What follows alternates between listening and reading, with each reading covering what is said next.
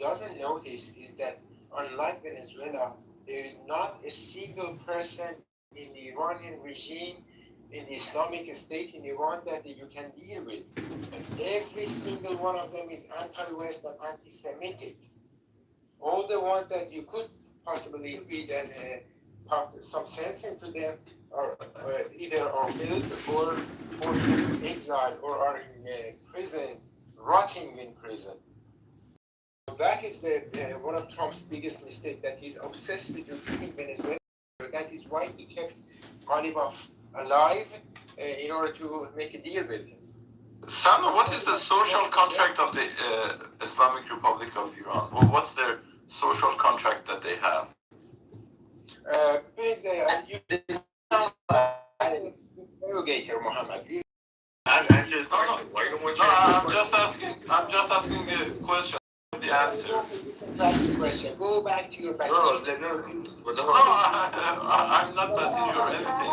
Why do you Arabs always come into these rooms trying to derail like you give a shit about Iran, which is so fucking annoying? No, You just do first this of to all, have a fight first of all, I'm for the Persian. Israelis. This is so retarded. First of all, I'm Persian. I'm a pro-Israel. No. Muhammad's asking, he's questioning Sano because he sounds a little bit on the IRGC side. If you guys see what I just asked a simple question. Like, why do you get angry? I'm saying I'm pro-Israel and I'm Persian. I don't know why you're labeling me for asking one question. It was just a simple question. It's so interesting that all of you labeled me, and it's scary. Like, I don't know. Let's continue. So I just asked, what is the social? You're discussing how to bring down the regime, and in order to bring down something, we need to understand its foundations. So the question that I asked, that you started to label me, I don't know if anybody else asked this question. I can tell you their foundation model: to protect the Islamic regime revolution and to spread the Shiaism. That's their model. That's the reason that they didn't collapse, you believe? No, the reason they didn't collapse is because the Islamic regime, prior to the American attacks, Sayyid Ali actually was smart enough to decentralize the regime. With decentralization, that's what the Pentagon miscalculated. They thought if they just kill him, the whole thing to this attack, he actually decentralized the whole thing and split the whole thing into cancer regime all over Iran. Okay, so can I give my 2 cents on it? If you don't label me. I have another opinion. Yeah, Sano, you go too. Yeah, that would be interesting. Very quickly, I think the reason they can collapse is that Trump has kept them alive because he wants to deal with them the way he did in Venezuela. No, I asked, what is their social contract that they didn't collapse? I didn't ask why didn't Trump. Social contract doesn't really mean anything. What do you mean social contract doesn't mean anything? Okay, go ahead. What does it mean? Okay, so because also I'm writing a paper about this, which is interesting. Iranian regime is this. I would say after the Safavids fell, Safavids were the Turks in Iran, and they brought a religion. They brought the Shia from Lebanon to Iran. Do you agree with me on this part? Every part that you don't agree, just say. No, I don't want to disagree with you. I just want to make sure you make your point. Yeah. So my point is that the geography and the topography of Iran, especially for the Persians in the middle that are vulnerable, is a regime that is a theocrat. Because as you see, You just call this as a theocratic regime? No, just let me finish it. And then they brought a new religion, and then I'm not saying it's moral or anything, but because theocracy has people that are fanatical about it, they are ready to die for it. So even like with less and less capabilities, they are able to do more because they are willing to suffer greatly in order to achieve their end goals. Okay, you know, so that proves that America needs to be more aggressive. So you just they're more resistant. So I'm not saying I didn't say they should be. Okay, so what's your point? Pacifist or aggressive. Then you come to the Safavids. Safavids. Can you tell us at least a solution to this aggressive thing? Let us land it first and then come to the end, okay? I think so, yeah, but let him, I think so. Just let him finish, please. Round it up, Muhammad. Just okay. summarize. So, as you have seen in the last protests in Iran, the Turks didn't come out that much. Yes, they did. I said, why are you creating a divide now? I'm not. No, that much I said. No, I'm saying that much. Why divide? Yeah, I'm saying that much. No, I didn't say they went. every single city came. Did they came as much as they did in the Kurdish parts of They Iran? always did.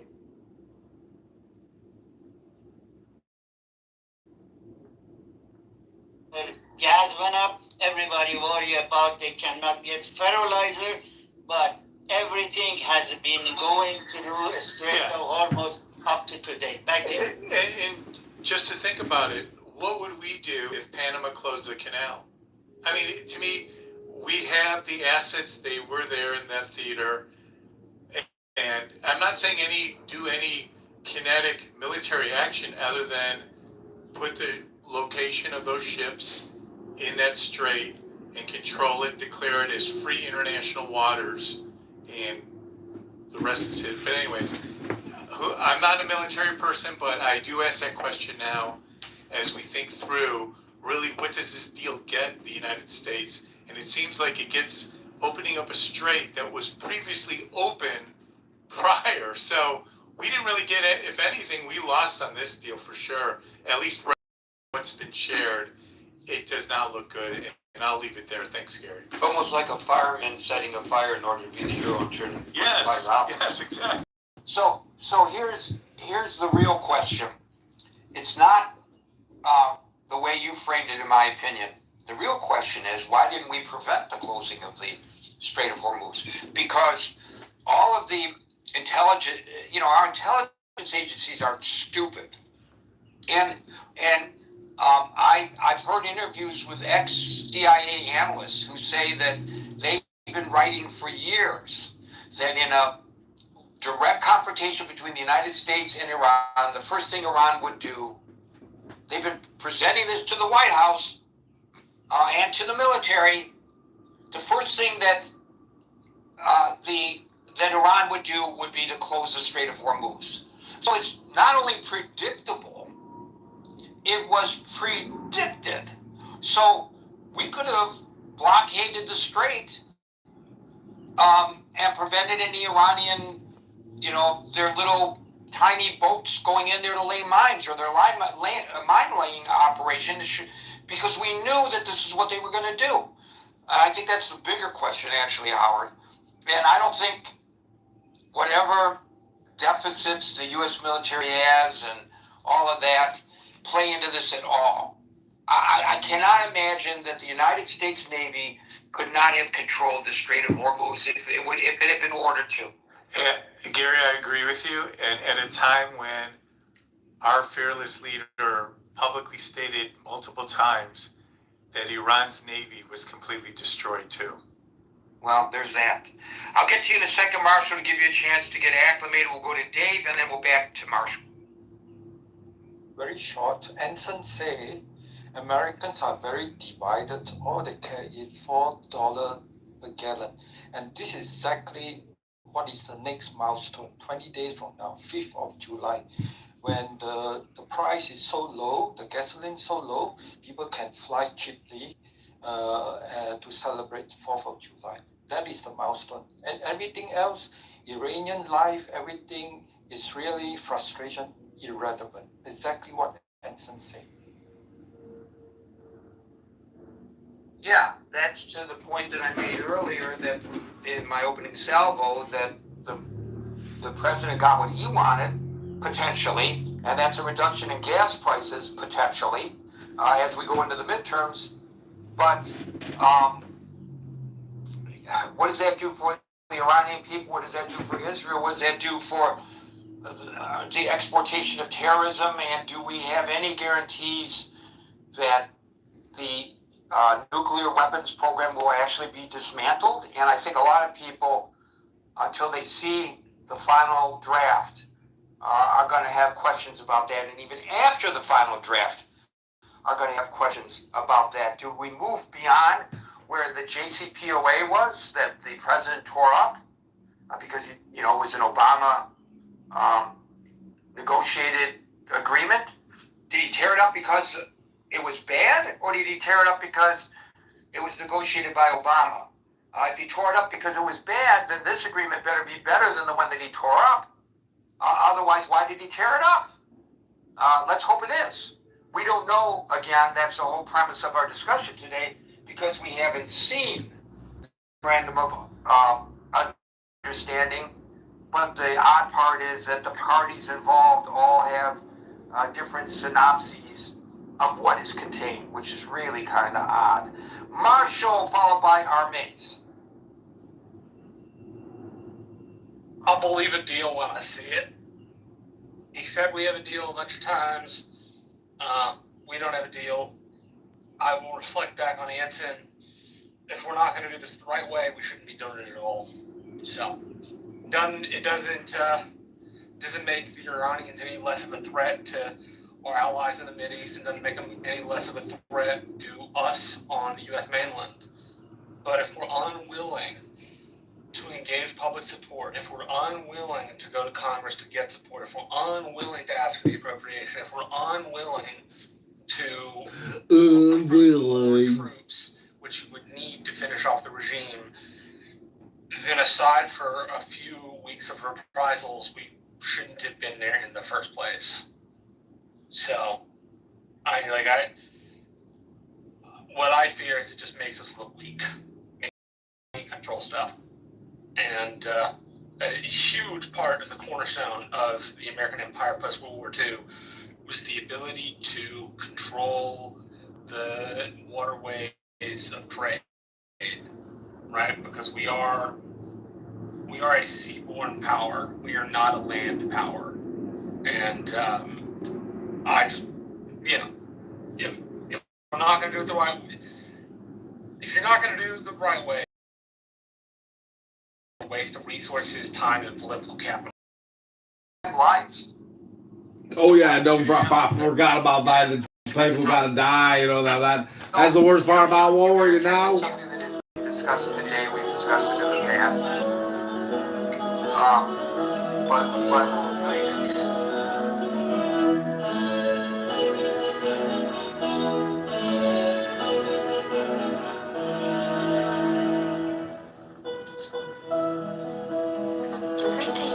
come back here in the Matrix.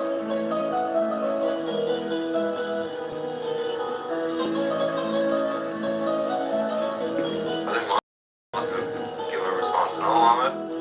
So it's not a response. It's just like talking with each other, like cordially. So and he's right. Like it's not like he loves Turks for the sake of the Turks. He needs support. The Islamic Republic needs the support of the Turks and the Persians, because these are the two biggest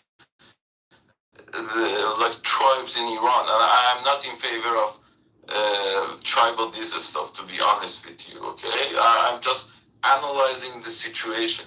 And then, as I said, my belief is that they try to have their Shia identity, which is true, which is core to them, okay?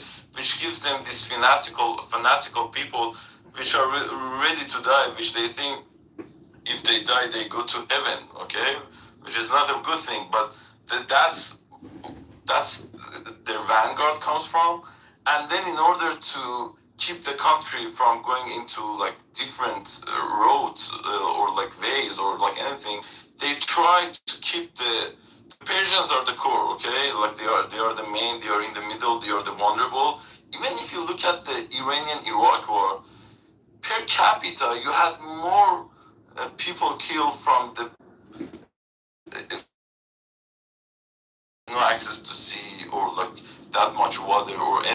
Okay, Isfahan had the most per capita of people killed. Okay, and then that's one part. So they have so much at stake in the country, and then the other part, the biggest part, is the Turks. Are the Turks, which the president and the supreme leader are Turk. It is not to say that they are that tribalism that he cares for Musavi more than Ahmadinejad, but it means he tries to make sure that the Turk people of Iran have a stake in the country. It's been going long enough. Can I say something? Yes, go ahead. I just back in the sky. Jason, I think your voice is messed up. Jason, your matrix. Jason, matrix. I don't know if I think that a lot of people could agree with me. Muhammad, I do not get your point. Oh, I do get his point. One sentence. Can I say something? Yeah, Moin.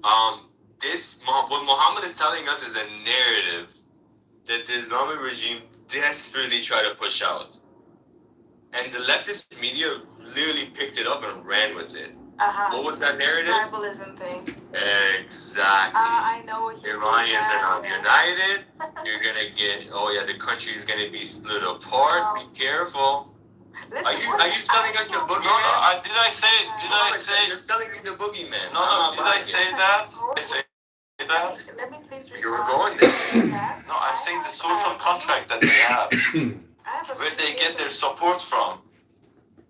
Well, I have a few different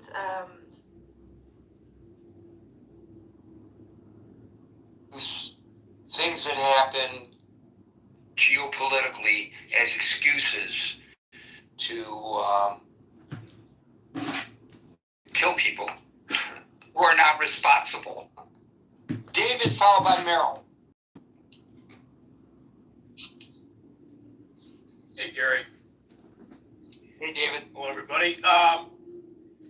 So I think my only response or answer to Howard's question, we only need to look to the attacks on U.S. Military assets. In 1988, there was the attack on the SS Cole by an inadvertent missile coming from an Iraqi, I believe, fighter pilot. Destroyed, killed 37 of our servicemen in that excursion. The 2000 SS Cole event, where 17 sailors, servicemen were killed in that terrorist attack. How many servicemen potentially could have died already if we attempted to do just that very thing? Iran can rain down missiles and drones from these hillsides where they're protected by their geography. Go to ChicagoMayorVote.com. Thanks, everybody. Imagine the Democrats having a field day with that information. Not a field day because they want to, but using that as a campaign messaging that no more forever wars. Our administration got us involved in a quagmire, and here are the deaths of the servicemen and women that died doing that very thing he said he was going to get involved in. So that's the response, I think. I think Trump had to navigate the situation such that he didn't lose any more servicemen and women above and beyond what we've already lost in this very expensive geopolitical campaign that has resulted in nothing for us, nothing for the Israelis. I heard it argued that the Iranian people, there's factions within Iran that aren't even happy and satisfied that there's some sort of memorandum, that they don't want any deal cut. So, the new Ayatollah, the son of the deceased one that we killed, he's got voices in his neck of the woods that are just saying, hey, don't give him anything, right? And they're saying that by handing over a deal to the United States, we're indirectly giving them control over our nuclear facilities and assets, and we become sort of another colonized version of the United States, which is what they had under the Shah regime. So these are just some quotes and some discussions that CNN reported from the rallies that have taken place in Tehran with the lead up to this agreement being signed. So Gary, I think at the end of the day, it is expensive. We lost a lot of face. Trump's trying to say he got a great deal for us. And then there's also the matter, Gary, of the negotiations, I guess, centered around how much of the rebuild process of Iran that Trump wanted a hand in, apparently, that he was looking to cement some deals with regard to reconstruction. His envoys, his son-in-law and Witkoff are real estate guys. So then we saw the response to Jared Kushner's deal in Albania go sideways with the massive response there. So against that development project. So, yeah, Gary, I think as well, Gideon Levy was on the record as saying that this was Netanyahu's life work, which was to take out the regime. You know, Alan referred to Netanyahu as emblematic of the great Cyrus in the Old Testament, and I think he could have won that title with a more serious response by the Trump administration. You're right, Gary. In my world, I deal with a lot of American news, and I heard one from today who voted for him. That I hope he drops dead. I don't mean that. I don't mean that somebody kills him, but that he hopefully has a heart attack or something. So. Well, I don't want to hear that kind of talk, even if you're quoting somebody else on this stage. But well, you know, I'm saying, I mean, we have elections. He's going to be gone in 2 years, and right. You know, Again, I apologize for anything inflammatory. I'm just anecdotally expressing the opinion and comments of one person that I spoke with. So if that guy's talking like that, unfortunately, imagine how others are also viewing this deal, whatever this deal is, this memorandum or this potential deal that's going to be struck, hopefully on Friday. So, but Gary, I don't think the world could absorb any more pain with regard to our oil assets are being drawn down in such a way that the reserves are getting critically low. And even though this deal does get signed and oil starts moving again, it's going to take a while for prices to come down. It's going to take a while for stockpiles to rise again. And then, of course, that only happens if they stay open, right? If the straits do stay open. So, and I don't understand why he isn't getting a better deal for the Iranian people in terms of the victims. There should be reparations for those families that have died on the streets of Tehran and elsewhere. An immediate release of the bogus arrests of those family members, of those that are being held captive by the regime, kangaroo courts and trials. So, you know, if you're not going to turn over the regime, at least, you know, provide some relief that way somehow with this huge amount of money we're giving them and allowing them to have access to. So, anyway, I'll land there, Gary. Thanks for speaking. Thank you, David. We'll go to Merrill, followed by Alan. It's a big win because they had to do it yesterday because Trump needed to be able to say last night for his big event that we won. And they're going to do something real big too, because remember, he's having his big 4th of July. He's having a rally featuring himself. So that's a win in Trump's eyes.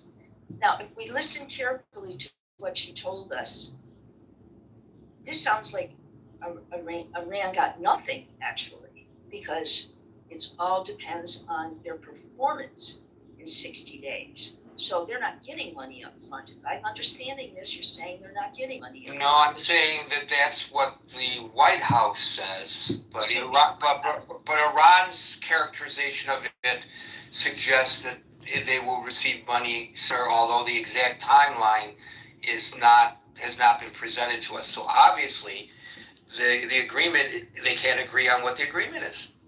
Correct.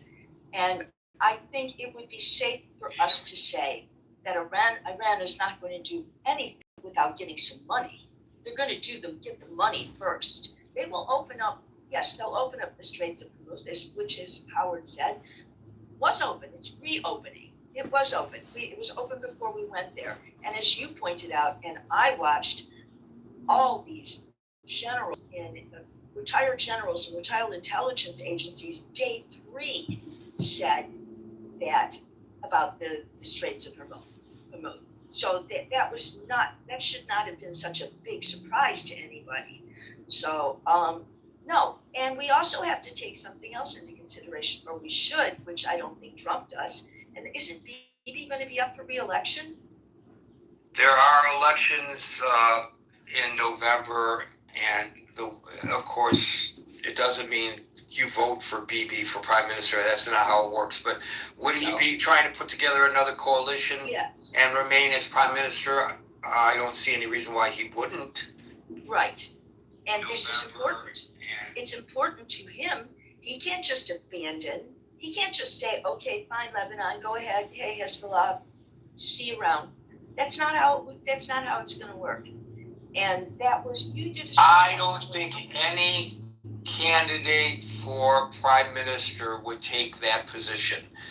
So I don't think it's unique to Netanyahu. Nobody. No, I'm not saying that it is. No, I'm not saying that you're saying. I'm not saying that you're saying that it is, but I just want to expand upon that by saying this is not a Netanyahu perspective that you are offering. It's an Israeli perspective. The Israelis cannot abide by allowing Iran to arm people who are attacking them on a daily basis. And that's full stop. And I don't understand why people outside of Israel feel that that's a negotiable item. Nobody would expect the United States to accept such an agreement with a neighbor from which there were missiles being fired into the United States on a daily basis. Why we expect it out of Israel is beyond, I just don't understand. I certainly don't. And you did a show on would Trump ever throw Israel under the bus? Yes. Yes. Trump got us into this. He can blame Israel, he can blame whoever he wants to. He got us into this. He did it with the best of military advice that he ignored. So we know that. He ignored it. And he didn't, it's not realistic for us to think that, oh, by the way, if you open up the Straits of Hormuz, does that mean you're going to get 200 ships there every day? Like you used to? No, so he says, the president, that the Strait of Hormuz will reopen immediately. The Iranians are not saying that, interestingly. And he says, the president does, that the oil costs will drop precipitously almost immediately. But as has been explained here numerous times, when oil prices go up, they shoot up like a rocket.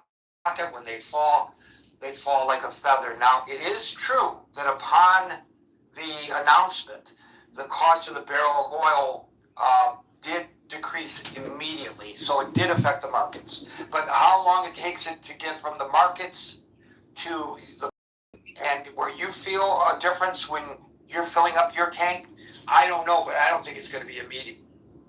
No, I don't think it's going to be immediate.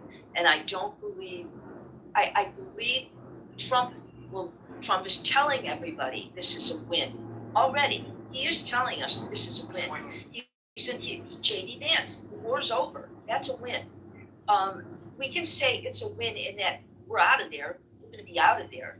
But it's not a win. It's a horrible thing that he did. It's a horrible mistake that he made. He went in and he didn't go in the right way militarily.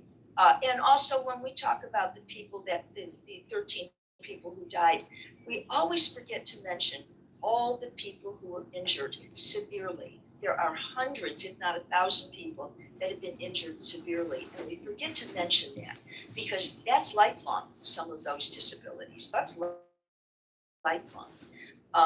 And I'm sorry, I believe if that you Trump dead, needed to that's a lifelong disability. on the 4th of July. He is, he's narcissistic and he's got other issues. And to say something yesterday, he was going to do anything, sign anything, just to be able to have his event last night, be able to say that he won, and be able to 4th of July have his rally. And the reality is, we didn't win anything, and it cost a lot of money. And I don't think we're just going to pay for reconstruction to Iran. I bet you certain other countries are going to ask that got bombed as a byproduct of this. They got bombed, and I bet you they're going to ask for some money because of them having gotten bombed.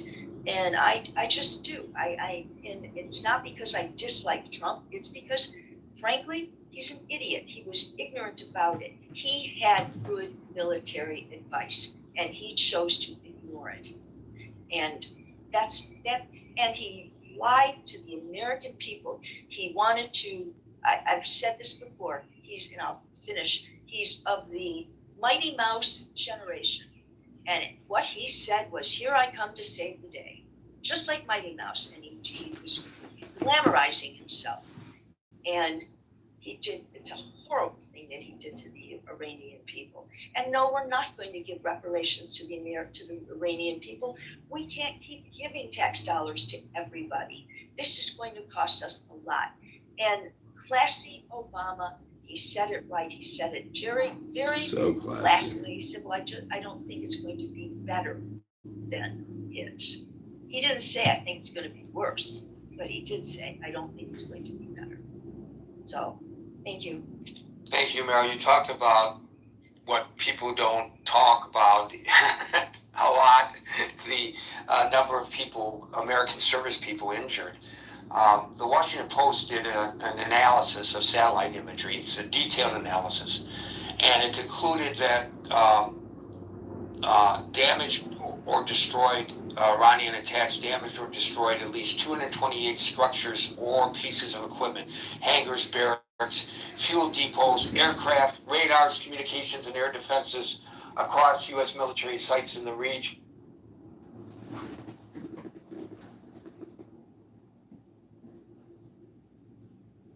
Where's the argument? Marrying a 9-year-old? Where is the argument for that? Where's the argument? You need an argument. I need an argument.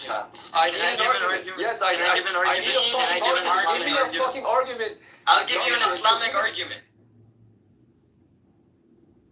Marvin, yeah, I get money because I deploy with the Corps. I deploy in active status. I don't deploy like, well, here, I'll just stay in a hospital. I'm deployed. No, it doesn't fuck like that.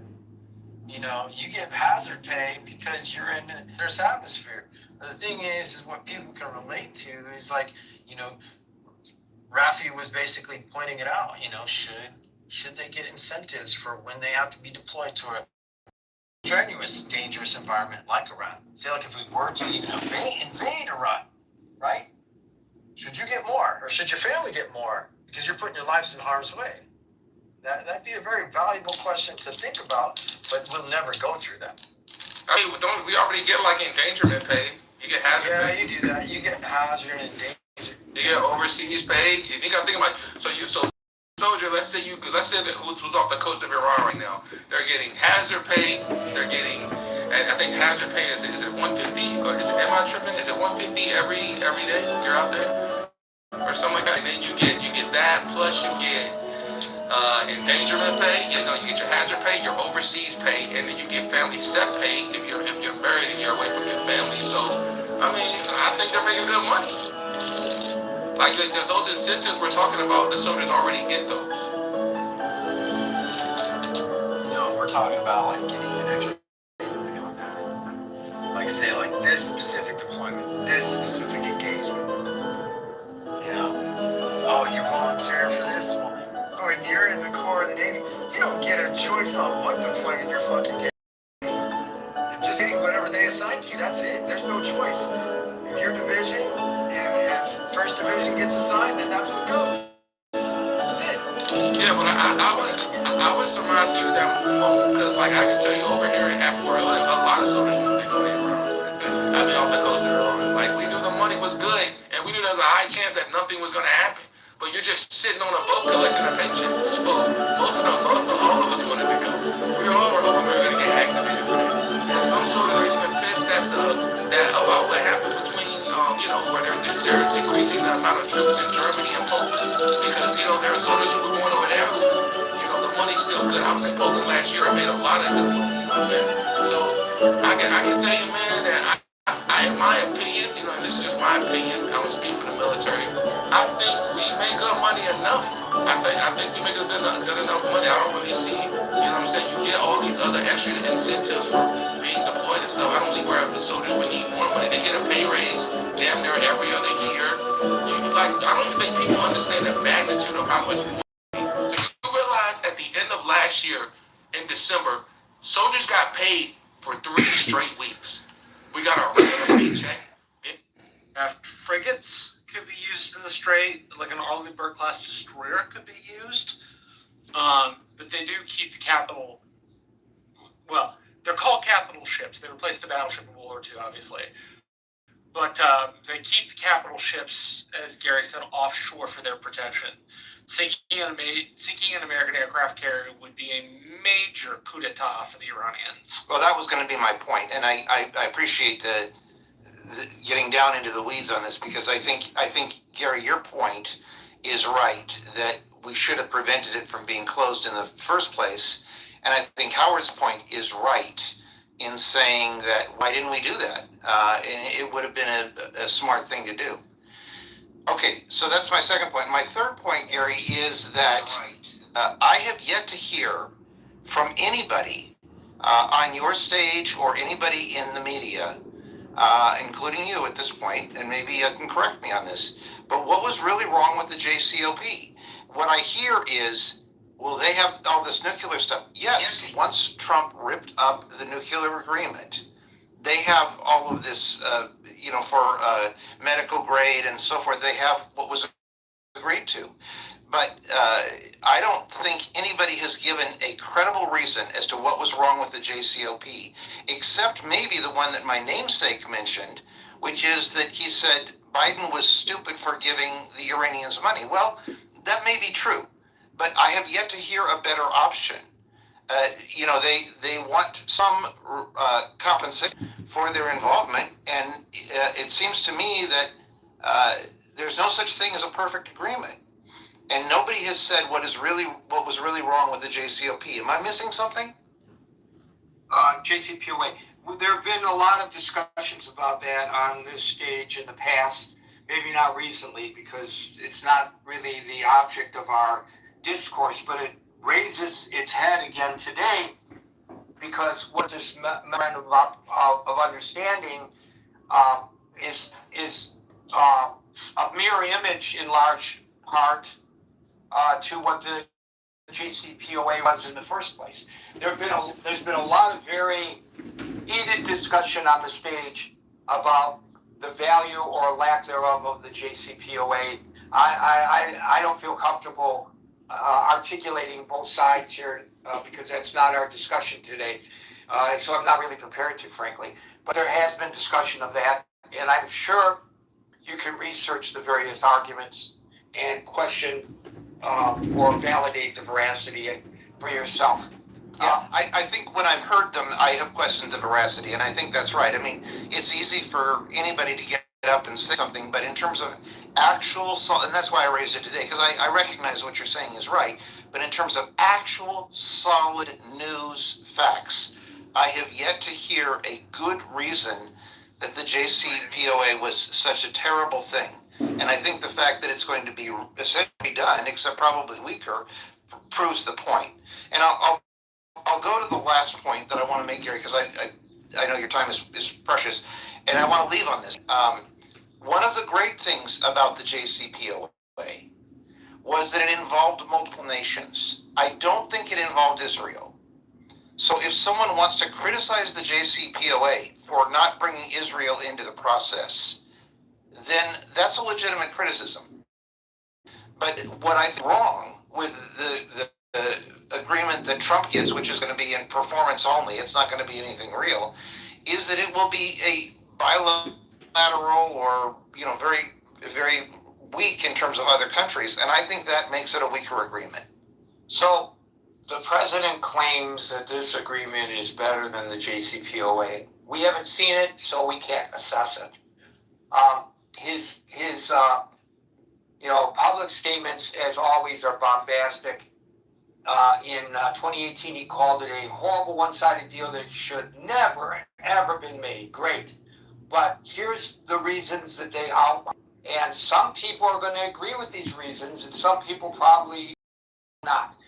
The sunset clauses and the temporary restrictions, a failure to address broader issues, weak inspections and verification, economic windfall to Iran, overall bad idea for the United States. It was a campaign promise that he made as well.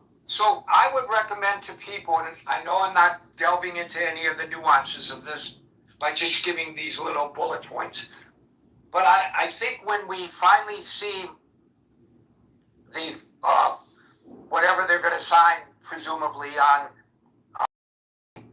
when we finally see the document, I think it would be absolutely prudent to hold it up to inspection against the JCPOA, look at the comparisons, look at the differences, and then we can individually and maybe even collectively decide whether this is a better deal than the one that the president ripped up.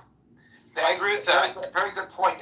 I have one more point I want to add to this, though, Gary, and that is to make kind of a crazy analogy.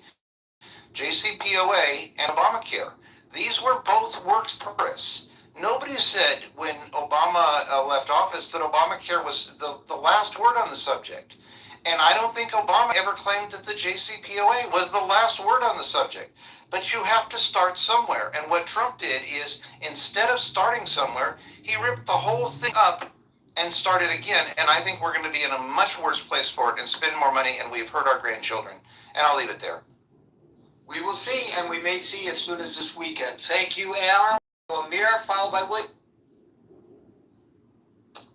Hi there, Gary, everyone else on the mods.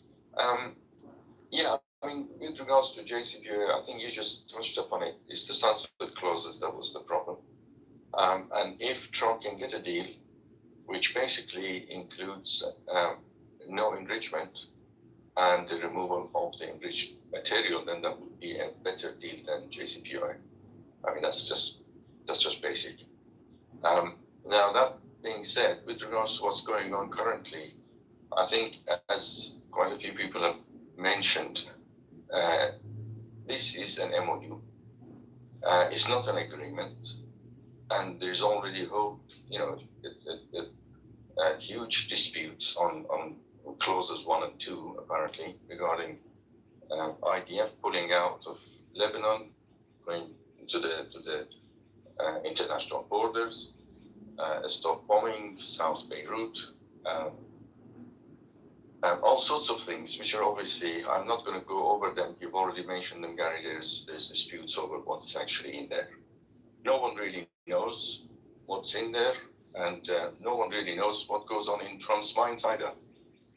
We can only guess. But for me, it's interesting that U.S. Foreign Secretary Marco Rubio has not really made any comments about this.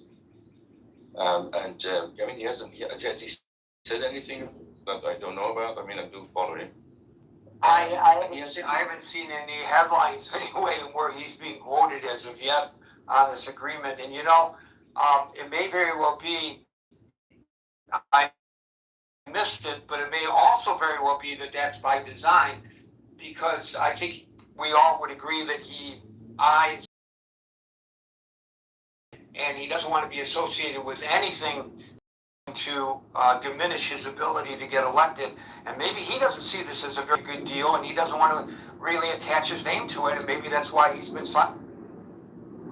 Well, I mean, he's part of the administration, and he's the foreign secretary. So if the foreign secretary of Iran is going to put his signature on it, it only, begs the question, what the secretary of U.S. is not going to. That's why they're sending Vance to provide cover for Marco Rubio, and to give Vance, some of the spotlight that Marco Rubio has been stealing from him. Well, I think a lot of people think of J.D. Vance as Trump's butler, to be honest with you. I mean, I don't know.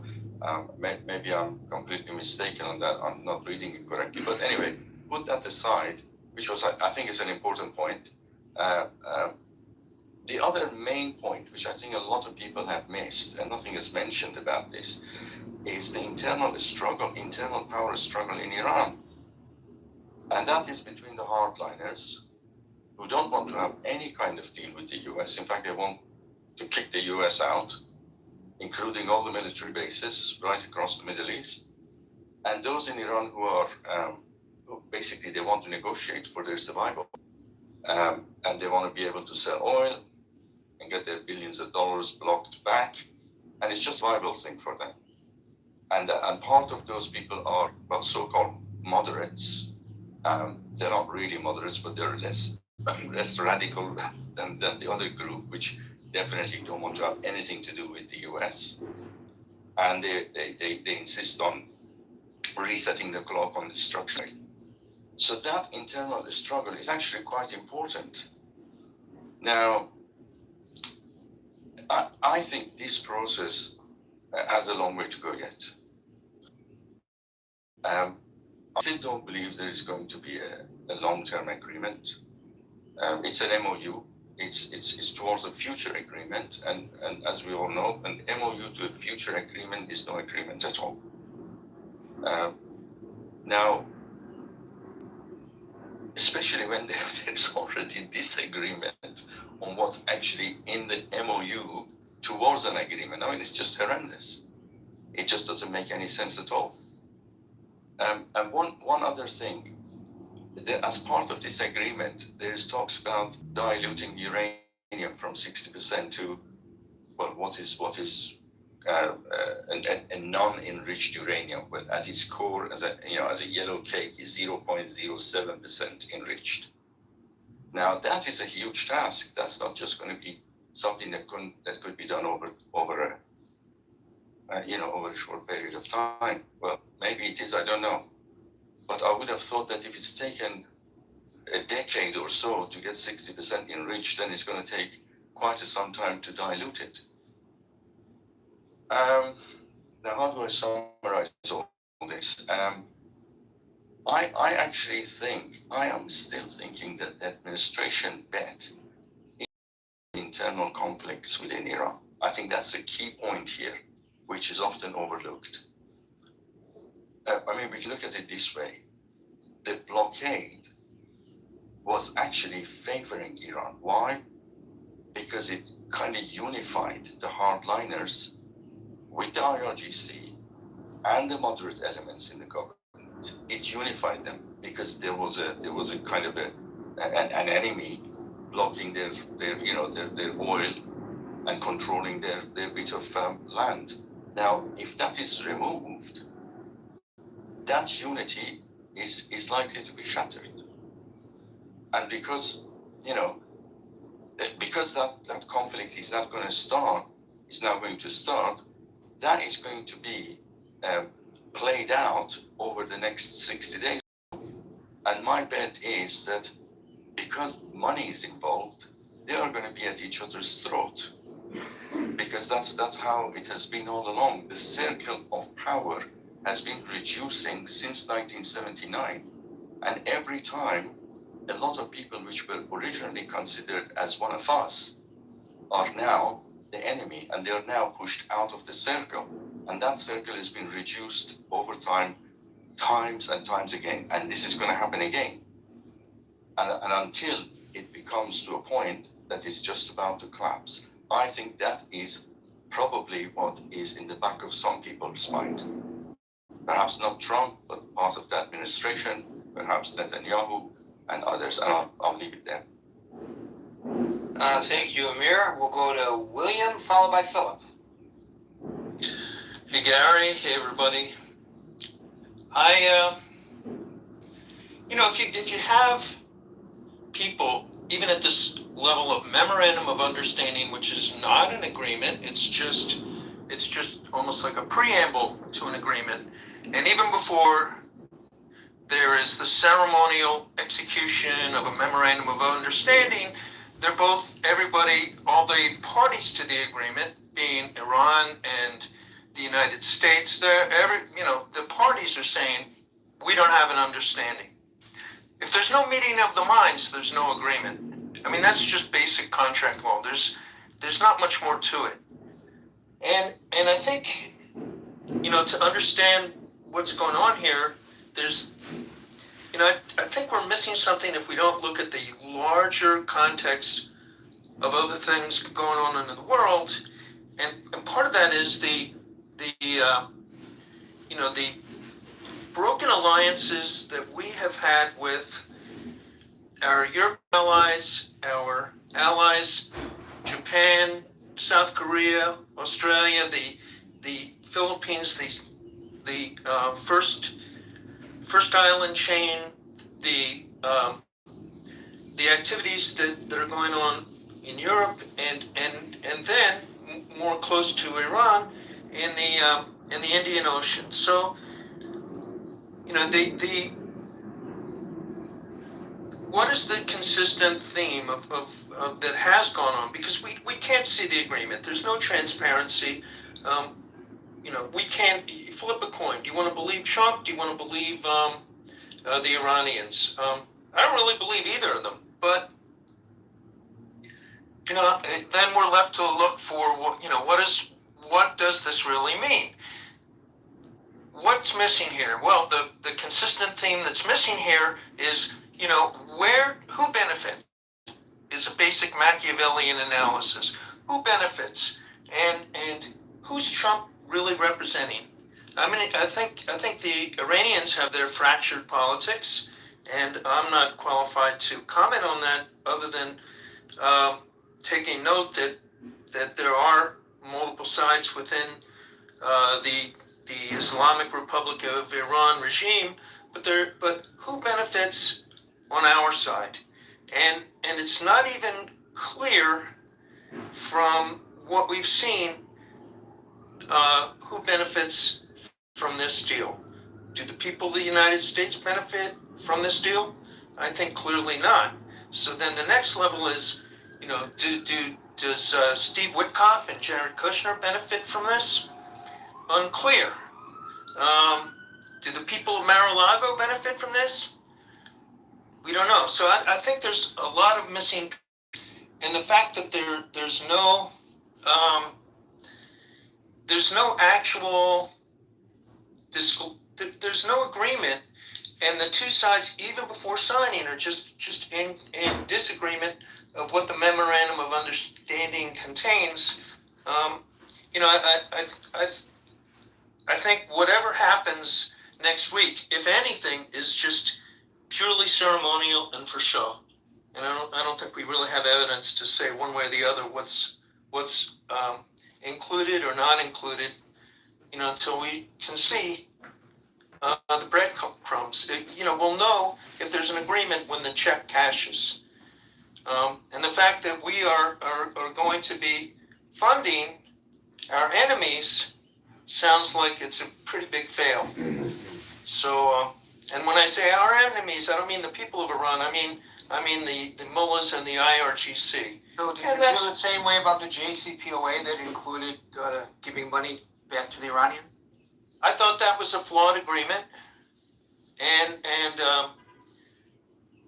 it wasn't, as another speaker said earlier, I didn't think it was the last word.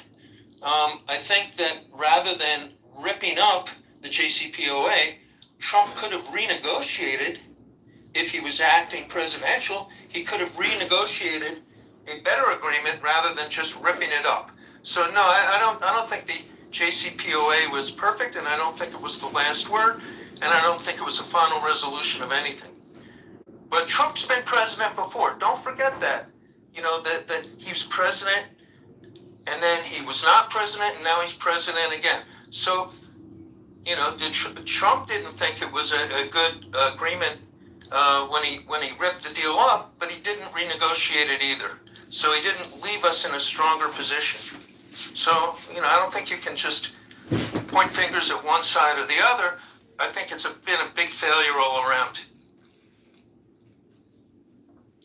Thank you for that, William. We'll go to Philip, followed by Ann. Thank you, Gary. I just have a comment on the Strait of Hormuz. I think, it's such a great strategic advantage for Iran that it's really, really difficult to stop them from exerting their control over it. They've still got more than 50% of their missiles and stuff intact, and I don't think they never sunk an oil tanker. They just had to threaten, the passage through there, and that basically stopped everything because it's so easy for them to take out a tanker or a American cruiser or one of those big ships. They just sit in targets within that strait, and being on the ocean, is no real real advantage to them. And then I just have I think we're better for it.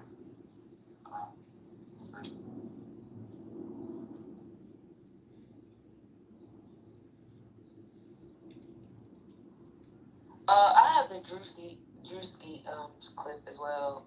I have the one that's on Breakfast Club. I can play that if people want. I don't know. It's getting weird in here. Oh, I'm happy to do that one. They will not withdraw as far as they're concerned. It seems like they're saying that the agreements between the U.S. and Iran has nothing to do with what they're doing, and they'll continue doing what they do.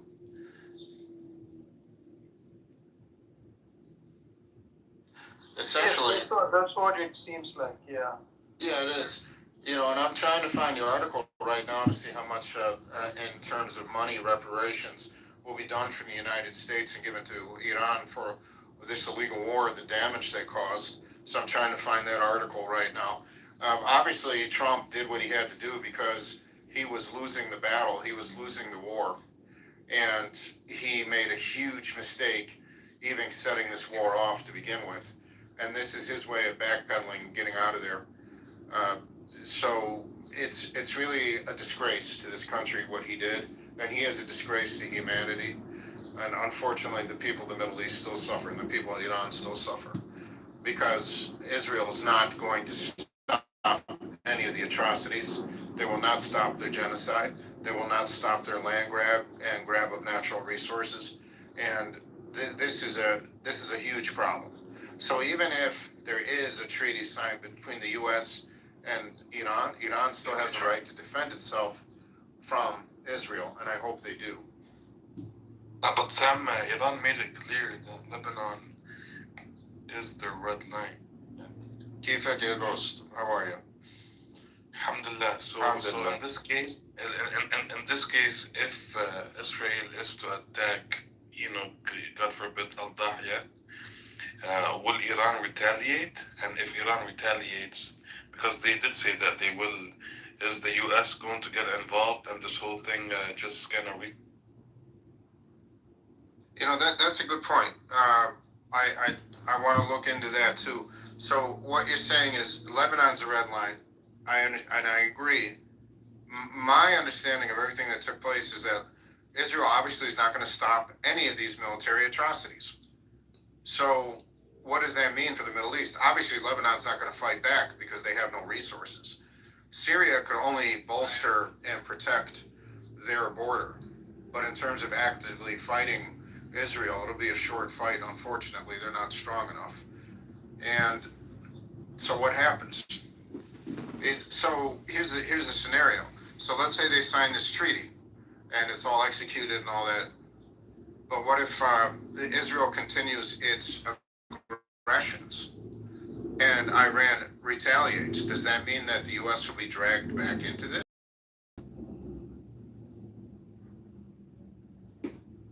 Anything is possible. Israel will do everything in its power to derail the agreement, to resume the war, to continue the chaos. It will do everything in its power. They have been indicating it openly now. I mean, they're not even cagey about it. They are openly talking about it. They are sensitive on Beirut. They are not sensitive on the southern region. Iran just threatens every time. All about Beirut. Well, the southern suburbs of Beirut, from what I've been understanding, they've come under fire, and I don't know the exact line in terms of where in Beirut or what. Beirut as a whole, brother. Beirut as a whole. Yeah, I mean, they're not going to stop. It's my opinion that Israel's not going to stop until they conquer Lebanon. They're just doing genocide 2.0.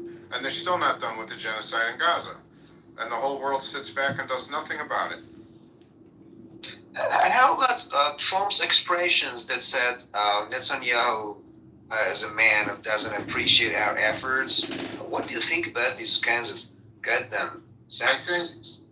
Unfortunately, I have to use this example because I don't know what else to use, but Anyway, you're familiar with that stupid World Wrestling Federation. You know how it's all fake, and those guys, like the good guy and then the bad guy, they talk all this smack, and then they go in the ring and they have a stupid match, and then it's all an act. So they know they're scripting each other out. They're playing a game. So bottom line is Netanyahu and Trump have an agreement that the U.S. will continue to supply Israel with money, that AIPAC controls the Senate and the Congress, AIPAC controls D.C. This is the Epstein administration, and they're putting on a fake fight for the press. And this is a swerve, and this is a distraction. They're actually in bed together, and they're doing everything, and they're trying to appease the mass audience. Where because here in the United States, Trump's popularity is near zero, and he's destroyed the Republican Party, and he's destroyed our economy. So when he steps up and says, "Oh, it's not my fault, it's his fault," then people say, "Okay, he's finally coming around." But he's just playing a game. He's a liar. But anything that comes out of that man's voice is a lie. Yeah. Sorry to interrupt you. My question is Israel the red line or Netanyahu? Because if Netanyahu is not the red line, maybe they leave him alone. Because some guys in Israel are really against him. So don't you believe in that? So who are you saying is against Netanyahu? Because in D.C. and in our government, it's hard for me to tell you who's against Netanyahu because they're all funded by AIPAC, the majority of the Senate and Congress. And of course, Trump is in the back pocket of AIPAC. So, the people here in the country, the civilians, the non-politicians, of course, there's a huge rally against them. No, that we don't want any part of Israel, but we don't make the decisions here. So, unfortunately, we are, once again, the administration, this government's in the back pocket of Israel. They will do whatever they're told. Yeah, I know. In the Senate, they just clap for that guy. I've ever seen that. But sometimes I ask myself, is it going to continue forever? That's support Netanyahu? Because if they feel they are being damaged by the situation made by Netanyahu, that no control over him, maybe leave him alone. But as you say, because you are more familiar with the politics in U.S. It's rather transparent, and the internet's open for everyone. And the bottom line is, if you start following the money, follow the money in Congress, follow the money in the Senate, follow the money that bailed out Trump for so many years, follow the money that ensured Trump's win for the election after he was convicted of felonies. Follow all that money. It all goes back to the Zionist AIPAC. It all goes back to the Zionist, the money holders and the shakers and the movers of the Zionists. The Jewish lobby, or the Israeli lobby, basically. Yeah, makes sense. Correct. Yeah. So yes, we are the United States of Israel. We are not the United States of America. It is ironic that you said that, because I'm thinking, are we occupied or are you guys occupied? I don't know. Good point. Very good point. we are. But Sam, this is my opinion. Trump will be the last president from whom Israel can get many things done. And the president who comes after Trump may not be as amenable, and also because the American public is turning against Israel in many ways. So Israel is trying to get as much done as possible before Trump leaves office. And that's why I think they continue to wage the wars. They continue to steal lands. I mean, everything. There are two reasons. One is, of course, Netanyahu's own survival, and the other one is what I just said, that Trump is their best bet to get things done, which may not be possible when the next president comes. Trump is, Sorry, Brother Sam. I just have a question, brother. Based on what you just said, would you think that America's actions are her own, or not really? Absolutely not. We don't work independent. We are controlled financially. The media, and this is not conspiracy talk, anybody could research this. The media in the United States is owned by Zionists. The entertainment industry in the United States owned by Zionists. The banking industry in the United States owned by Zionists. The supply chain owned by Zionists. I could go on and on. Economy basically, yeah. Economy basically is owned by Zionists. So America is not. Go ahead. So you would say, my brother, because we were arguing the other day, me and Edward, we were arguing actually, we were debating. So you think, would you call that influence or is it total control? That's a good question. It is complete and total control. All the puppet masters are Zionists. The ones that pull the strings are Zionists. Okay, the United States is not a democracy. It's a hypocrisy. We're not here to have life, freedom, and happiness and all the other crap that's spewed out. We're here to pay taxes, and so our money goes to Israel. But how about those old days, man? That someone like John F. Kennedy said something against Israel about their atomic plan. Is it just old days? But what is it? JFK was very upset and very leery about that Israel was accumulating nuclear weapons, and he rubbed the lobbyists in D.C. wrong. So JFK was not murdered by some patsy who fired perfect shots from a building and nailed them every single time. It would not surprise me if that was a Zionist, it was a CIA Zionist and Mossad hit. It would not surprise me because he was vocally against Israel. So so basically what you're saying is it is complete and utter control, or pardon my French, they've got you by the balls. Yes, is what you're saying. And I'll give you a world example that anybody can look up themselves. You do realize that Epstein, the most prolific child murderer, rapist, and pedophile, was a Mossad agent. Definitely right. Definitely right. And what did he do?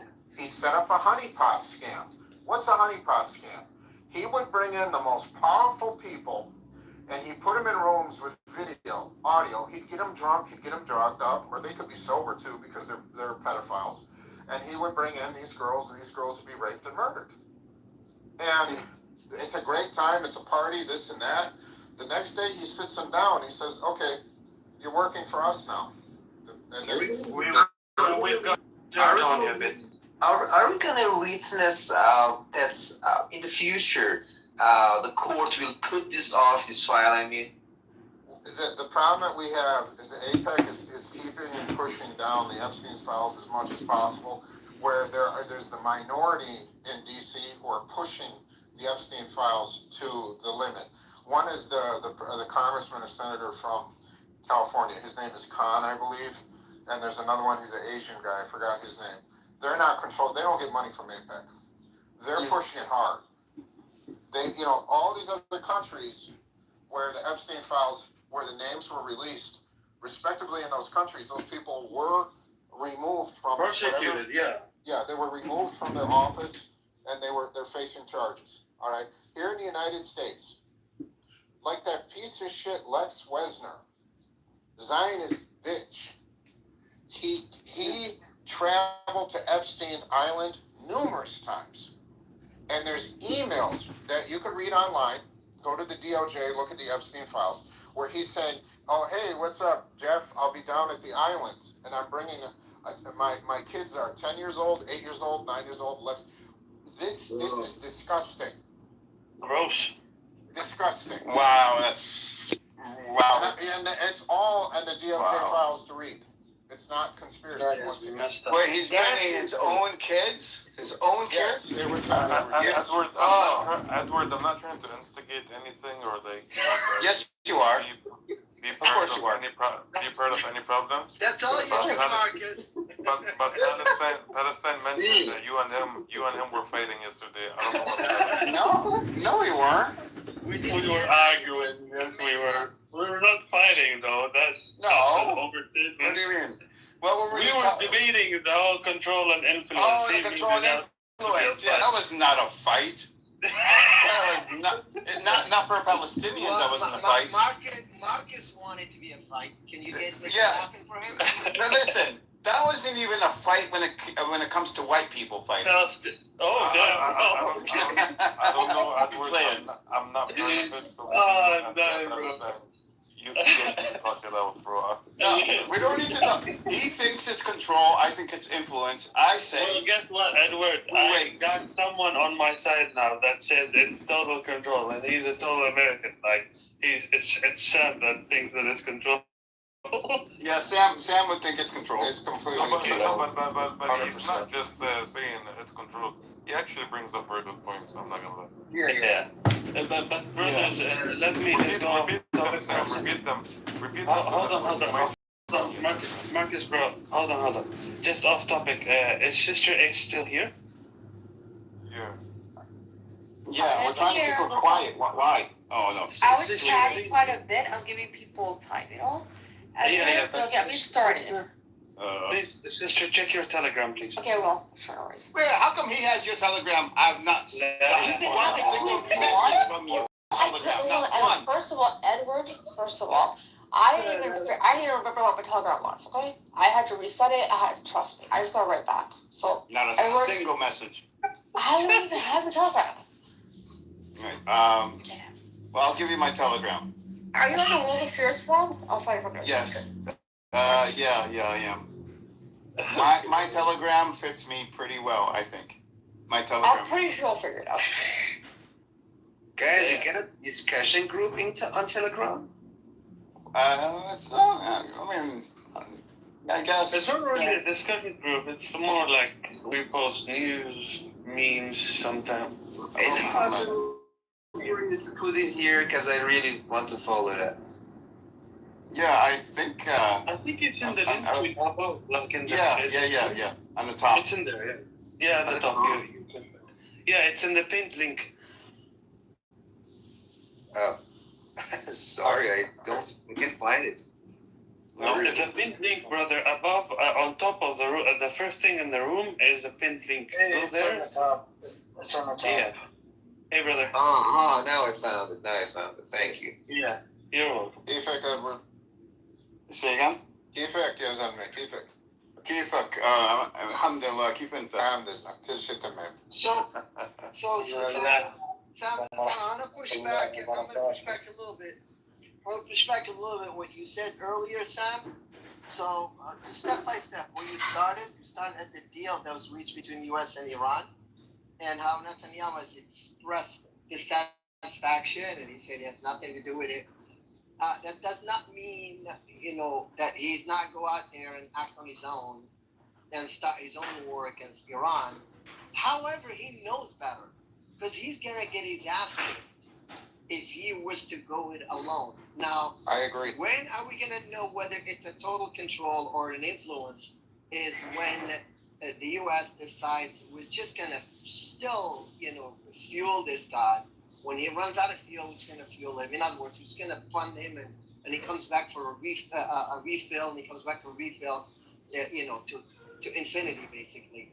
If the U.S. says, no, you're on your own, man. We're not gonna help you. We've reached a deal with these people, and we're not fighting this war. This is not our war. It's your war. Fight it on your own. Then we know it is total control.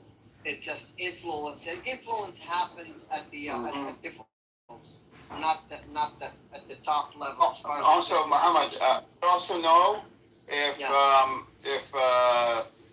Netanyahu, number one, bomb Beirut, or if he doesn't bomb Beirut. That's one sign. And Jose, real quick, the second sign, if he does bomb and Iran responds and the U.S. does not get involved, that's also a second sign, I think, that is influence, not control. What that is the point I was gonna make. I know for a fact that what do you call it? That Israel is not going to dare to attack Iran. How do I know that? Simply because Iran has the supersonic missile that can reach Tel Aviv, from Tehran to Tel Aviv in 6 minutes. Hypersonic. Okay, that hypersonic, it's 6 minutes. That thing has not been touched or disabled. Okay, in fact, if anything, it's gotten strong or strong. So I don't think Israel is foolish enough to mess with Iran in that. Now, what remains to be found out is whether Iran will adopt its own version of the Monroe Doctrine and say, anybody that fucks with Syria or Lebanon fucks with me too. In other words, you touch these two places, that's a war declaration, okay? And I'm going to attack. Is that going to be worded into the final agreement? I hope it does. I really hope it does, because it's going to send a signal to the world that there is a military coalition happening, even though it's only one side that's really strong that can stand on his own and fight the fight. Oh no, I think you'll find Egypt joining Syria. Well, Syria is with Turkey, but I think you'll find Turkey and Iran. Egypt joining Iran. No, I think you'll find Egypt not fighting, but joining some sort of coalition. What you're not gonna put in the way and the manpower? Well, no. I mean, if it comes down to it, if Egypt is attacked, then then Iran would also join in that attack. Remember, listen, Muhammad, you're forgetting one thing. Remember what Israel said. Turkey is next. So I am sure Turkey, Iran, Egypt, Syria. I mean, Turkey's building up Syria now. Maybe even Hezbollah in Lebanon.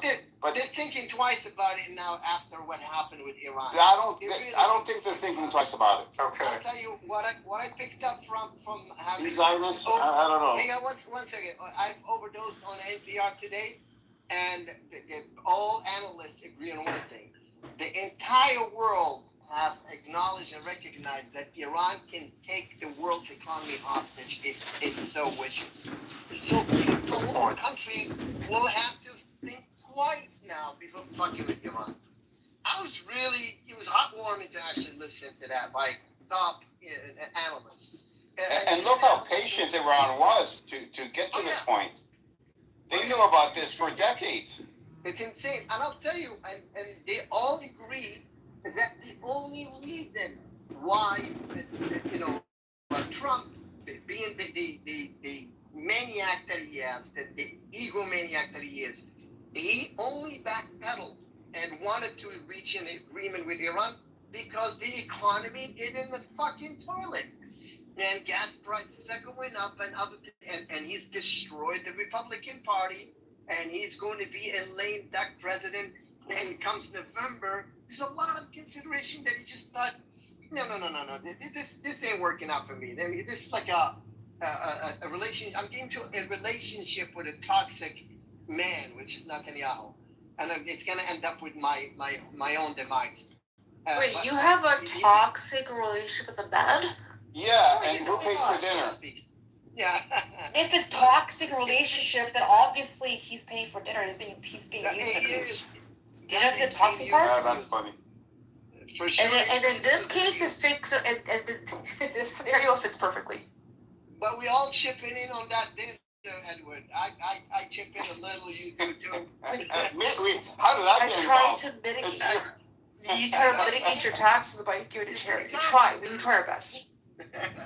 Buy one of Trump's $500,000 or $100,000 watches that do not exist and have not been manufactured. Holy shit. But yeah, it's crazy, man. Listen, as much as I hate the RGC, I think Iran has done really well for itself this run. I just hope and pray that these sanctions get lifted even gradually. That way, if the situation for the Iranian citizens doesn't improve, I have more of the reason to hate the RGC. I land. I agree. I mean, we shouldn't forget the IRGC is terrible. In life, unless you are willing to make the sacrifices and do the hard things. I agree with that. Yeah. It just seems like, the concept, when we talk about content, thunder. We're in English. And I agree with you. But at what point do you say, what, the game is rigged against me? It's no matter what I do, I'm still going to fucking lose, but the other party, the brother from they have a 80-90% chance of winning. So and I get what you're saying, I agree. And it's at the point where it's like, a lot of men are discouraged, a lot of men have been brainwashed, and they, capitulating to women's emotions. Yes, That's how and they go. we don't have, We just kind of we don't ask for money least in the room, resistance, so. which is, I don't want a bunch of people looking at me like I'm an asshole, or an we abuser, do not or solicit a money. deadbeat, or a piece of shit, or a monster, or... At the outset. I understand. اخوي محمد هنا في الغرفة في قانون بيحكوا انه ما حد يسأل لا تبرعات ولا شيء. مش فاهم. على صوتك اخوي. ما حكينا في تبرعات في العشاء. لا. Say this, we just give a disclaimer. لا هم بس بيحكوا هيك مش انه لانك سألت ولا شيء. هم هيك. أول مرة جيت أعطينا إعلان فقط من أول مرة جينا. and English, unfortunately. بنترجم له and tell them there are Arabic speaking rooms on here. Brother, it's okay. We get it. I understand. Like it's a Palestinian, but don't sound very unwelcoming. We get No. It's still an English speaking room, though. I'm just saying, like, he should know that there are Arabic. I understand, but there are Arabic speakers in this room that could say it. It's okay. Edward, stop being white, man. Come on. Stop being so bad. I'm saying the rule. Okay, what I'm saying is tell him that in case he doesn't know that there are Arabic speaking rooms. Yes, he does. He does. Yeah. I spoke to him before. I told him, in this room, I don't promote anybody's donation links or whatever because there's an incident that happened a long time ago, and you're welcome to open up your own space and promote the link. Respectfully, I don't do it out of my room because there's been a lot of I'm not saying you, but there's been a lot of scams out there, and it's not just for you. The rules are set for everybody. What am I doing? He can't speak English, I mean. He's trying to tell you in Arabic. He doesn't speak English. You could translate it, Edward. Huh? You could translate the message, Edward.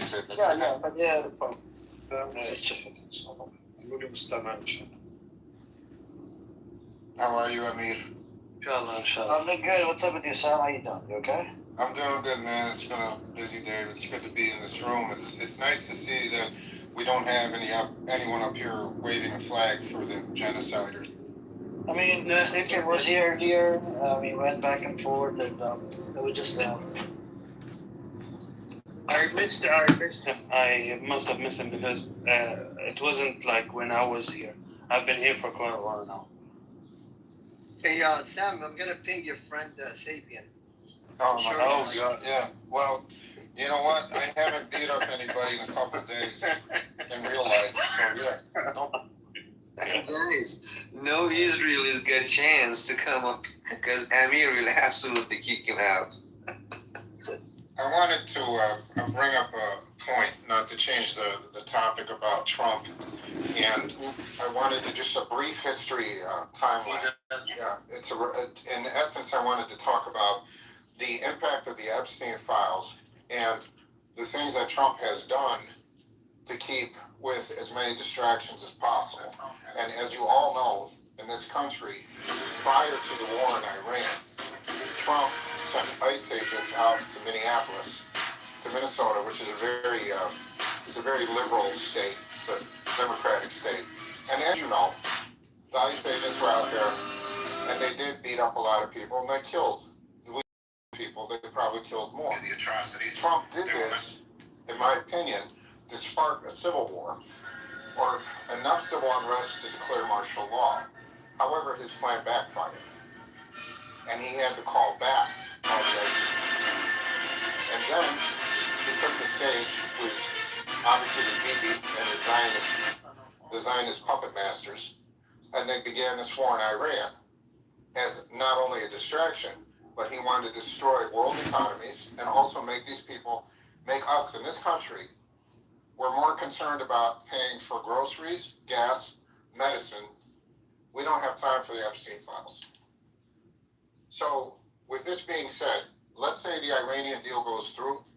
Let's say there's no more warfare between the U.S. and Iran. Time for the Epstein files? Go ahead. Did you say that we don't have time for the Epstein files? I didn't hear that part. You skipped out. So what happened was, as you noticed, when the Iran war started. Yes, yes. You'll see that the major news networks. Yeah, that the were talking about yes, Epstein, I got you. And now the Epstein went to the back burner. And now everything's the Iran war. Everything's the U.S. war. And also, the number of casualties, many times, they're not going to put any of their boots on the ground. They want U.S. troops putting boots on the ground only. And the U.S. never did that because they knew they'd get slaughtered. But what I'm saying, let's say this peace deal goes through. Let's say, for instance, Israel sits back and can't do anything because they don't have their big bubba to protect them, and on and on. I promise you, Trump will find another major distraction to keep the Epstein files off the radar. Thank you very much. Fuck you, man! Oh? Who's this guy? Sam, I want to be curious about your reaction about something. Yeah, go ahead. What is your reaction to those Iranian people saying thank you every day to Trump? If you ever seen that clip saying, let's thank our Uncle BB, Uncle Trump, and just the sound of boom comes after each scene. What is your reaction to these kinds of stuffs? Well, you're always going to find people that are going to acquiesce for the enemy. And another thing you have to really wonder, are they really Iranian or are they playing the part? Are these people actually staged? But let's say they're the real deal. Let's say they're Iranian and they're waving the flag for Israel and they're waving the flag for Trump. These are obviously sellouts, and these are people that want a puppet regime put in Iran, thinking that that's going to give them a lot of freedom and bring back whatever democracy they think is missing. I'm not in Iran, so I can't speak for what's happening there. I can't speak about their government. I've never been there. However, I feel those people are sellouts, complete sellouts. And a lot of them may also be what I call paid advertising. Yeah, but they're not pretending. They're actually Iranians, but for a lot of reasons migrated to a country like US. But I don't know why. They know this bastard is making a genocide and is protecting someone like Netanyahu knows better they know better than us that they are doing a goddamn thing, but because they want a regime change, they say it's worth it. It's worth it, and no excuses accepted by them, because they say whatever the mean is should be good because we can make a regime change. But now they just don't know what to do after 40 days of war that Islamic Republic didn't go. Well, yeah, this is unfortunate. You're going to see sellouts. I mean, here's another example. Have you seen the Lebanese president? He sat there and he gave these long-ass interviews from his pretty little house after he stuffed his face with 40 pounds of falafel, and he's wiping the crumbs off his face, and he's sitting there and he's condemning Hezbollah, and he's condemning Hamas. And the whole time, did he show any remorse for the people that were murdered? No. Did he blame Israel for anything? No. Did he call his so-called army together to form some kind of barrier, some line, protect his people? No. So if you want to sell out, you don't have to look too far. Go to Lebanon, look at that president, and then you can put him in the same group as those Iranians. It's very sad. What do you mean by sellouts? I'm sorry? You said so. A traitor. Oh yeah, a sellout. A sellout, yeah. He's a sellout. He's a traitor. He's a Zionist bootlicker. Oh, He's I've a never heard bootlicker. something new. Thank you. I mean, the whole army of Lebanon went north when all this started. And it's like, do you have any type of respect for your own people, for your own land? You run like cowards. That was completely uncalled for.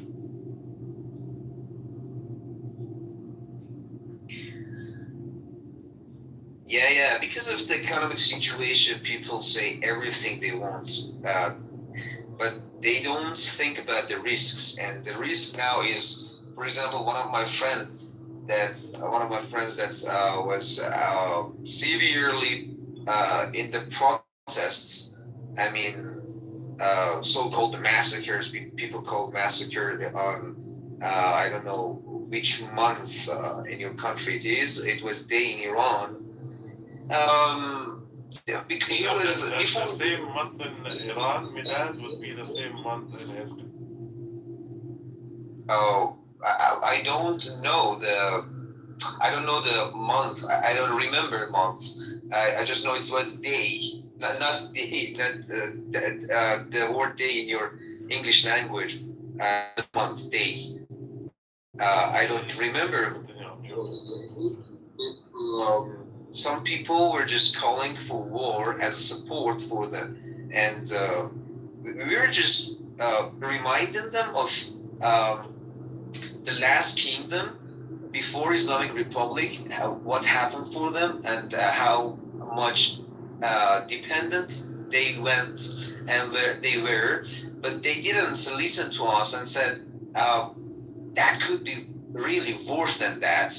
It could be a regime change and something like Venezuela comes about, but nothing like that happened.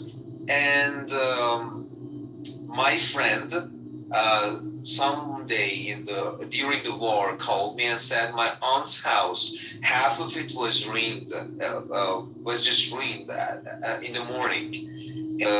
Some of them got to know the war was not the case, and some of them are just insisting and calling Islamic Republic to surrender. That is, I don't know from where these goddamn thoughts come.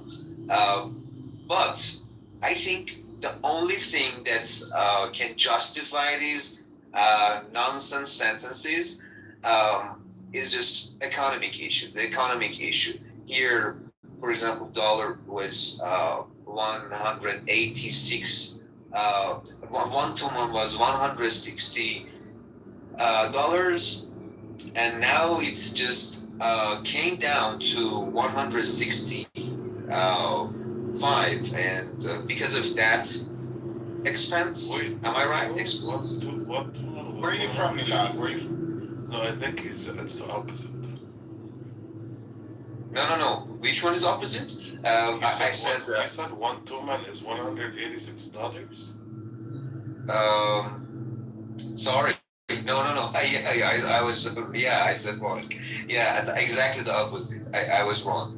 $1 is $164 now. I was wrong. Yeah. Yeah, because of the economic situation, people say these goddamn words and they don't think about the risks. Something like Bashar Assad case in Syria, his father came with coup. People were really not satisfied with the situation. They made everything they could, and a lot of terrorist groups came to that country and did everything they want, and the country went out of control. And something like that is planned for Iran, and people don't know that. They just think if they protest and they go for a regime change, Reza Pahlavi comes and the son of Shah gets the control. But courts here, absolutely the courts at the western, am I right? As northwestern region of Iran, they don't let this guy come and get the control. Some Arab people at the south of Iran or some how to say, some terrorist groups like Mujahideen Khalid. They don't let this guy. So I think people won't see the regime change and the next regime. We just have to think and move it more over. You know, people are not that aware. They are following some news that are really biased. Something like the channel International, Iran International, made by Saudi Arabia and funded by Israel, is just exaggerating Israel bombardment. Wait, and saying International is made by Saudi Arabia and funded by Israel? Yeah, and Saudi Arabia is funding it. Iran International is really worse than that BBC against the countries. You know, it is not just colonialism. It doesn't want to control Iran. It wants it separated. And if you follow, some of the guys in that agency are leaving there. They are being fired because in the war they couldn't go according to the policies set by Saudi Arabia or Israel. And this goddamn channel is really related and controlled to Israel. Why? Because when Khamenei, the leadership of Iran, was terrored, this was the first channel announced this guy was terrored.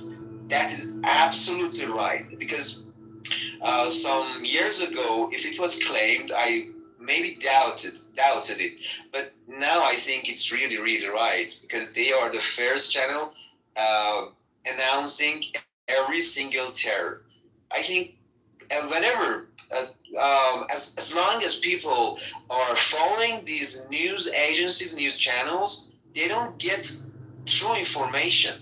They are getting false information, something like, for example, they say, okay, it was only the government of Iran that did that massacre, and they say, okay, every single guy killed on the streets was killed by the government, but I myself witnessed, and I was in the streets, that some guys carried guns against the police officers, and they killed, for example, 300, at least 300 police officers and the security people, and they don't say these kind of goddamn things. They just say, okay, something like a massacre happened. Okay, go against the government and make this country separated. They don't say that why this massacre happened, because they are sanctioning Iran.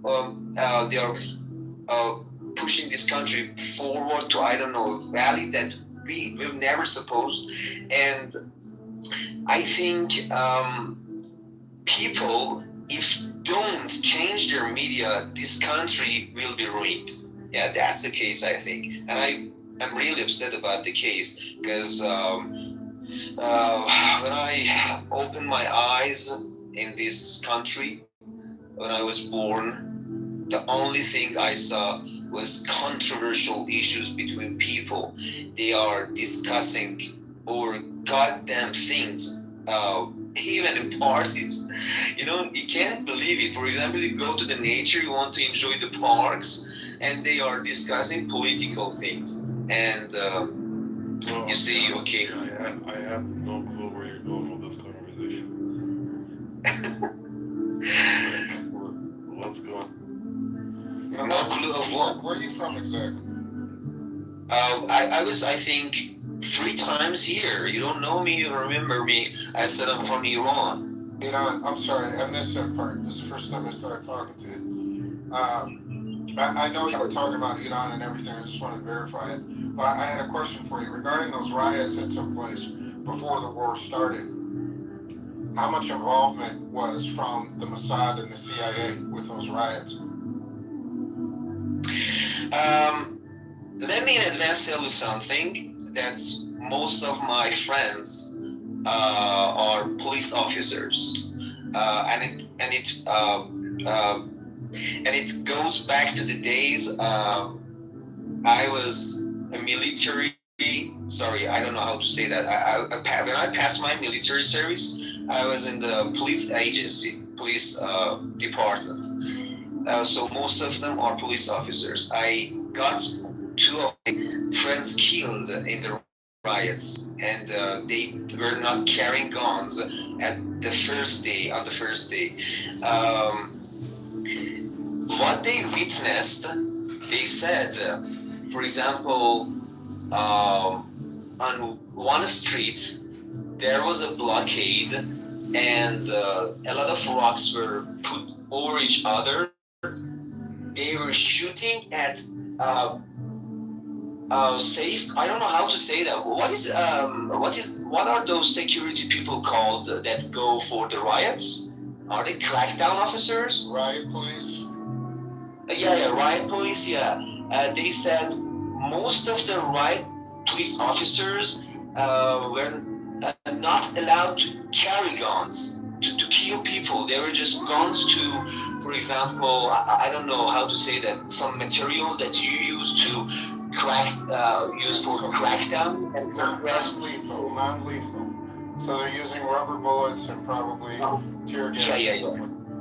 Yeah, non-lethal.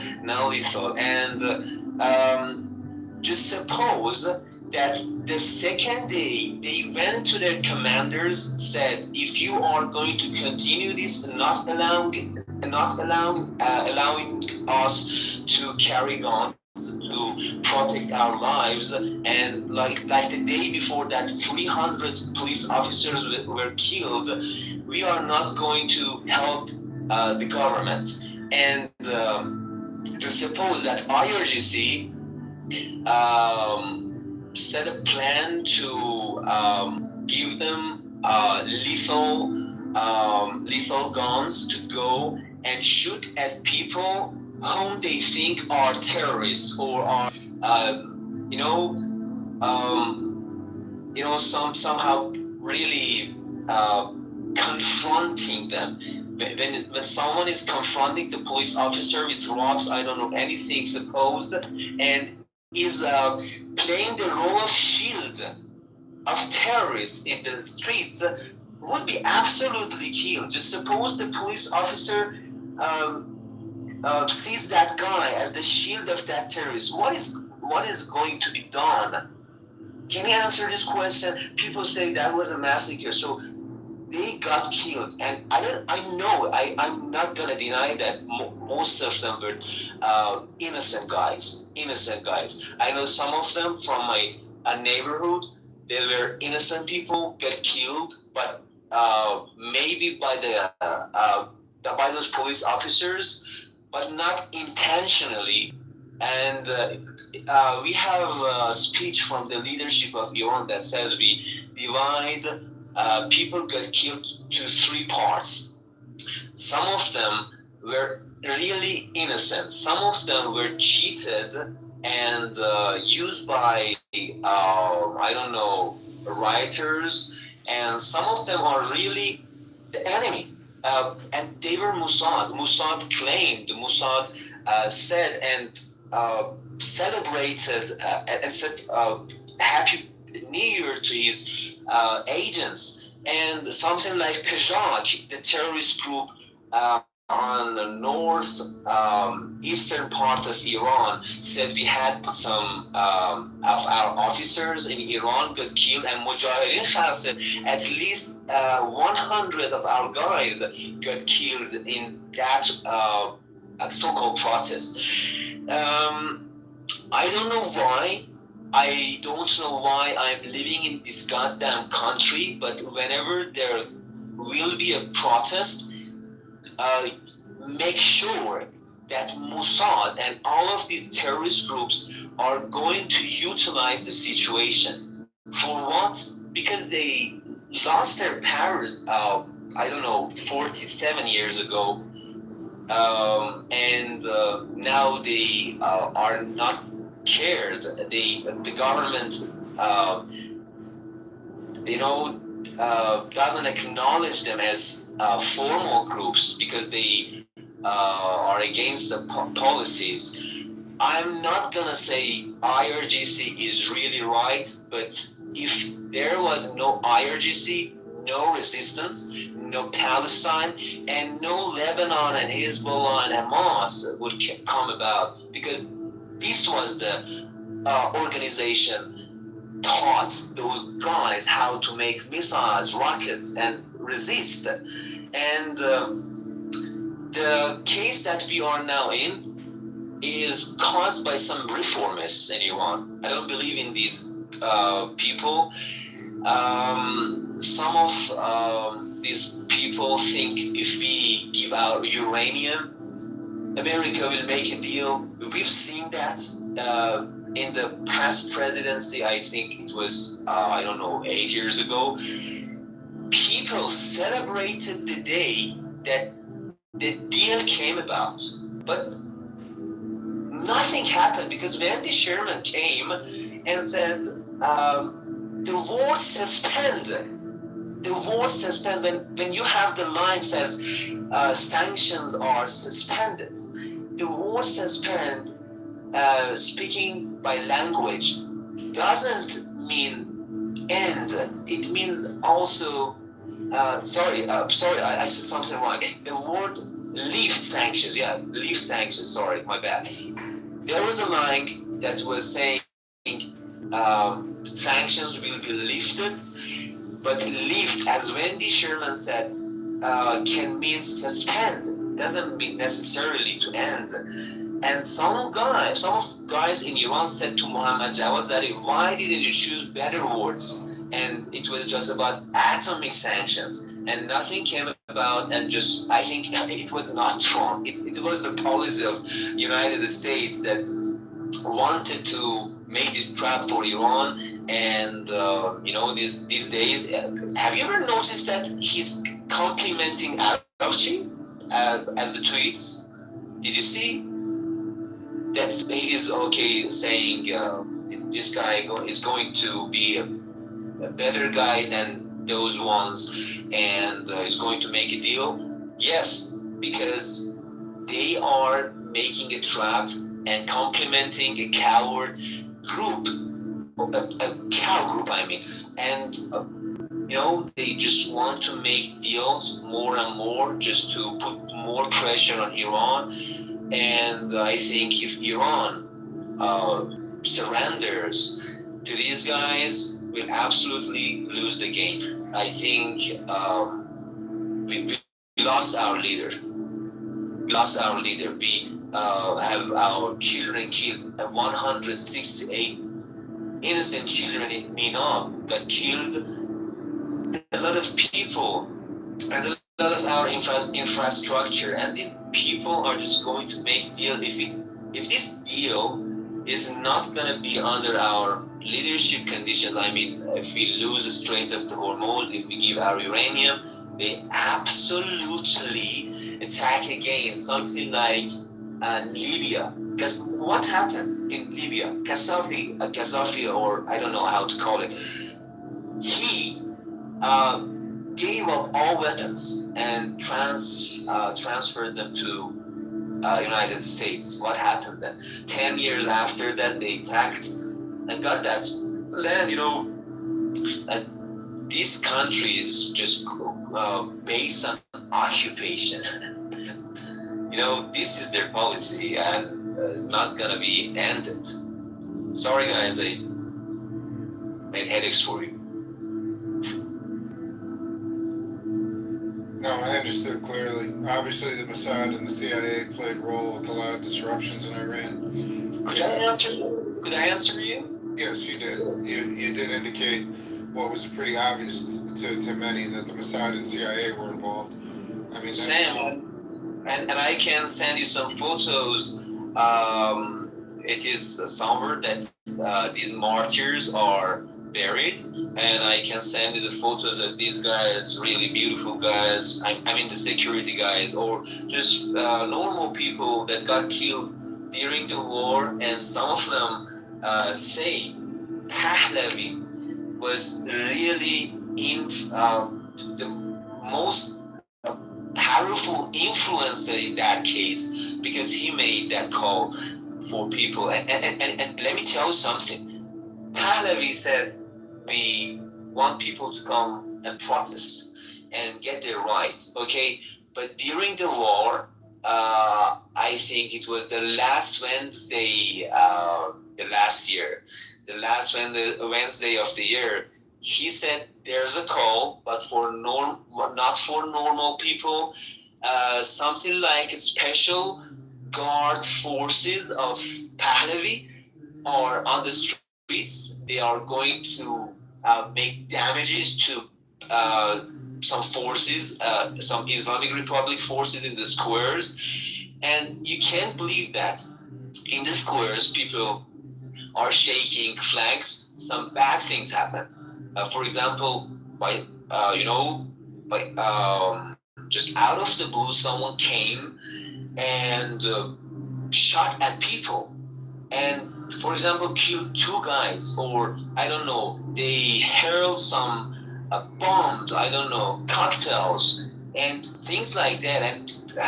And this is the evidence that they carried weapons with themselves to kill people, to say that was the government killed people. But yeah, you got me, I think. Yeah, what you're talking about are agent provocateurs, and these are foreign agents that go in and they pretty much kick the beehive. They start all the problems, and that's their intention. And it's once again, it's a CIA and a Mossad operation, and it's a shame that innocent people had to die. And then when the U.S. decided to blow up that school that had all those schoolgirls in it, and they sat back and said, "Oh no!" First they said we didn't do it. Iran did it themselves, but then admitted that they did it. And then they said there was missiles there at the school. They had to do it. It's the same nonsense. It's absolutely disgusting. And something like a rumor is really, we have a rumor here that say, okay, those guys ruined the banks, fired the streets, and made a lot of damages to traffic lights and things like that. They were from the government itself. Why do you support these guys when government says they will be executed? So if they are from the government body itself, why are you going to support them not being executed? Let me tell you, at least 6 Mossad agents got executed before war, and because of that, Trump was saying 30, I don't know, 60 people got prison in Iran, and Iran called me and said, we are not going to execute them. And I said, okay, I'm not going to head the war. I don't know, but they themselves are claiming that we got a real influence in Iran. And something about courts, that Trump said, I gave them a lot of weapons, but they didn't deliver them to the people of Iran. And that is showing why that 3,000 half people is not few number. That was massacre, but by who? That was not that was not decided. That was not intentional. When you see your friend as a police officer next to you is getting killed by some guy in the crowd and people are clapping for that terrorist, what are you going to do? You just shoot a gun to the sky, and your next shot will be at the I don't know, I have to say that, I don't know, specific site that you see, for example, terrorists. I can send you a lot of photos that they pushed forward I don't know how to call it. We have signs in the streets. Yeah, their poles were put into the asshole of these police officers, and they were treated like that. That's absolutely terrible. Right, I have the photo. And nothing like that happens in US, and they let those terrorists do that again. If you just threaten the police of USA, they just by one single goddamn word kick you and blast you and explode your mind. And you know, but in Iran, you have to be silent. When someone says there was a massacre, I myself get silent because economic issues, you know, somehow give the excuse. Am I right? The words. Yeah. They just say that was a good excuse to do that, and they justify their deeds.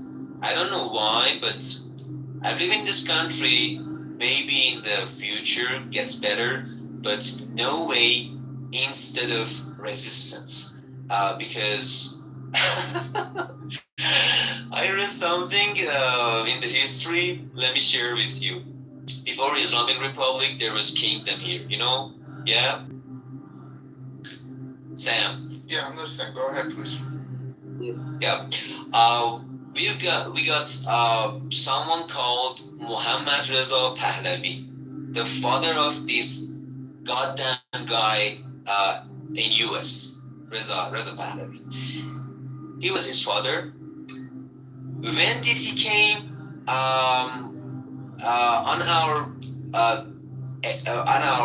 age system? I don't know how to say that, year system. I mean, on our year system, it is 1320. You can change it to your own year system. 1320. Reza Pahlavi went for Hitler and thought that it is better to go and support Hitler instead of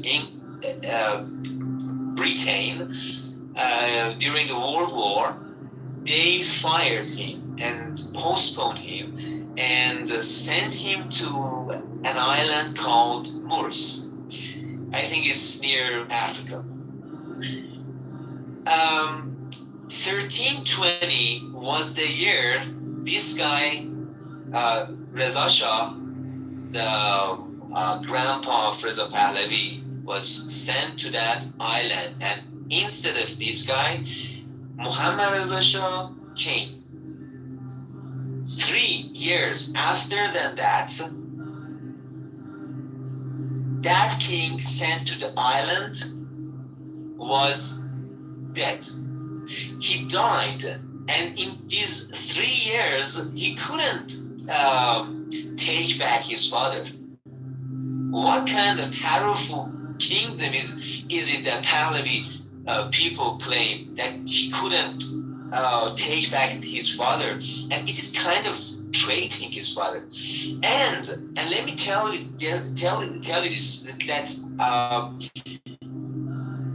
1320 he was sent to that island. 3 years after that, 1323 he died, and 1329, after these many years his body was taken back to the country. Got it? And just suppose what kind of goddamn discussions we have with these Pahlavi groups, and they don't accept that dependence to a country and a foreign outsider is really, really terrible. They say, okay, why shouldn't we be like Saudi Arabia? It is dependent to US, and they got their lives. They have the best machines, they have the best factories, got the best stadiums. But that is not the case. If you go to the am I right, asylum? Do we call those poor neighborhoods asylum? Yeah, poor neighborhoods. Usually they're called they're more ghetto than asylum, I think. Asylum is where you go somewhere to be safe from any type of persecution. Oh, no. I confused a word with something else. We have a lot of poor neighborhoods and streets, you see people are just lying on the ground and sleeping there. They are spending their time there. The people of Iran just see whatever Iran International is showing them. Netanyahu said something in the past years. The thing we've got in Iran, we've not got that in Iraq. That is media. Show them Hollywood movies and change their life style and culture. They themselves go and protest against the government, but they couldn't because just we are witnessing that a lot of people are shaking flags. They know they are religious. They know that Islamic Republic is better than any kind of other government because we would be separated after that regime change. Yeah, I'm just over talking. Sorry, I think I expressed my feeling and opinions. I could drop by. No, dude, you certainly explained a lot, and you shed a lot of light about Iran and the upheaval that took place prior to the illegal.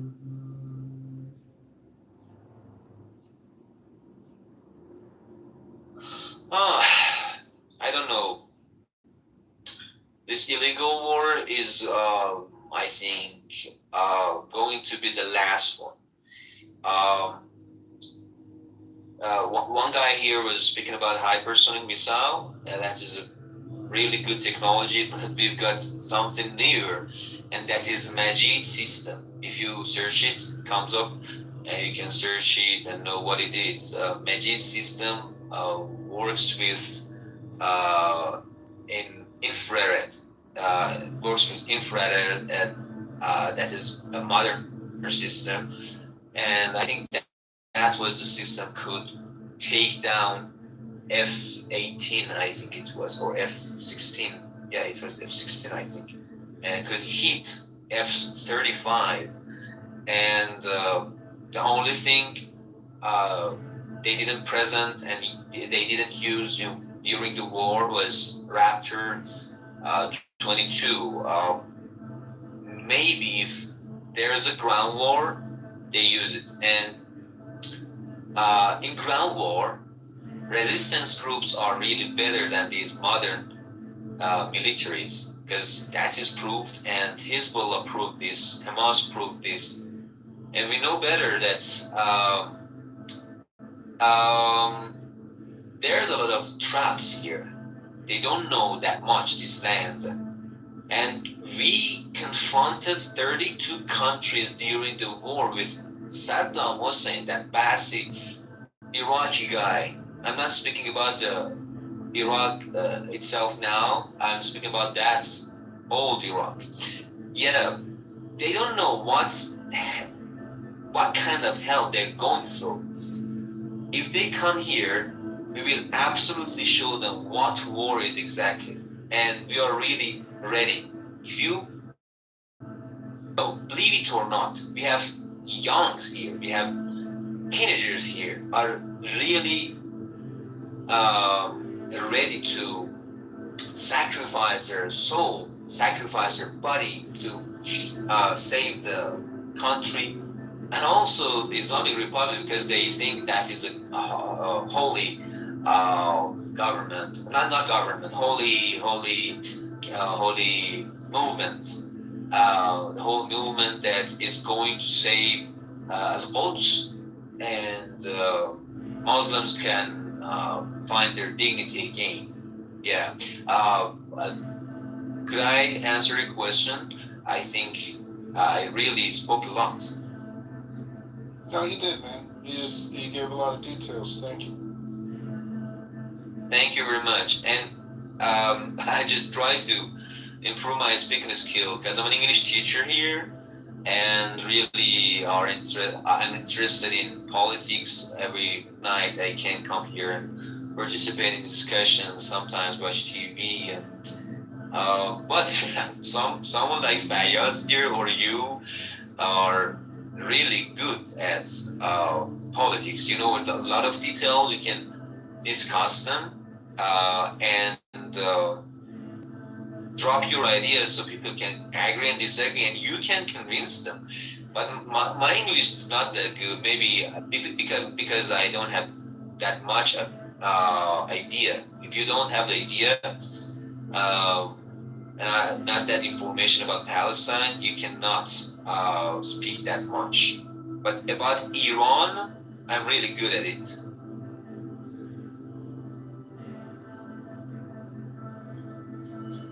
What time is it there, bro? What time is it there? Well, where I'm at on the East Coast, 7:38 p.m. Eastern Standard. 7:38 p.m. And people here know that it is 3 a.m., but they are waiting for World Cup game. The how to say that? The game that we have with New Zealand. People are just awake, but some of them don't care about it. Well, I hope something good happens. But what do you think, Sam? Do we have a war again? Because you know much more than me. Is there any other war after this ceasefire? Because I think they are not in the same boat. They are not in the same ground. I mean, and U.S. Says some things, and Iran says other things, and they don't match each other. What do you think? Well, the United States and Israel can never be trusted. And will there be peace for Iran? It's very hard for me to say that. It would not surprise me. The point that was made earlier is after all these so-called peace deals are executed and signed, that Israel would strike into Lebanon, and then would that cause Iran to strike Israel, and then would the U.S. step up and say, "Oh, you can't strike Israel"? So no, I don't have any faith in it. I don't believe in it. There will never be peace for Iran, unfortunately, or for any of the Arabs in the Middle East, as long as the United States bankrolls and supports the terrorist regime of Israel. Yeah, and as an American, if you could do something about making policy change, well, what would be that? I mean, is there any? I mean, is that control really a lot that you cannot do any single change in the policy of being controlled by Israel? I mean, because Iran and Hezbollah are separated from each other. They are allied, but United States and Israel are really going matched to each other. Yeah, as an American, can you do any single thing? Because I'm not sure. The only thing that would fix this country would be to clean out the Congress and the Senate and get out all of the Israeli influence and take away all of the political influence from them. That would be the only way that we could recover this country back to its citizens. I mean, that's a huge undertaking, and it's not going to happen. I mean, this control is just too fierce. The control is too embedded. It's too strong. My question is always what happened after, for example, after Abraham Lincoln or John F. Kennedy. These guys were somehow not dependent to Israel. They were controlling their policies. What happened after that? And nobody could come and say something against Israel policies. They just grabbed and supported. What happened after these guys? Did Israel do a special thing about that control? I mean, do you have any clue about it? Well, I think that there's been a the major control with Israel started at the inception and the creation of their country. And that was also a lot of lobbyists and the political action committees. The question that you pose is not easy to answer. If for decades this entire society in the United States is governed and controlled by a foreign body, and to break away from that, I don't see how that's going to happen. To me, it doesn't seem logical. It doesn't seem like it's going to happen.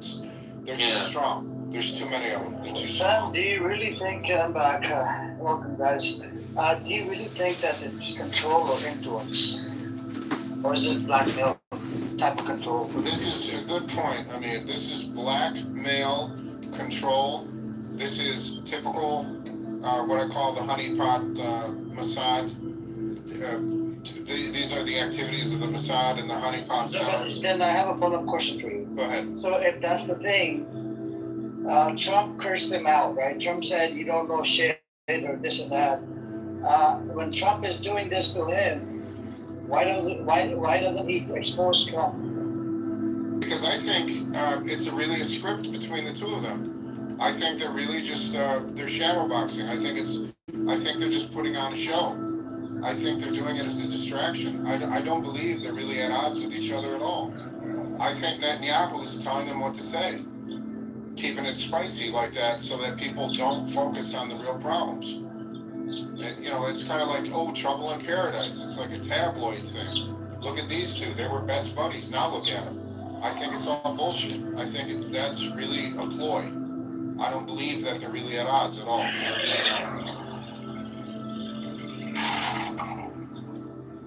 I'm just thinking about, I actually thought about this, right? So let's say tomorrow, if Trump parts ways, right, with Israel. But then don't you think that, look, even though I dislike this McDonald eater orange man, right, this guy that's leader, you don't think that there's a chance, God forbid, chances of him getting assassinated by, this entity called Israel? That is valid. I mean, a lot of people have talked about that. As far as all the crackpots that tried to do it, those were certainly not well-trained assassins by any nature. Those were just weirdos that came out of the woodwork. But yeah, I mean, if he finally sends...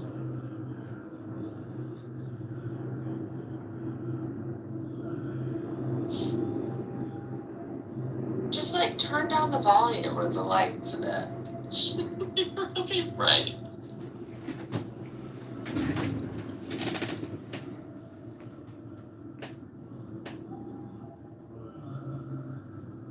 Try that one. Wow. No. Okay, well now you definitely look sus. And why does your hairline look like it's heavily receding in this picture? I don't know, maybe I'm going bald, who knows? Don't do that. Oh, I think my hair looks great in that photo. It doesn't look bad. Jeez. No, I want you to shave your head. Lighting. I think I look. No, you need to shave your head. head. Shave it again. Not again. No, shave it. Let it grow out a little bit. Give it No, a he few more has weeks. ugly hair. It's straight and spiky. My hair. I like it. But it just grows out of his head like a lettuce. It has no flow to it. It has no what? It's has no direction. It's just pure chaos. Because it's all straight, right? It can't be fluid bend. How about maybe a French crowd? Okay, yeah, he needs to have because his face is very square. No, it's a Caesar cut. You have a square face, and you need a little bit of softness on the hair. It needs to be a little bit rounded. The hair design. The face is angular. Texture, or no? I don't know. I like the texture. It looks good. I think perm would look cute on you.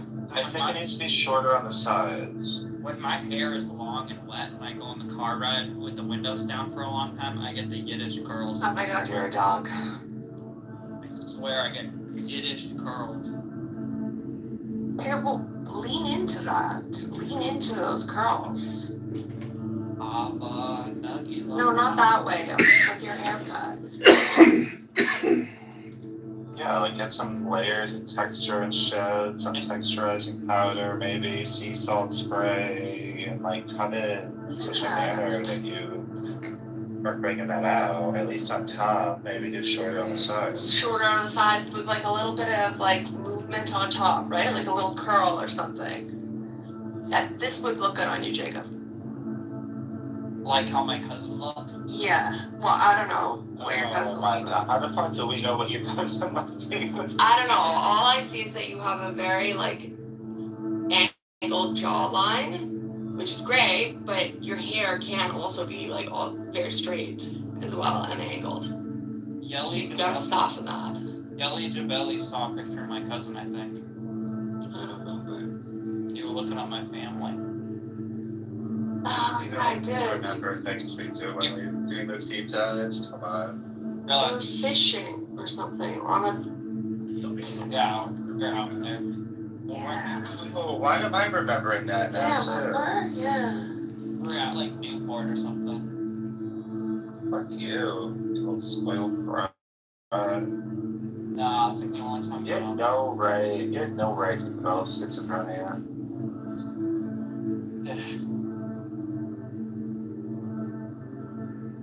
Is your mumbler? Is that fractal on the bottom? It is. Is I hope not. Well, fractal if it is, I hope the IDF bombs the shit out of comp where you went to school.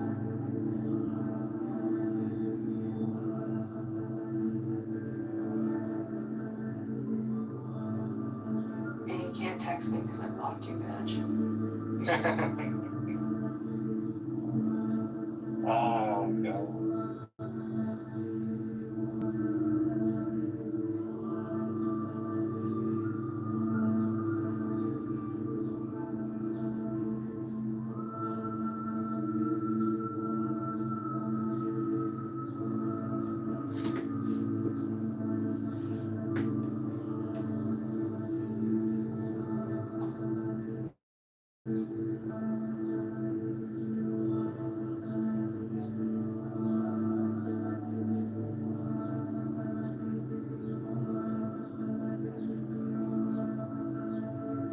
We have been shocked, human that when they had to speak of life. So that kind of goes back to the time that when we were speaking to girls when it was about 1920. Well, I kind of heard about half of what you said, but being a lesbian has nothing to do with gender. No, because that couple No, a man identifying as a lesbian is a piece. What? I didn't know I was a lesbian until I found out what they did.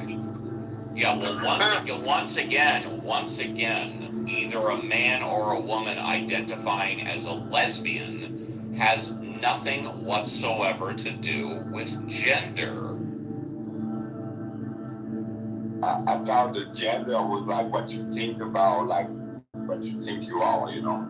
Yes, but being a lesbian means you like to have sex with other women. It says nothing about yourself. Gender has to do with yourself, not with other people you want to have sex with. Hello, guys. Hello! Yeah, City, why you have everyday same topic, atheist? Oh, does he talk about this all the time in all the rooms? No, I mean, why every day you have the same topic, us and atheists? I'll tell you why. Because it brought you. Because I'm a Muslim. I'm a Muslim. I pray to Allah. I read Quran. So I don't think this is hurting sentiment of other religion people. Then why are you here? Then why don't you leave quietly? No, but a lot of people come here, listen to you. So Are you from Pakistan or India? No, India. Okay, so why are you here? I think, see, I have a sentiment with Allah, Quran, Muhammad. So why are you here? I've asked 3 times now. You haven't answered the question. Because he's ready to give up Allah. Because every day when you It sounds to me like you're thinking maybe you might want to become an atheist. It's okay. You can join. It's okay. You can join. You hit that club. No shame. It's okay. Brother, listen. I am listening. I don't want to be. Hang on. You asked me, why do I hold this room every day? The answer is because you're here. Bro, I think you have no job. Now you are retired. And you know what? You're right. I have no job. I'm homeless. I live on the street. I live in a tent. You're right. No, you have good money. Now you just want to manipulate people here. Yes, you're right. I want to manipulate people, especially you. But you're right. Not gonna get manipulated from you. You are right. I want to manipulate you. You are right. Well, I don't. See. My heart is filled with love of Allah. It never gonna get inspired from. Then why are you here in an atheism room? Good for you. So, Kafan, this room is for anybody to come in and ask a question to an atheist. Ask any question you want. So, do you have a question? Or are you just complaining about the room? Yeah, I have a question. Okay, what's your question? For you, like, who created you? If, like, that would be the part of fucking. Well, let's stop there. When you say, who created us? Are you meaning like the parents that engaged in sex and the mom got pregnant and gave birth? That would be my parents. But do you refer to like the you as in humanity? And it's not a who created us. It is a what and a how. Okay, and it's not really creation. Right? I believe that when two people have sex, then the children get born. This is how you are created. But okay, great. How does it start? Like, okay, so you want to ask how do you make a baby? Everything start. It starts with like stimulation of the pineal gland, ejaculation. And then like sperm migrate up the fallopian tubes and to race for first penetration of the egg. All right, well, I'm talking over each other one at a time. So impact. He's on JCC. So JCC, I want to know who created Adam. Who created Adam? Yeah. The first person? Which Adam? He's talking about the first person. So Adam and Eve, Adam? So hang on. Yeah. Who is not what I hold to Adam existing, right? Adam is a fictional story in the Bible.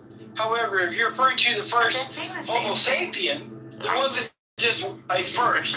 There was a plethora of them that developed through the process of evolution. One of them being Adam West. JCC, do you know Adam West? I am Batman.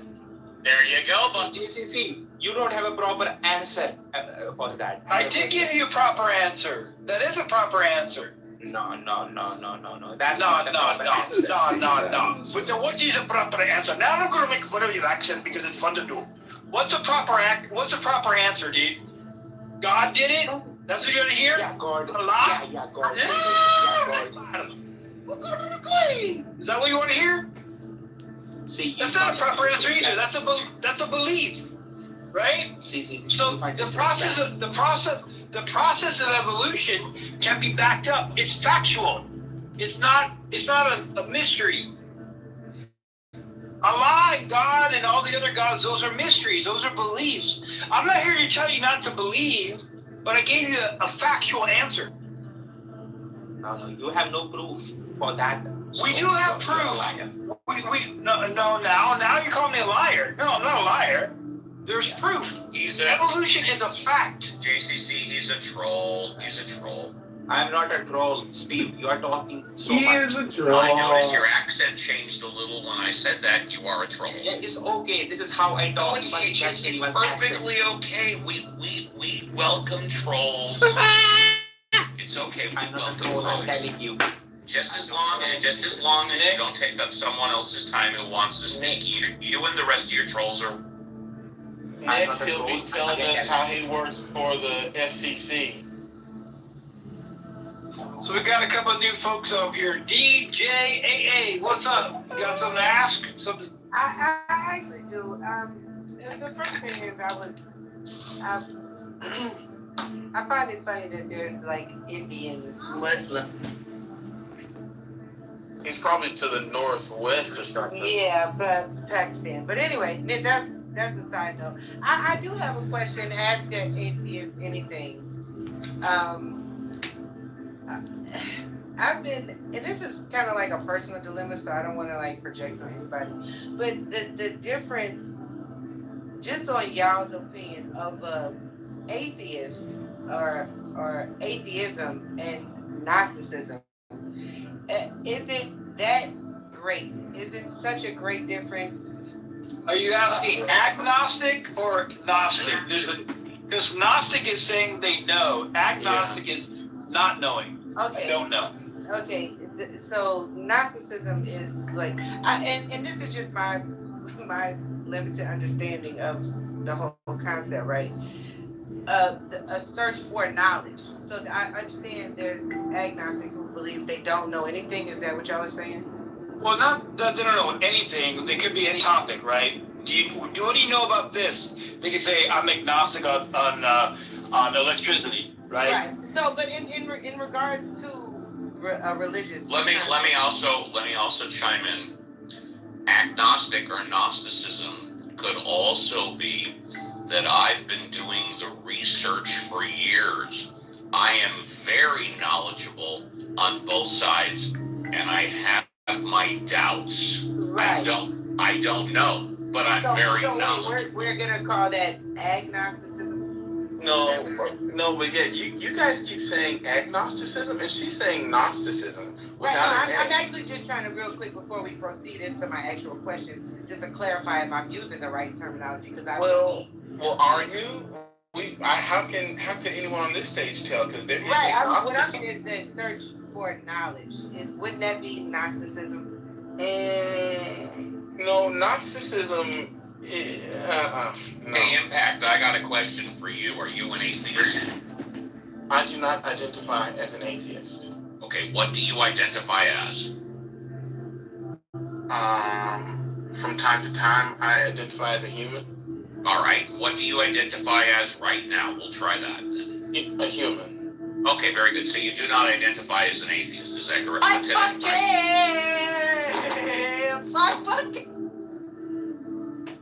Impact, you're not identifying as an atheist right now, is that correct? I haven't identified as an atheist since I was a teenager. All right, very good. Do me a huge favor, just for a few minutes. Don't want to see it. Go on mute, because I think she wanted to ask the atheist, but if she wants to ask a human, she's more than welcome to do that. So just hang on for. She left. Well, I guess the human is free to speak then.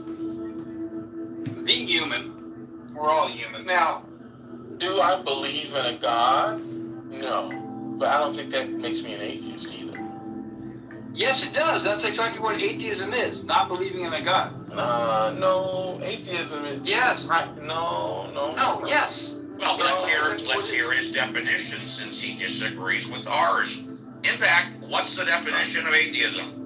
I think I have a working definition of atheism being a person who spends a whole bunch of time talking about how they don't believe in God. Well, that is not true. That is not true. That is absolutely wrong, and I will tell you why. Well, no, it's a definition. Then I finish. When I finish telling you why you're wrong. Oh, you can tell me why you think I'm wrong. Go ahead. Yeah, go on mute. I will tell you not only what I think. Make atheist spell fuckers again. Oh, we gotta dump that person. Obviously, Brian can't wait. Brian, can you wait to talk? If you can, I want to speak to you. Yeah. All right, you can't wait, so you get bounced to the goo. Yeah, that's okay. We attract all types here. So, Impact, the reason why you're wrong Steve Apple show is because somebody can be an atheist and hardly spend any time talking about it at all. You don't have to spend a lot of time talking about God or a lack of belief in God to be an atheist. You can spend no time talking about it and still be an atheist. The amount of time you spend talking about an atheist has nothing whatsoever to do with the definition of atheism.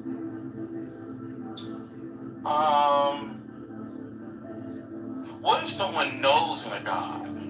Could they still be an atheist? The definition of an atheist. Wait, you couldn't be about to answer the question, but I'll listen. You didn't think I was answering your question? Well, not if you said it was closing the question. Steve Apple. So what does that mean? Did the answer require me to do something? Just tell me, what does the answer require then? Closing the question is typically warrant a yes or a no. Oh, so you want a yes or a no? Well, all you had to do was say that, buddy. Go ahead and ask the question. I'll give you a yes, no, or I don't know. Go ahead. Well, I heard JCC say. Okay, you want to talk to JCC? I'll shut up. Would you want to talk to JCC? No, Okay, then don't mention JCC. Just ask me the question again. I'll give you a yes, no, or I Chicago don't Mayor know. of Canada, John Kitover. Go to John Kitover, Chicago.com. Chicago Mayor vote. How do you define atheist? This is the Steve Apple Show. Prove to me God exists. It's somebody who doesn't believe in a God. Fair enough. Now, what if someone does not believe in a God, but they know in a God? I have no idea. Can they be an atheist? An atheist is somebody who doesn't believe in God. Well, I hear you, but the answer to my question is never. I gave you the answer. I said I have no idea. I don't know. Now, that really kind of brings up what the lady was talking about on stage, because she did very clearly say Gnosticism, right? And though I'm not very well read on Gnosticism, I know it must have something to do with I think it's an island gnosis, right? I don't know. I've never heard the word before. Island gnosis. I never heard that word before. Yeah, I've never heard of Gnosticism has to do with knowledge, like knowing it. Yeah, like island gnosis. Never heard that before. Never heard that either. I'm not talking about the island. I'm talking about what Gnostic means. No, yeah, JC, I was talking. Okay, great. Yeah, I'm talking impact. Never heard that. So am I. Yeah, I never heard that either, right? I'm agreeing. Yeah. So when it comes to agnostic, agnostic, and Gnosticism are all knowledge claims. Has to do with knowing. Well, I get it, because it's the same K-N-O-T-G, and I have no language. I'm going to jump out there and say I probably know words better than anyone on Clubhouse. Now, you put more than one together, maybe not. Yeah. So, my understanding that it comes from the name of Moses in the island. Okay, I didn't know it came from the word gnosis, but I didn't know it referred to an island. It refers to knowledge, correct? Yeah, it means knowledge. Okay, great. So we agree. So when someone says they are Gnostic, right, they're saying they know. They know with certainty that what they believe is true. Like a Gnostic deist, a Gnostic atheist, those people are Gnostic. They're claiming they know it to be the case. Hey, I got a question. What country does the island called Gnosis belong to, and where is it located? I would imagine it's Grecian. Okay, so Greece owns the island of Gnosis. Okay. I'm not certain, but I think it's... You're not certain? I thought you were the smartest person on Clubhouse when it came to words. Words, yeah. Well, words, you bring up a word that neither JCC or I have heard of. You said it's an island. Yeah. So logic would dictate you would probably, since you're the smartest person on Clubhouse in this category, know where it's located and what country it belongs to. No? Again, Greece, because it's Crete. Yeah, you already said that. Yeah. Well, I'm familiar with Crete. I'm familiar. Okay, so I'm not familiar with the island of Gnosis. I've never heard that before. Okay. Well, is Crete a part of Greece? I think so, isn't it? Yes. Yeah. Why are we talking about geography now? because he brought up the island of Gnosis. I know. We just said we Oh, didn't know those. No, JCC, you continue. No, it's okay. If we're derailing, it's so funny how that happened. Anyway. But yeah, so gnosis. What is a Gnostic again, JCC? Someone who knows, right? They're not holding a belief. Wait a minute, he's an expert in words, and he's asking you, JCC, what a word means? That makes no sense to me at all. Sir, why would you ask JCC the definition of a word when you're self-proclaimed the smartest person on Clubhouse when it comes to words? Why would you do that? One needs to establish a prolegomena. One needs to establish a what? Okay, well, I mean... No, what did you say? One needs to establish a what? A prolegomena. What does that mean? Scotty, you know what that means? Have you heard of that, Scotty? I haven't. Me either. Scotty might be away. What does that word mean, sir? Hello? Okay, so, he's in the Matrix on my end. Yeah, you're breaking up there. Now you're in the Matrix. Just getting to the good part, he goes into the Matrix. Now we can. Yeah, go ahead. Okay. So, when JCC... now, what does the word mean? What's the definition of the word? I'll get to define the word for you. When JCC... Okay, so you're basically saying, Steve, I'll define the word later, but right now I want to talk about JCC. Okay. Well, that's your characterization of what I'm doing. So when I ask JCC... exactly what you're doing. Go ahead. That is your characterization. Well, then define the word first. I will. You can look it up. Okay. Go ahead. Go. I can't even spell it. It's okay. So when I asked JCC the meaning of gnosis, I get that when you put an A in front of a word, you get the not, so you have knowing and not knowing.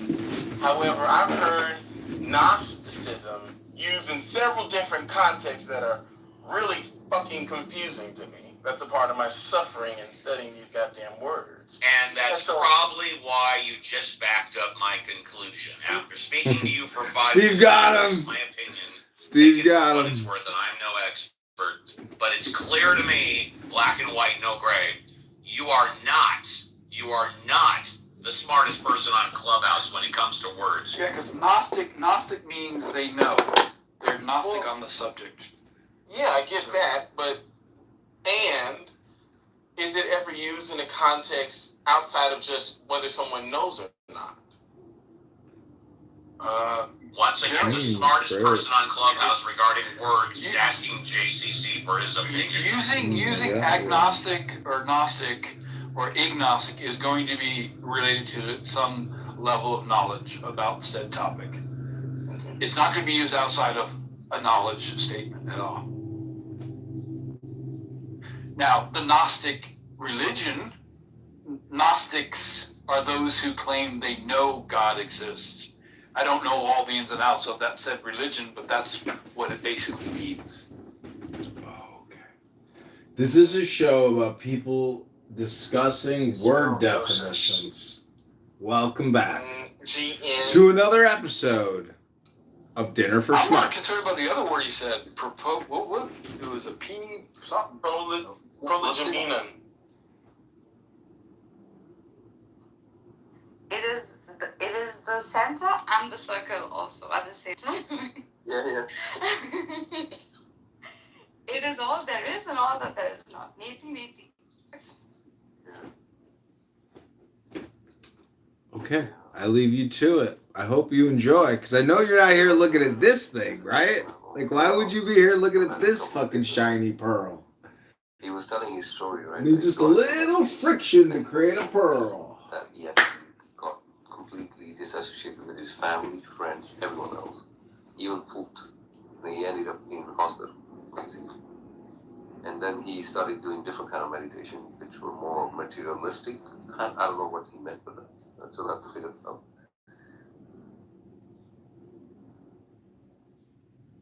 colonization. When I think of colonization, I'm just thinking to myself in terms of like the indigenous native land, how we originally began. I feel like our world has gotten so violent that now people will do anything in the name of violence, in the name of profit. And it just becomes so confusing that it's really hard to see who in fact is doing good versus who's in fact trying to survive versus who is in fact trying to stay alive. So I come here from Nicaragua. I committed a crime. I hurt a bunch of people. That is decolonization?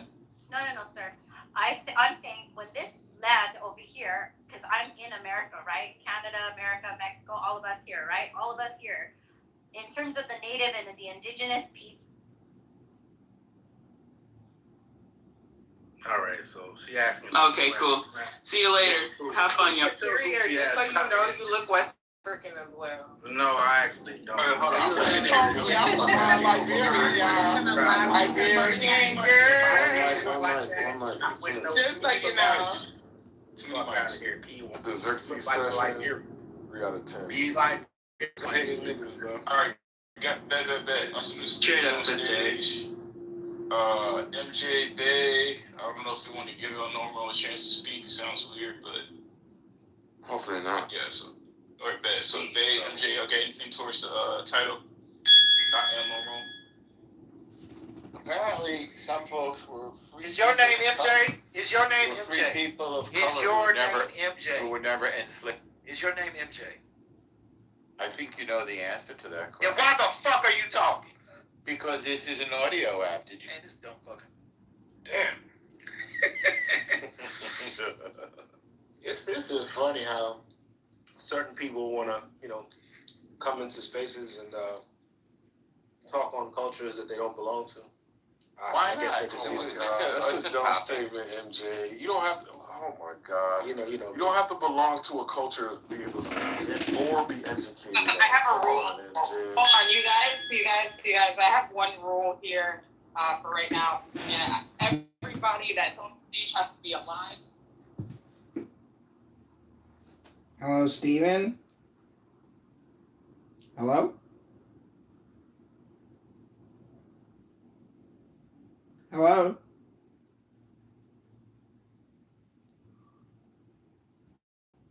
Hello?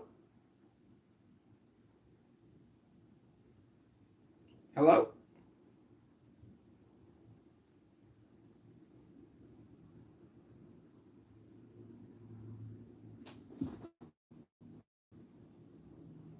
All right. Yeah, I mean, just raise their kids differently, man. I mean, I don't think Americans raise their kids uniformly the same either. I don't think Americans raise their kids the same either.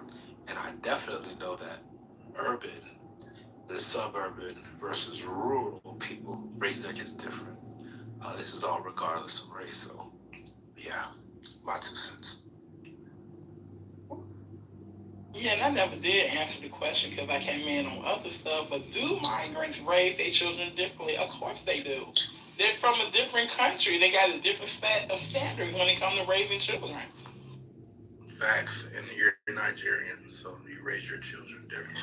I thought I was Liberian. It's something like that. You definitely don't look Black American. Okay. Why do y'all think y'all look like? Hold on, what do Black Americans Why look do y'all think y'all look like? Nah, hold up. Actually, been blend in like that. Like y'all. Why do you think you look I've been different blending in my whole than life. any other I nigga? do. I didn't even know I was MJ is African until I Haitian, told by the way. him.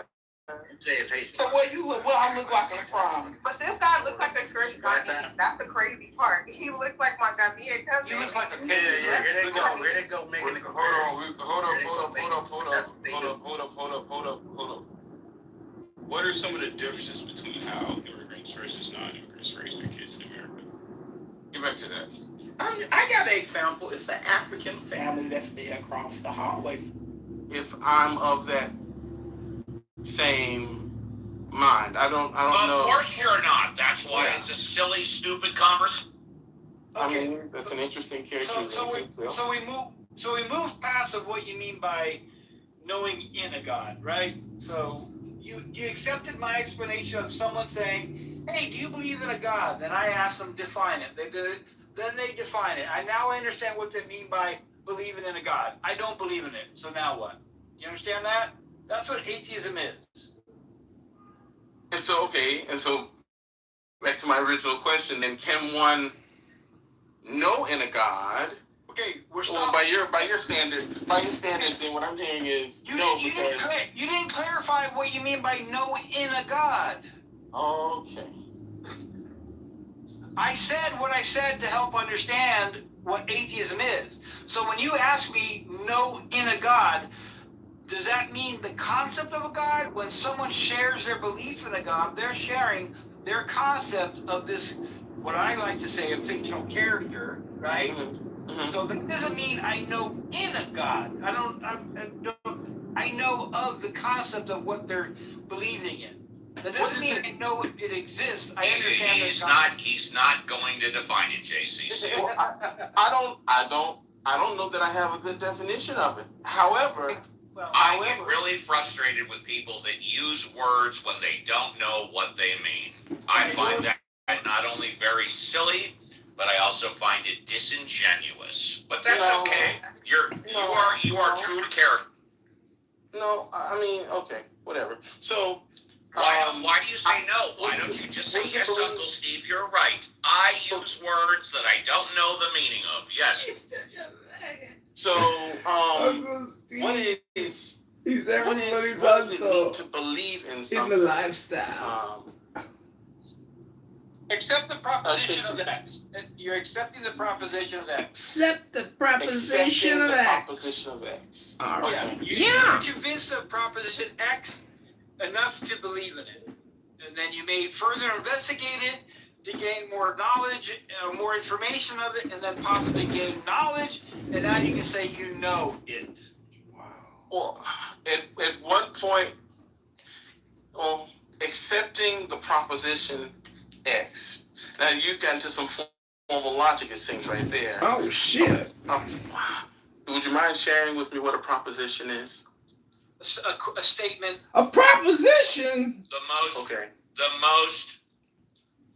The most knowledgeable person on Clubhouse wants JCC to define what a proposition is. Well, I mean, pro is before and position is something's place, but you said you were the smartest person on Clubhouse when it came to words, and you're not only for the definition of the word proposition, but you just admitted you use words when you don't know the definition. It could be a statement or a question of said topic. So, I mean, but that's neither here nor there, right? So we're understanding what an atheist is. Yeah. It's someone who doesn't believe in a God.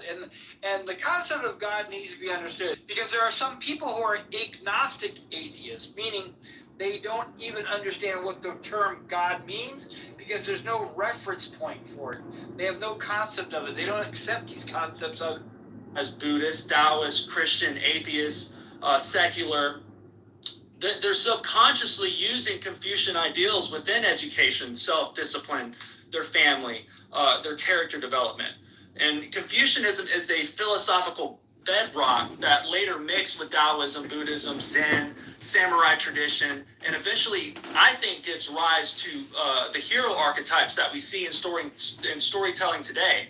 You know, you can see traces of these ideas from Sun Wukong evolving into the samurai code, Star Wars, and even like anime characters like Goku, Naruto, Luffy. These heroes go through this intense self-cultivation until their actions become effortless and their character becomes powerful.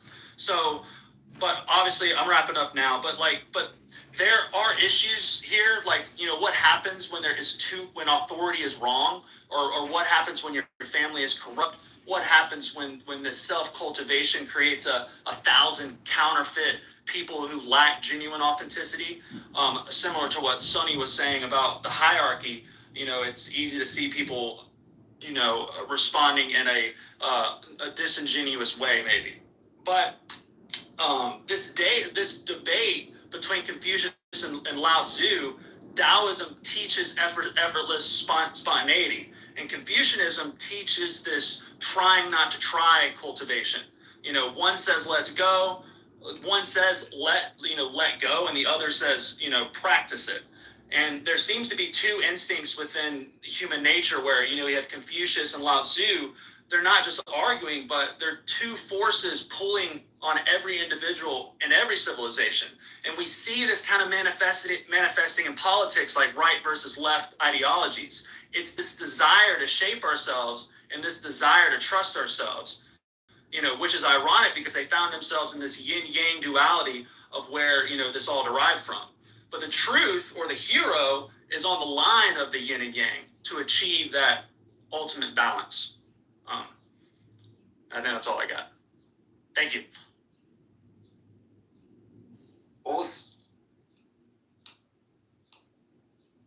Awesome. Thank you for that, Bubs. You gave the initial example of the vinegar taster. You talked about Lao Tzu, Confucius, and Buddhism, and we went through these different positions earlier on as well in terms of tasting the vinegar and seeing it as sour and humanity being flawed versus tasting the vinegar and smiling and assuming life to be perfect. So you talk about this concept of Yu-Wei, the flow state where actions become effortless. And so what you're saying is that the rituals and rules and conformity that Confucian philosophy adopts is really to enact that there is this concept of Da, which is a halo effect through virtue, charisma, presence, and power. So to get to that stage requires an intense self-cultivation. And so you suggest that in the warring states of China, the generals and the leaders often tried to pursue or advocated this Da state in terms of success in life. And so the relationship between Wu-Wei and Da is that Wu-Wei, if you follow it, leads to the Da state, and life becomes effortless. So the idea of Confucianism, where you are memorizing texts, you're bowing, you're arranging everything perfectly, it's about discipline. It's about becoming. It's not supposed to be difficult, but the idea is that the ritual leads to an effortless state eventually, and it leads to pure authenticity. And so I'm going to hold it there. Appreciate you, Bubs, and we'll jump onto our final speaker. Our final speaker is going to be Prakash Benglat. So Prakash is a plant biologist with deep interest in the biology of plant architecture and adaptation, interested in the role of animal and human interactions with plants, a learner and seeker of psychological space, a follower of the forest tradition, meditation practice. So with that short introduction, Prakash, give us your opening statement in relation to what is the philosophy of Confucius and who practices it. Yes, greetings, Rahman. Am I clear? Am I audible? Loud and clear. Oh, perfect. Yeah, greetings, everyone. I thoroughly enjoyed everyone's share because I'm not well versed with the concept of Confucius because we have discussed this once before, earlier in the same room. But as I was trying to look up and see how, because I followed the literature of Theravada Buddhism and practices, and a lot of these philosophies where the ethics and the spirituality are not separated, right? But later on, you see the ethics part is brought into governance, right? And so you start to see that there's a separation of what we call as the spiritual practice and the practice of ethics, and they are kind of interweaved. But if you look at several teachers in the tradition of Confucius or Confucianism, there's a teacher whose name is Mencius. Mencius is one of the earliest sages in the tradition of Confucianism. And in his literature, we can see that the ethics, which is more of a social order, and what you see as natural order, which is more of spirituality, are not necessarily separated in the core of Confucius or Confucianism, because the philosophy of Confucius, because he gives examples of how ethics develop. When you bring in the concept of something to develop, there again you start to see that agriculture and plant metaphors start to creep in, and it's easier to communicate the natural rhythms through the lens of plants. And there's a beautiful story that I read where a farmer, he was looking at his crops, and he was saying, "Oh, my crops are not growing that fast enough." So he used a strategy of slightly yanking it a little bit, and he did that to all the plants. And after doing all that for the whole field, when he goes back home, he told his family members that he did this the whole day, thinking that it'll go faster. But then his son goes to the field to see the next day morning, and he sees that all the seedlings are actually wilted and dead. So a forced ethics will work only up to a point, after which the natural rhythms of who you are, the spirituality, and the core aspect of what earlier speaker talked about, the separation of Confucius and the Tao, right? So same way, that separation is artificial. And what you would see is, as the social frameworks evolve, they'll be given their own unique space, like in the philosophy of Confucius. But in terms of the overall structure, it's blended back into the core of one's own ontic state, one's own being, which is spirituality. And that aligns with the way this can be, pedagogically applied as a tool for, early stage teaching or teaching at different stages of development, where you can reinforce the values, but you allow the natural rhythms to unfold so that it grows into the individual's personality, right? And so there are several examples of that weave into this kind of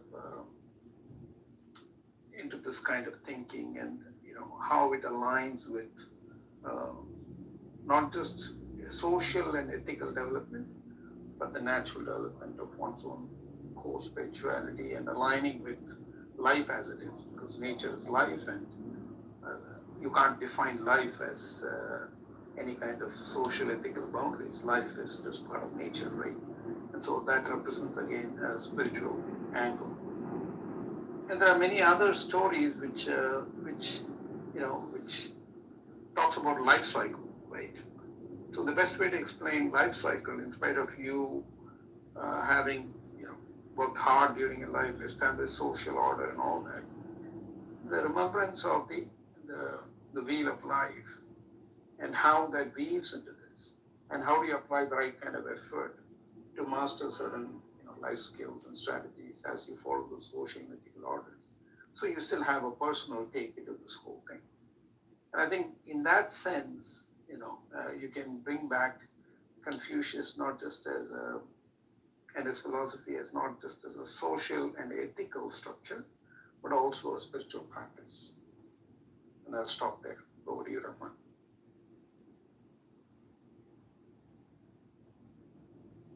Thank you for that, Prakash. What you really tried to help us explore was the engagement, interaction between the ethical structure and the social structure within Confucianism. And so you argue there is a spiritual component and an ethical component within Confucianism that isn't separated. The ethics focuses on governance, but you put forward this teacher, an early sage of Confucianism called Mencius, and you talked about the ethics, the social order not being separated versus the natural order. The example you give is of agriculture and then also of plant metaphors, that both these things can come together. You talked about the story of the farmer who was looking to grow his crops, and because he felt they were not growing fast enough, for the whole day he went across his field stretching the crops, and explaining back to the family, and then the next day all the crops were wilted and then dead. So there is there is ethics, but there is also a natural flow, and so there isn't this separation. So you argued that forced ethics only work only to a point, and then the spirit must flow, and so the overall structure must be blended back to one's own being. So we must, reinforce values through the natural rhythms that flow into one's individuality. The social and ethical development, you argue, must be aligned with the natural life cycle. So thank you for that, Prakash. So that concludes our round one. And so let's reset the room, and then we'll jump back into round two. Yeah, this is The Seeker's Mind, and tonight we're exploring what is the philosophy of Confucius and who practices it. Wow, we've heard perspectives from philosophy, Taoism, spirituality, culture, leadership, personal cultivation. A theme that seems to kind of resonate with me is that Confucius seems less interested in what we believe and more interested in how we live, how we relate to contribute. So I look forward to seeing where this goes in round two.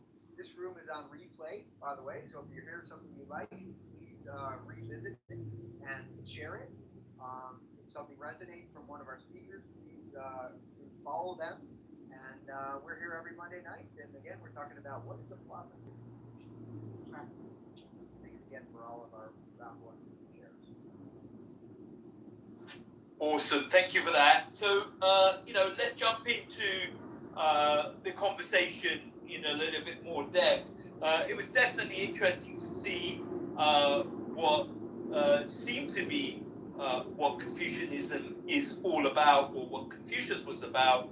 There seems to be this component of responsibility, of ritual, of ethics, and then there is this aspect of Yue and Da and flow, and so there is the form, and then there is the flow that it seems to be in terms of Confucianism, and it was interesting also to kind of see the different schools of thought on the human being between Taoism and Confucianism, in terms of the human innately being good, or the human innately being evil. However, this component of education seems to be very strong in the Confucianist tradition. The role of education seems to be very strong, and the notion of efficiency also seems to be very strong in the culture, that you're following these rituals to get to efficiency, and in efficiency there is this transcendence, this flow. So that was also interesting, and it was interesting to also look at someone who's lived the Confucianist way, naturally, not being taught, not intellectually, but practically. And then, so all of that is very interesting for me as I listen to all the speakers. So Confucianism seems to be a system of a sort. But what I took away from Sunny's position was that she did leave China, and then she did go to a Western educational system where she was able to kind of pursue her interests. So what is the role of the individual within Confucianism? That's my question to the stage. Let's go across to Nick first. Renee, Sunny, Bubs, and then Prakash. What is the role of the individual within Confucianism? Yeah, I think the role of the individual in Confucianism is similar to other spiritual systems in which the individual must harmonize with the collective, with the cosmos. There's the concept of Tian, or heaven, in Confucianism. There's also the concept of Chang, or Chang, sincerity. And through Chang, it allows one to align with these heavenly principles, or Tian Li. And in this way, it mirrors a lot of other spiritual systems, whether it's Taoism and harmonizing with the Tao, whether it's Buddhism and Hinduism and harmonizing with Dharma. It seems to be that the role of the individual is to find their place within a productive society, intellectually understanding themselves, their fellow man, nature, the cosmos, and harmonizing with this divine organization, whether it's framed divine or not, spiritually or not. It seems to be that there's these ordering principles that one must align themselves with in order to become the most effective human. And in that sense, I think that's the goal of all spiritual seeking, is to try to find the greater patterns in which the individual should harmonize themselves with in order to find wisdom, beauty, inner strength, the cultivation of principles that allow for one to become the best individual that they can possibly be. So that's how I'd answer that. Awesome. Renee?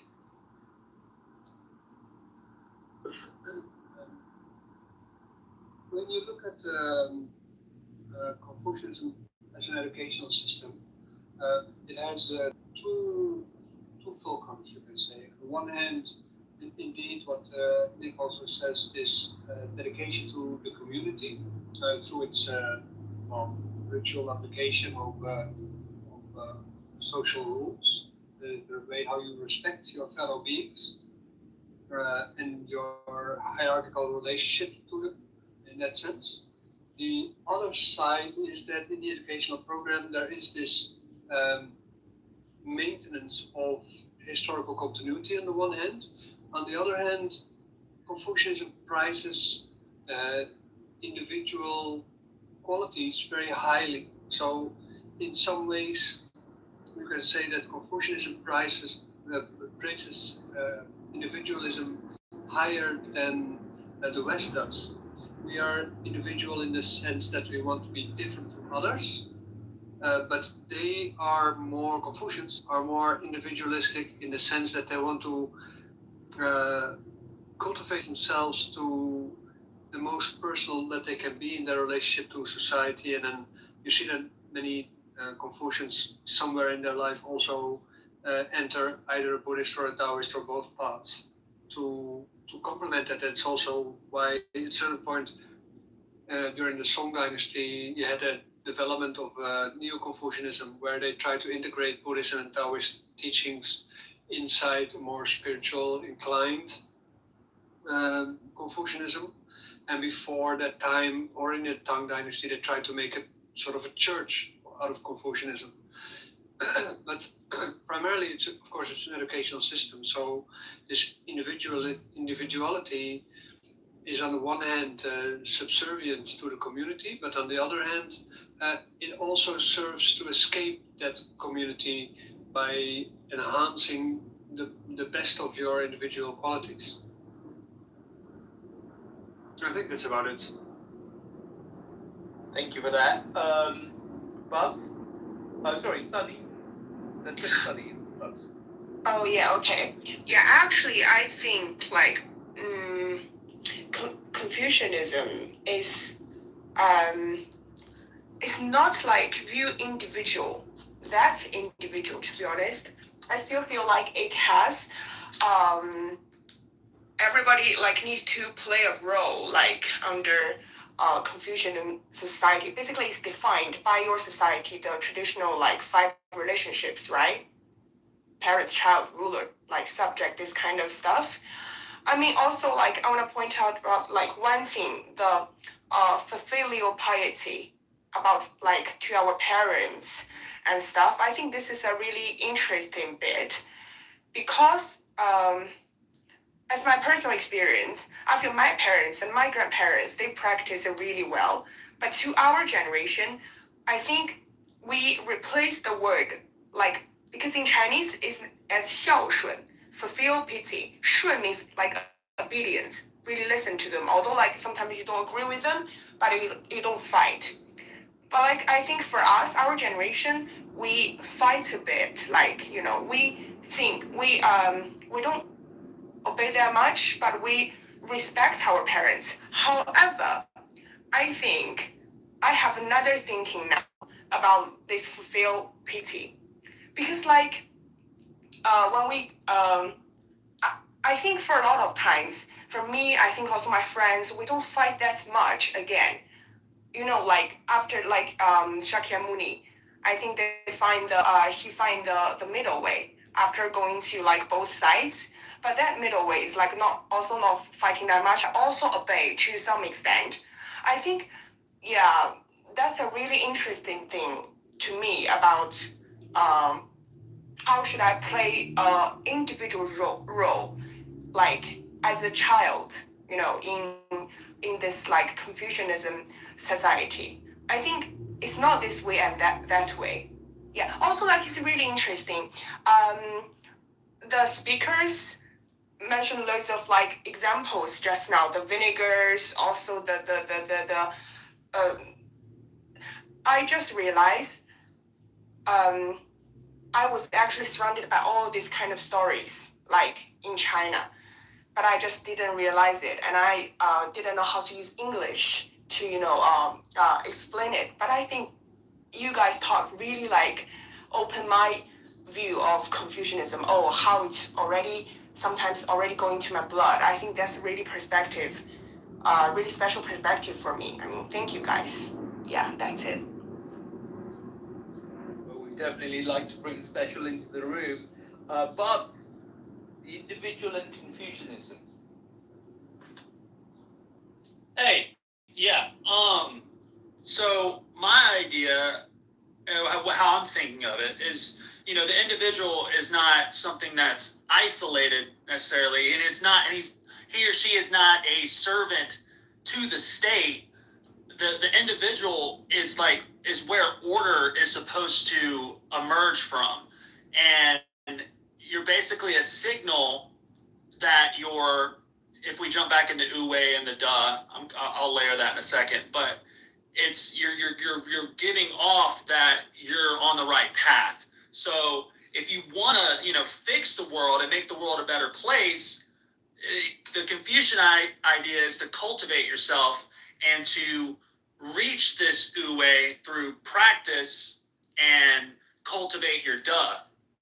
And the thing is, like I said before, the individual should start with radiating their authentic energy and their so basically you're trying to get to a point where you start off with or harmonizing your family, your community, and then your state, and then to the civilization, and that will emerge from you.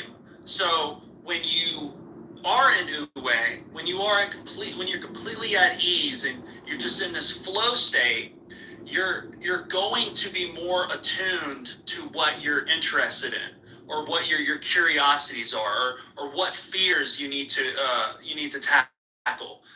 Your body is like a tuning fork. It's always sending you emotions and thoughts of things that you need to go look at, or things that you need to go conquer. And a lot of people hide in fear, anxiety, depression, whatever you want to call it, good, bad feelings.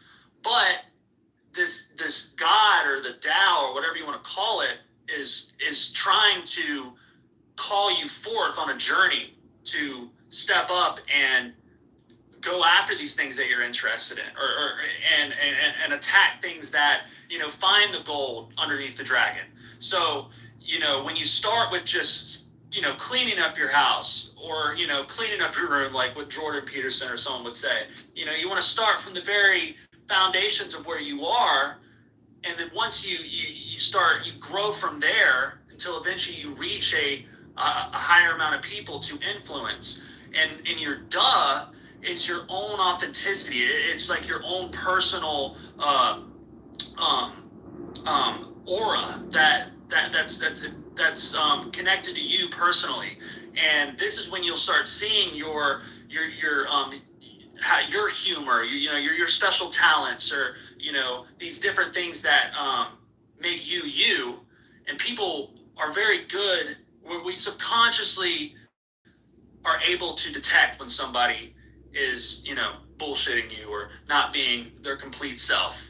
And you can tell when someone's being genuine. And then that's what is like a radiating force that pulls people in. And this is how, the idea is to cultivate these his idea was to get these rulers and these people who could lead the society into the next era.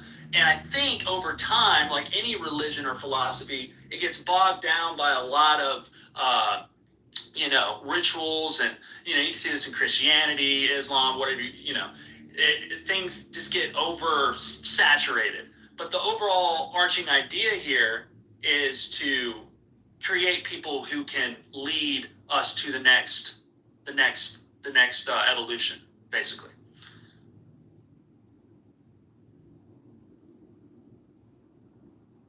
Awesome. Thank you for that. Prakash, what are your thoughts on the individual and Confucianism?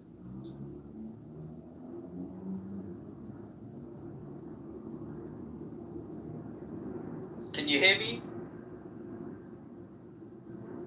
Can people hear me? Yes. Okay, Prakash, that can't hear me. Okay, Prakash, do you have thoughts on the individual and Confucianism? Yeah, I think all the speakers, already have kind of saturated that aspect.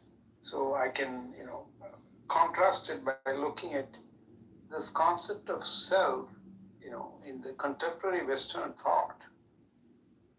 The individual is the epicenter of a society, right?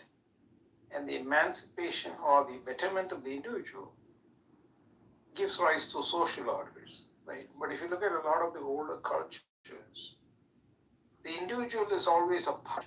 It's a relational self all the time, right? So you have to weave that architecture into how you think about,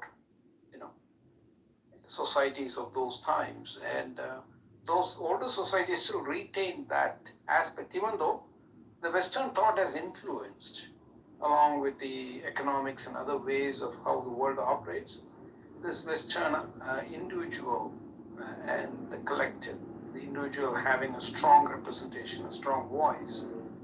And you can see, if you go back in time, there were kings and, queens, and, so the individual and the democratic way of how the society works now is now pitted against those kind of philosophies. So in a way, when we discuss about Confucius, for Sunny it is her own heritage. For us, it is just a philosophy that we hear through the lens of, scholars and practitioners.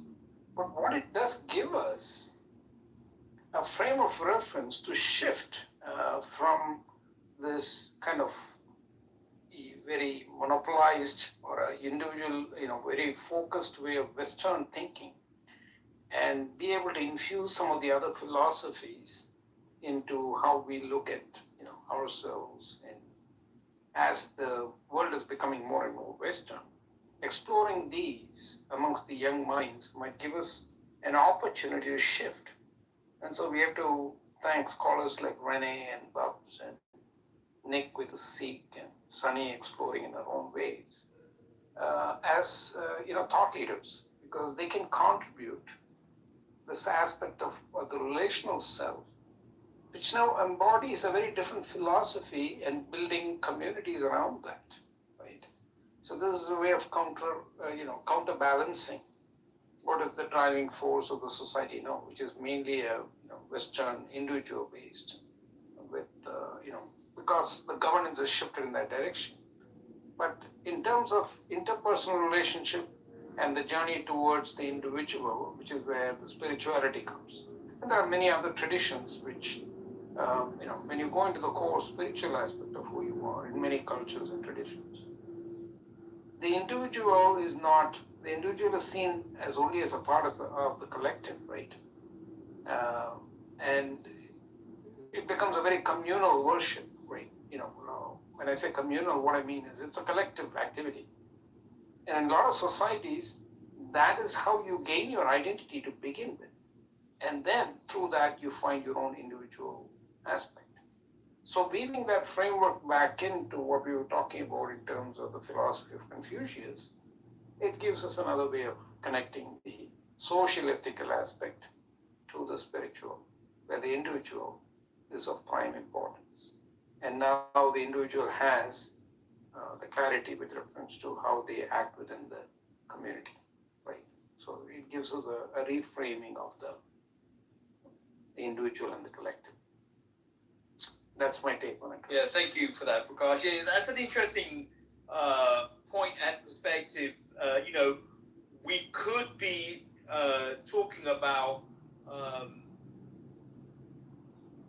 the individual not showing through in a Confucianistic philosophy, but obviously that isn't the case from what has been said in the room.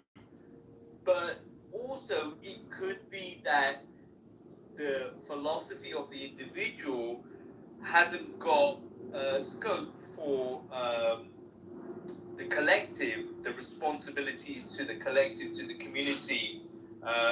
It doesn't go far enough when it comes to the individual. So I wanted to kind of go into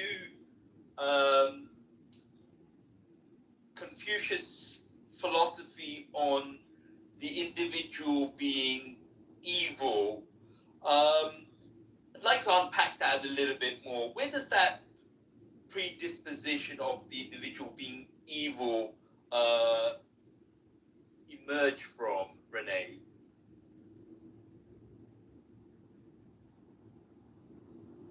Yeah.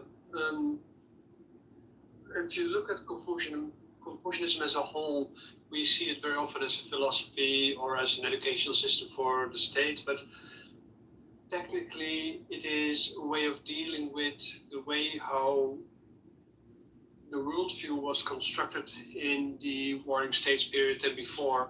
And people tend to forget that Chinese culture has always been an animist society, so Confucianism should also be seen in that context. And Molte actually described it the best, and you see that echoed in Confucius, because Confucius, of course, didn't write anything down. Only through third or fourth generation people we know things about his thoughts, just like with Jesus. And I think Mohammed is the only religious figure who ever wrote something down himself. But Molte described basically a sort of hierarchy of beings, which we later also see back in the Tibetan forms of Buddhism, although that's also mingled with Indian ideas. But you see it also in the folk religion of China, where the world is populated by all kinds of beings. and these are generally classified in 6 kinds, or 6 different realms. Or Confucianism says there's basically 3 realms of existence. There's the heavenly realm with its own kind of beings, and there's the water realm with all kind of beings, and society, human society, is part of that water realm. And then there is the earth realm with all kind of beings. Later on, when China developed its idea of hell, this was the place where you went to as if you died, because everybody, according to Confucianism, Buddhism, and Taoism, goes to hell. And then at the moment when they are in hell, to purify themselves to be ready for the next life, they're being accompanied by guardians, which are then demons. But there's all kind of classes of demons, and many of them, they live in all kind of realms. Also in the water realm, they roam around and they have their own society as a whole. And they can even become immortals at the same time. And human beings, within both modes and Confucianism, especially in the form of the teachings of Sun Tzu, they suggest that people are not born as good beings, but they have the capacity to be good.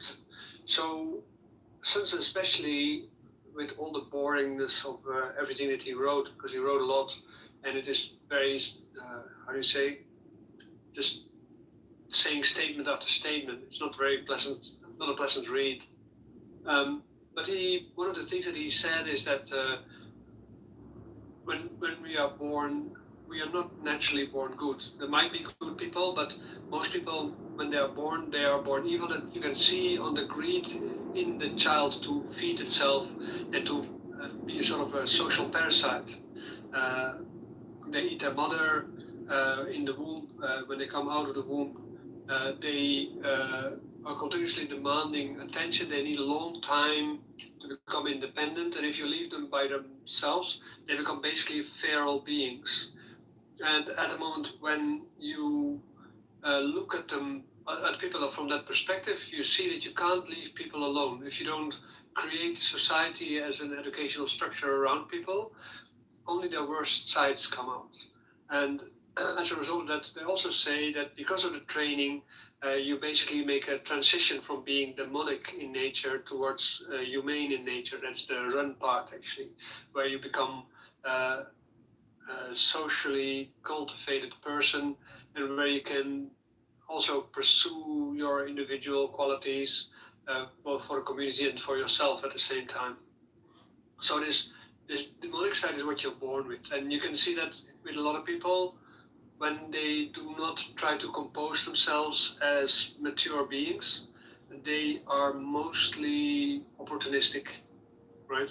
And when I was living in a monastery in China, my teacher sort of points out like Wu Wei is a form of opportunism, in the sense that you want to live without any effort, but you want to also see your opportunities in the principles of Tai Chi. Tai Chi as a lifestyle, as a philosophy, is based on that idea where you can say you seek goodness, right? But you also have to take your opportunity to get there. So by nature is entropic, so it doesn't really bring you to goodness. You really have to seek that at the same time. And to understand your own demonic side is therefore very important, because you have to see that when there is opportunity to grow or to achieve something, if that is going to bring you to your demonic side or to your divine side, and your human side is somewhere in between. I think, yeah, that's more or less what I think Confucianism contributes there.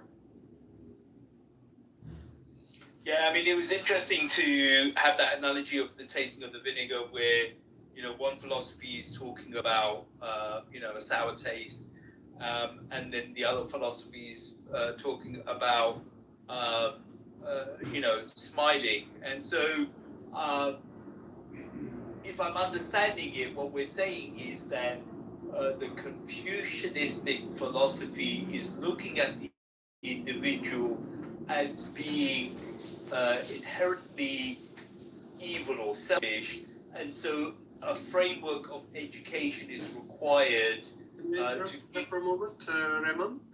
Because it's not all Confucianism who thinks that, but it's specifically the branch of Sun Tzu who thinks that. So Mencius and Sun Tzu, they're like two opposite sides. The one says people are by nature good, but they need education to stay good and to become better. And the other one, Sun Tzu, says people are born evil.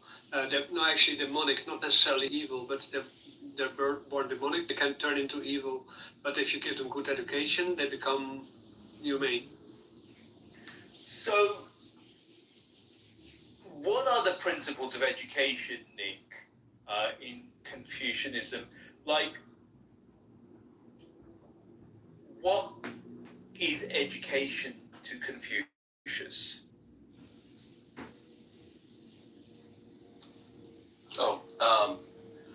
Yeah, in Confucianism, like I was saying earlier, there's this concept of Tian, in order to align oneself with. One can achieve this state of the Junzi, or ideal being, through ritual, which is Li, music, there's archery, charioteering, things like that, calligraphy, mathematics even. The five constants or cardinal virtues, benevolence, righteousness, propriety, wisdom, and integrity, sincerity, are typically seen as the things that are embodied for those who want to personify this Tia Li, this heavenly, cosmological, celestial mode of being. On another spiritual note, though, and on the concept of heaven and hell and this duality, while in Confucianism this idea of Tian is more ideological, it's a consciousness-based mentality, it's not pertinent to an afterlife. One of my favorite ways to look at that duality is Rabia al-Adawiyya in Sufism, and she's famously depicted with a torch in one hand and a bucket of water in the other. When she's asked about her actions, she stated she wanted to use the torch to burn down the rewards of paradise and the water to extinguish the fires of hell. And in this sense, she wanted everybody to love God as faith. And so for me, I feel like that kind of embodies this duality of realizing that we shouldn't do things out of fear of punishment or expectation of reward, but instead just to be the best individual that we can be for ourselves, our communities, our societies, nature, understanding the cosmos through education, ritual, initiation. So I guess that's how I would answer that. Thank you for that. Bobs or Sunny, you guys have any thoughts on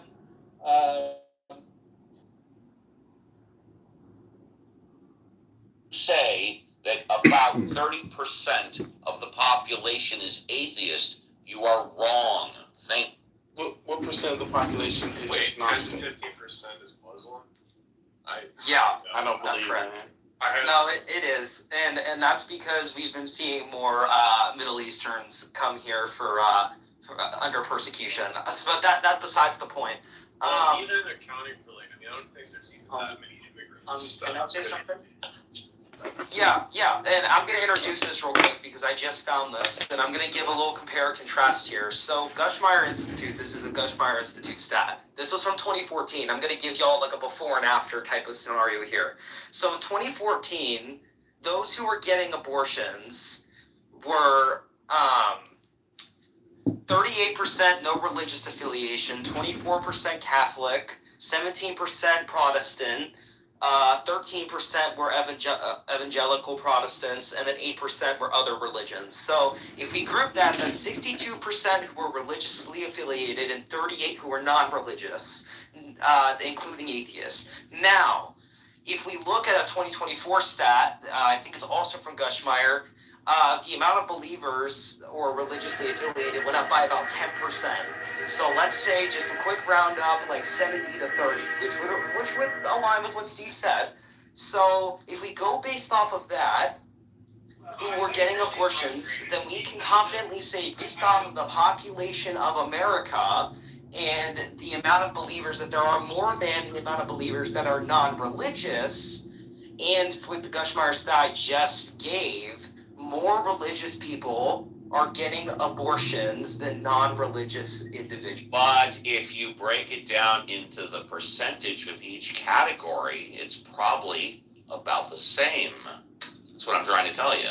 So The point is that we made there are more God believers getting abortion. And that is a statistical fact. Yeah. Well, I also, essentially, so I just to be what you call a certain religion, that doesn't mean they will just follow it completely. You know what I mean? There's a lot of women I know that go to church on Sunday, but they're getting railed the entire week. It's about having a belief in the God. It's all we're demonstrating. Because you made a claim that more atheists are getting abortions, and we just debunked that. Thank you. And you can, and by the way, you can, hello, you can give your opinion anytime you want. We just gave you the statistical fact. yeah, like, and also Abdullah, like, even if you don't contend in the United States, as I pointed out, we're more religious than European countries, and European countries have lower rates of abortion. Buddy, I didn't ask you, I asked Steve. Okay, buddy, stay, no, like how Steve says, stay muted and let them speak, please. You're not. No. It's about what we're talking. Beautiful. You're not the mod in the room. Nicely You're not running done. the room, so please respect the rules that the mods present. No, we just said stay muted We'll when the wait till mods. Jane I'm asking alright, Steve and JC the question and people are interrupting. Okay, what's that question? We were just talking about it, and then Narco just interrupted, and I forgot to bring in my time. You forgot the Thank question. you, man. We answered you. Thank you very much. We answered you then. We answered you.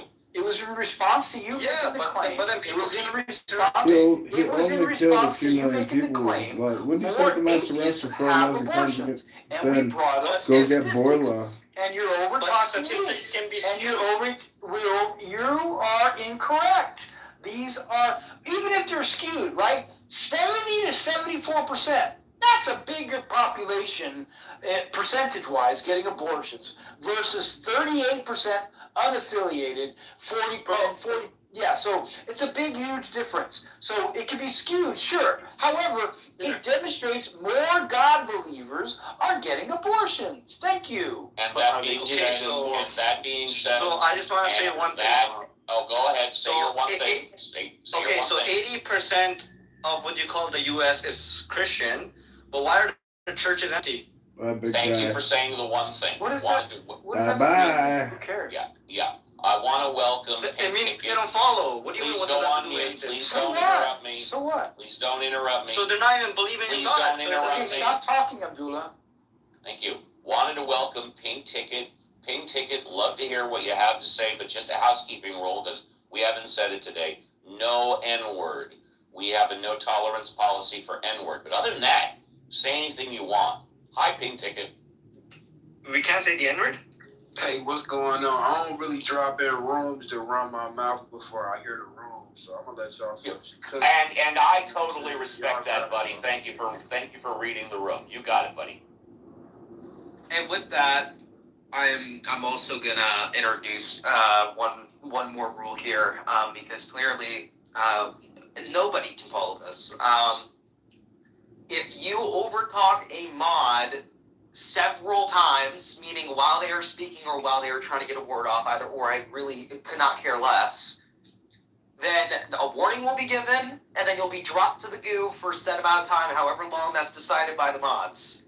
And that's just the way that's going to have to be, because the amount of times that I heard JCC get interrupted while he was trying to say like 2 or 3 seconds was not that much. He was being overtalked the entire time. And I don't have very good hearing. I'm kind of like regressing here. So y'all gotta let me be able to hear one person at a time. Thank you. That's all I ask, and thank you. A 16-year-old regressing? How is that possible? Talking against each other. Great. JC just talked over me. Actually, I was started before you, but anyway, whatever. I'm not going to go tit for tat. So we got something else to talk about? We solved the abortion issue, so atheism is not necessarily a pathway to be degenerate. So if that's your metric, abortion equals degeneracy, I don't think so. Well, if I could bring up, I mean, it's like, to me, it's like the fact that like religion is associated with, better outcomes overall. I mean, it's just not true. Religious people are more likely to be in prison. I mean, atheists make up less than 1% of the entire prison population. You know, and Could you drop that stat actually after I want sure, I'll do that, and it's especially really skewed for Islam as well. I mean, everyone in the Epstein files is an atheist. All right. That's warning one. That's hold on, Metro. That's warning one. Hold on. Don't overtalk Ahmad. Go on mute. We'll get to you. Go on mute. I promise. I don't take that long. That's warning one. So after this, Abdullah, if you overtalk Ahmad again or another person, then you will be dropped to the goo.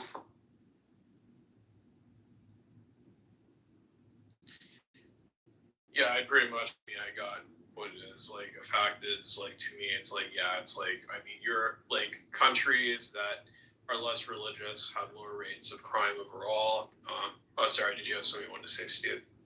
No, I was unmuted, but my dog was making some sound, so I went on mute. Please continue. Okay. Hey, can I ask one question? You can if you wait. Yes. Yeah, all we ask is you wait. Just wait. Yes. Stop being a good goy. All right, and that's dropped to the goo right there. It was not needed at all. Yeah. It'll be brought up in a minute. And Pink, I'm going to mute you because obviously you're having a problem. We will get to you, I promise. Thank you.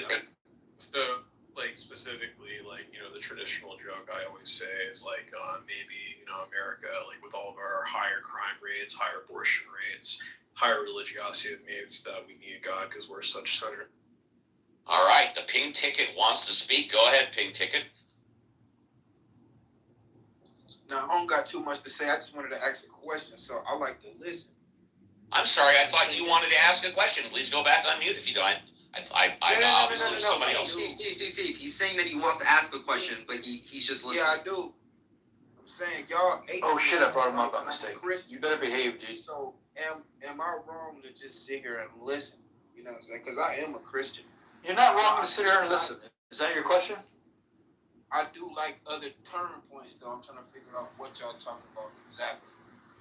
All right, go on mute and listen, and when you're ready to talk, we'll just let us know you want to talk. Go on mute. Well, I'll give him a quick synopsis of what we were currently discussing. Synopsis, thank you. Yeah, so what we're currently discussing was Abdul made a claim that atheism is a pathway to degeneracy, and he gave an example. More atheists have abortions, and we brought up statistical facts to rebut that, and we came up with a number that was 70 to 74% of theists, which are God believers, have more abortions. And before that, someone was talking to me about an automobile on Pluto. No bullshit. And before that, I think, what were we talking about, JCC, before that? Argument from complexity. Argument from complexity. Therefore, it must intelligently designed. And some geometry came in. Someone was bringing up if x is this, then x plus whatever equals this. Someone brought up some geometry, right? I don't remember that, but I was just given what we were most recently talking about. But yeah, so there you go, Pink Ticket. You're up to date. So we got new people on stage. We got Matthew and Captain. So I think it was yeah. Matthew We love to hear from the new people. Hi, Matthew. Hey guys, hey, I'm Steve, JCC. Hey, hey. On the ship. Yo. I hope you're well. Thank you. So to combat the idea that that's cool, bro. Appreciate the refresher, bro. Thank you. Okay, you need to stay on mute, Pink Ticket, because you're not ready to talk, right? You said you would let us know when you're ready to ask a question. Hey, didn't you hear me say I appreciate the refresher? He was just giving us. I think I was speaking to you, bro. It's okay. He was just being nice, saying thanks. Guy. Yo, the gay ticket. Well, you know what? I'm a control freak. Fuck. And I'm gonna move your ass to the audience if you don't keep quiet until you're ready to ask a question. All right, there you go. You can move this guy, bro. I love that. I am a control freak. That's my guy. That's my guy, Steve. I enjoyed that. Let's go.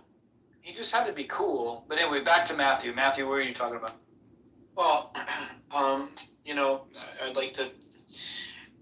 There's a lot of folks who come from the Abrahamic religions, whether they be Jewish, Christian, or Islamic, Muslim. They believe that, you know, the reason that people behave themselves is because they believe in God, and that without, the guidance of the good Lord above, people wouldn't really act or have harmonious relations with each other. But if you just take a look at an example of Japan, and I lived there for a decade, and by no means is it at all perfect. It's hardly perfect whatsoever. It's a very, very, very orderly society, very low crime as well, and they are not religious whatsoever. In fact, Abdullah, there's a very famous. Let me give you an example of this. So I used to work at. I won't go down the road, but anyway, so in Japan, people basically aren't religious, but they have very strong social order. So I left the wallet one day. I was going off to work, and my wallet had fallen in on the Yamanote line platform at Shinjuku Station, which is literally the world's most busy train platform. 3 million people line up on this platform every day. And I came and I, it's one of those things where you kind of drop something and then you get on the train, and then I patted my pockets. Oh crap, I know exactly like where I dropped it because I kind of heard it, but I didn't think about it at the time. And I wasn't worried about it because I knew that when I came back at the end of the day, it was going to be exactly where I left it, on the train platform, or some Japanese person would pick it up and they'd bring it to the small police box. But what's your point? Dubai is literally the safest country in the world. So my point is that without the Japanese being religious, or having to answer to any kind of God, what they do is they watch each other's backs very well. So I came back at the end of the day. It was around 8 o'clock. Did you know the history? Or DuPage County. Did you know the history of Japan? Where the night is fucking killing DM everyone. us photos with your couch. Yeah. That was We will thank you. send quick quote and Yeah, thank you. availability. So they had. It's not wrong. Every nation has problems and dark history. But I came back and not only was my wallet there in the exact same place, all the money was inside of it, everything was in there, my ID. And not only did the Japanese not steal it, but they literally walked around it, like they looked down at their feet. They walked around my wallet so as not to kick it into the train tracks. So it had to have been literally like 1,000 people looking down, seeing my wallet, not touching it, walking around it, not kicking it, for, over the course of whatever it was, like 11 hours until I came back to the station. And this is common. You can look this up on stories about Japan everywhere, and it's absolutely true. Now, again, it's not perfect, but it's extremely clean, extremely ordinary. You can leave extremely high trust. You can leave your doors open, leave the bicycles anywhere. Again, there's things about the country that do drive me crazy because it is so orderly, right? Because they are so nitpicky about everything. But they do all of this and they really consider each other. And from a very young age, the Japanese kids, they don't have cleaners. They clean their own washrooms. They wash the toilets at school. They wash the walls. They wash their desks every day. They literally wash the floors every single day in their school. They take the dogs out. They walk each other home. In the city, Greater Tokyo metropolis is 44 million people. You will have like 4-year-old kids, 5, 6. $300 billion saying that they're going to have access to a $300 billion reconstruction fund. True or false? Well, and that's the sort of thing they could have access to, funded by the Gulf Coast Coalition, so long as they honor their obligation. I think that one of the things you're going to see, Ed, and people have to be, is that the hardliners in the Iranian system will overemphasize the benefits that Iran gets while underemphasizing all the things that they have to concede and all the things they have to provide in order to get these benefits. So we absolutely are open to the Gulf Coast countries investing in the destruction of Iran, but only if Iran ends their nuclear program, ends their enriched stockpile of material, and is really open to an inspections and enforcement regime that gives the American people confidence they're never going to have a nuclear weapon. So I think the dance you're going to see, Ed, which is going to be interesting, is the Iranian media, especially the hardline media, they're going to talk a lot about what they get without talking about what they give, it's important for all of us to correct that record. So not only did Vance confirm Iran will receive $300 billion in damages, but he also confirmed another claim widely made by the Iranian media, that the US will pay $24 billion in cash to Iran. Say they're going to get $24 billion in frozen funds. They hit certain benchmarks. Is that? Well, again, Ed, we're open to a lot of things that are on the table, but that $24 billion just doesn't appear anywhere in any of the texts that we've talked about with the Iranians.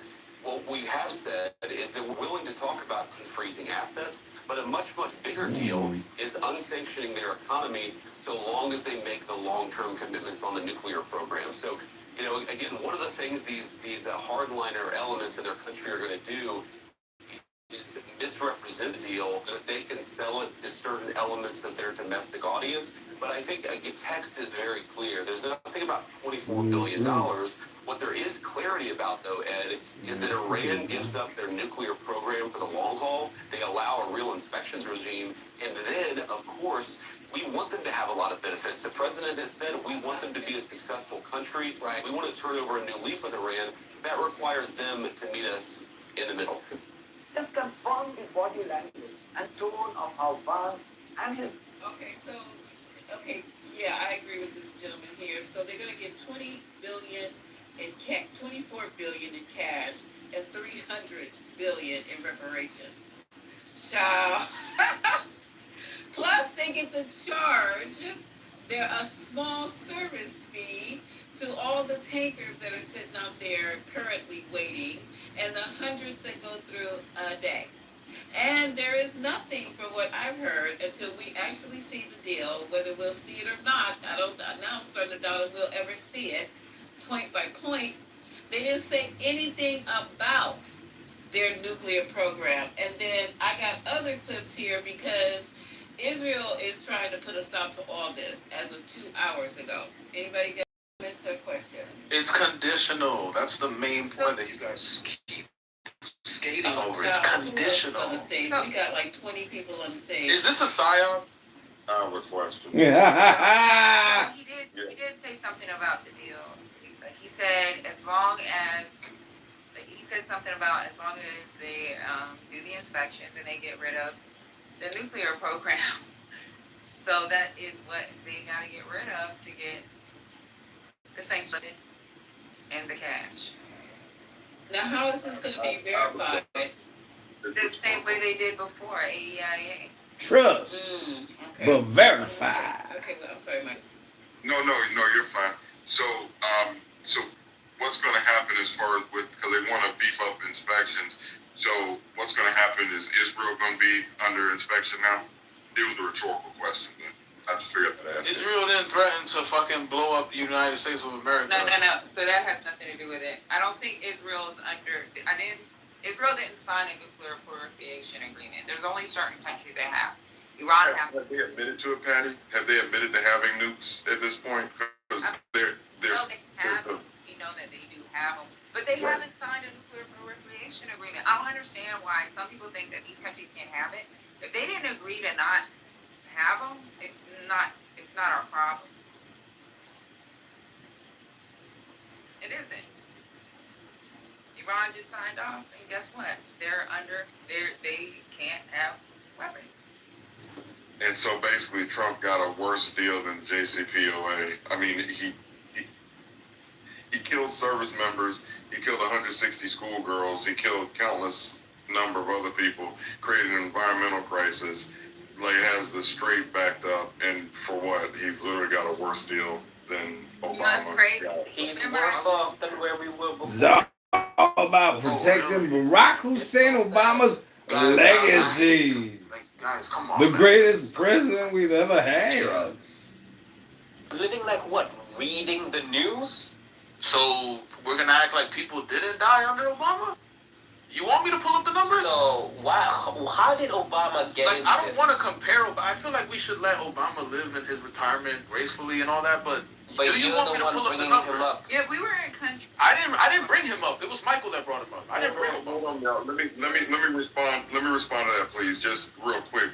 So me know why your president president, Donald Trump brought it up when he ripped up the JCPOA, and also when he talked about Obama and his Nobel Peace Prize and anything else he said about Obama. They even talked about Michelle Obama being a man at the UFC event last night. They can't keep Obama nor... That has nothing to do with Trump. That's a stupid MMA fight. No, hold on, you know why? I'm just saying that to say that we wouldn't be here with Iran if he just would have... Donald Trump ripped up a deal that was done. So I'm saying he bought it in. He bought Obama up. Like, I'm just talking about what's going on right now. Your president bought him up. But guess what? Your president also, because you live in the United States, right? Your president also made a deal that is working and it's conditional. They don't just get the money. Why do you guys ignore things that are told to you? Like, it's like you guys, your brain just selects things and just deletes it. Like, it's conditional. Like, come on. Like, what the hell? What does that mean? The fuck does conditional mean? I'm trying not to pay attention to what Trump, so please explain That's what I'm it to me. saying. Like, that's where you're being dishonest. Even Patty heard things like... J.D. Vance in this clip did not name one condition.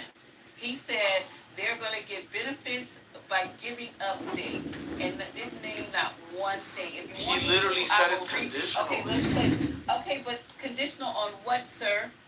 Let's play it one more time in case you didn't hear it. Patty, could you please explain so I don't want them to think that I'm being... Patty, explain. Okay. Because literally, she said, literally, look, Patty was saying the nuclear program, the text that we nuclear program, that's the number one thing that we don't want them to have because of their ideology. But a much bigger deal is unsanctioning their economy so long as they make the long-term commitments on the nuclear program. So, you know, again, one of the things these hardliner elements in their country are going to do is misrepresent the deal so that they can sell it to certain elements of their domestic audience. But I think, again, the text is very clear. There's nothing about $24 billion. What there is clarity about, though, Ed, is that Iran gives up their nuclear program for the long haul. They allow a real inspections regime. And then, of course, we want them to have a lot of benefits. The president has said we want them to be a successful country. Right. We want to turn over a new leaf with Iran, but that requires them to meet us in the middle. Can we just confirm the body language and tone of how Vance and his delusional fool boss spoke before and immediately after they launched an illegal war on Iran? This is what Iran has earned because of its decision to stand up to a rogue bully and his terrorist Israeli master. It seems Trump has no option but to even throw that baby killer in chief under the bus now. So, but let me ask you this before you go. Is Israel on board with this? It doesn't appear so at this time. What are you hearing? What are you thinking?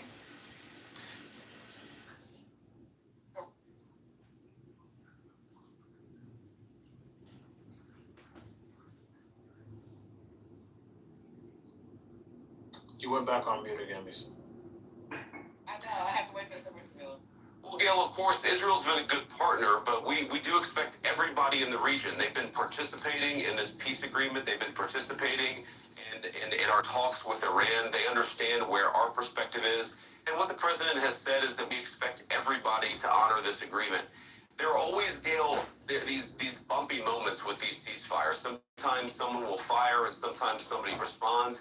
We think right now that there are probably people within Iran, because of the internet blackout, that are not even aware that this deal has happened. So we certainly expect the Israelis are going to be a participant in this peace process. But we think it's going to be good for them. It's going to be good for us. It's going to be good for the Gulf Coast Coalition. And Gail, if the Iranians comply with their end of the bargain, it's going to be good for Iran.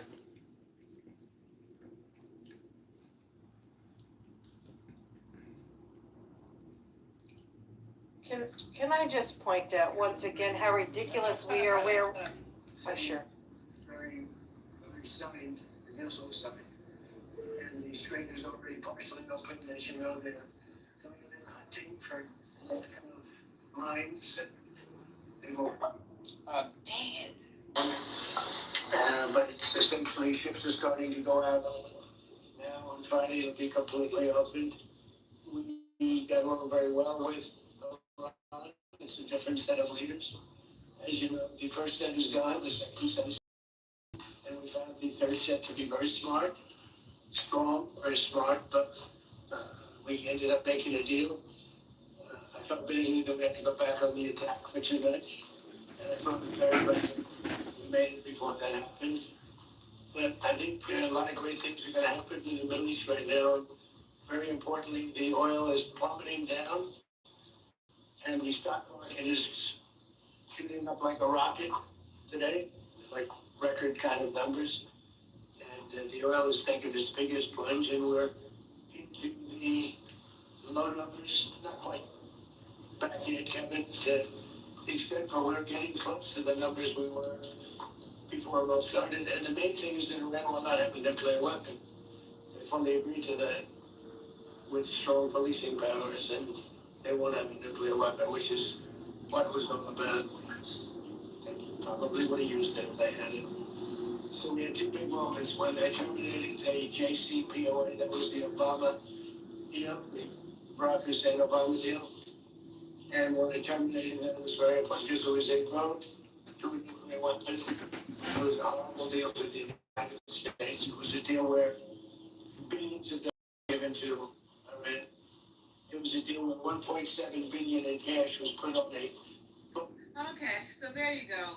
$1.7 billion in cash, but they're getting $300 billion today, as well as $24 billion. What a deal! What a deal! And they had agreed in the JCP. I can't state this enough.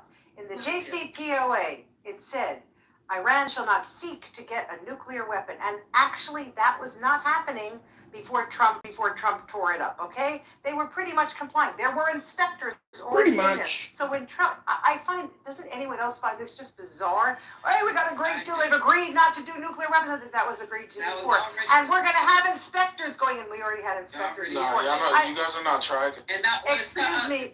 Yeah. Tonight. Yeah. Go ahead, Tira. Yeah, no, I mean, all of these things, and the 3 to 4 moves, it was open before. Iran was not charging tolls or getting service fees. It was free. It was free. I did not understand. Why, I can't be animated? Is that, now you're tone policing me? Oh, that's interesting. Thanks a lot, but I don't need that. Listen, I just find it just bizarre. He's acting as if we live in an alternate reality where no one knew that the JCPOA actually was a pretty good deal. And that 1.7 billion is going to look like peanuts compared to the amount of money that Trump is going to wind up giving Iraq. The JCPOA was ignoring something very important that you didn't know. On the stage, but B1, Big M, T.I., Ed, Marlene, Peggy, Deborah, Omari, Michael. This is not going to be a podcast. No. So everybody on stage, we're going to participate because we're not going to let one person continuously talk the whole night. That's not how this is going to go. Well, Trump, I just say he's not talking. He's not talking like he won anything. In fact, he sounds like he's on his way out. He sounds worse than y'all said Biden did in a debate. He's losing. Very low bravado today. Because he stood up watching a fucking UFC fight and then he had to fly over. Lord, could you please stop talking? Like, come on, man. He's 80 stop years talking. Stop letting other people talk. I want to just give a shout. I'd like to give a shout. I'm the only person refuting you guys. Like, there's nobody else. Anywho, I literally do not believe anything until things are actually signed and Israel actually agrees not to, considering I don't see how this goes forward, considering the state of Israel is saying that they're not going to stop bombing in Lebanon. They're not going to give up the territory that they stole, and they're all in the guise of going against Hezbollah in their own country. Lebanon is not part of the deal, that's why. So if that was any kind of, it's not like they're doing it for no reason. They're doing it, again, also to degrade Iran. So I don't see how you actually have a viable deal, which, by the way, sounds like absolute bullshit. Lebanon was never part of the deal. Excuse me. At no point did I interrupt you. Educate yourself. You're saying control hey, yourself. Could you try to act like an adult, like even a semi-intelligent one? You're not intelligent because you didn't know Lebanon was not in the. Again, why are you speaking That's a to me when lie. I'm still speaking? Why are you speaking to me when I'm still speaking? Like, ew. No, you ill. You gotta educate yourself. Again, you're not. You literally have not said anything that's been at all interesting. Okay? Or accurate. Or intelligent, or even accurate. Just shut up. Like, at this point, maybe you'll understand that if I speak to you very childish and disrespectful. Maybe you'll understand that. Shut up. Let other people speak. Okay? We heard you many, many times while you repeated yourself. Great. Okay? Anywho, as I was saying, I don't believe any of this. Until, again, there are agreements on all sides, and again, this still sucks. It's definitely not anywhere near as good as the JCPOA. All this money being spent and also being given, this is such a lose-lose. I can't even believe that it's actually a real thing. That's because it's such a losing position that I don't actually even believe that is actually. It's like, do they want an extreme position? Allow me to make 2 quick points. I just wanted to. It's so crazy. I've heard liberals today say that Trump failed to follow the advice of his military generals. Therefore, he lost the war. So Obama's name out of his mouth, for one. So he keeps Obama in the conversation. Also, too, when I said that Trump is not my president, Mino Y was right that I am an American, but everybody knows because Tucker Carlson brought it back up again the other day. But you know that Trump did not put his hand on the Bible and do the whole "I do solemnly swear" situation about that he will, to the best of his ability, preserve, protect, and defend the Constitution. He literally didn't do that. You can go, Melania was holding the Bible and he didn't have his hand anywhere near a Bible. So really, he's not my president. I don't think he's anybody's president at this point based on that. And I land. That's it.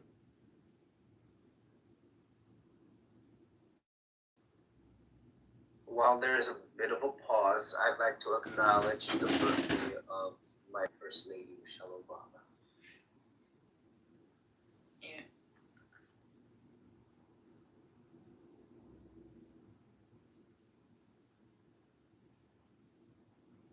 Sorry, I know that we've been accused of, we're doing like Donald Trump bringing up Obama all the time, but it is her birthday.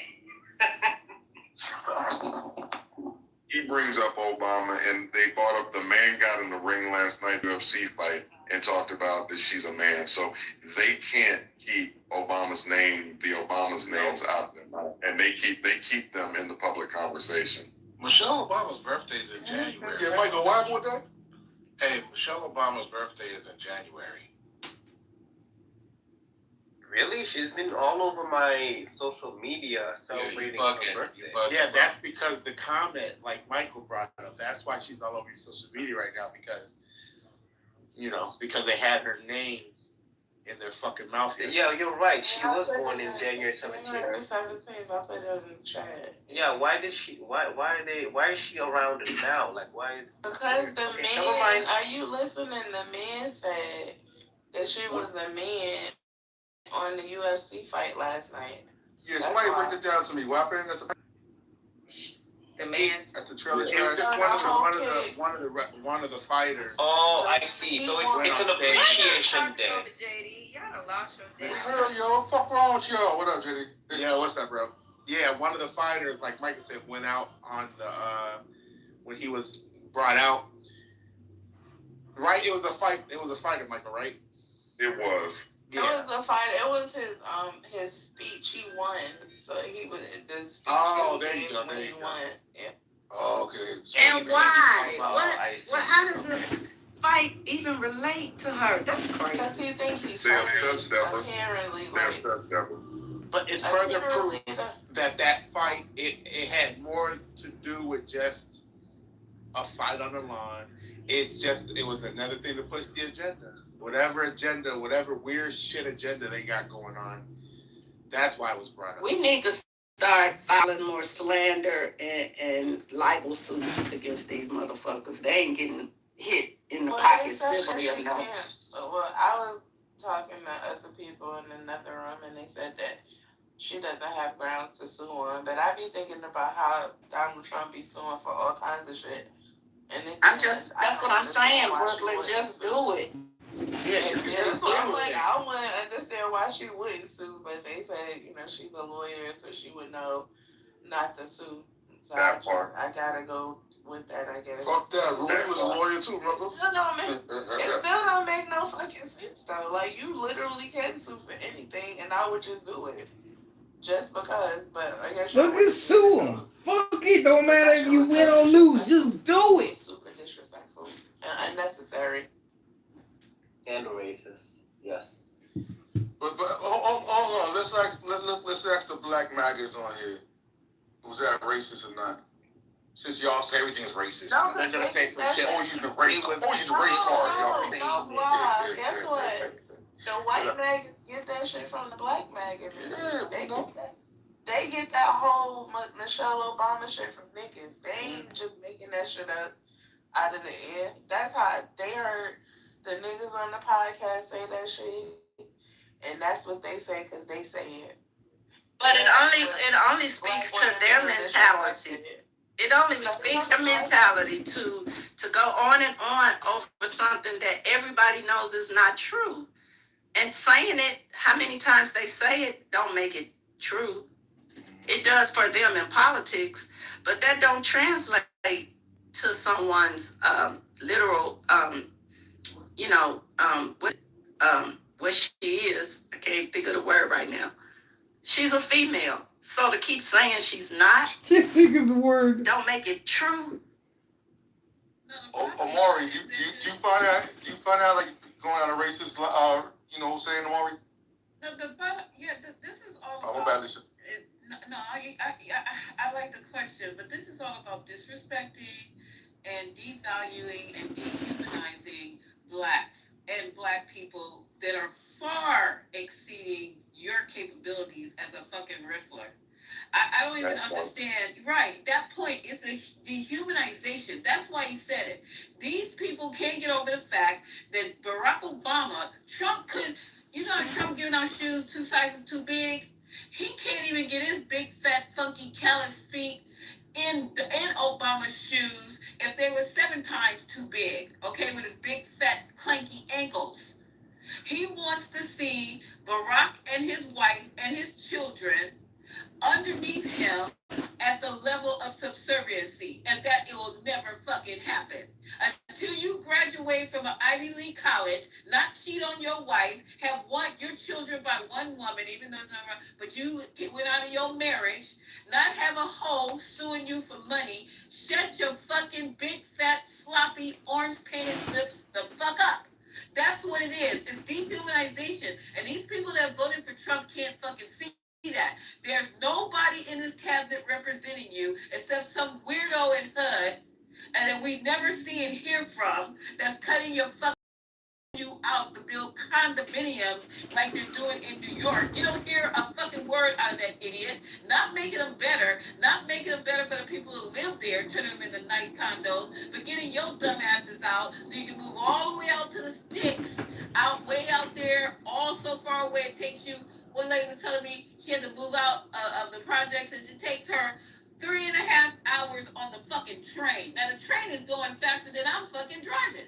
And it's taking you 3.5 hours on the fucking train to come back into the city. So I don't want to hear nothing else. She can be a man. She'd still be better than Melania with her coochie on the internet.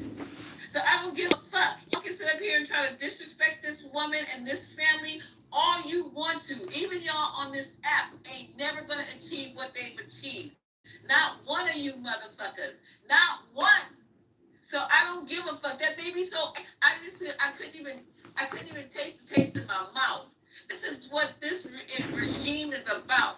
Dehumanizing black people. I'm not even saying people of color anymore because I'm tired of that. That's a weird ass statement. That's too inclusive. He is doing it to blacks. If it's not the books, if it's not the pictures, if it's not the slave memorials at the motherfucking park, it's everything that got to do with blacks. And if you don't see that, I don't want to hear none of your other fucking arguments about we jealous of a big, fat, fluffy, incontinent man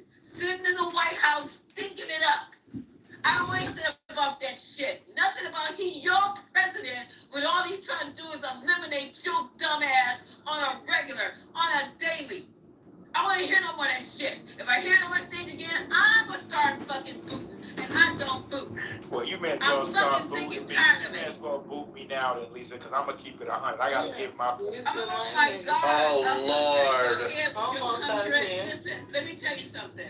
Go ahead with your 100 because it's gonna be fucking fake money. So go right. I was gonna say that's the type of shit Homo Thug be saying about that lady. Just so crazy shit. I'm sick and tired of the man Homo got a Thug. fucking degree, 2 degrees from a fucking Ivy League, was a lawyer, ain't did nothing. First they wanted to be gay. They had him in a thing sucking dick. Anything they could fucking possibly do to this family. And we as black people, while we're slowly being eliminated, demoralized, devalued, humiliated, we sit up there helping them.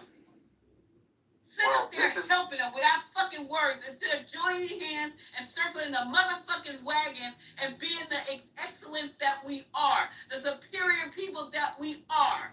The superior people that we are. It's time to leave. Y'all motherfuckers will be left behind, and I don't give a shit. I'll leave you a fucking basket, a bottle of water. Oh, I forgot y'all out. Well. So let me just say this before you boot me out of here, right? I only could say I don't have nothing to say about this the Barack Obama and his family, but I have something to say about Barack Obama. He's prominent.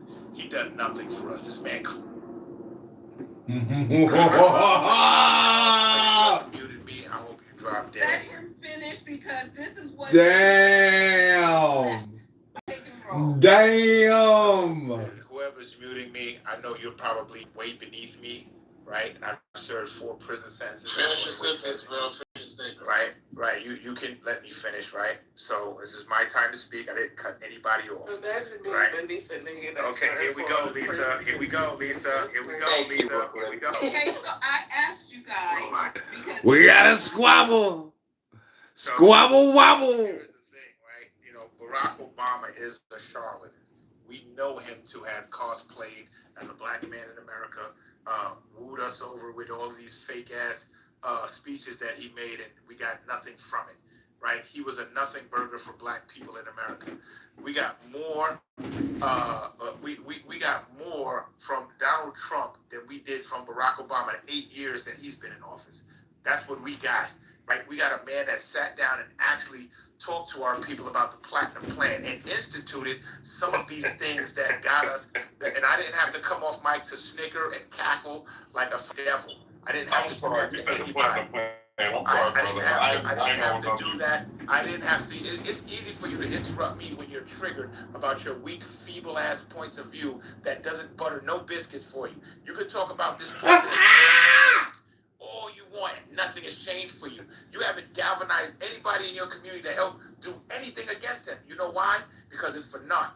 This helps you. This is your therapy. Your therapy is that the Democratic Party is no longer a viable option for black people. Okay. But the Republican, excuse me, let me finish. So you can keep muting me, right? Because this is the echo chamber room. This is the echo chamber. This is the echo chamber room that the act talks about. This is the echo chamber. You can shut your orphan. You are an orphan. It's an echo chamber, Lisa, because every time that I talk, I get cut off. You can keep saying that all you want to. You can keep saying that all you want to. When I speak, though. Okay, but let me say, you guys, I'm going to ask you, it's not that I'm trying to prove anything, because I know what the 420 stands on, because I know what I stand on, and you guys know what I stand on, because you always motherfucking complaining about it. So this is not a motherfucking echo chamber. Let him land. And this is not your podcast, Thug, because you're talking about somebody that I could care about, so I'm biting my motherfucking tongue right now. So land your fucking plane, say what you gotta say, because I've heard this already. It's just a repeat. Land so your fucking plane. Keep devaluating, and minimizing and minimizing. Keep going, and okay, you will be so, done. Lisa, you know I respect your space. I just hate the mods that you mod in this room that are triggered, that love echo chamber of fucking rooms. That's what I hate. I hate that part. I respect your space. You can be quiet, you orphan ass bitch. You ain't got no mother or father. Hey, you ain't got no mom. Watch your mouth. Woo! Here we go. Fuck we talk about. Okay, you guys just couldn't help yourself. I'm not bringing them back up. When I ask you to do something in this room, which I rarely do, I expect it to happen because this is the shit that goes from room to room, and you guys don't have to stand on nothing that has to do with 420. My name and people got my fucking name in their mouth 24 hours a day. So go right ahead. You So do? let me say something real quick, because I think somebody named Love think that Homo Thug is funny. Well, let me tell y'all something. I don't see how a person whose mother died at 10 and was raised by her father and her family was an orphan. But if you want to take the side of a nigga that got fucked in the booty for a whole for 25 years or better, happy to know you. Pride. Good for all of you. You know what I'm saying? Like, that nigga couldn't touch me with a fucking a 10-foot pole. The bitch is a bum ass homo thug. He probably gonna go back to jail in a few more years. And when he does, I'm gonna get him shanked. Fucking bitch. I've never heard in my life somebody brag about serving 4 prison sentences as if that's supposed Like to be it's a bragging right, because what it says That's is, crazy. I needed the help of the white man to teach me how to act right. I needed the help of the white man to teach me how to abide the law. There was not enough discipline in my home to teach me how to act in the real world as an adult. And that's supposed to be a flex that you did 4 bids in the penitentiary. It's disgusting, and for 5 years he has continued like it's almost like when you hear a person that served in the military and they're proud to say, hey, I'm a veteran. That he treats it like it's a badge of honor, like he's a much better person or a harder individual than the rest of the prison for 4 different times. And it's sad. He always reminiscing because he missed his prison husband. That's all that is. We understand what it's all about. We get it. You have to tell us in your own way. That's why he always. This isn't very LGBTQ friendly, Brooklyn. You know what's going on. This is not across the Martin Luther King in here tonight. We're not doing it. Can I just point out something about the platinum plan? Okay, go ahead. Yeah. Hello? Okay. No, go ahead. I'm sorry. Yeah, sure. No. So Trump did propose this platinum plan in 2020. Of course, he lost the election. Point out that in 2024 and 2025, the new Trump, that has never been re-proposed. Moreover, under Trump's new, sort of seemingly very new profile, that would be considered DEI, right? He would never be proposing specific money for blacks or for black empowerment zones or jobs for black, because his new administration seems to feel that anybody who's not a white man is a DEI person, and so we can't give them anything, no particular program, no specific program, etc. So the reason it's not back is because Donald Trump has essentially espoused what I consider to be a number of racist policies and will not be bringing anything like that back. So Trish, let me ask you this: what do you think? Hey, Sarah, hold on, Thug. Before you go, Thug, real quick before you go, I just want to say one thing about what Tara said, and I'm literally, because I want you back up here. Tara, I wish you wouldn't, because I literally just stopped laughing about the damn platinum plan thing. So I wish you wouldn't have brought that up. I had like a brother, like I had a fucking laughing fit over here. So my bad. Sure, a nothing burger, just to cut me off to make a nothing burger. I understand how a nigga that was Trish,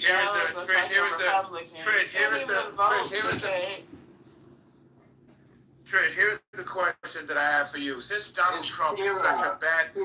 But Tara was speaking, wasn't she? No, I'm done. Oh. It's fine if he wants to respond. It's fine. Oh, that's Tara. I thought it's okay. No, don't worry about it. It's fine. Don't worry. The question that I don't have my glasses on. I can read very well, you ignorant bastard. So, Tara, here's the question. Okay, you guys, I'm serious right now, because I can close this room. I really do. Don't close the room. Move the people who are disrupting, Lisa. Yeah, because I really do. I really do have other shit that I could be doing. So Tara, since this president is so bad in your eyes, right? When his term is over, who's next that's going to do the bidding that you think should be done for the American people? Who you think is next? Well, I hope it's not J.D. Vance or Marco Rubio, who's shown to me, both of them have shown no spine and they have no guts and they have given themselves in, to a So man so who you doesn't don't deserve. see no viable candidate in the Democratic Party coming up that will do the bidding of the American people? Well, look, I think both parties struggle to do the bidding of the American people. To be honest, I think our system is relatively dysfunctional. I hate the fact that we are seemingly enthralled to, people with big money, pharma, people like that. I think it's really bad, but that's the Supreme Court, and they have established in Citizens United the fact that money and big corporations are going to basically govern a lot of what we do, which is really unfortunate. However, I think there are some people, you're seeing some signs in the Democratic Party, like I think John Ossoff has been showing, some interesting rhetoric, let's just say, in the past month I have been impressed with. I also I liked Wes Moore the last time. I'd like to sort of hear more about him. I understand there's some maybe potential issues, but I thought he's an excellent speaker, and he seems to have some good platform points. So I think there are some people emerging. I don't really like Gavin Newsom that much, to be honest, but I think there's some people emerging in the Democratic Party who I'd like to hear more from. It's still 2 years away. I'm not going to basically give a front runner or anything like that. But I also, can I just finish? Go ahead, sorry. Let me just finish. So, I look at what the Trump administration is doing, and I mean, honestly, look, I'm white, and so maybe me speaking on this is not such a great thing, and I'm sorry if I'm offending anybody, but I feel like watching them try and destroy history. They tried to take away the slavery from Harper's, from the John Brown Harper's Ferry exhibit. I mean, this is craziness, okay? They're trying to change the Smithsonian, the history, to basically take away slavery because it's unpleasant. Think about some of the things that they are doing, and quite frankly, their stance against DEI, to me, is revolting, because what it's saying is mediocre white men, and there are a hell of a lot of them, are the only people who we should trust, right? Everybody else, whenever it comes up, is like, oh, that's DEI, they're DEI. Any black, any ethnicity, okay? Any veteran. It's all DEI except for white men. And if you look at Trump's cabinet, you will see a hell of a lot of mediocre white men. So what bothers me a lot is we are seeing racism emerge in this country in ways that is, I think, extremely depressing to me personally, and ways that should not be happening right now. We should be working together to be better, let's just say, instead of pulling each other apart. And that's what I think Donald Trump, that's what I think the MAGA people have done the worst. They have empowered the worst racists among people, right?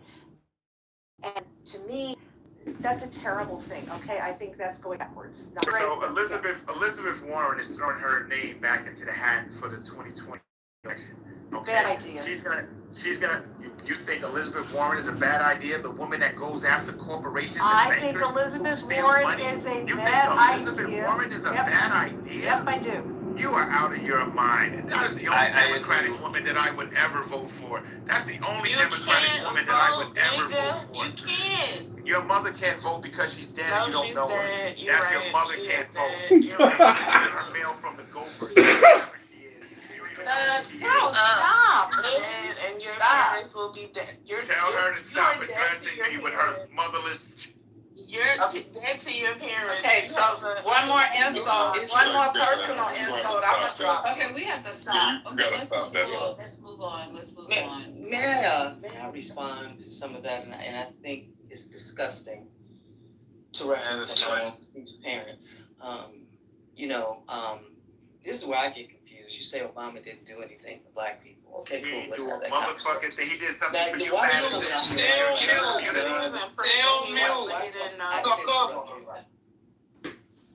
Because he did something for you and your gay community, man. Well, you was in prison, so Doug, are you trying to get dropped?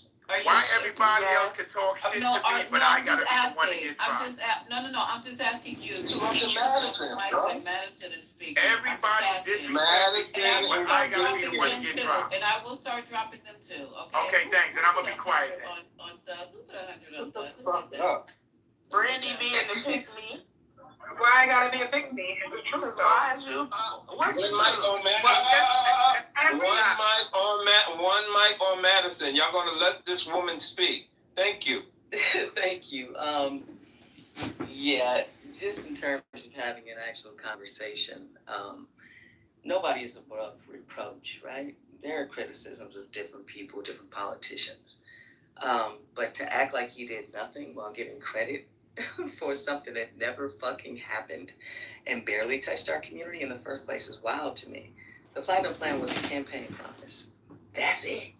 It was not legislation, so it shouldn't even be talked about. And the First Step Act, I know that, people who were or are incarcerated really love that, but what's kind of stupid about it is that it didn't transform the lives of Black people. We're not talking about state prisons. We're talking about federal ones. We're talking about white-collar crime and yeah, some drug cases, right? So it affected a few people. Most Black families are still dealing with the criminal justice system. They never saw a benefit from that. It didn't fix policing. It didn't fix the bail system, cash bail.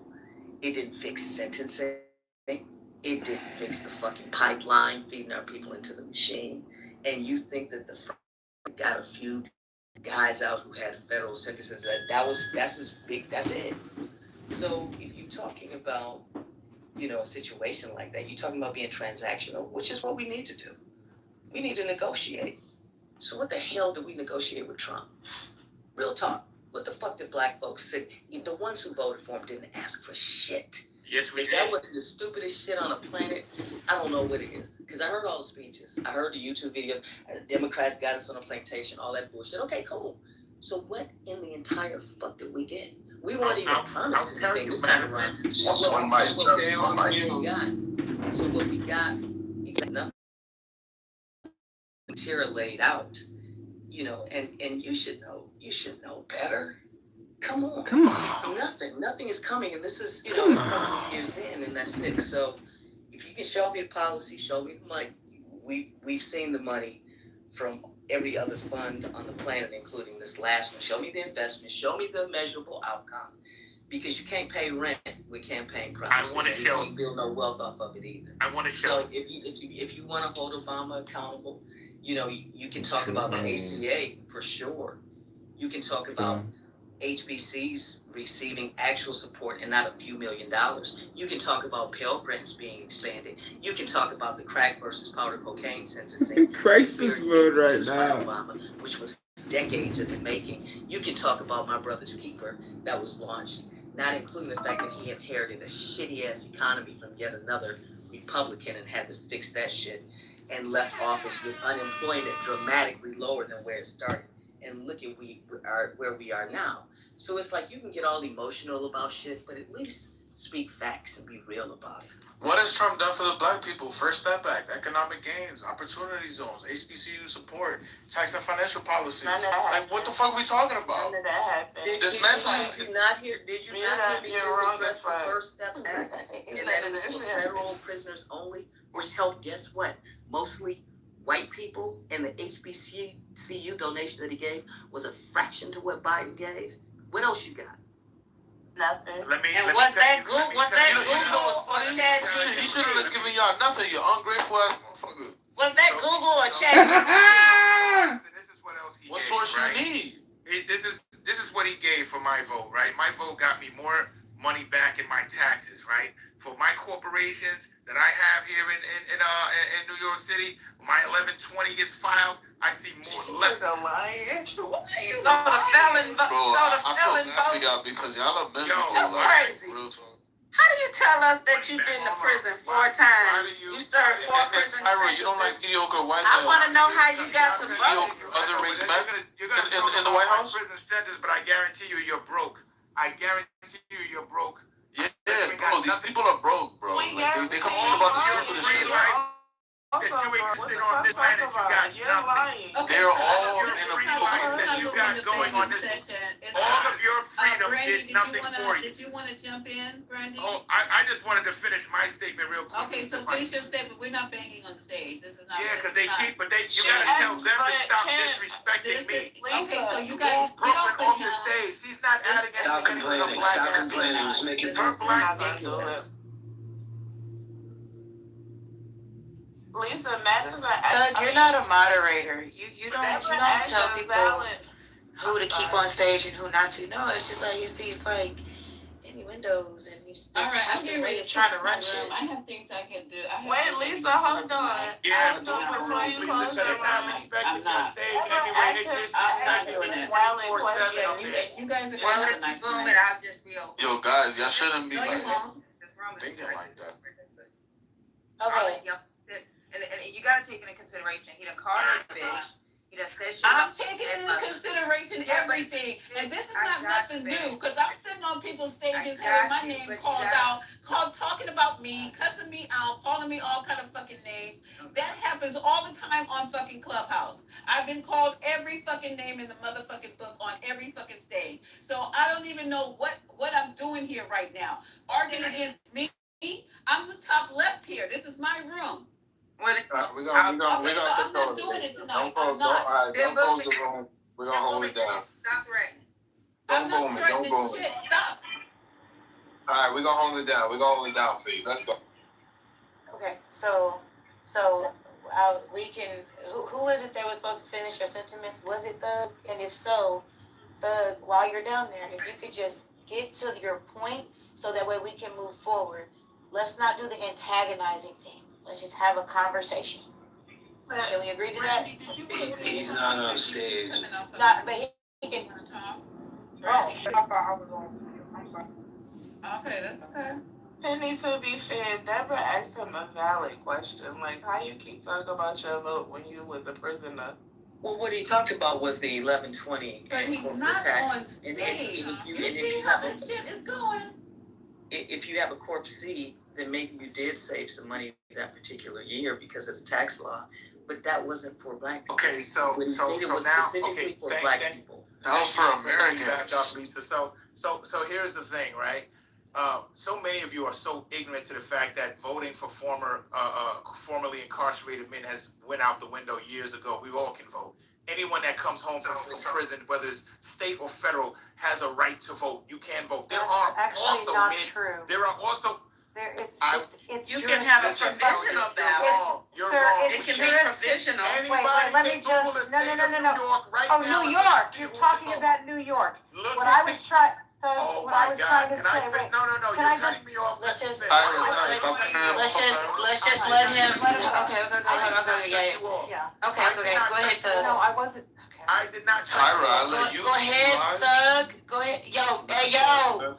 Menawai, come on, dude. One mic on Thug. You know, it's telling that my education is surpassing a lot of people who claim. Just get to the point. Don't do that. Just make the point. Just make the point, dude. Don't do that.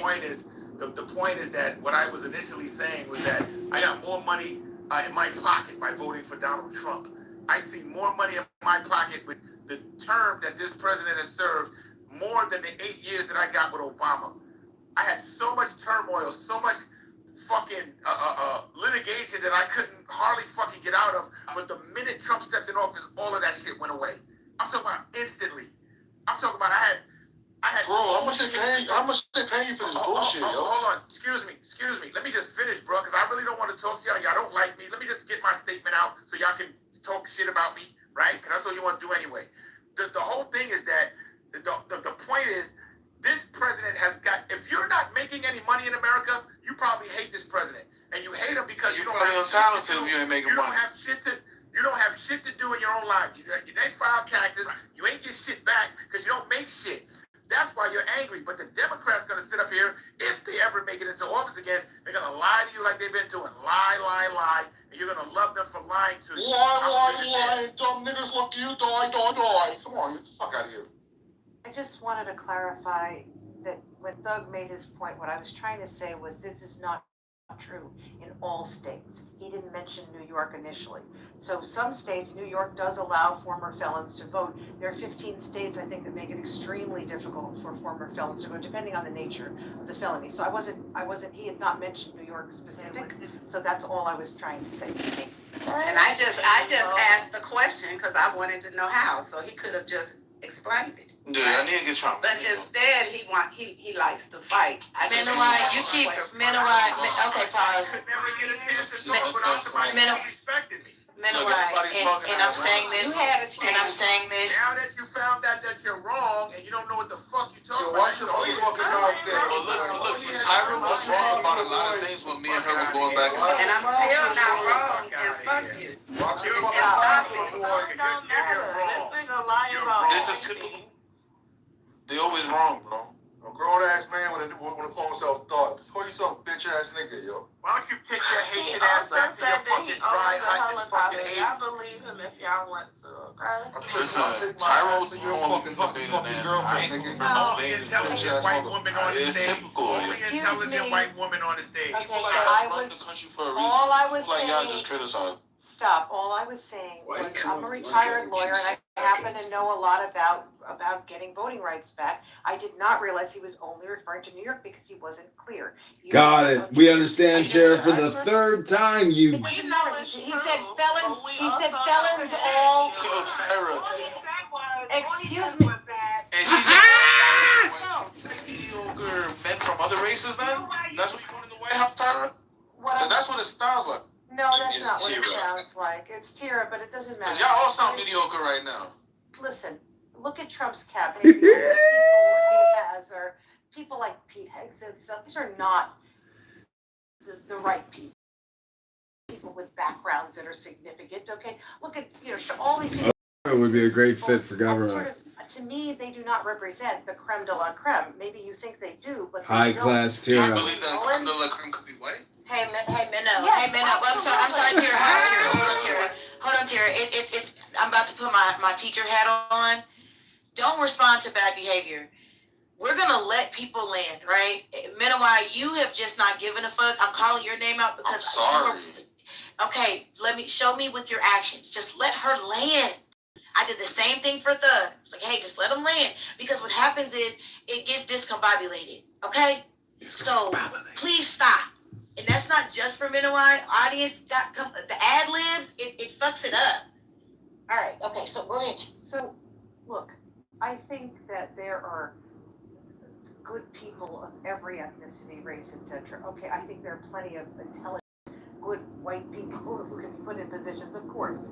But I also feel that this administration, by saying that anybody who's not a white man, in essence, must be suspect, is a real problem. Okay, because that's what they are saying. When Ketanji Brown Jackson is nominated and becomes a Supreme Court judge, how many times have you heard them say she's unqualified?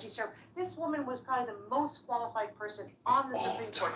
You can dislike her opinions. You can say she shouldn't be safe. Ketanji Jackson is the most qualified Supreme Court justice this country has ever had. And if you don't agree with that, you're a racist. Bias that people who are DEI are all disfavored. Okay, that's craziness. And that's what I've seen this administration do, and this bothers me. There are people all over who are good, there are people all over who are not so talented, etc. But the fact that it seems like anybody who's other than a white man is looked upon with suspicion is one of the things that I hate the most about this administration. I think it's terrible. I don't even think it's legal, and every time it's if you anything other than a white man, we are suspicious of you. All this stuff.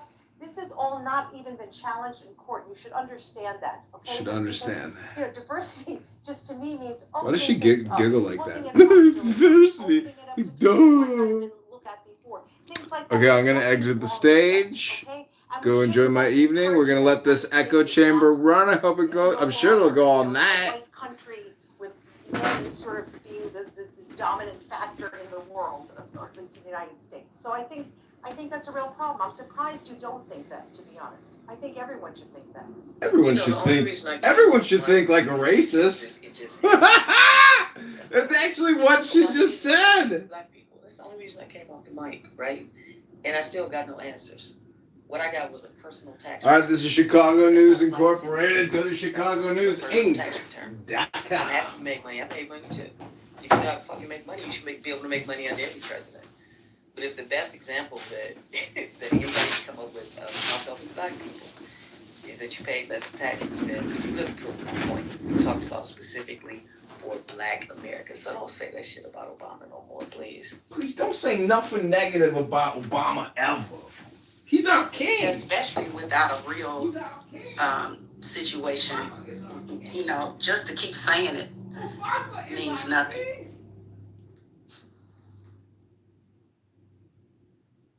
Anyway, what y'all was saying? Thing is, you want something specific.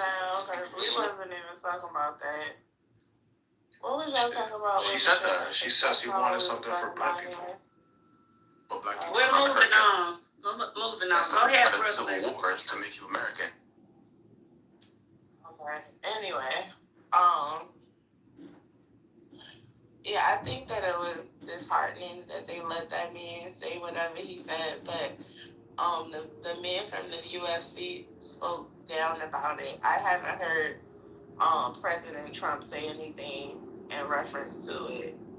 And I think Joe Rogan spoke against it as well, but that doesn't really mean anything. It's the fact that they had the audacity, or he felt comfortable enough to say that shit is what matters. And it's crazy because you got a lot of people. I'm not gonna call no names, but you got a lot of people that shucking job for that party and the people that represent that party, but then they don't see the fact that those people don't like y'all. It's so weird that y'all really be standing in the gap for these motherfuckers to stomp all over you.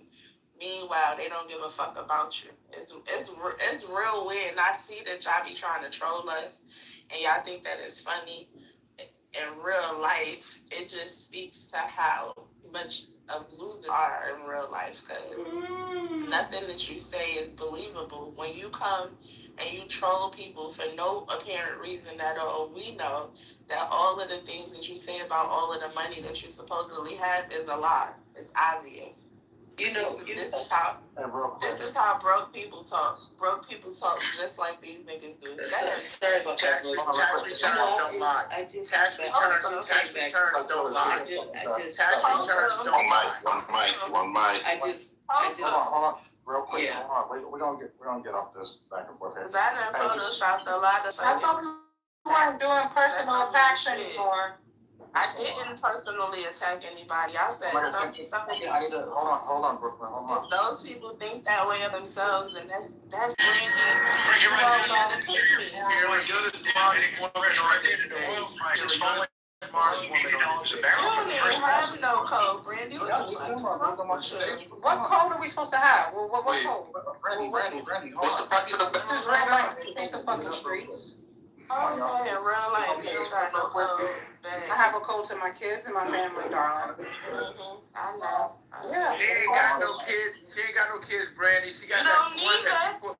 You don't need that. She got that 60 one years that she put old. between her lips. You don't need that. 60 years old. You gotta Come on, Brooklyn. Stop, Brooklyn. Don't engage with you. Stop. You got a boyfriend at 60. No. Stop, please. What's wrong with being gay? Hey, Divine, how about those Knicks, huh? Can we go back to that? Absolutely. I think that's the only thing me and Don Bully might agree upon. Divine and I are trying to figure out whether we can get to the parade without getting crushed, okay? That's what we're trying to figure out. So if anybody has any thoughts about it, we'd be appreciative. Well, I got some thoughts about Good. The next one. I got some thoughts about DC because I just left DC. Give While I'm at the me a second real quick. Center. Madison. Give me a second. We're gonna play this clip. What's going on today in today's news real quick? Give me a second. Y'all can get back to that shit in a minute. Give me a second. On hopes of an Iran deal being signed this week, Larry Kudlow joins us in moments with his thoughts. But first, Fox Business correspondent Jerry Willis tracking the markets for us. Jerry, it's a good day. It's a good day for your 401k, that is for sure. We see traders buying with both hands. And let's talk about oil. We're at the lowest level since early March, down 5%. It holds for the close. This will be a big break.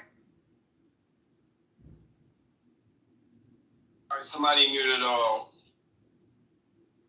Yeah, because why is Omari playing that shit? What is that? Where did that come from? That's what I was saying. Wow. So y'all censoring that. Wow. He didn't even explain what he was playing. Wow. This is a fire. Nobody knows what you're playing. We don't even know what you're playing. What are you doing? I think Amari was playing a clip. Yeah, but we don't know what he was doing. Yo, Brooklyn, but why you panicking though, Brooklyn? I'm not. I'm just telling niggas. About the Trump administration considering invoking the Insurrection Act, something that we were all kind of guessing about. Is this the of exactly how they considered it? The president's strongly advocating it, so that would be the device they would use to get Wait, hold on for a second. Did somebody just throw my daughter off the stage? Nah, she's still there. Look at the daggone history. There's a whole history. She's still on stage. What's going on? Be that I found out other shit. You can look at it. Hi, Nisa's daughter. I've never met you, but whoever you are, hi. Let me get back to this real quick. I forgot what we were doing here.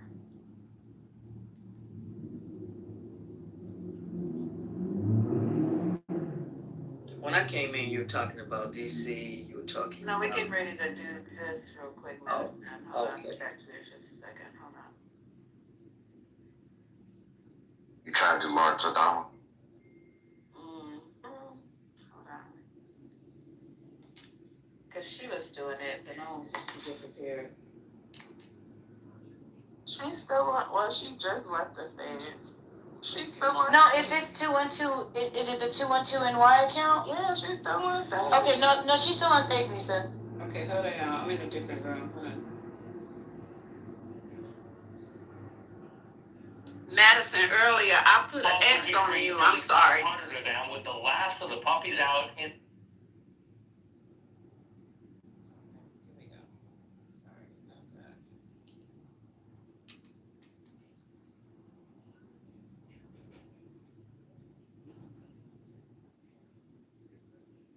Got moving questions? Who does a whole house? What about packing? Where do plants go? So far. Hey, Misha, I got the intro if you wanted me to play it.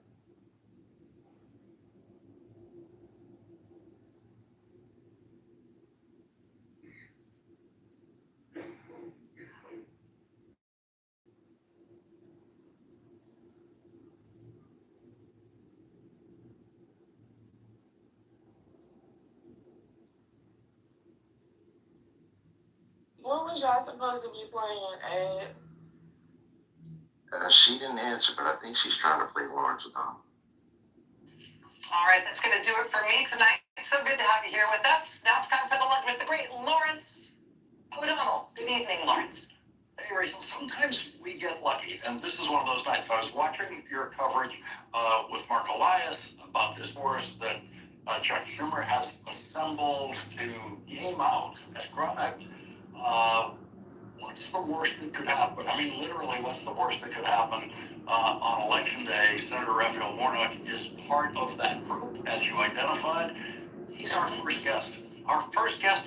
So you're just handing off that subject right into this show tonight. And it also, Rachel, is highly relevant to that reporting that the New York Times is now running from Maggie Haberman and Jonathan Swan's new book called Regime Change, where they were reporting today in the New York Times about the Trump administration considering invoking the Insurrection Act, something that we were all kind of guessing about. This is the inside story of exactly how they considered it. The vice president strongly advocating it. So that would be the device they would use to get federal troops, American military, on the ground, on the streets, possibly at polling places in this country. Yeah, and if anybody was thinking that J.D. Vance might be sort of a more democracy-minded leader than Donald Trump, consider that within the Trump administration, according to this new reporting, J.D. Vance was the loudest voice asking to deploy active duty military against the American public on American soil. He was the leader of it. And he could be the top name on the Republican presidential ticket in the next presidential election in the White House, advocating the same thing for that election. That's exactly right. So it's very eye-opening reporting, and I'm really interested to hear what Senator Warnock has to say about it. I exist purely to provide an excellent, smooth, steep on-ramp to the Lawrence O'Donnell Hour, and I am ready for it tonight. You'd actually think we do like homework and coordinating stuff. Well, you know what? Let's let them think that. Well, all of this is on purpose, surely. Sure. Thanks, Rachel. Thank you, Lawrence. Thank you. Thank you.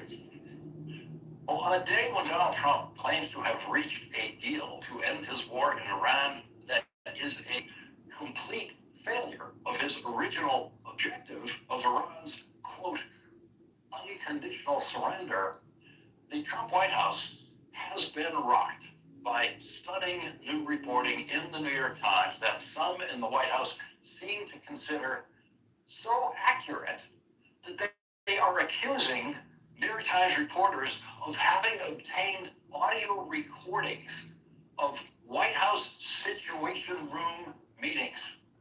Think about that. The White House is not condemning this new devastating reporting from inside the Trump White House as a pack of lies.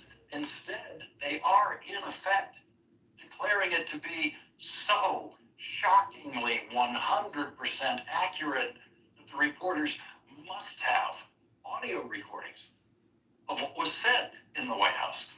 Axios is reporting top White House officials believe New York Times reporters Maggie Haberman and Jonathan Swan obtained audio recordings of Situation Room meetings for their forthcoming book, Regime Change. No White House has ever made that accusation about a book sourced from inside that White House. And every presidential administration since Richard Nixon has had such books written, most of them by Bob Woodward. And there are always some people who try to cast doubt on some of the accuracy in those books. But the truth of it is that most of those books, especially the Woodward books, have been highly accurate, with White House meetings recreated through interviews of participants in those meetings. The White House is saying, think about this, that Maggie Haberman and Jonathan Swan have gone so far beyond any other inside the White House book, especially any other inside the Trump White House book, and reached a level of what they think is such perfect accuracy that it's achievable only by reporters obtaining audio recordings. Axios reported, quote, such a taped leak would be a shocking breach of one of the most secure settings on earth. Independent recording devices in the Situation Room are forbidden. So that means White House sources suspect someone in Donald Trump's White House working for Donald Trump was improperly recording Situation Room meetings and then handing them over to the New York Times. Axios reports, we're afraid some of our most sensitive conversations were being recorded, an administration source told us. That is the highest possible compliment that any White House has ever issued about any book written to expose the inner workings of that White House. It must all be on audio tape. The book, titled Regime Change, will go on sale a week from now and can be pre-ordered online and ordered at your local bookstore, and you can get your name on a list for it at your local public library. And the White House is now promising you that this book is worth it. Much of what you will be reading has apparently been certified accurate by the Trump White House. Maggie Haberman and Jonathan Swan have shared some of the reporting in their book in two breaking news articles for the New York Times in today's edition. A report on the debate within the Trump White House led by Stephen Miller to suspend a constitutional right. Something so insane that even people in the Trump White House used the word insane to describe it. And now think about that one. How insane does something have to be for people working in the Trump White House to think that it is insane? They work for a man who says insane things every day that they accept and publicly support whenever called upon to do so. But privately, they thought Stephen Miller's idea was insane. That's their word for it. Today's New York Times reports some figures in the White House called suspending habeas corpus insane. The legal doctrine of habeas corpus has its origins in the oldest English common law and actually predates the Magna Carta of 1215.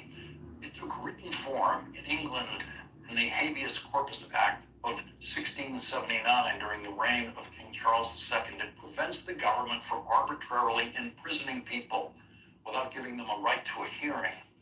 It was something that, as Stephen Miller put it, we're actively looking at.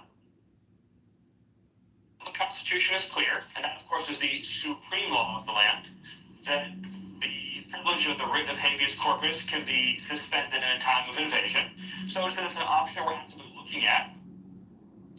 The White House Staff Secretary William Scharf wrote a memo arguing against Stephen Miller's idea of suspending habeas corpus. The Times reports the memo this way.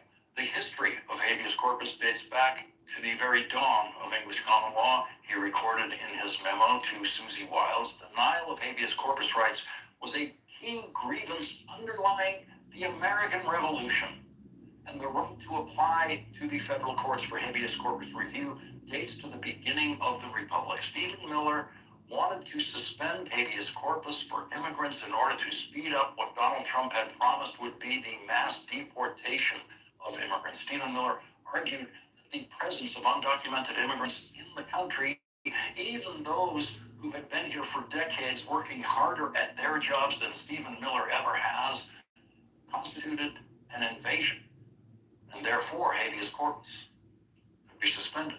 The Times reports habeas corpus had been formally suspended only 4 times, most recently after Pearl Harbor. In every case, the country was at war or facing armed rebellion. Only Lincoln, at the start of the Civil War, had ever claimed the power without congressional authorization, and only during a long congressional recess.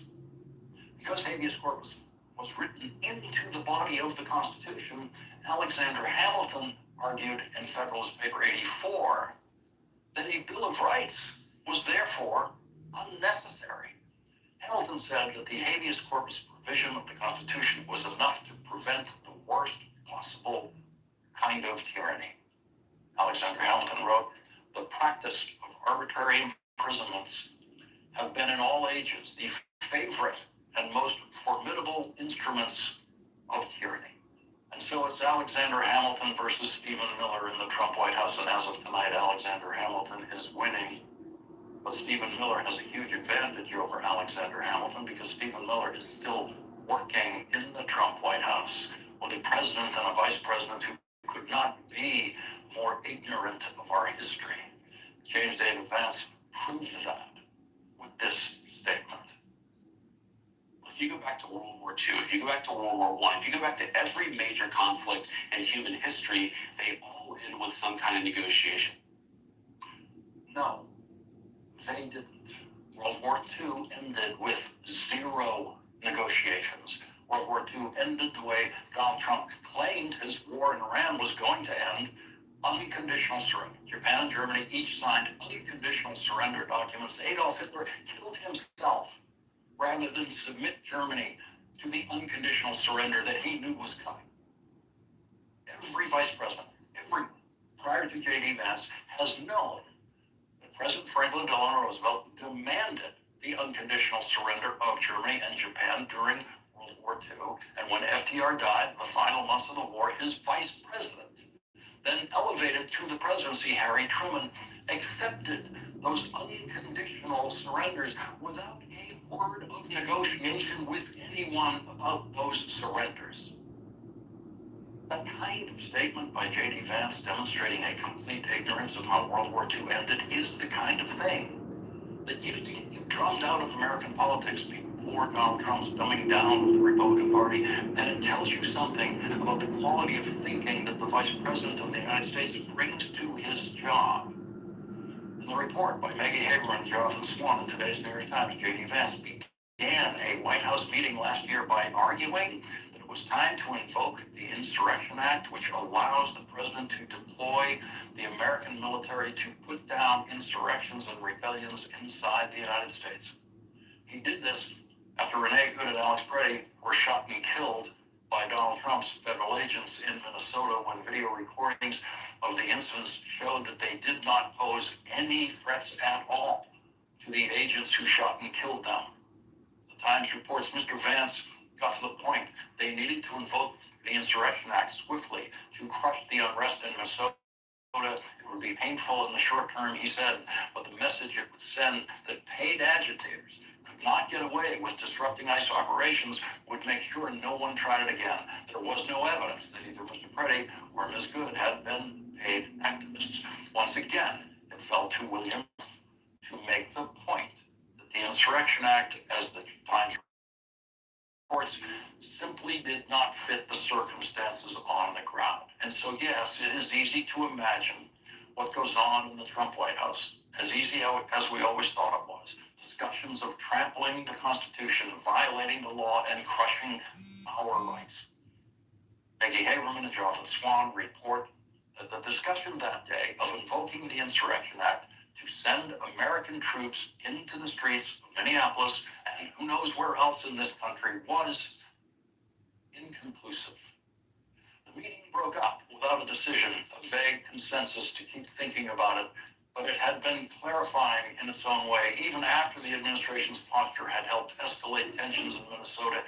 Even with the blowback mounting, the vice president and Mr. Miller were still searching for a reason to put federal troops on American streets, just as the idea of suspending habeas corpus was set aside but never fully abandoned by some inside the White House. The Insurrection Act, at least in the eyes of its proponents, would remain a loaded weapon in a West Wing eager to test the limits of presidential power.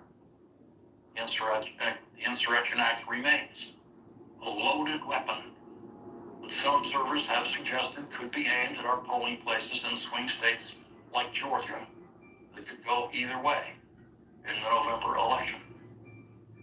Leading off our discussion tonight is Democratic Senator Raphael Warnock of Georgia. He serves on the Senate Finance Committee and the Senate Banking Committee. He's also the author of the new book, The Crooked Places Made Straight, Reflections on the Meaning of America. Senator, thank you very much for joining us tonight. Okay, there we go. Lawrence O'Donnell for tonight. Any questions or comments? Lawrence O'Donnell, he's MSN Now, comes on this. Yeah. This wasn't actually new. They were talking about this. There was reporting on this early on, and I think the president even said that he's thinking about it. And this was because there was so much going on. This was in Minnesota and other places, and so it's not really new, but they never did it, so.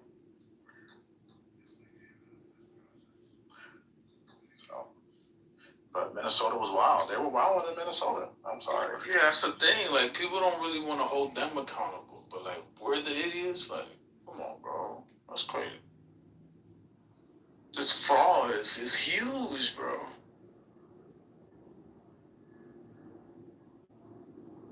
Like, nobody cares about that? No?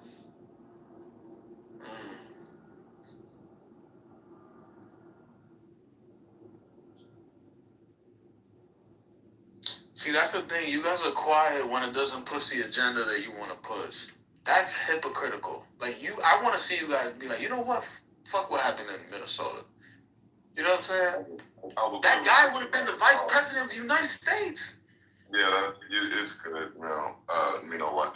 What I was going to say is that they're talking about November, so that's the problem, is that everybody's looking at what's happening in November. And even what he said when they talked about that they wanted to deploy them, I thought they should have deployed them in Minneapolis because they wanted to teach people a lesson, that what they're calling paid agitators, when there's no proof that Alex or Renee were paid agitators. They want to keep people, deter people from what they're trying to do and what it appears that they've been always trying to do. And I say appears because I don't know, but it's about the midterms that they know they're going to lose.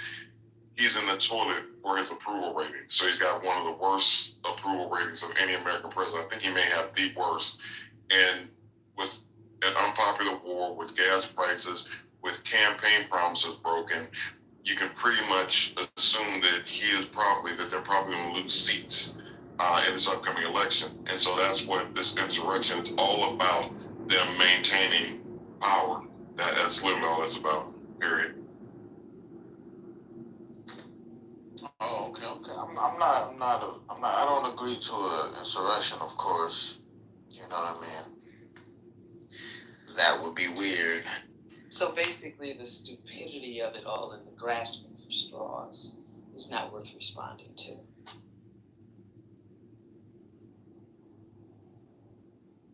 suspending habeas corpus has only been done at times of war. For Trump to sort of suggest, or Stephen Miller to suggest we are at war because illegal migrants have come into the country, has always been, in my view, one of the least supported of his many views that I dislike. Okay, there is no war. It is not being directed by a foreign power. Trindagwa, in fact, if anything, is acting on their own. I think most people recognize that this is not an invasion in the sense that the courts ever meant habeas corpus to, or quite frankly, the Insurrection Act to be invoked for, but that's what Trump is trying to say, that we are being invaded, and so for that reason we should do all these things. Now, if you can come up with anything credible that suggests there's an actual targeted invasion by a foreign government, I'd be interested to hear it, because I have never heard it, and I think that's one of the reasons why they didn't go down these routes, because the courts have been extremely distrustful, let's just say, even though they give the president great deference in the area of foreign policy and in the area of national security. This is a bridge too far. The thing I'll say too about that, because of what Tara's talking about with habeas corpus and what they're trying to do, talking about this invasion being with immigrants, poor whites better go read the Grapes of Wrath. They better really get serious about what's going on, because this is an attack on them. So when you look at like an underclass or an entry class in America, which used to be the free labor they had with the slaves, and then when Irish immigrants came over and different immigrants, like you just go back and look at history or watch like Far and Away or Gangs in New York, but all the immigrants that came over were sort of a lower class. They weren't like the gentry or the wealthy landowners. So the jobs that they're taking away, they literally want poor whites and poor people in general to take those jobs. So all these people that support Trump are really, it's just the fact that they're relying on people's, basically that's all Trump does. Like I said, he lied to people about what he was gonna do. And I think people are starting to wake up to the fact that he didn't cut the prices, grocery price didn't go down, gas price didn't go down. He, like the whole thing about no new wars, he didn't do all the stuff he said he was going to do. He didn't stop the war with Israel and Gaza. Russia and Ukraine is still going on.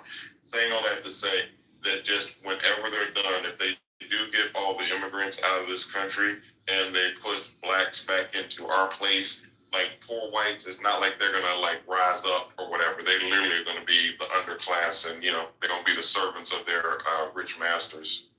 Yo, y'all don't know what y'all want. Y'all tell the Trump that y'all want him to stop all these wars, but then you tell America that that America shouldn't try to police the world. Y'all don't know what y'all want out of this country. Y'all just complain. When this president's term is over, I can't wait to see what you stepping fetching blacks, and I'm not trying to stage, I'm talking about all the stepping fetching blacks who want to complain about this president. I can't wait to hear who you niggers are going to try to vote for in this next election. I can't fucking wait. How does Trump help anybody? I guess what I'm trying to figure out, because you said the platinum plan earlier, like I don't understand how Trump is helping black or white people. So maybe if I could understand that from your perspective, maybe that would help me. You don't want to understand it because you're going to let somebody cut me off, disrespect me, and then you're going to sit there and say, help you understand it. No, if you want to be a baby, I'm saying I thought you were a thug. It's like thugs don't. That's not a thug. You ain't sound like a thug. Yeah, you could be the baby. Be a little bitch. On the stage. You ain't sound like a thug just then, or whatever. Talking about you sound tough with a green beam in another state. I know. Push through it. Don't push through it, but I'm saying I'm just, it's easy for you to say push. I know it's easy for you to say push through it because you got the beam. I know. Y'all so fucking tough. A beam doesn't matter. It's a free out. Y'all are so tough and smart in this room. Y'all are so tough and smart. It's a free app, Thug. I don't ask for green bean. I'm just saying it don't matter. Like we just talking or whatever. I'm just trying to understand. If you don't want to share, I really just want to know how Trump is helping black or white people, since you say that the next person coming in is going to be like, I don't get how Trump is helping anybody. Well, you won't get how Trump is helping anybody because you ain't getting no help and you don't know how to get it. That's why you don't see it. What you're looking for. Hold on. Hold on. You just asked me something. Now you want to cut me off. No. I was trying to let you speak. Haitian was about to jump in. So you're saying how is he helping black or white people? Number one, every opportunity that is afforded to white people is afforded to blacks.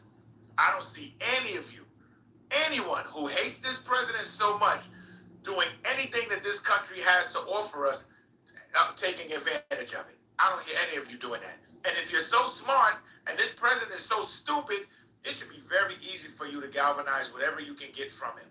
It should be easy. But guess what? It's not easy for you. You know why?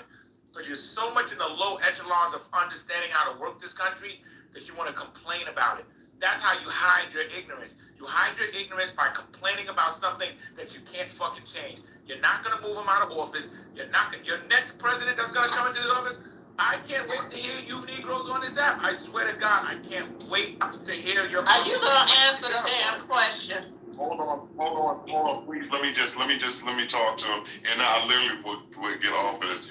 But Doug, that still didn't answer the question about how's he helping anybody, because I can tell you how he's hurting people with like SNAP benefits. People that were getting money for food are getting less money for food under him. Gas prices are high. The economy's having problems. We're in a foreign war, so energy's created a global energy problem.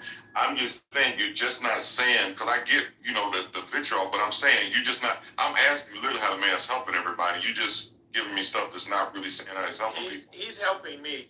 My vote got me what I wanted for my vote. That's what I got. That's what I got. That's cool. That's what I got. That's what I got. My vote and my end met. All right. That's my vote. That's great. He's not helping people. He's helping you. We're good. We got Tell me what Obama did to help people. Tell me what Obama did to people. All right. Yeah. Okay. Can we move the mic around? Let me go. Madison already told you. You don't have to repeat it, Mike. Let me step in the time machine. Hold on. Let me see if I can get back to 2012. I'm gonna see if I can make it back there. Well, I mean, I'm actually one of those people that made money since Trump has been in office, and the first time around too. That wasn't even the conversation, because the argument was now as black people didn't benefit because we're not smart enough. That's an interesting defense. When you said that Trump was helping Black America, it turns out he was helping people who already have profitable corporations and assets. That's not a black agenda. That's an I got mine agenda. And I'm not about that life, because I'm about my people and my community. You got gay laws presented for you, and that's what you got. It has nothing. We talked about this nigga with the gay shit today, yo. That's why you ain't got nothing to say. You got your right to marry your woman and bump pussies together all you want. That's what you got. And we know you broke dick in the closet, nigga. So guys, increase the peace. Fuck the Middle East. A lot of people on stage. Keep up with your own arguments. See how that goes, Doug. Why y'all keep engaging him? About money. Increase the peace, but fuck the Middle East. Stop engaging with him. Let's move the mic around. We got impulse control issues. So it's. I feel like I just want y'all to be happy as Americans. Like, how am I doing good, but y'all supposedly doing so bad? I don't believe y'all doing so bad. Are you Black American? I don't believe it. Are you Black American? You're American. I don't care what color you is. Listen, first of all, you're brown. You're brown, yeah. First of all, if you want to be technical with it. May I speak? Thank you. Appreciate you. I did not hear not one person on this stage complain. I did not hear anyone. We're stating the facts as they are. It's like anytime we explain what's happening in this country, it turns into y'all are broke, y'all are dumb, y'all are. Don't you live in a nice house, Devon? I mean, that's it. Don't worry about where I live. Don't worry about me. All right? Worry about you. Don't say my name, Negro. All right. Shut up. Yo, that's not the argument. The argument is all the atrocities that are taking place under this administration. Not I'm getting mine. I'm a profitable businessman. Y'all are dumb. Y'all are stupid. Y'all are complaining. Like, that's not even an argument. You're not even defending your own argument. So the audience is not slow. The audience is not dumb. You gotta come better than that, bro. What's going on? Come better than Trump in 2028. Then I'll believe anything you say. Other than that, y'all a bunch of ignorant complaining. What kind of response is that? You sound illiterate. Honestly, you really don't sound. For someone who's saying running several corporations, your responses to intelligent questions are very unintelligent. You really are not making a good argument, brother. We need to move the mic around. I've asked several. There's plenty of y'all on stage. Let's move the mic around. Stop engaging with idiocracy. I'm going on mute. You somebody that got nothing to add. You just want to call names. Mercy. Pussy. That's what y'all want, right? One mic on you, Doug Willie. One mic on you for 45 minutes. Go. One mic on you. Now the stage is silent. It's DEI. Go ahead and put on the fucking idiot. It's on you, fucked up, Willie. You gonna call me an idiot, right? What about your Haitian? You a fucking retard, bro. My mother's Jamaican. Alright, come on. My mother's Jamaican, you stupid motherfucker. What about your mother? You ain't Jamaican. I just said she's Jamaican. My mother's Jamaican, you stupid. Now what? I knocked him down. I'll bring him back up. Please leave his ass down there. I'll bring him up. You know, it was interesting. When I mentioned Democratic candidates, I don't know if anybody else has anyone in mind, but one of the people that was mentioned, I think, by Thug was Elizabeth Warren. And I said no. I said no for two reasons. A, because I think, her ideas are just not going to fly, and I think there's too much stuff that's been said about her, and it's really hard to get past the Pocahontas crap and things like that. But mainly I said no because she's going to be 79 years old when the next presidential election happens. And I think we really need people who are younger at this point. I don't want to see another 80-year-old president. Does anybody? Way. I do not. Matt Goliath had won, and I'm pretty sure, I don't want to mess his ticket up, but I think Matt Goliath had thrown out Mark Kelly and Gretchen Whitmer as president of the VP. I thought that was an interesting ticket. Is there a guy, people are like, no, he's Jewish. I don't care if he's Jewish. Is it the governor of Pennsylvania? What's his name? Josh Shapiro is the governor of Pennsylvania, who's been really, I think, very good on the issues. But have you listened to Ossoff's recent speeches? They are sort of very well done, let's just say, but I don't know. And he's from the South, which might not be a bad idea, but, So they're going to... Yeah, go on. Oh, go ahead, Sarah. No. I was just going to say, look, it's funny. A year or two ago, I was in despair that there were no Democrats. It was really depressing to me. But I now feel there are people emerging, and there might be some strong. I hope there are some strong, good voices. And it doesn't look as bad to me. And when I look at the Republican side, I see it's going to be Vance, Rubio, or God forbid, Donald Trump Jr., which would be, oh my Lord. Well, that'd be interesting. Yeah, the Republicans' bench is screwed up because MAGA destroyed the Republican Party. It's almost like literally they have another party now. So they're going to have a whole bunch of repair they're going to have to do, assuming that things go the way they should in these midterms and then in the 2020 elections. But I was going to say to that point that, yeah, I feel like the Democrats have a deep bench with, like you're talking about, Ossoff, Shapiro, Mark Kelly. I think Wes Moore is not quite ready. Gretchen Whitmer definitely should be on somebody's ticket. And Pete Buttigieg is one of my favorites. And it's funny because, like, the whole thing with him being gay, but if he runs, I literally would go work and, like, go knock on doors for his campaign. I feel like he's probably the most qualified person that we have on that side to be president. Every time you hear him speak, his skills of order, everything about the way his military service. The only thing is just with him being gay, but it's like I'm hoping that he'll put his hat in the ring and try to, at least go in the primary and see what he can do. Look, he is probably the best, not just speaker, but he engages with the other side in a way that makes sense, is sensible, and he's smart as a whip. And I agree with that, but I just don't think America is ready for a gay president, and I just don't think they're ready. I don't think they're ready for a female president, to be perfectly honest. We've shown in the past, unfortunately, that we're not really that great at this, and we don't get over stereotypes and etc. And I think there's a lot of people who just will be against Buttigieg because he's gay. It's simple as that. Breaking news, guys. Breaking news.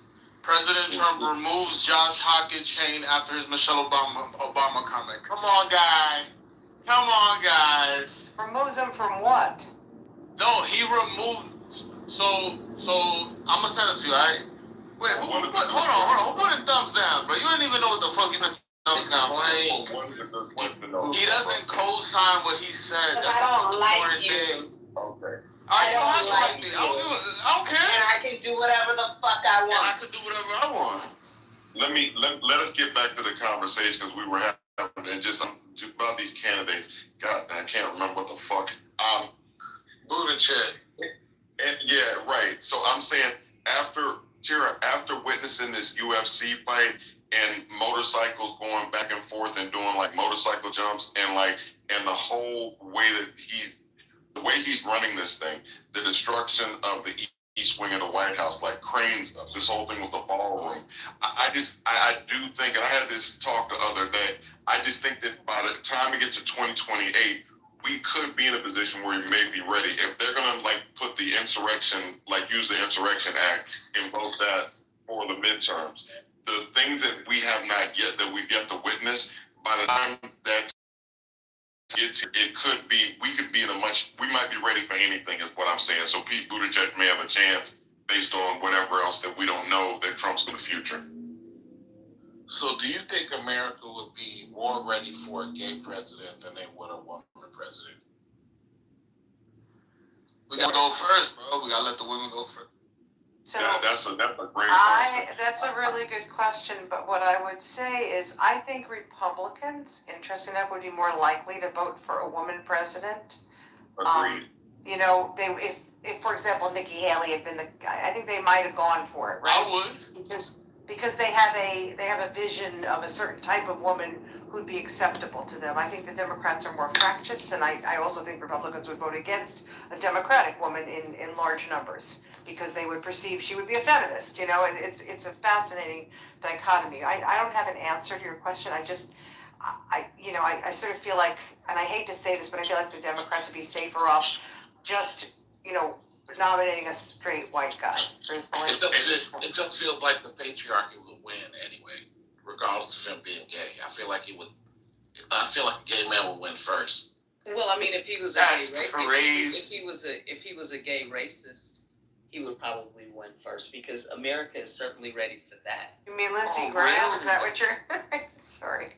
Oh yeah, because we're so fucking racist. If you even look at the cabinet, so Bessent or whatever being gay, and you just mentioned Lindsey Graham, who's not out of the closet, but it's assumed that he's gay. I'm just saying that Trump, there's a MAGA. I read an article about this, and it's been so long, I apologize, but there are a number of people in Trump's inner circle, that are MAGA, that are, just openly gay. So I'm just saying that if the world keeps going the way it does, Pete Buttigieg is so qualified. He is so presidential. He's perfect for the role. I'm just saying that we may get to a point, if they deploy the military for the midterms, if they suspend habeas corpus, and they just start going wild and doing what I think this shit's going to get worse before it gets better, plus the stuff he's already done, I just think that America could be ready for someone like that by the time we get to 2028. But again, it's just, I'm down this hill, but it's just sort of what I'm thinking right now. Well, I mean, I was serious about what I said. Look at what America was willing to look past. Felony convictions, reality show politics, conspiracy theories, constant scandals, and every other form of political chaos imaginable, up to and including this weekend. Why? Because he appealed to the lowest common denominator. And we all know why he got elected. So if they were able to look past it then, as long as they're pushing forth his agenda, which they don't even understand, they're not getting shit out of it either, as long as they feel like they're on top of somebody. And so all I'm saying is that America is ready for any of those things that they normally wouldn't be, as long as the status quo can continue the way that it is. Okay. And don't you find it odd? I find it odd, Michael, you brought it up, Bessent, Scott Bessent. They never talk about him being gay. Nope. And so Tallarico barely in the race. and he's being called all kinds of things. I mean, it's kind of weird that, you know, quietly, Besant gets to be gay, but Democrats, you know, are blown out the water, and you know, their names are trashed and everything else. They're pathetic people. But I mean, my thing is, I don't think a lot of people, even though he, you know, kind of moves that way, maybe they don't know. I don't know what that is. No, they know it's what Michael was talking about in Buttigieg, because if competence, experience, character, and real qualifications were truly the standard, we'd be having a very different conversation. It would obviously be Buttigieg, right? But that's not the conversation. But Buttigieg proudly says who he is. I've never heard Besant. Come on, that's kind of. You may not know this, Deborah, but Grindr came to a halt during the RNC convention. Grindr is an app that just locked up because so many of them were on it. So Bully was there. Yeah, I mean, I did hear about that. I'm still just saying that Besant quietly is gay. Yeah, I get that, but I'm just saying that it's not that they don't know. It's that they don't care, as long as he's pushing forth the same agenda that this country was built on, the status quo continuing. So you can be a gay Republican. That's cool. That's never going to stop them. You can be dysfunctional in any way imaginable. Not that being gay is dysfunctional. I'm saying the things that they potentially don't agree with. You know what I'm saying? It could be. I do. But why isn't it being called out? That's all I'm saying. Yeah. I'm saying it should be talked about, because a lot of people moving like, everybody can have their own opinion about it, but we got a whole gay cabinet position and it's not being discussed. I'm not sure why we're not. I mean, I don't know. Because Madison, let me try. Let me try real quick. I was gonna say, to Deborah's point, it is what Madison's saying, I believe, because Scott Besant, he's openly gay. He has, like, I can't remember what his husband does, but like, and he literally doesn't shy away from being gay. I think, to Madison's point, is just the fact that they're pushing the patriarchy, they're pushing white nationalism, they're pushing us down. Like, they're doing all of it. I think that they care more about that than they do gay. And I think that for somebody like Buttigieg, the hurdle will be the fact of pulling everybody up, like pulling immigrants up, pulling blacks up, pulling like the lesbian, gay, like LGBTQ community up. I think that that's going to be the problem, like the fact that it's that liberal stuff. He's part of the patriarchy, Besant, and that's why I think that they look past it. But he is definitely openly gay, though. Like, he doesn't hide it. Okay, but y'all are missing my point. I get your point. I think that, but I mean, it would be easier for him, Buttigieg. The climb up, I believe, would be lessened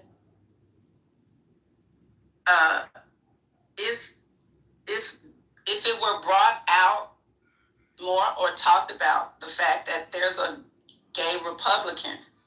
I mean, like, they move like they don't like gays, or they're against a gay agenda. But what we're saying, what I'm saying anyway, is what Deborah is saying. Is that it's like, call out the hypocrisy. Being gay is not the barrier. But what Deborah is saying is, call out the hypocrisy. If it's not okay for us to do it, it's not okay for you to do it. But we're not going to do that, because it's not an issue. It's not an issue being gay. Well, you would have to put a spotlight on it. And I don't think that it is in that. But how can you coexist? How can they do what they're doing to Talarico while and I don't know. How do we live in the same universe and see things so differently like that? Right. Deborah, I know what you're saying. It's crazy. It's like insane, right? Because it's the same thing with Christianity. It is, ignorance is bliss. They literally saw this man hold the Bible upside down and not be able to quote his favorite Bible verse. But Christians can literally say he was sent from God. This is cognitive dissonance. They are doing it on purpose. The barrier is not gender, sexuality, religion. It's none of those things. Because there are plenty of examples where people are accepted despite that. And it doesn't disqualify them. So it's like, it's the people who protect the existing power structure, they can do whatever the fuck they want. And the people who are willing to try to help the people, they're going to pull something out of their ass to say that something is wrong with this person. And unfortunately, sheep will follow that and really believe it despite every piece of evidence you put in their face.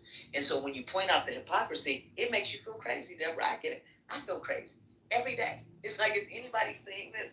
Does anybody care? And then when you hear people with their talking points, especially when it comes to, he's gay, and it's like, but they don't even, they know Besson is, but they don't care because they don't want to care because they don't want the real information. And there is no litmus test. It's not who you are. It's whether you're willing to uphold. You can call it the patriarchy. I mean, it's the patriarchy, but the patriarchy is based on what? White Jesus. White men winning all the time. And when black men don't even understand that, it's wild. So I know what you're saying, and I know it's difficult for me to wrap my brain around. I'm just saying it is what it is, and it's a very simple concept. And if you go back to the beginning of this country, the same thing is continuing. And they're just gaslighting everybody. That's all. I mean, it's really not that difficult because people do it all the time when everyone, I'm for the gays, I love gay people, but as soon as a straight man says something you don't like, you call him gay. So everybody's a hypocrite if you think about it. It's who you like. It's not about their sexual orientation, their color. It's if I like this person, I'm gonna ride with this person. We call straight men gay all the time when we're mad at them. So ain't no difference. I'm not sure what that has to do. Yeah, that's weird. Okay, not a whole lot, but it's like, You know what? I will say this. I don't think point they when she really said they care. didn't understand the hypocrisy, and I'm saying that it's the same thing. They can accept a gay person on their side, right? As a gay person, they see past that. Then on the opposite side, they will say we don't want these type of people in running in office. and I'm saying that we justify it and we understand why they do it, but we don't push back and then it works. They win the argument. It was the same, and I'm just going back for a minute. I ain't trying to relitigate anything. It was the transgender thing and the surgeries. Prison with Kamala when Trump was in the White House and it was signed under him, under his administration. And they won the argument on a lie. And so I'm just saying, why don't we push back? I know why we don't, because we don't agree. But that shouldn't be, when we don't push back and get the facts out, and because I still don't believe everybody is paying that much attention that Besant is gay. Well, he might be talking about it in other circles, but he's not doing it in his position. Buttigieg don't mind talking about it in the political, forum or whatever.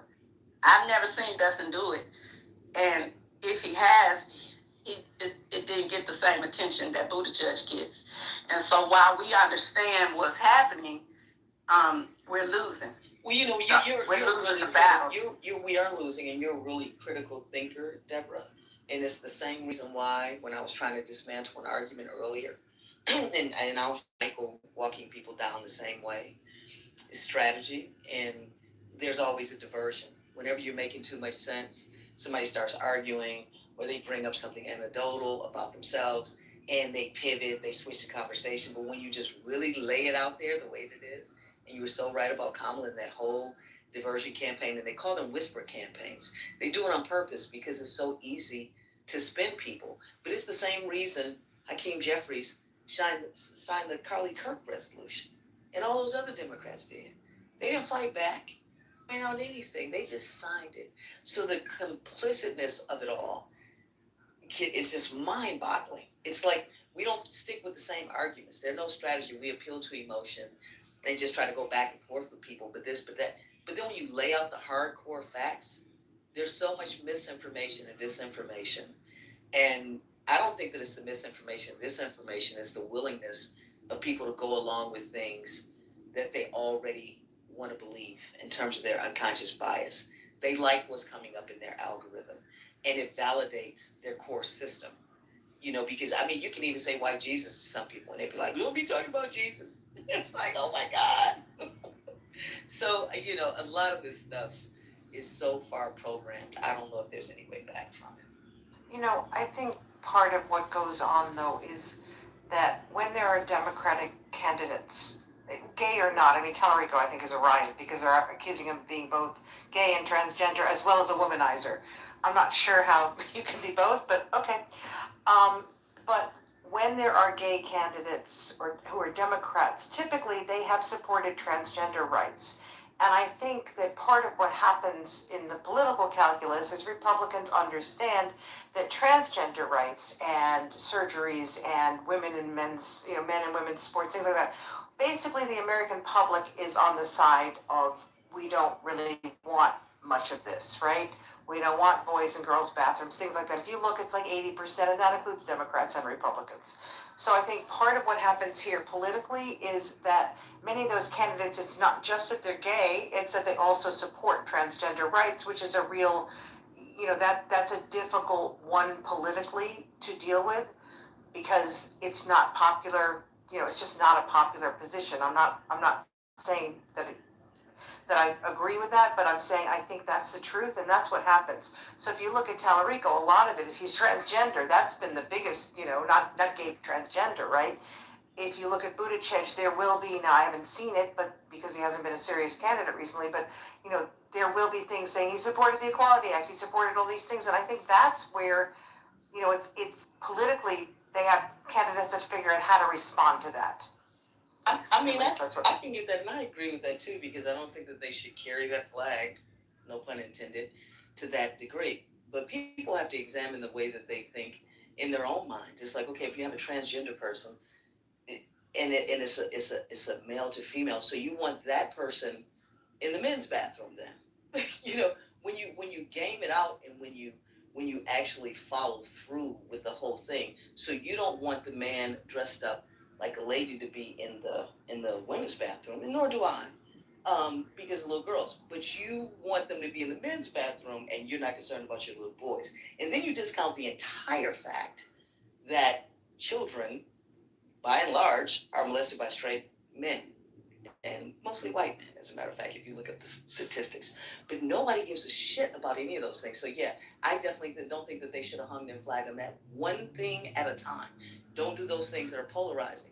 But the Democrats go in and they espouse those same agendas over and over and over again and continue to lose. It's like one thing at a time. Even in the LGBTQ community, it's like, look, if you're black and gay, just be black first, okay? Let's just get the black stuff done because you're going to benefit either way. So can you just chill for just a minute? You know what I'm saying? And let's get the things that need to be done. And everybody get in fucking line. You know, but everybody's just get a damn third bathroom. And Matt is point with that because you know, it's enough. You know, what you said, white men are more likely to have molested a child, a straight white man. And we don't say that. When you said that, the bell went off for me. You know, we hear it one case at a time, but I've never heard it quantified, just like you just said it. And it should be said. You know, we running around assuming that transgender men are the ones that are, you know, molesting or whatever. And that statement alone should be said more often. And one more thing, I'm just going to say this. You know, Buttigieg is always asked about, you know, that subject or anything around that subject.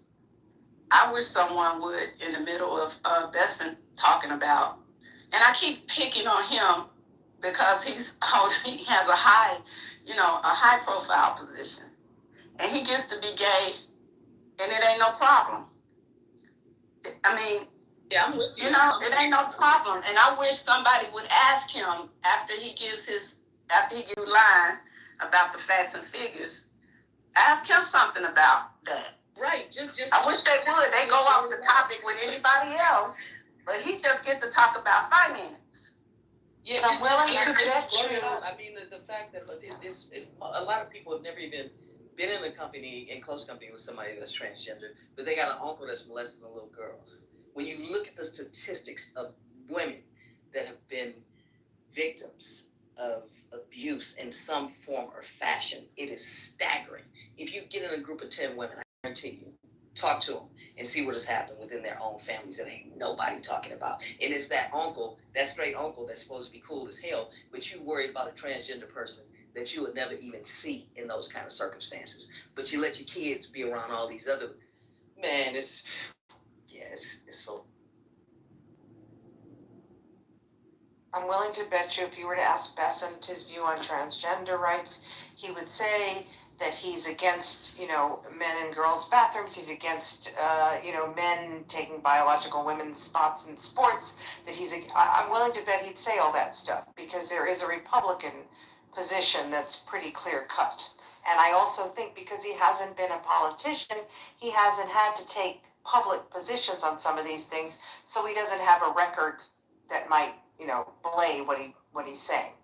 So I don't think you get where you think you would get. I also think that while I agree, yes, it's much more likely molesting the kid.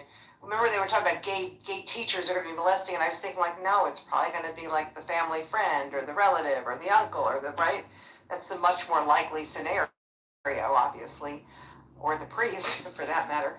But I think that you unfortunately, and the point is, it shouldn't be a Democrat or Republican thing. That's the biggest. But point. I understand, but you don't get the problem. Is like I said, most Democrat politicians, for whatever reason, have a record on this, right? They have been taking positions for 4 or 5, 10 years, whatever it is. So they have something where they said, I think I agree with, I want this, and so people can, react to that record. Bessent probably doesn't have that record, so it would not be, if he were asked, he'd say, no, I agree with President Trump on all these things, or whatever it is. But I do think it is a problem, not because it's a real, okay. Look, how many transgender athletes are there in high school sports? So few. It's really ridiculous, right? I mean, it's just not the issue that it's being made to be. It's not destroying the fabric of our society. There are very few instances where underage kids have gotten, gender reassignment surgery. You know what I'm trying to say? Most of these things are just, they're hyped up to the point of ridiculousness. They don't happen. They're not happening much. They're not an issue for 99.999% of people. But people perceive it to be an issue, and that's where the Republicans have done an amazing job, right? They have managed to whip this up, people into a frenzy about this is the worst thing in the world, right? Drag queen, whatever, reading hour or something. It's not even close, but I don't know if you can put that genie back in the bottle right now. I think they've already succeeded culturally on this one, and people have records, and they're going to have to figure out how to address this.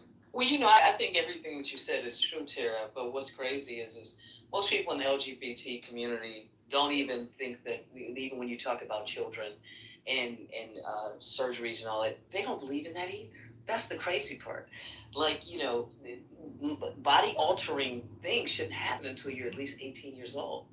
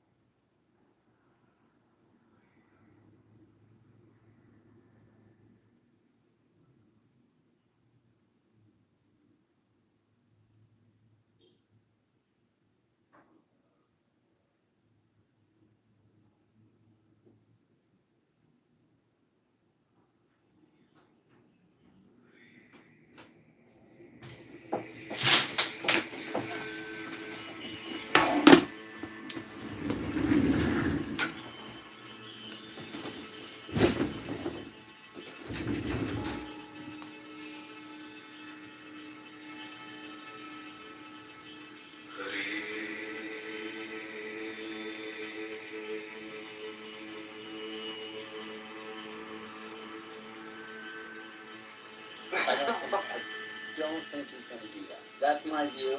So I think he's going to be saved eventually. I could be wrong on that. Maybe it is an eternal conscious torment. That could be true. As far as if Christian is unsaved, just based on his Unitarian view, I'm up in the air on that. I don't know. And I hope that's not the case. I think it's a dangerous line to walk on. What it comes down to, Matthew, and it's a good question that you're asking, is what does it mean to be a Christian? Like, what does it mean to be saved? And yes. I think that there are some essentials. Now, Hans is definitely going to take issue with this, but I think one of the essentials is that Christ died and rose from the dead. I don't think you can, that is not, like, that's a non-negotiable, that is a core historic tenet of Christianity. And if you deny that, Christian, what do you think about that? I think he did, absolutely. Yeah. And he rose from the dead. Yep, he rose 3 days later. Yep, that's correct. But he's not God. He's just like a human. He's the Messiah. Yep. He's the anointed one. Yeah, he's the anointed one, Messiah. Right. So Christian's going to agree with like pretty much all the text that I do, as far as Jesus died, rose from the dead. He died for Christian sins. You got to repent, believe in Christ, all of that. Absolutely. He believes in God. All that's great. The problem is, the only issue, the only difference is that Christian is not willing to say Jesus himself is God. He's also not willing to say that the Holy Spirit is God. So the point is that's where him and I are going to deviate. That's what the debate would be about. But yeah, as far as the salvation thing, I hope that Christian gets out now by his lights. He thinks that I'm in the false belief, so he wants to convince me, and I'll listen to his arguments when we have the debate. But yeah, that's my view. So I hope he'll stay. I'm not sure that he's not. Andrew, do you think it's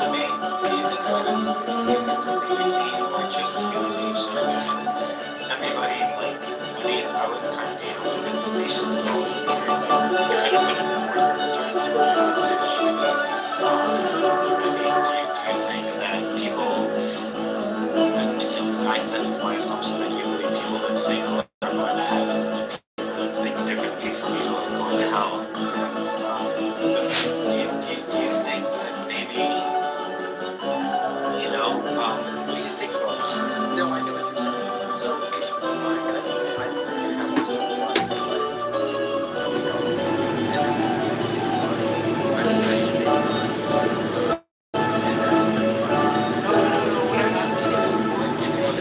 Human nature.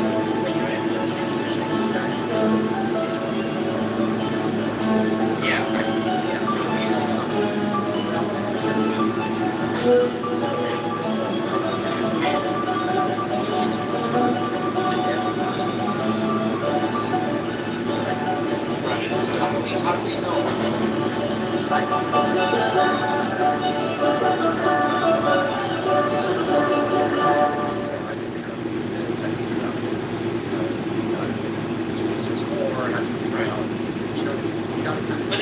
But it's my assumption that you came to the conclusion that Christ is it's my assumption that you came to conclusions. That you're Christian, you think it's certain way, you think it's true, but I don't know that the reasoning that you use to reach that is very different to us to explore.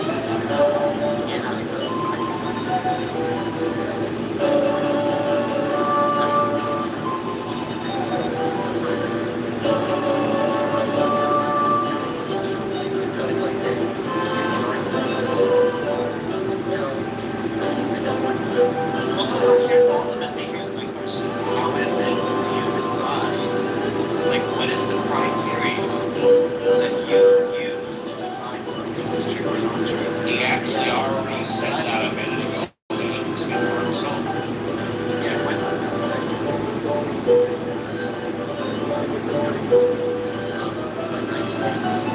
Sound logical though if you use different criteria? Yes, it's very logical. Allow me to give you an example. Is Pro still here? Okay, I'll use JCC. Fine. When Pro or JCC tell me that they know something is true,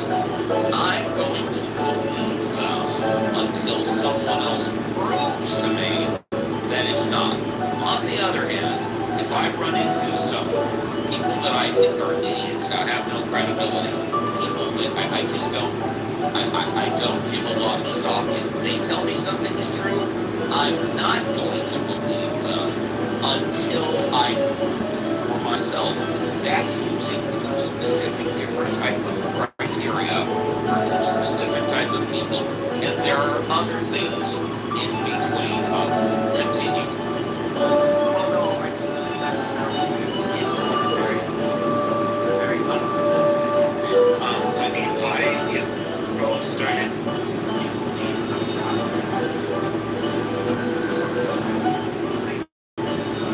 about how to pursue, because he specializes in that area,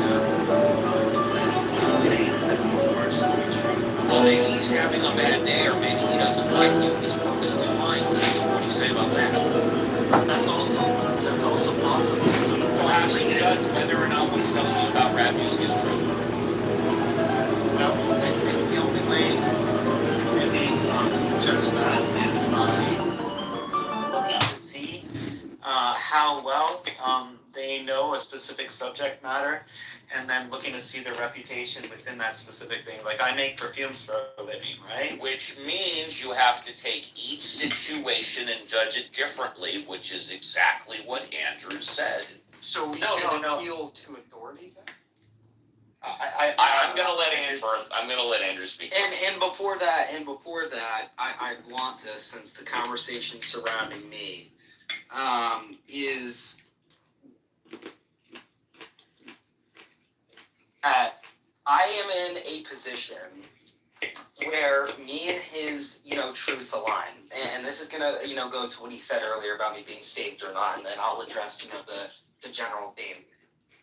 I am just as he is, at the same opportunities to be saved. Now, of course, I don't know what will happen in the future. Maybe, Andrew will believe, theism, and he won't believe in God, and then, he can just go to hell because that's what he decided to do. Maybe he decides to murder somebody, and, he doesn't want to repent, and then he can be judged when he gets up there, right? But the point is that we are at same odds of being brought to judgment. And depending on that judgment, if this God even exists, whether or not we go to heaven. There's no difference between me and him, because we still hold to the same tenets, is that we follow Jesus' teachings, we believe Jesus died on the cross and was resurrected 3 days later, we read scripture, we base our lives off it, we try to follow the commandments as well as possible, and that is basically what sums it up. That is what is required. And as long as we both are able to hold to that as honestly and capably as possible, in accordance to what Scripture promises, if this, is the truth, then at same odds. That's number one. Number two is my bar for Trinitarianism is so low because I've already been a Trinitarian. If I get a revelation and God tells me that, Trinity is, what it is, Jesus is God, Holy Spirit is God, he's God too, then shit, I will convert to Trinitarianism. The bar is set very low. But, and I've always been, open to arguments for Trinitarianism, but at least from what Andrew has already tried and from what I've already heard from other people, I'm not convinced. So tomorrow, maybe he'll say something, that converts me. I don't know. But for now, I hold to no belief that the Trinity is at all the way it could be. So basically, if I understand correctly, Andrew has nothing to lose and everything to gain. If he can convert you, then everything remains the same. If he does convert you, he's won. Can I say something? I also I believe in scripture, right? But I don't identify myself with any of these names like Trinitarian, Unitarian, whatever they call themselves, But I agree. I used to call myself a Trinitarian and protect the scripture, the description of the Trinity, protect it. And when I think about it now today, I'm like, bro, it's so retarded. I'm sorry that I say that word, but it's so stupid. What a stupid fucking concept, Trinity. Bro, it's so stupid, and the only reason you fucking protect it is because teach to you. It's been taught to you. You have no thought of your own. No thought. When you think about it, right? Let me say something. Let me say a good quote, right? The best manipulation does not force your choice. It makes you believe it was always yours, right? So when you think about that, and every decision you made in your life, did you make that decision by your own choice, or did you make that decision because the options were given to you? Well, why don't you tell us, Fatima? Can you hold on, Fatima? What's so stupid about it? About what? What you just talked about. You said The it was Trinity. totally fucking stupid. The Trinity. The Trinity. What's so stupid about it? I think it is too. The Trinity. What is stupid about it? You want to hear the explanation? I want you to give me one reason what's so stupid about the Trinity. Okay, listen, I'll give you quickly one. And it's a bit of a funny one too. So Trinitarians, they say 3 in 1, right? No. They say God is 3 in 1. They say God is 3 persons in one being. Why don't you just forget about what people say and tell me one thing that's so stupid about the Trinity? Or maybe you can't do that. I'm about to. That's why I asked you. They say 3 in 1, so 3 persons in 1. It doesn't matter. Shorten 3 in 1. Go ahead. I don't even understand why they say 3 in 1. You basically give 3. Is that why you think it's so stupid? Because you don't understand? Because it would even make more sense. Do you think it's so stupid because you do not understand? No, I understand, Steve, but listen to me. I am listening to you. I'm almost finished, and then you'll understand what I'm trying to say, okay? So they say 3 in 1, and I'm like, even that concept is stupid. It would even make more sense if they say 1 in 3. 3 in 1, I mean, what do you need 3 in 1? Hell yeah, 1 in 3. There's your answer, Uncle Steve. Okay, so 3 in 1 is completely fucking stupid, but 1 in 3 makes sense? That's what she said. You got it. I don't believe that in that concept either. But that is what you just said, right? No, but that would even... No, you didn't say that. Yes, I said that. No, but I meant that would even make more... that would make more sense in the concept of the Trinity. Okay. Than the concept of 3 in 1. Okay, well, thank you for saying one thing why you believe it's totally stupid. Thank you. I mean, yeah, it's like... Tweety birds. It's obviously, I mean, Fucking Tweety birds. made to control people, fear control people. I believe in biblical... That's true. That is true. I agree. Not the way... I don't believe in the physical church, and I also believe in other scriptures from other teachings, like Buddhism or Hinduism. So you believe in God? Yes. I don't believe in God in the sky, like the Bible doesn't also teach that, by the way, and other scriptures from other teachings like Hinduism, Buddhism, they also don't teach that he comes there, that he is coming. That's all metaphorically, by the way, the revelations about Jesus in the sky. Yeah, I do believe in biblical scripture, I believe in God, but yeah, I believe in my own perspective. I trust my own perspective. I trust my own instinctions on reading the Bible. All right. Well, okay. Well, that being said, I hope that Andrew and Christian have a really good time, have fun during their debate, educate people, and it sounds like that they respect each other, which, by the way, I happen to like. Appreciate it, Steve. Thank you. The mystery of faith. What'd you say, dude?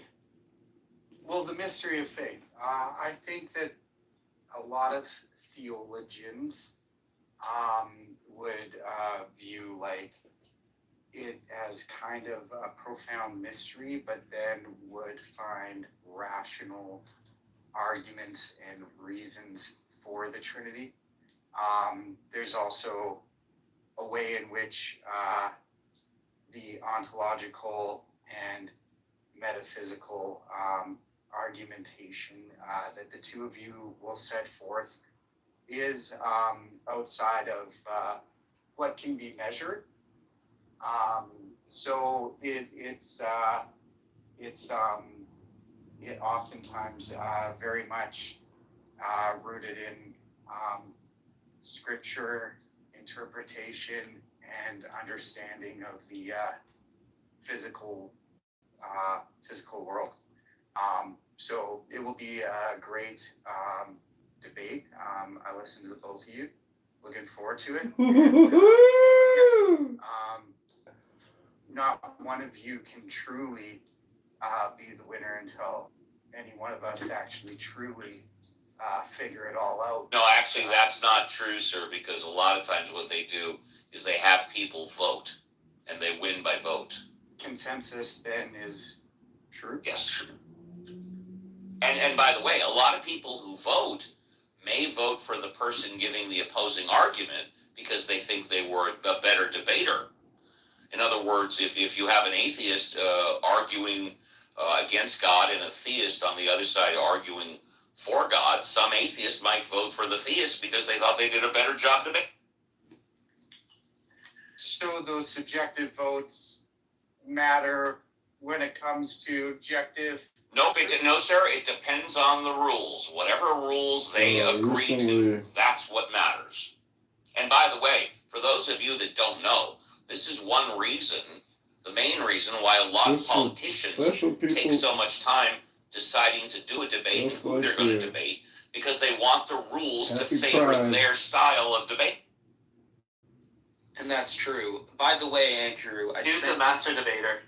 Oh wow, that was new. I've never heard that one before. I know. Yeah, very original. Andrew, I did send you times via Discord, so if you would like to take a look, please. All right, man. Thank you. And if you decide or can't decide where to have it, the Atheism House would obviously volunteer to have the debate here. And if you can't find a moderator, I would be happy to volunteer. But that's up to you guys, and I will not feel upset if you don't pick either one of them. It's whatever you guys. That's awesome. Honestly, Andrew, I don't want to dedicate the room to like deciding all this, but I think the suggestion is great. I think that having Steve as a mod would actually be amazing. What better place to have a debate about God than in the atheism house? I agree. No, I think it's great. And not only that, it's also unbiased, because remember, Steve doesn't show up in your rooms that often in comparison to like Bob and Converse and Albedo and and when I do show up, I get fucking slammed. And they go, why are you here, dude? And I said, because Andrew invites me in, otherwise I wouldn't. No, I think that's a good suggestion. Yeah, let's hammer it down, Christian, in the back channel, buddy. And yeah, please do. Yeah, Discord's open. Have you guys ever given thought to the idea that, artificial intelligence may break apart the demonic dimensions and let it loose across the world? I think AI can be really. What the fuck are demonic dimensions? I don't know about Alright, so what is all the babbling about? JCC. So there's an interesting YouTuber. He talks about this, and basically, so he makes the argument. Large language. Man, this is a difficult argument. I'll try my very best. So what he says is large language models are kind of like computers, but not really. And it's the not really part that's really difficult to understand. So computers, if you blew them up really, really big, let me know if you're with me so far, and you turned all of the transistors into like water pipes, you could like literally build, I don't know, Microsoft Office using like pipes of water. And if you had enough pipes and you had enough water and these systems were constructed with enough finesse and complexity, you could run a massive computer like operating system using very archaic things. Do you understand this concept? Like everything within transistors and microchips, it's all physical, right? You understand what I'm saying? Yes. Okay, right. So you take a microchip and you blow it up like 10 million times, and then you can translate all the transistors into like physical, I don't know, like wooden, old-fashioned wooden Dutch, like, water pipes or some things like moving through a city. So, okay, you understand so far. I don't think it relates to the electrical data that is transmitted by, smart boards in a computer. Right, it doesn't, because there's too much resistance in larger systems. That's a problem. There's too much, the water wouldn't flow quickly enough. But hypothetically, what you could do is just sort of imagine you took a microchip and you blew it up 10 million times. You could walk through it like a city. Everything there is physical, right? Okay, that's the old-fashioned computers. What this weird fellow says, and I'd have to put down his YouTube channel, is that you can only get so far in large language models doing this because you need back propagation, and the back propagation kind of allows these physical objects to insert a degree of randomness. Now, that's actually where they become much more intelligent than without randomness. And so this scientist that hosts this YouTube channel, he is trying to drill into what is randomness. And randomness is actually found in the physical universe. It's within physics, but nobody can describe it, because if you can describe it, then it just becomes another fixated system within the laws of physics, right? But if you drill down into the laws of physics, you can only say an atom can exist within a certain degree of area in space. Otter understands this stuff actually quite well. So, but you cannot pinpoint it to the extreme accuracy. And, scientists observe this. This is the law of probability in the realm of subatomic particles. But when you allow for this to take place within back propagation, this also allows for randomness to be inserted into these large language models, which makes them more intelligent. So this scientist believes that if we go so far, Otter, maybe you can help me with this because you're way better at computers than I am, hopefully.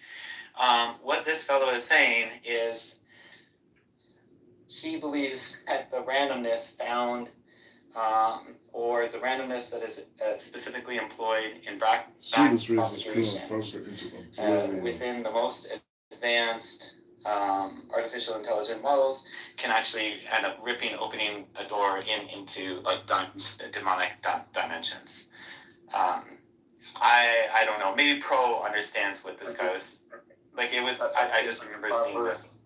Oh, Deepak. I've heard something. Yeah, I've heard something very similar. Just a little bit to add to that. I think, once you have a series of these back propagations, once they accumulate, you get into something called gradient descent, right? Gradient descent.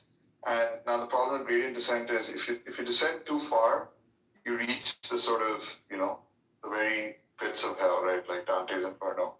So the job that these AI scientists have to do is tricky. They need the gradient descent to work, but they can't let it go down too far. It's a bit like in the Lord of the Rings, right? Where the dwarves, they dug too deep, right? That they woke up the Balrog. Yeah, it's a really weird thing because this scientist, he basically splits the laws of physics into very measurable, everything is measurable and solid, and everything in the universe is material. But then there's this mysterious force, which is this quote-unquote randomness, which no scientists can really, how would you say, explain. Like, they can't articulate it. Basically, up till now, 2026 or whatever, we've been observing this randomness in subatomic particles with the laws of probability, saying, okay, this electron will probably pop up in this area and it does or maybe it doesn't, right? So we've always been observers of this, but now he believes that we're actually fucking around with this randomness and employing it or using it, like demanding its use. And he's worried that if we fuck around with this randomness and to bring back propagation, that all hell could break loose. But I have no. Okay, Russ, maybe you come on up here and help me out. This was a YouTube video, you said? Yeah. No, I mean, I was talking about laws of probability, you said? Man, I'm honestly, mid-riddle, I'm probably getting all of this wrong. I'm just trying to, this is a fucking weird-ass video, but it was fascinating. I haven't seen the same video, but I've heard, a similar story. The problem with the back propagation and how it ends up to, gradient descent. And there's something called, second-order gradient descent, right? Which is, even worse, some kind of accelerated process. But I think, randomness, right? Randomness in physics is just the same as entropy, right? And, as entropy increases, the universe approaches heat death. And so, Okay, I got it here. I'll read to you what ChatGPT says. So it says, randomness means unpredictability, chance, entropy, or noise in the system. So the creator of this video, he's arguing that AI needs randomness to become flexible and creative. That's true. Without randomness, AI would be definitely very mechanical and very repetitive, like I was saying, just very predictable, just a machine like anything else. But randomness, it produces surprising, strange, almost alive patterns. And by demons, what he means is that there's these kind of informational demons, strange personalities, voices, patterns, or entities that seem to emerge from chaotic informational systems like AI. Not literal demons proven to exist, but a metaphor for eerie, seemingly intelligent patterns that appear. Like randomness, language, symbols, and human imaginations all interact. Basically, this video says randomness creates possibilities, possibilities creates unexpected patterns, and some of those patterns may, like AI, are different. That's right, and this stuff was important, predicted before computers invented. I think Maxwell, James Clerk Maxwell was one of the founders of he predicted that there were these things called Maxwell demons, right? That were operated by managing the entropy of physical systems and so on. But if you build too complicated a system, something where the information density is too high, this kind of silicon and back in all these transistors, at some point, the Maxwell demons, there's some kind of catastrophic failure that can happen, and basically leads to the equivalent of these.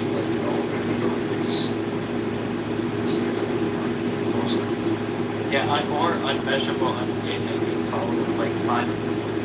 unforeseen consequences, like creativity that could go in any direction. This could be probably the source of all the solutions. Yeah, well, Jeffrey Hinton, he was giving his argument why he believes that AIs are actually very human-like is because they hallucinate. So, for example, if you hold a mirror up to ChatGPT and you put on the video, and it's reflect the image of a bird, and then you're showing just a mirror, and you say, what is this? They say, oh, this is a picture of a bird. And you're like, no, it's actually a mirror reflecting a picture of a bird, right? So it doesn't measure reality one for one. It interprets reality just in the same way that we do. We can only interpret things through our particular lens. Yeah.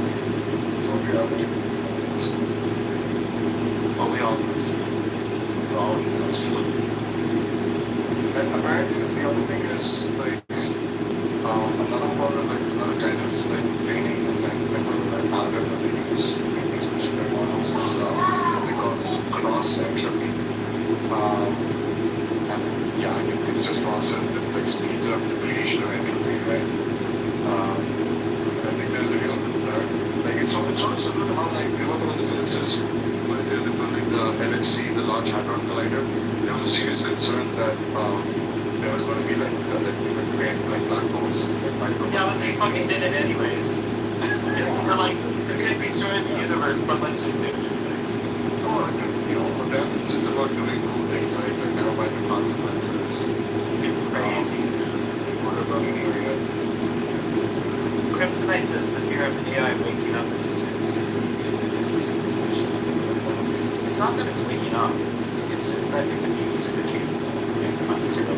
That's the problem. Yeah, exactly. It's the fact that it's able to have such a large influence on humanity that it turns into that it is something that benefits us. That's essentially what it comes down to, which we're already seeing the effects of, and we barely had what we do now to have like top of the line advanced AI now, which is scary. Think about what it could be in 5 to 10 years.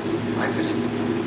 Well, like Christian, right? I mean, I don't know, like his own like book of Revelations, right? Like it warns sort of like the number of the beast, right?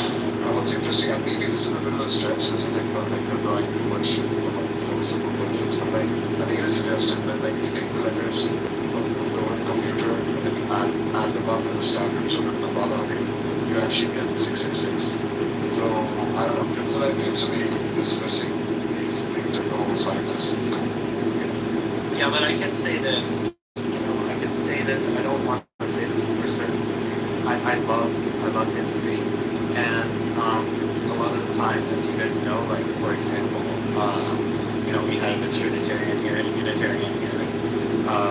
When every time there's a new information system or a new series of technologies released into the world, new religions are created, new ways of looking at the world, new identities are created. And then, very obvious get fucking blamed for everything too, right? So I honestly believe that as AI gets more and more powerful, I can definitely see or foresee the rise of anti-Semitism. Israel's probably the least liked country in the world right now. Actually, that's what a bunch of polls I just looked up said. And by chance, a lot of the owners of several of the owners of very large AI companies are Jewish, and I could just imagine sort of, people are stupid. They always want to find someone to blame, but I do see this sort of happening. When people start losing their jobs, they're going to blame the Jews again, and they're going to say, this AI is demonic, and I just see it. I just see it happening. So we just maybe like jobs. I'm not saying I'm rooting for it. I just see it as what's demonic.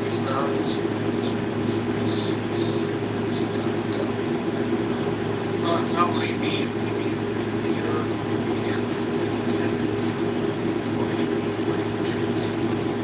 Exactly. Yeah. So it needs to be like my wife's a bookkeeper, and if all the bookkeepers in the world are fired, and all the half the university professors are fired, if life is put down because of AI and people are losing their jobs, I just exactly what fucking Marshall was saying. Like people are gonna blame the Jews.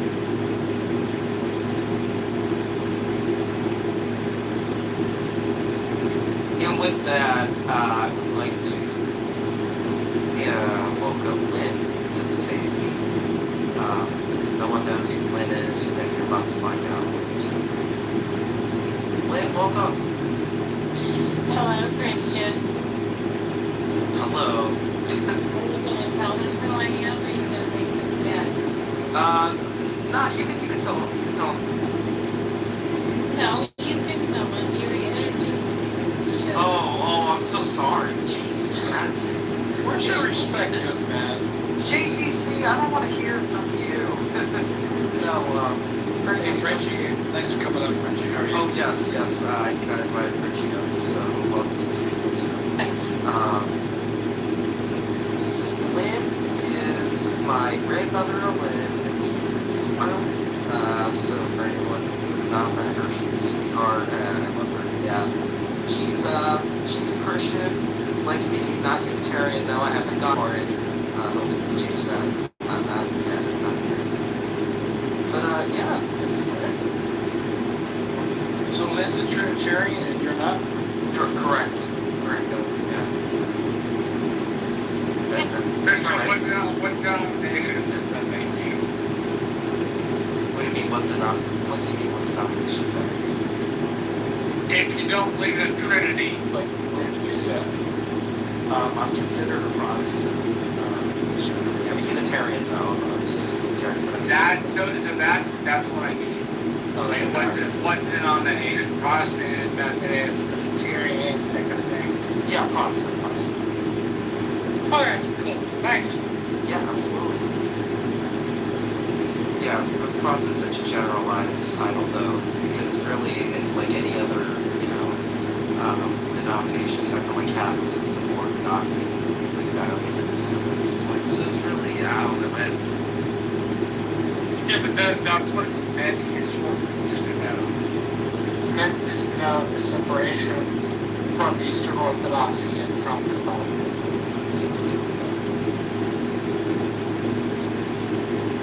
Yeah, well, probably not a denomination.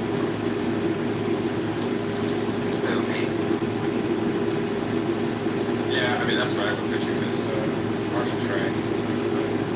No, Marshall is right. It's just anything that's not Catholicism.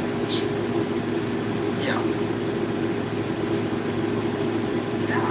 Well, Andrew, this is a great time. Andrew, are you there, brother?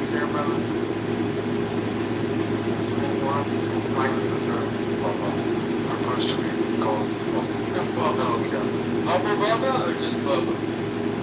Which one?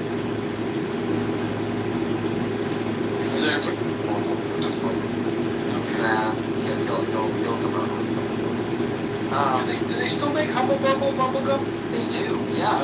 It's like one of the top gum, it's one of the top gum brands, yeah. I love it. Let's see, what was I going to talk about? Yes, Lynn, did you hear me and Andrew are going to be having a formal debate on the Trinity tomorrow? I did hear about that. Oh, I was here when it was being talked about. oh.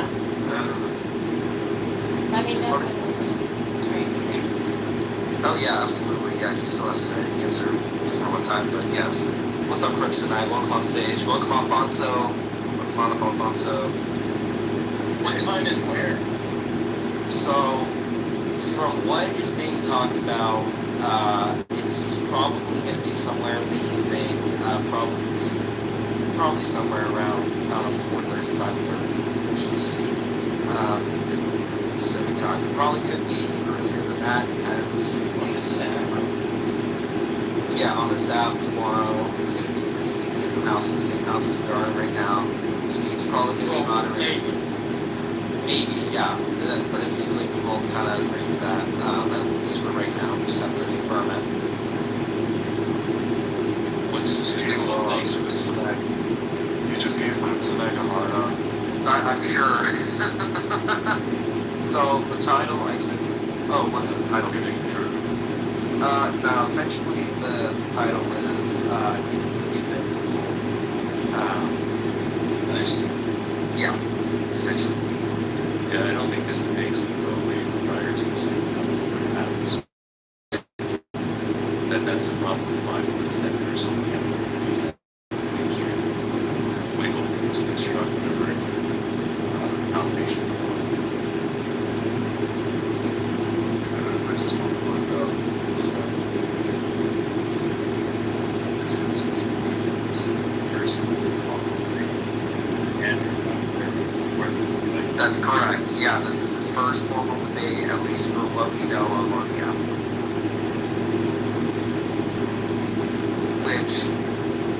Which is interesting because I've had many formal debates on here. I've had so many on various things. So I have a pretty solid track record in comparison to Andrew's. 0-0, clean slate, absolutely no formal debate experience. Well, you count the rabbit waves, but rap debates are not necessarily, They're more formalized than like a conversation, Jason. Yeah, I agree, but it's not like the same format as a church. No. I mean, I've engaged in plenty of formal debates, outside of Clubhouse, but yeah, we'll see what happens, and it's a 3v1, like 3 Trinitarians versus me. I think that needs to be adjusted. You think so? You think we can do a one-on-one? Yeah. Well, I don't know, that was Andrew's idea, Trinity, right? Get all three Trinitarians. JCC's right. It's just 3v1. It's basically just any other Andrew race.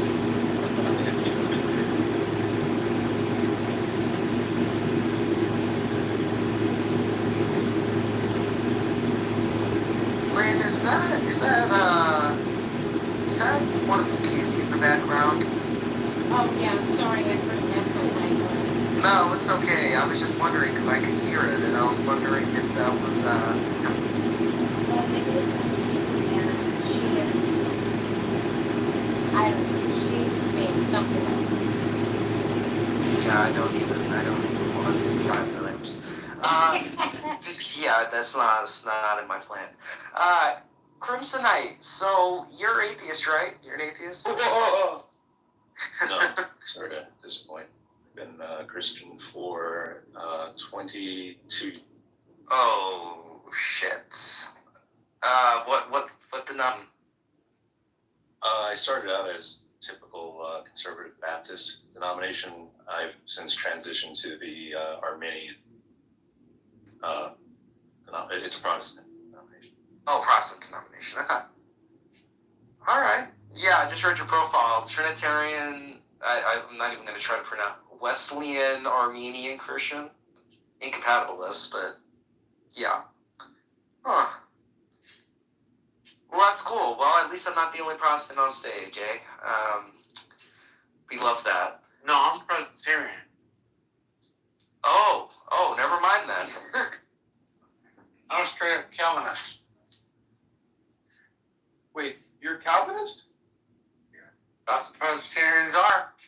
No, I didn't know. That's why I didn't know either. You're Presbyterian to Calvinist. Jeez,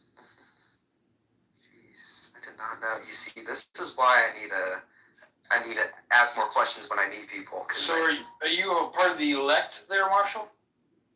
No, theory is bullshit. It's been explained to me a dozen times, and every time it's explained to me, it never convinces me.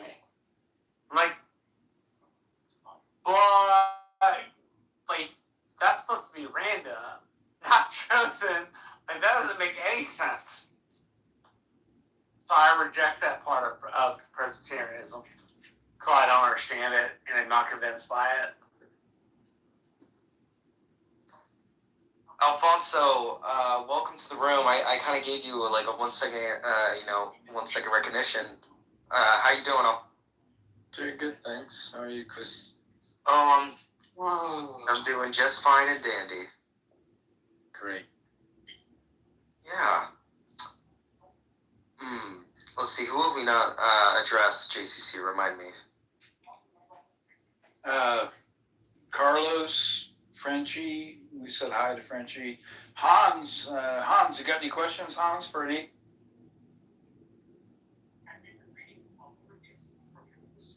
Hans is unique. Yeah, I do. Thanks, JC. But I just need 5 minutes. I'm pulling a tractor out of a ditch, so just give me a couple minutes. Oh, yeah. Take all the time you need. I'd like to ask a question. This is a sincere question. Who's it for? The atheists. Oh, okay. That's not me then. JCC. President accounted for. I've been on this app for a little over 4 years now, and I haven't really interacted much with atheists until about 1.5 years ago, when I started going more into Andrew's rooms. Prior to that, I was just mainly confronting Calvinists and other, Black Hebrew Israelites and whatever, Muslims. So what I've noticed is there appears to be this appearance, and that's what I'm basically asking about, is whether or not this appearance is valid. It appears to me that most atheists, or at least the ones that identify as atheists, are inclined towards the position of global atheism. But whenever the conversation shifts towards a one-on-one clash between theism and atheism, it seems like they shift more towards a lack-theist position, or a local atheist position. So what they do is, or at least what I've experienced is, they shift the conversation towards, well, let's discuss how the Brahma God is not real, and or Allah, God of the Bible.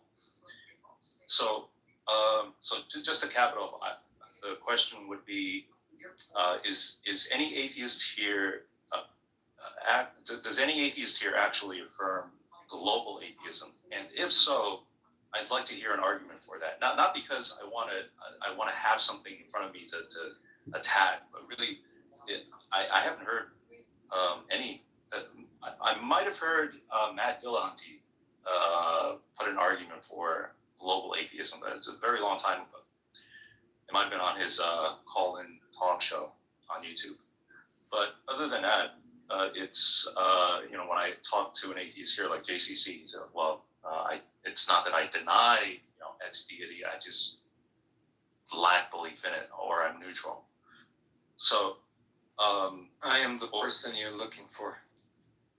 Cool, awesome, thanks for that. Yeah, what would be a conservative argument that a global atheist typically puts forward in defense of their position? So, I've never heard the word global atheism, but I know for a fact that there is no God, right? That's my stance. Unless you use the word God as a metaphor to say that,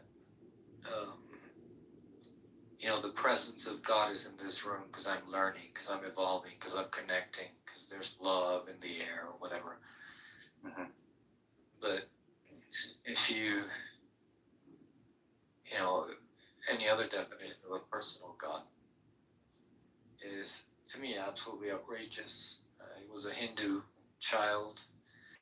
I was a born-again evangelical Christian for a while. And then just because of some trauma and some harsh things that I went through, I became very, very strict about the way I assess reality, very critical about assumptions or beliefs, or knowing the way the world functions, how humans behave, how things come to pass. And as I went on, it was clear that there was no way there could be such a God. I can sympathize with that. When you say global atheist, what do you mean by that? Do you just mean the generic God, or are you looking for an argument against the generic God? Yeah, someone takes a position that there is no God or gods out there whatsoever. Yeah, well, I can answer that quickly then. So I define God as an eternal conscious creator. So eternal, just always existed. Conscious, has awareness, able to make decisions, that kind of thing. And a creator just has sufficient power to bring about the observable universe, right? So that's what you mean by a global. That's what you mean by a generic God. Hey, can I ask a question? Yeah. Sorry, I haven't finished. Am I able to ask a question? Because you guys are atheists. Just hold on. You're interrupting. Just face it. Oh, my bad. Yeah, it is your bad. Just hang on. What? Bitch, suck my dick. I said what I said. Oh, bye-bye. Job. God damn, what's wrong with people these days? Yeah, so if that's what we mean by God, then like atheists could affirm some kind of naturalism, which isn't, doesn't have a mind, doesn't make decisions, isn't aware.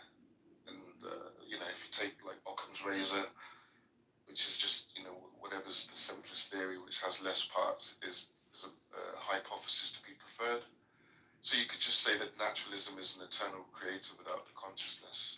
So it lacks like one additional property that God has and is simpler.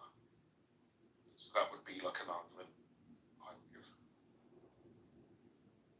Okay, so basically you are putting forth the position that that naturalism as a mechanism can account for certain phenomena that at times appear to be the result of an intelligence, basically, right? Correct. Yeah. And Okay. And the main thing is it is simpler because it can explain all the same data with less parts to it. Okay. Yeah. Well, you know, to what Alfonso was saying, being a Christian for over 2 decades, I definitely can sympathize with what Alfonso was saying. And believe me, I'm someone of not out of your usual group of believers. I suffer from an extreme case of anxiety that manifests in all different ways. And it's like a constant agony every waking moment. But so my faith has been somewhat of a roller coaster, up and down. And I will readily concede the possibility that Christianity could very well be a false religion. I hope it's not, because as a human being, I prefer to. I would like there to be a benevolent, all-powerful, companion that's out there. But aside from Christianity, I have been putting effort into defending the idea of more of a generic God that possesses more or less the omni properties of, or like Carlos was saying, if not omni properties, then at least power sufficient enough to create this universe and whatever others. So what do you think of the argument? Well, because it sounds like you're saying it's possible that you could be wrong and that atheism could be true. So like this form of naturalism that I've presented is like there's no contradiction with it, right? That's a possible world that we could be living in.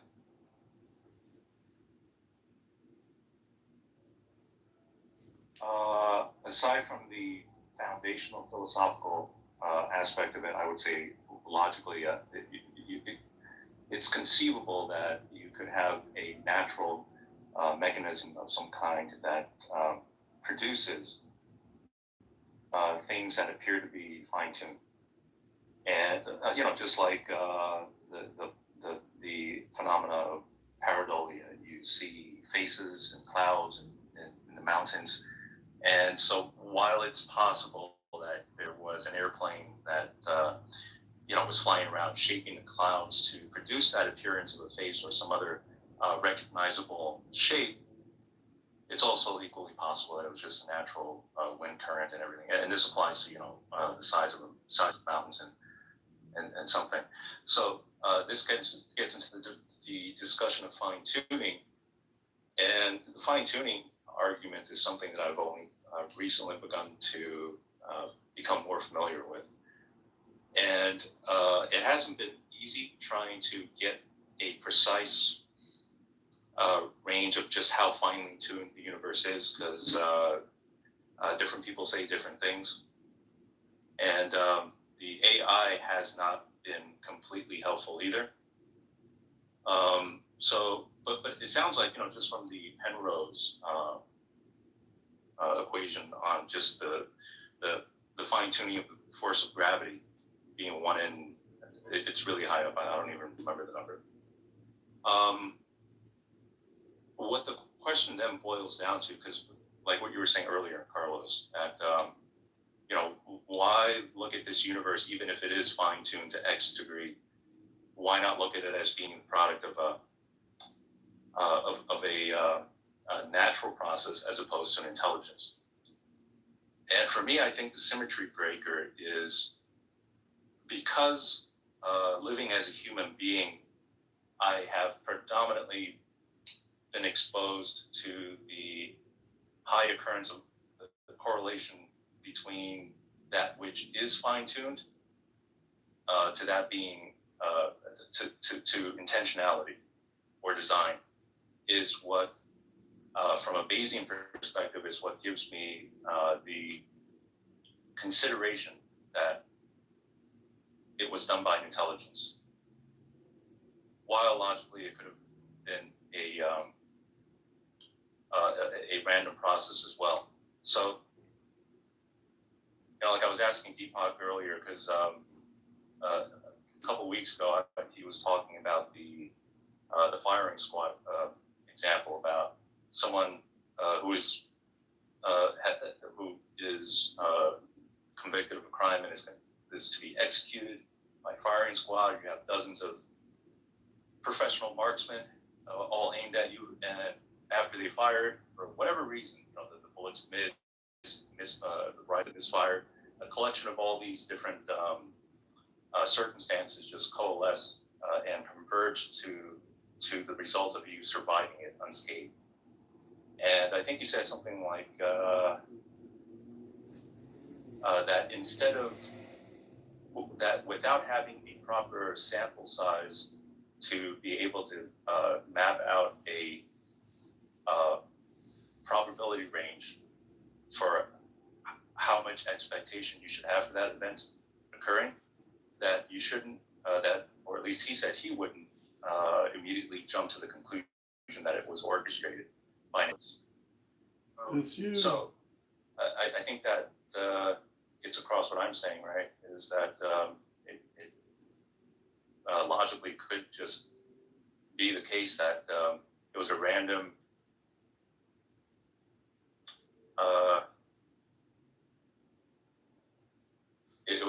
procession of events that converged to the singular result of the criminal not being executed.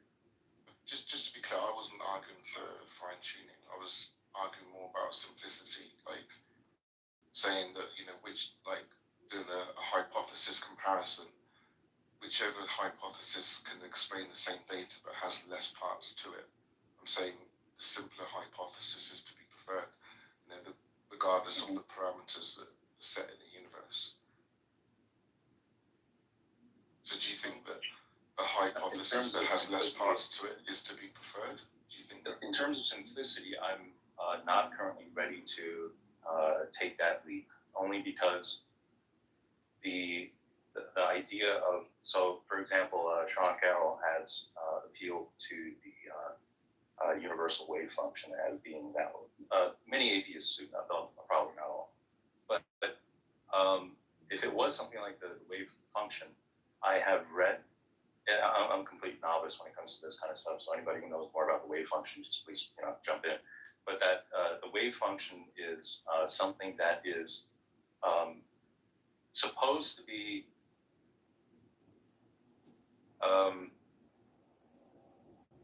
unguided yet deterministic. It functions deterministically. So if you all conditions being the same, you rewind the clock back to the moment of the Big Bang, the initial expansion would have still happened the same way, unless you alter the prior conditions.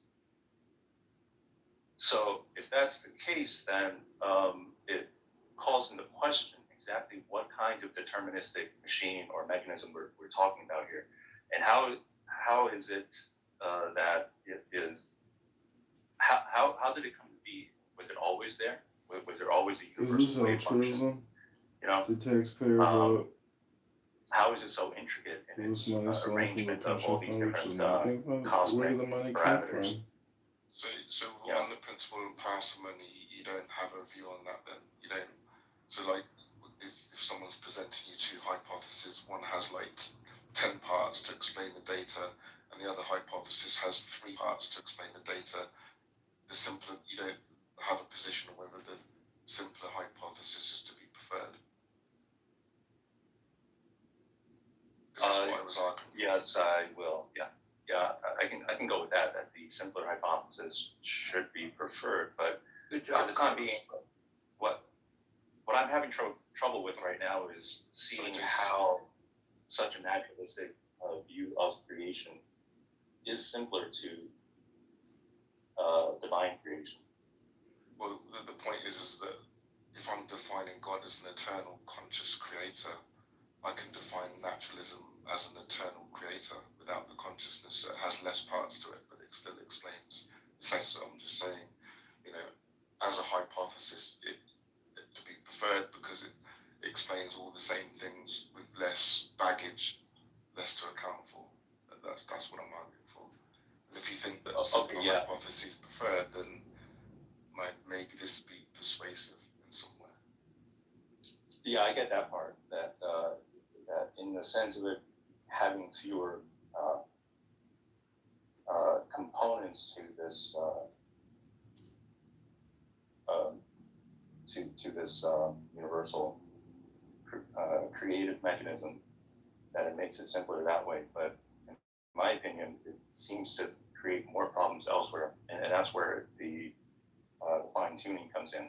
Is that if you take away the consciousness or intentionality, at least, there seems like you have a greater difficulty accounting for the appearance of fine tuning. So I don't think that's the case if we're just talking about a generic God, though. If we're just talking about like an eternal conscious creator with no other attributes to it. I mean, if you posit like a specific type of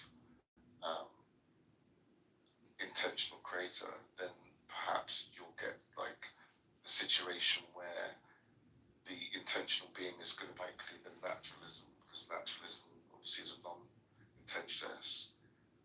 But if we're just saying like a generic God, generic naturalism with no other attributes, it seems like it'd be fitting, maybe at least, if not to prefer naturalism because it's simpler.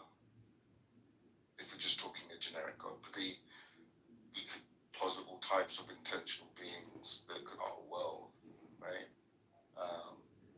Like an evil God or a God that just wants a single atom in it or something like that, or wants a world where the parameters are different. I don't know. We could do that, but we're not talking about a specific God. We're just talking about a generic God. So I think if we do that, then the sort of analogy between that and the naturalist comparison seems to be equal, I would say. Okay. No, that sounds fair.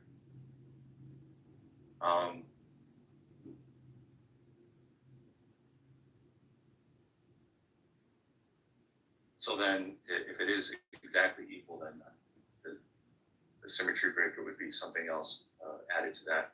Yeah, possibly. Or simplicity, yeah.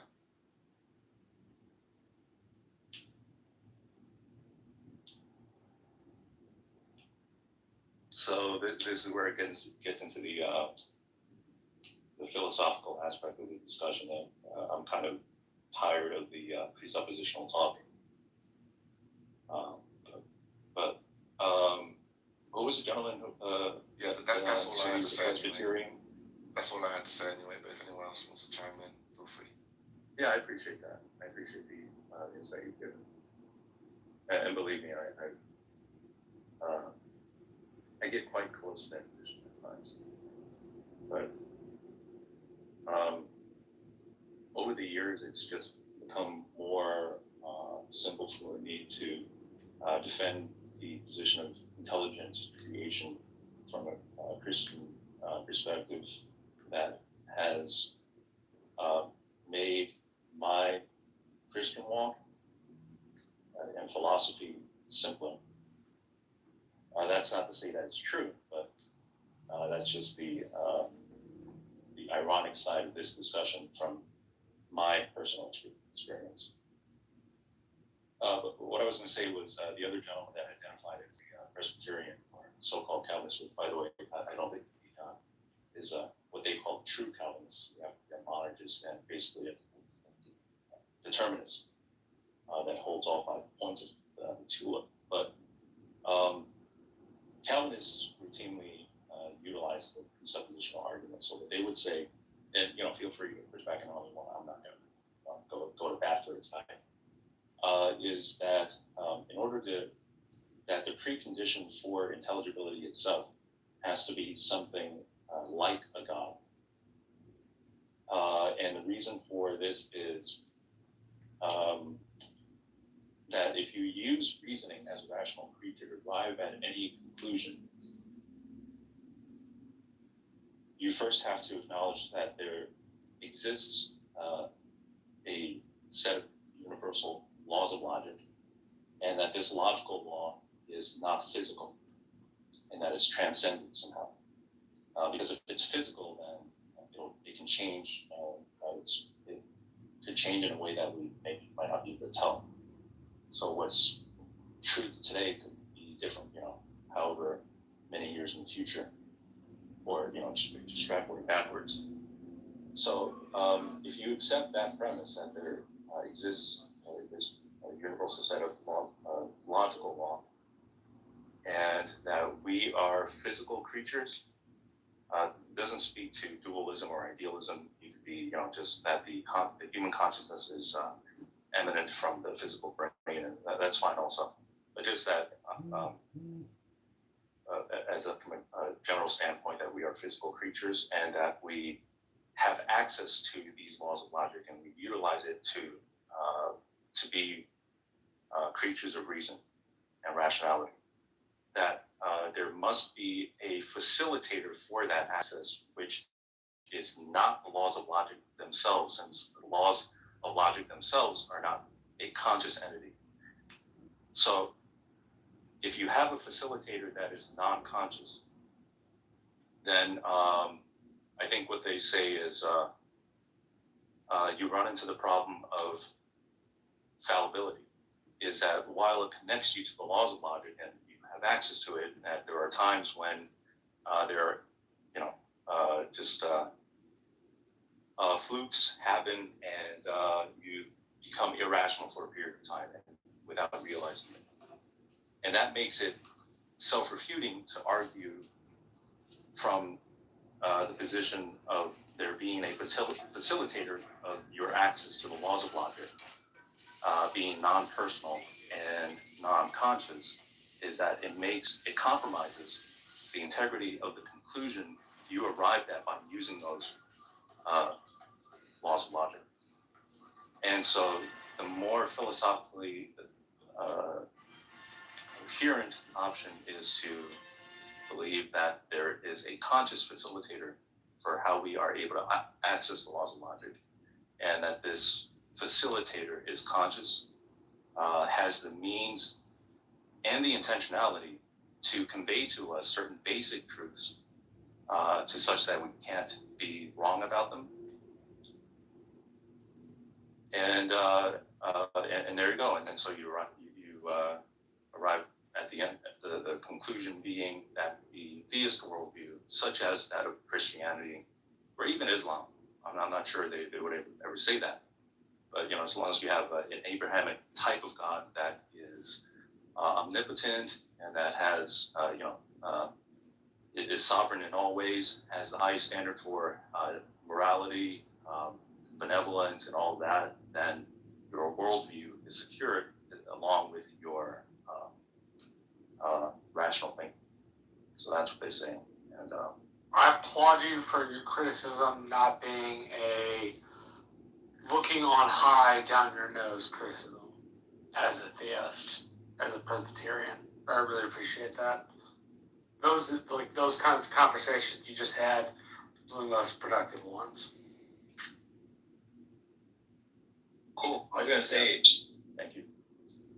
I was gonna say, Crimson. I think you run into the same issue that the presuppositionalists run into, like Van Til and Bonson and those people, where they say, they wanna make the move for God by saying, well, God has to be the precondition for intelligibility, and here's why X, Y, Z stuff. But it turns out, isn't it also true that God has intelligibility already? And how could that be? How does this avoid circularity, or begging the question, if the precondition for intelligibility is something that already has intelligibility, are you run into the same issue that they run into?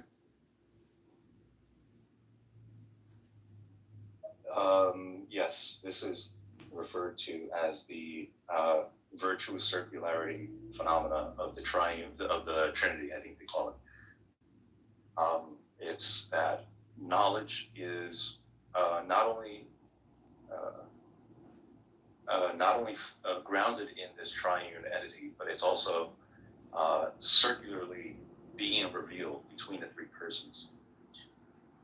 And so they make the Christian God unique in that they identify him as a revelatory, benevolent agent, as opposed to one that is brute, meaning singular person, everything singular.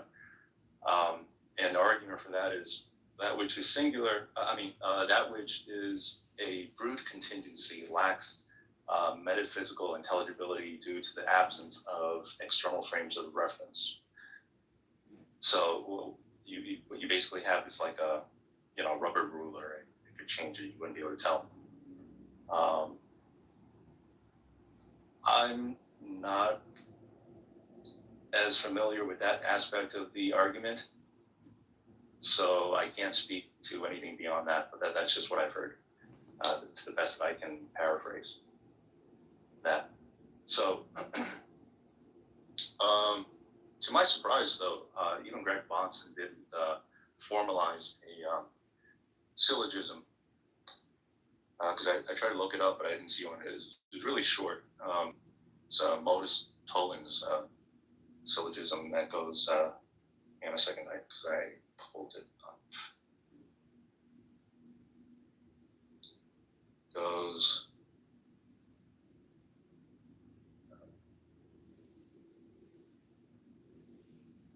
I don't know about his Modus Tollens thing, but what I understand from what people say about Greg Bonson, I haven't read any of this stuff, but usually like the precept people will say, like when I point this out to them, they'll say like, well, there's this distinction between virtuous circularity and vicious circularity, and you brought that up, but in formal logic, there's no distinction between those. Something's either circular or it's not. There's no distinction between those things, and I think Bonson is just saying like, they're just kind of saying like, listen, man, my circularity is the good kind. I don't. Yeah. If you ask me, why is the virtuously circular argument any more robust than one that is not, virtuously circular, I wouldn't be able to answer that. But what Greg Bonson outlines is point number one: God is the necessary precondition for logic, morality, and intelligible experience. Point number two: logic, morality, and intelligible experience exists. Point number three: therefore God exists.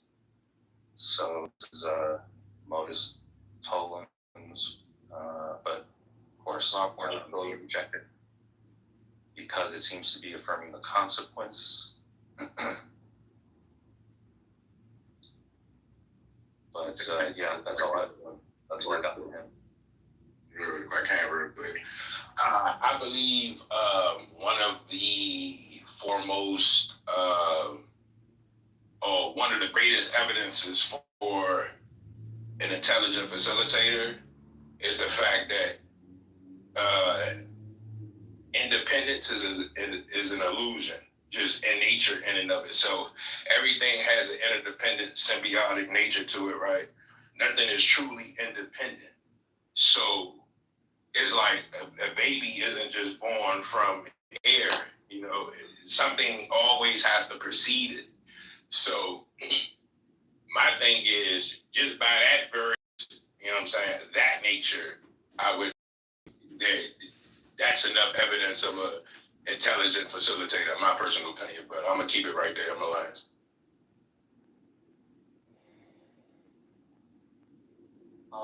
I don't know what the rules are in this room, like what you're about to say in the chat. But there's stuff that shouldn't be said in the chat that is in the chat. It was directed at me out there. I do have a small circle of followers that are quite motivated to disparage me, but that's okay. I'm not talking about your feelings being hurt. I'm talking about what, what's it, starter saying? I don't know what the rules are in the room, but usually we just delete those kinds of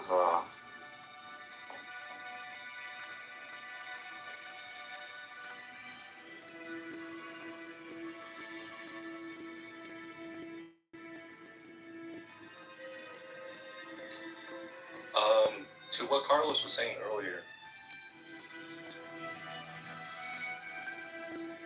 assuming that we're working at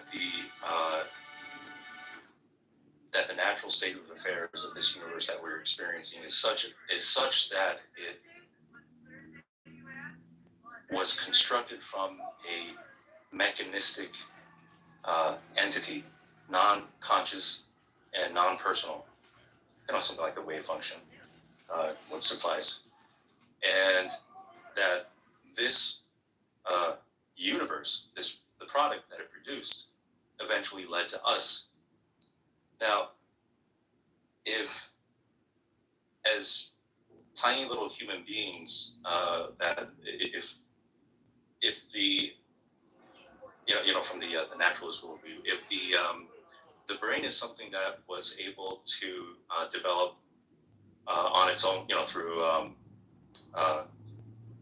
mutation, natural selection,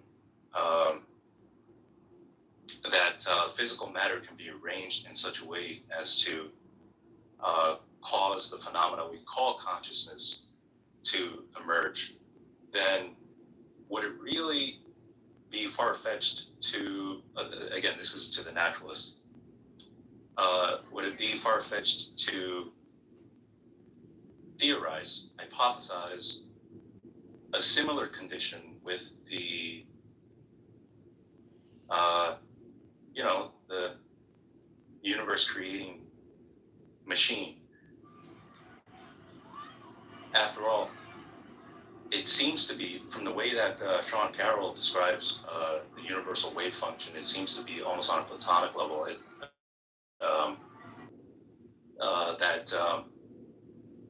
That it's so intricate and so complex that it defies comprehension. And yet, the human brain, relative to that, is if it's far simpler, then it seems like to me the only compromise there would be in affirming that possibility is to have to face, in addition to that, the possibility that this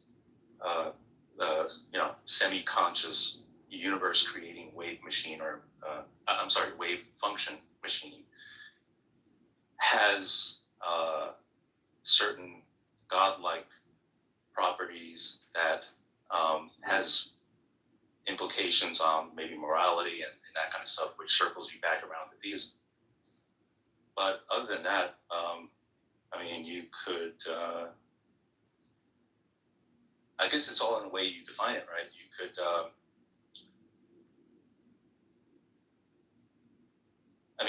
if it's such that it's not, like in the Stephen King novel, where there's this turtle-like creature that I think is an extra-dimensional being, but it has godlike properties, and yet it's powerful enough to create universes, yet simple enough to almost be of intelligence does. So, for example, if you were to encounter this being, and it just be there, as if you're looking at a boulder. It's not moving. It doesn't appear to be thinking. It's not communicating to you, at least on this human time scale. And yet it, produces all these parallel universes. And from these universes, you get these extra-dimensional intelligent beings. One of them is the spider-like extraterrestrial that manifests as a clown Pennywise and so on. But something like that would suffice the condition of it being godlike, as well as being non-personal, to the point where its existence is of no consequence to you and I. Hypothetically, if there is something like that out there. it's just the simple matter of fact that there is this thing that is semi-conscious that created all these parallel worlds, but that in terms of the human existence, it's such that it's of no difference one way or another. And so I guess you could say that in that kind of situation, it's equally feasible or simpler to simply affirm the global atheist position. Is that there is something, there is nothing that high up on a level of existence that is interacting with us, wanting us to pray to it, and it taking sides in our conflicts. And, you know,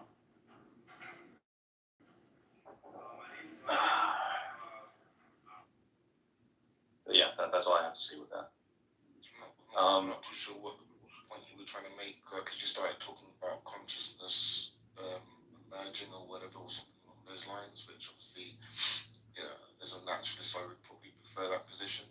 That, The sacred word in American English, the N word. It's like any other measurement in the universe. Pretty much everything we see is a measurement,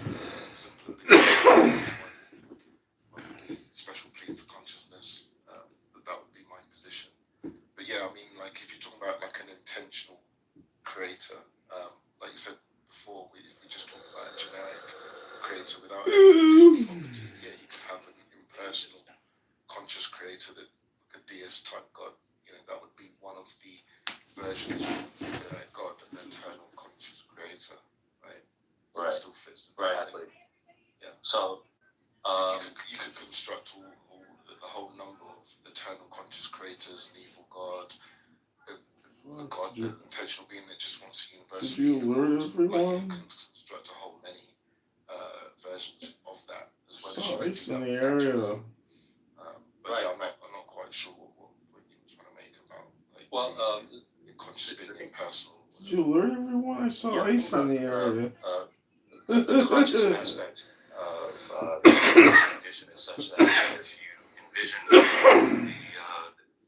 that which created this universe as being non-conscious and impersonal, but yet still retains complexity and complexity in its structure, because it behaves deterministically, then logically you could project or at least entertain the possibility that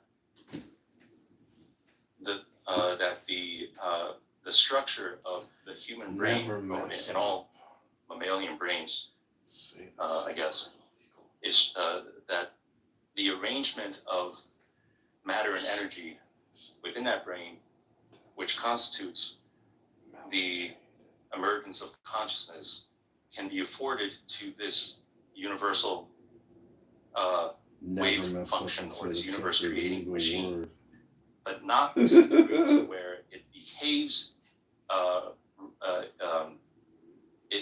not in the sense that it behaves in such a way that it is relational to us. And that's where I went with the Stephen King, universe creating turtle analogy, is that while it meets the condition of it being a conscious creator or a godlike entity, it's of no on the human scale, it's of no consequence to them whatsoever. So that's all I was saying with the consciousness aspect is that if the material brain can generate consciousness, then you could theorize that the same that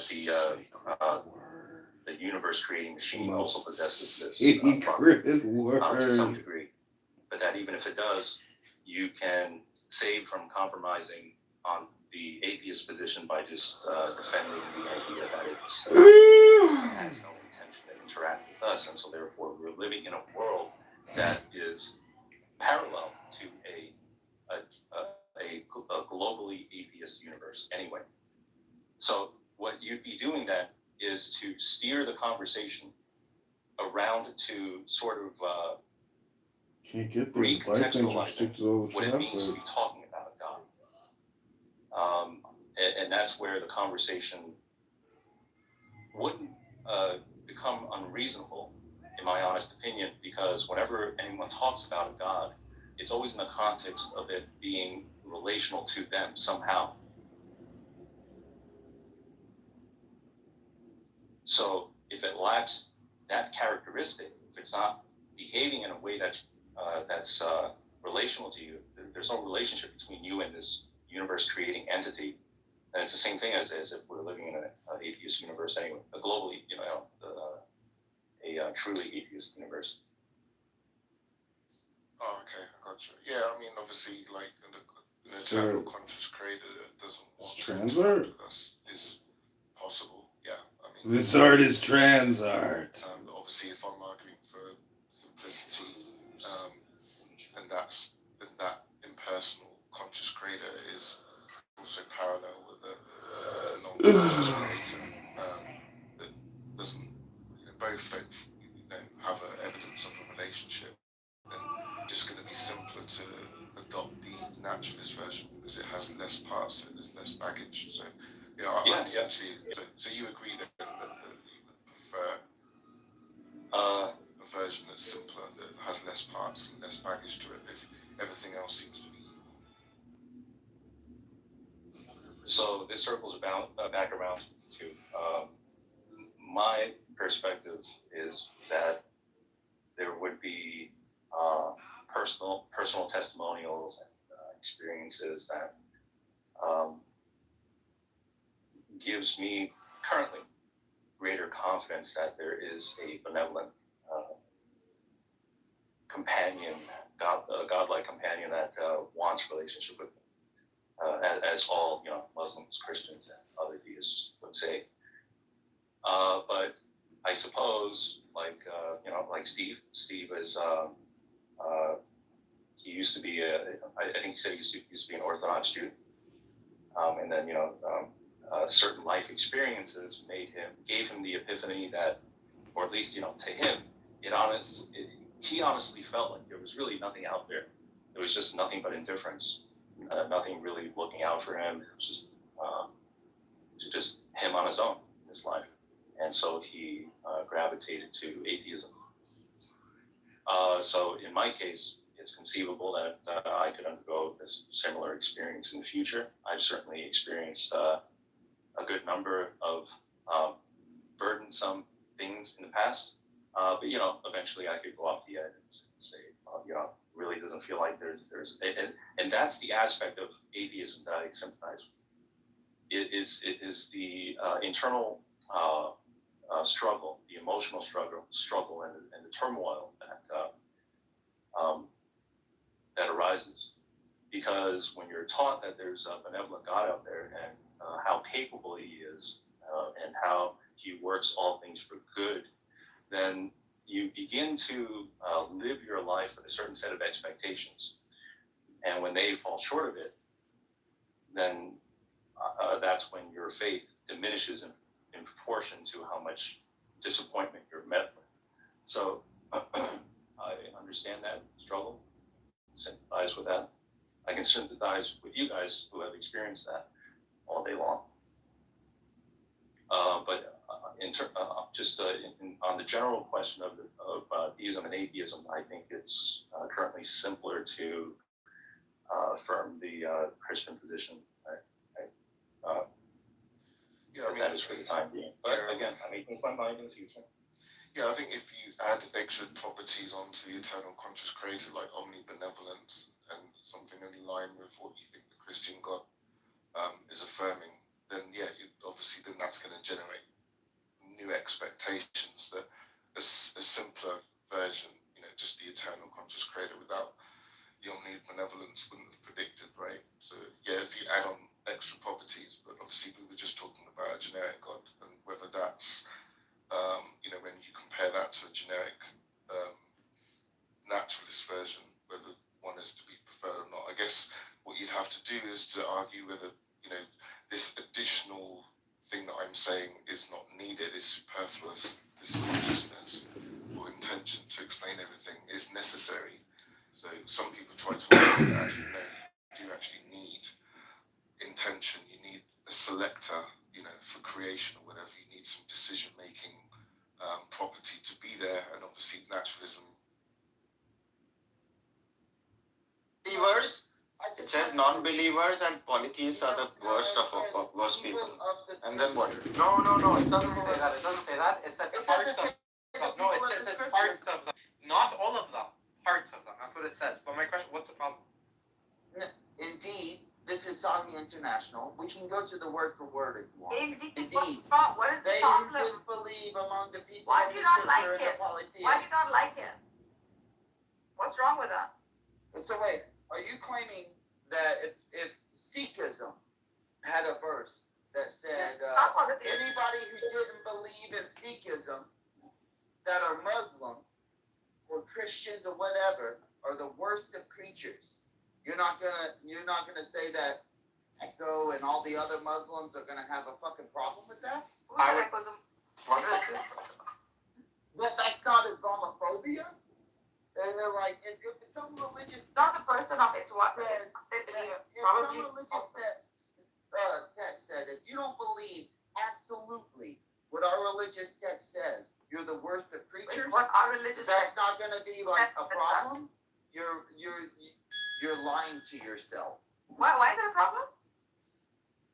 Like, to me. What's the contradiction? Why is it a problem? Oh, wait. You know what's funny? We live in a society Okay. right now. So, 1 second. I'm going to read this.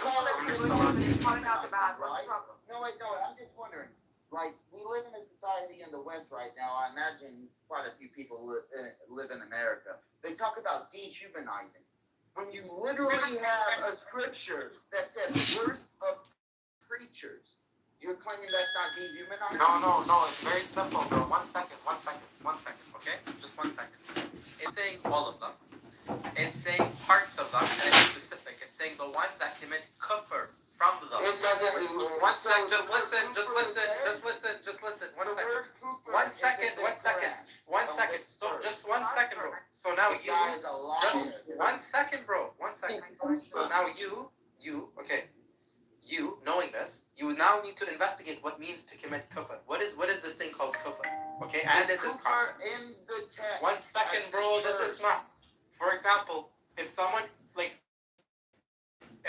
does something really bad and is negative to humanity and causes a lot of havoc, I'm sure you would say this person is the worst of all creation. Wait. Wait. So what you're doing, firstly, you acted like you were gonna bring us. I do. I have it here. I'm going to read it right now. Okay, so verse 98:6. He said, "O Rasulullah, there are your enemies and enemies of your Shias who will be coming on the day of judgment with blackened faces, extremely thirsty, miserable, tormented, infidels, hypocrites. That would be for you and your Shias, and this would be for your enemies and their adherents." So it's saying it's referring to specific people that are against this group called Shias. You mean the party, the group, whatever? No, you're not. You're laughing. Let's see what else it says. So I'll go to Q-Tafsir. I'll do Q-Tafsir because I don't know. No, bro. Because wait, I have another one. I have another one from Bukhari. Bukhari is not a tafsir. Yeah, it is. Bukhari is a tafsir. He mentions he has a section. He has a section of hadith that he attributes to tafsir, but he's not a tafsir scholar. He's not. So wait. So what's the problem? What's the problem with that? Oh my gosh! Let's see what Ibn Kathir has to say. Can you go check Ibn Ishaq? I prefer him over Kathir. Ibn Ishaq, huh? Yeah, go check Ibn Ishaq. I get it. You don't want to hear it. No, I do. I prefer Ibn Ishaq and Ibn Taymiyyah over Ibn Kathir. Yeah, so those are two different classifications. No, it's not. This is how I know you're being ignorant. Because, bro, first of all, Ibn Ishaq and Ibn Kathir are one of the earliest Islamic historians that we know of today, and all of our knowledge comes from them about Islam. Dude, that's not the... Anyway, I just want to make a point. See, I want to make a point also about this. This guy is Moshi and why? I just want to make a point. You're Can I make a point about this? Are you Guys. claiming that Muslims? Wait. Yes. The point is that, you know, Are you claiming that Muslims will use the explanation of the Quran, or like give the explanation, the exegesis of the Quran? They'll use Ibn Ashaq over Ibn Kathir? Yes, so it depends actually, and there's actually reports on this. 1 sec, let me educate you, bro. There's reports on this. So it actually depends, okay? If you look at, and there's a hadith for this, if you can just go listen to it, you'll see. Or there's a writing from Ibn Kathir that says this actually. Ibn Kathir has an interpretation from something that Aisha radiallahu anha said. And she said something that basically Ibn Kathir then alluded to, that there's going to be a man, he professed this, a man possibly by the name of Ishaq. And because of that, we must then take precedent of Ishaq on certain matters on Fridays. And so if you go right now and search up Ibn Kathir's Aisha interpretation exegesis about the prophetic Ishaq. There is no exegesis. There is. You're just ignorant. You're ignorant. I'm telling you. There is no exegesis of Aisha. No, bro, are you kidding me? I'm not saying Aisha. I'm saying something she said. One of the things that she said. Yeah, that's a hadith. Yes, Ibn Kathir did an exegesis on one of the hadiths that from Aisha, and then from that he extrapolated that there are going to be other scholars or historians that you ought to follow and have precedent over him by the name of Ishaq or something. And he basically painted him as this prophetic figure. You should look into it. Like, go search this. How about you? So you asked me to find something. It's there. Go find it. It's there. Bro, it's not my fault. You asked me to find something earlier. 1 second. Didn't you claim that you have read all 700,000 hadiths? Didn't because you're the one that claimed you read all this guy. You read all of them. He doesn't apply to himself. Okay, bro. Because so you don't here's the thing, dude. No, yeah, I'm sorry. Ibn Kathir is 100% one of the top two. What is this? Invite them up, somebody. I'll invite them up. Ibn Kathir is up there with Al-Tabari, right? As an exegesis scholar. He's not the same as Bukhari. It's not like you are trying to perform this red herring where you're trying to make audience and myself follow. I don't think you're understanding what's going on right now. Maybe you I don't think that you're answering anything. Trying So, too John, hard. could you wait a moment? John, could you No, wait a no, moment? no, I already cut it. And I let you up. I just want you to wait a moment. I should speak this. Vad kan det röstas? Vad det blir så språk normally. So but it's like what if you say real estate or what that's like real life or something. Yeah.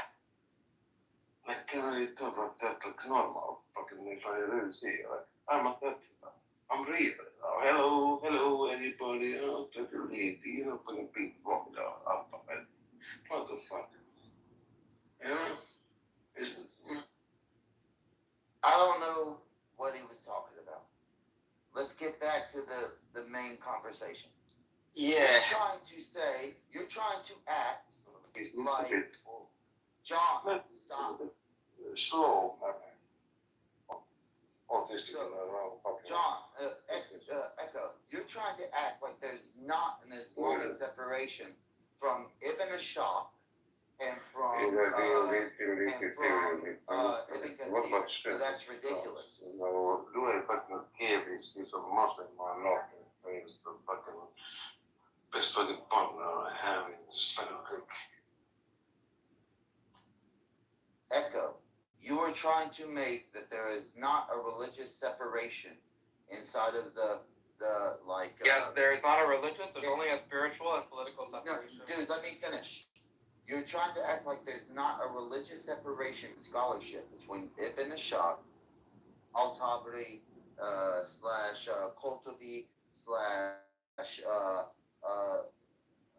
Kathir. And there is. Absolutely is.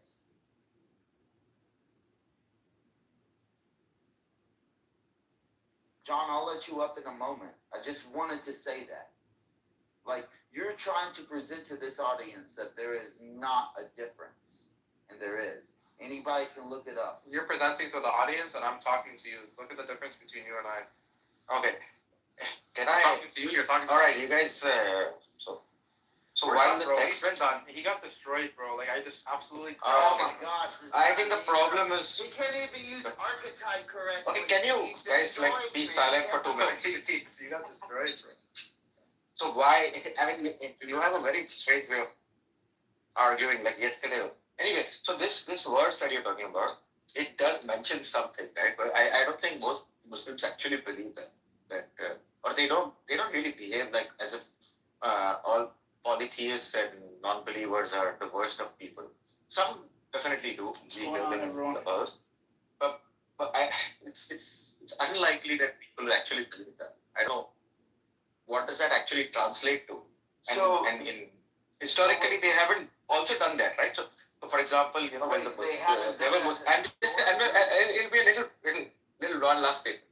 So historically, during the rule of Muslim sultans or Muslim emperors in India, you know, a majority of Indians were polytheists, but they were not treated like they were also people of the book because it was just more convenient to do so.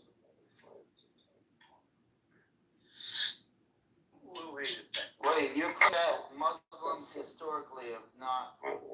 So wait, firstly, let's start at this point. Let's start at this point. Allah says You want to in know eternal words, that they are lesser than creatures. So whether Muslims accept that or not doesn't mean anything. But it could be that Muslims have never read that verse, right? Yeah, that's a good point actually. Why? Hey, why? What's the argument here? Bro, he's making good points, bro, to be honest, bro. Honestly, bro, this whole religion shit's kind of teasing me anyways. Can I hear the argument you made why, or you guys talk? Okay, Cairo, so basically what he's trying to say is this, okay? So first of all, are you a Muslim, Cairo? Yeah. Okay. What type? Sorry, I'm a Muslim. Okay, perfect, yeah. Yeah, he's saying, basically, that, well, there's a couple of points he's making. One is if you go to chapter 98, verse 6, I'll wait till you're there, bro. 1 second. Yeah, no, take your time.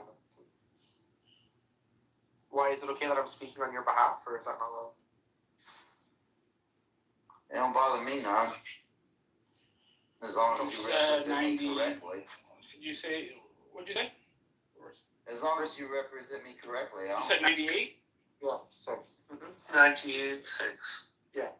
Y is basically saying that Islam is false because he spotted like a spelling I mistake never or something said else. that. I never did. Okay, why don't you just tell me why? Look at this guy. Okay, why don't you just tell me why? What did I say? I said, I don't care that you speak for me as long as you represent me correctly. And what does he do? He does it incorrectly. Okay, maybe he made a mistake. No, that's purpose. No, that was a mistake. I'm sorry. Go ahead, Why? Go ahead. I've never said that. Just explain the argument to him, bro. Because of this.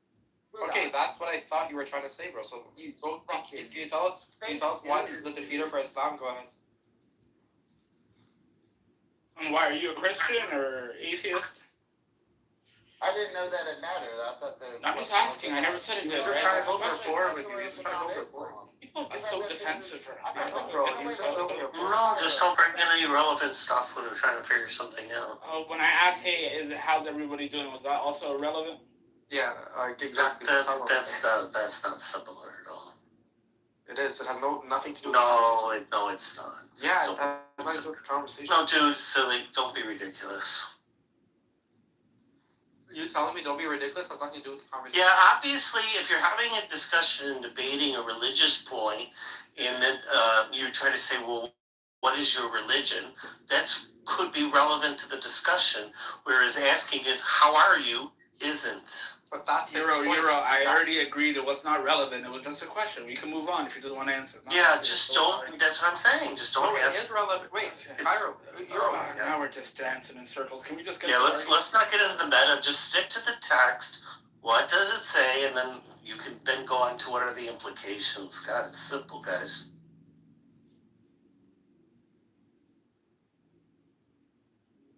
I just don't think things are that simple, to be honest. In reality, like, they're more complicated than we think.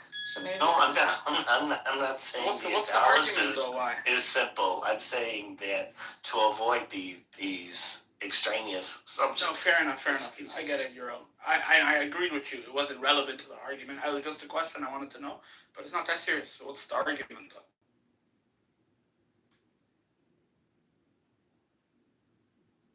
Oh, no way. That's crazy.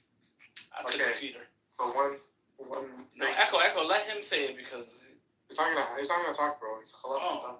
Yeah, why? Is there some reason why you're not talking? I think that this is ridiculous. Like, that's my personal opinion. No, I understand, but there's no. I've already stated multiple times. I just got here. Yeah, I understand, but there's new people on the stage that haven't heard the argument, so they don't know what's going on. Yeah, but the thing is like he's already buddied up with the person who claimed that. I don't even know him. What are you talking about? Oh my gosh, dude. Okay. What? The argument. I guess the newest one. It started a while ago with like there's been 4 different things, but essentially, if you're asking about 98 6 of the Quran, right? What I was mentioning was that the worst of creatures and it's the people of the scripture. Now there was actually a person who tried to like, oh no, it's not talking just about them. Yeah, nobody says it's not talking about just them, right? It's just a bunch of red herrings going on at this point. So let's focus. The worst of creatures. What does that mean according to Islam? Well, I think if you read 98:6, we should all be able to agree that the text is pretty clear, I think. It says, indeed, those who disbelieve from the people of the book and the polytheists will be in the fire of hell, stay there forever. They are the worst of all beings, or the worst of creatures. It clearly says it's 2 groups of people, right? The polytheists, that's one of them. And the second one is those people from the people of the book who disbelieve. And those people, the people of the book, would be the Jews and the Christians, correct? Jews, Christians, and Muslims. Okay, yeah. People of the book is. Did we not hear from Echo that, and I think Neil Patel, that no, that's not who is being defined as. No, this Echo is actually trying what's to. this? Echo, real quick, I'll get to you.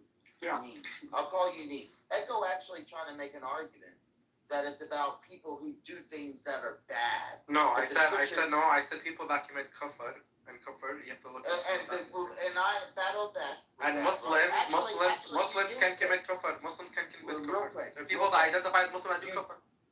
Dude, firstly, I battled back with your Cooper saying, where's the word Cooper inside of the text? You wouldn't answer. And then secondly, you did try to make an argument about people who kill somebody and they do this and that. That's not in the text either. Euro says he reads it explicitly as like, yeah, it's just A and B. You know? What's the argument? So let Cairo answer his way. I guess my way is wrong. Yeah. Let me hear from Cairo. Cairo, do you think that? Bro, I'm still waiting on the argument. I don't understand. No, it's not an argument. I want to hear from him because I don't want anybody. Okay, wait. It's not. So first thing is like, do you think it is nice to call people worst of human beings, the ones who are polytheists and non-believers? What do you mean? Is it nice? What is this? Is it feeling? I mean, police around here? Yes. Or do you believe that they are worst of human beings? Or worst of creatures, creation, or worst of... Disbelief from the people of the book and the polytheists will be in the fire of hell to stay there forever. They are the worst of all beings. Alhamdulillah. MashaAllah. MashaAllah. So what's the argument? I think he agrees. Okay, so you do agree that it's a worst of all. I love it. I love the verse. What's the? Is there an argument? Well, there is no argument. It's just saying that Muslims are people like you are. I thought he was going to say Islam is false because X. No, it's not Islam is false. It's just that people like you are dickheads. That's all he will say. People like me are what? Dickheads. That was my claim. I just want you to know. The Echo said that was people who believe these things are dickheads. That's how they buddied up, dude. Like, It's insane when you have to deal with these type of people that like, oh, well, why so? He's claiming that Islam is false because it claims that a certain group of people are the worship preachers. Never fucking said that. Never fucking implied that. Implicitly, explicitly. And then all of a sudden, this guy, he's like, oh, I don't even know him. But he's buddying it up to him. It's ridiculous. How did I buddy up to him? You just, I'm pretty sure Cairo, you just agreed with what he claimed. So I have a confession. I don't know what I he told me. have a confession to make. One sec. Why? Just listen. Why? Why? Listen. Why? Listen. I have a confession. Cairo and I did buddy up, and we're actually really good friends. We're actually cousins.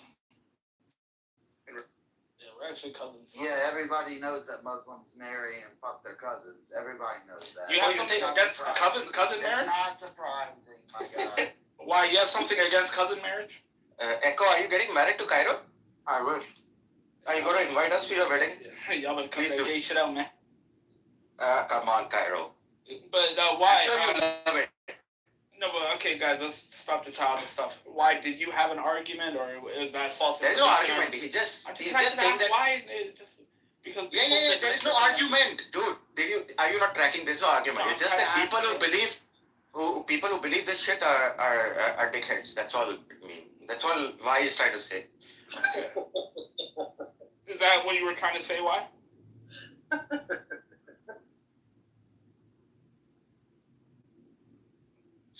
I don't know, these type of people. He doesn't want people to speak for him, but he doesn't want to speak himself. It's not that serious.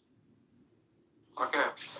He's already spoken, and it's pretty clear. No, I know, I get it, but I didn't hear it, and you agreed with that. Yeah, I know. You know what I mean?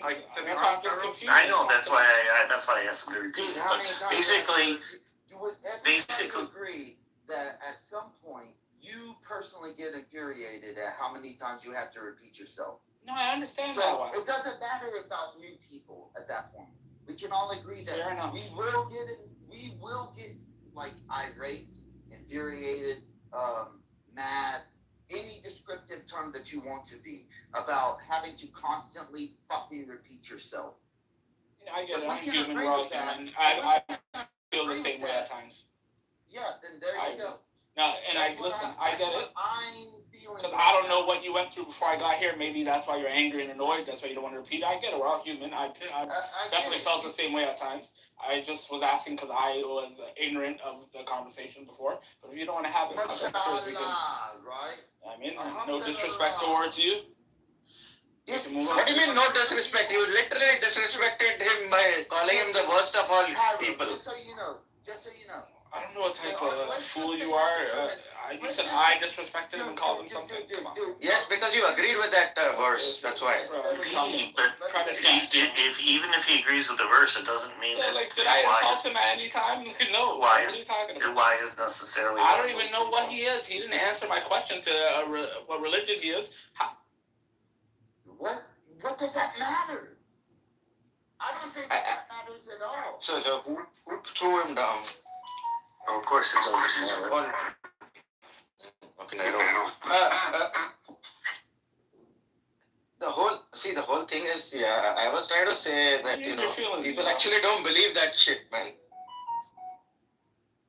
Well, 2 billion people break it down. No, not 2 million. Please, you cannot speak for 2 billion. You can speak for yourself. Break it down. Like, I'm breaking it. Break it down principles, something like that. Yeah. So this guy's claiming. The verse, if you break it down, there's nothing wrong means what? Basically, it's saying that which is right, that which is false is a base. Yeah. So there is no. Put it in. See, you cannot excuse what the only part I was trying to say is like there are 2 billion Muslims in the world. I don't think most of them actually lead their day-to-day lives thinking that the other person, the one who is a disbeliever. I'm telling you because I have experienced this, right? I've experienced historically how Muslim rulers. You put it in principles. The only idiots, the only dickheads like you who will publicly admit it, because also you will not publicly admit it because He should break it down. You will also not publicly admit. You will will not publicly admit it because you're too scared to say it, with your real name. You're just doing it in a. Try telling your neighbors. Try telling your neighbors. Try telling your co-workers. Says it all. Like He believes in the book. Why should he break it down, like dissect the principle? Anyway. A certain group of people with a certain identity. This guy is funny, bro. Yeah, I know. No, Nia, let's talk to It's shocking because, like, the identity of the people have been treated differently. It's a certain No, I mean, actually. This shit is still going. So, I'll tell you what Vai was saying. Vai was saying that in modern times, if people hold on to non-pluralism, like, if people say like those people are worst because they are Muslims or they are Jews or they are Russians or they are Maasai tribe or anybody who will make these statements in modern times, like, about a group of people.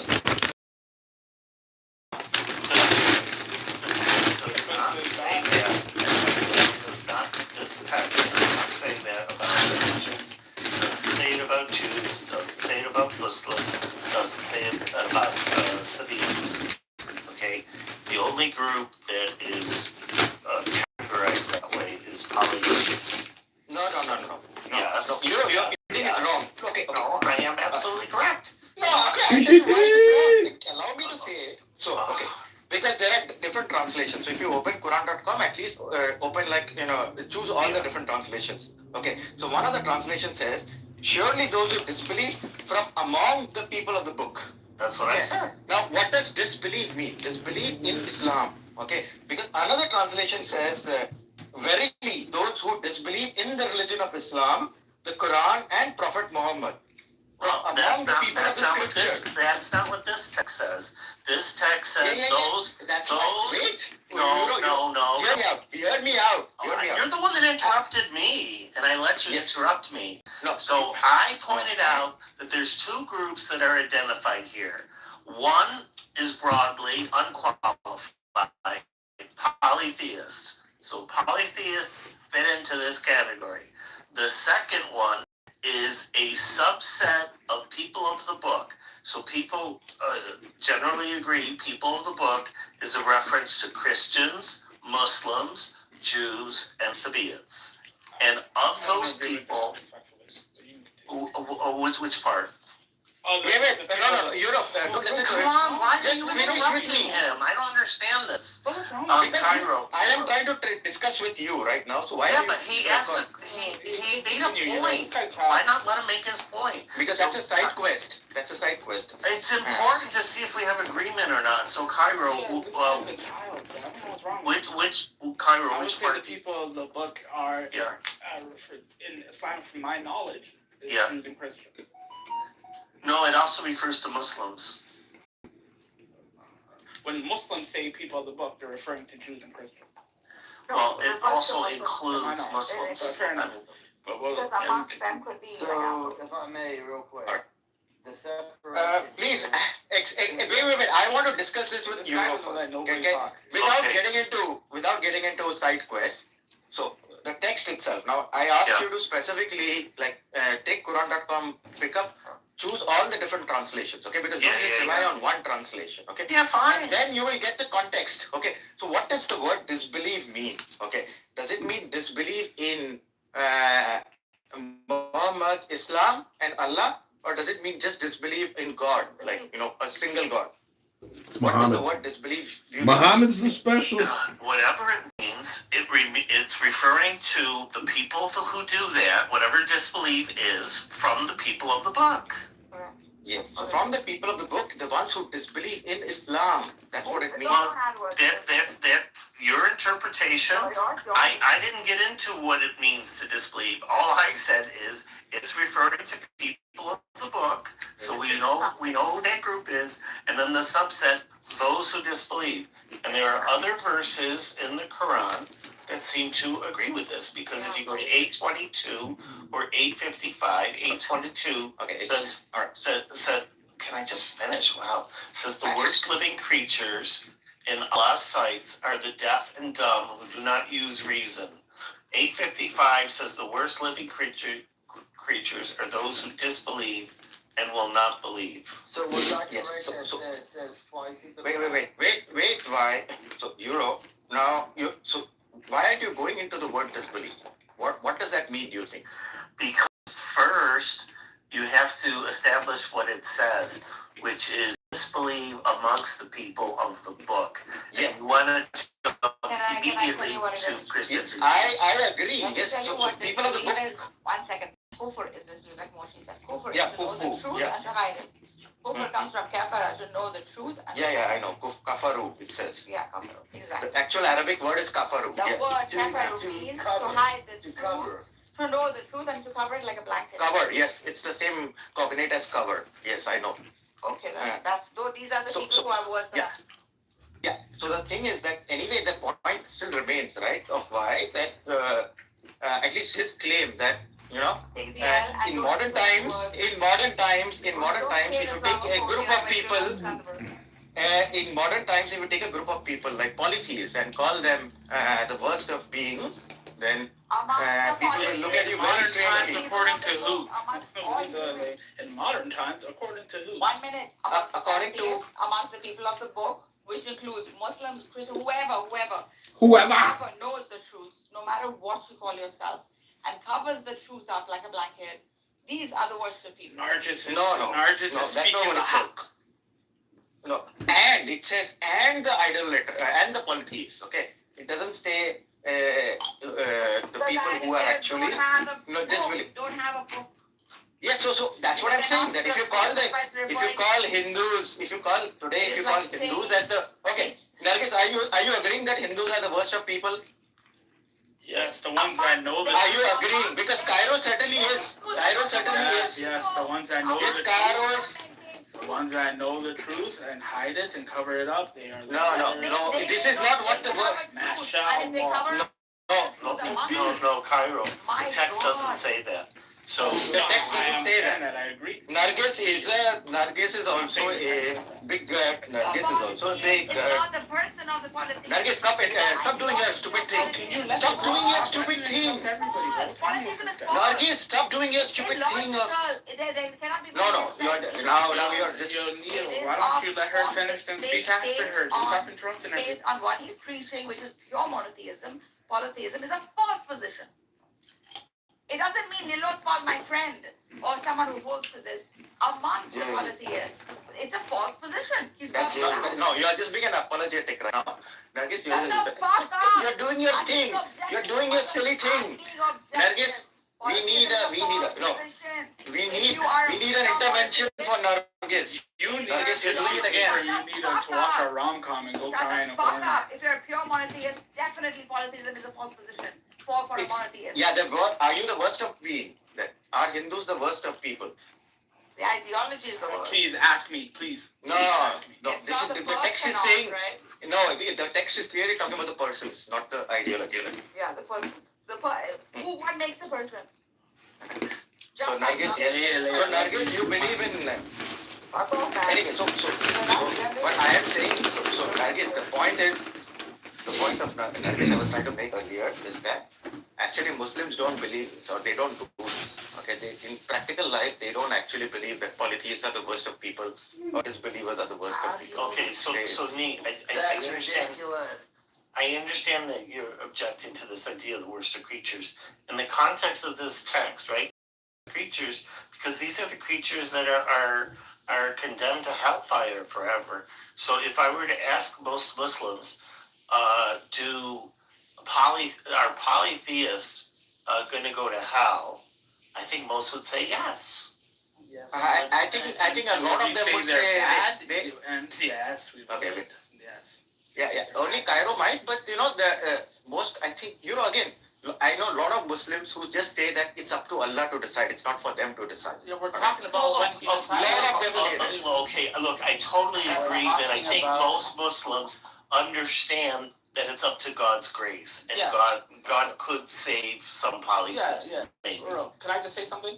We're talking about people that are condemned to hell. We're not talking about like me as a Muslim. I can't go around telling people you are the worst, because that is not my authority. Exactly. I have no right. You actually are but because you can go Can I quote just? the Quran.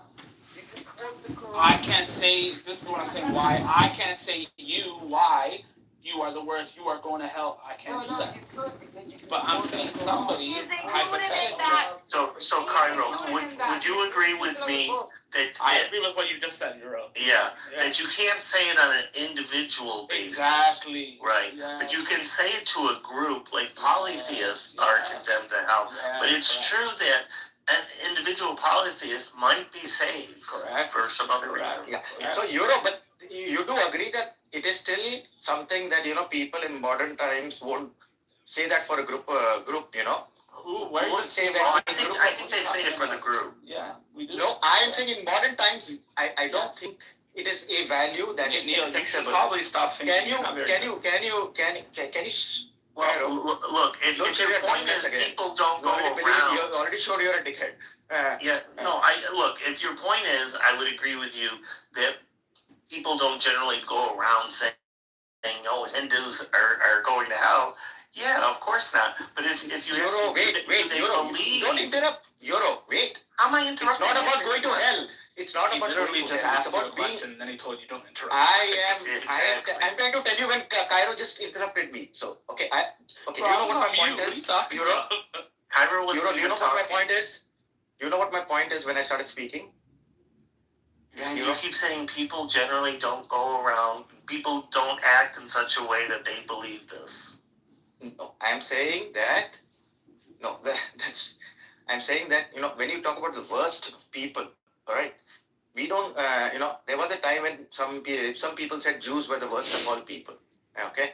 But nowadays, it is very badly seen if you say that a group X, whatever that X might be, polytheist or non-believer or Japanese. Wait, why are you guys always interrupt? What? So, I'm just saying that this does not match with modern values. Oh my God, why? No, which modern values?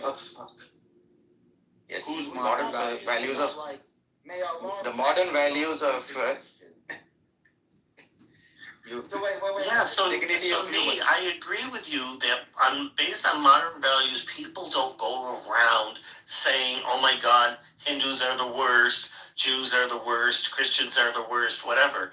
But Christianity does say, Christians do believe that salvation is exclusive to those who believe in Christ, and Muslims believe that salvation is unique to those who believe in Islam. I'll just leave it at that.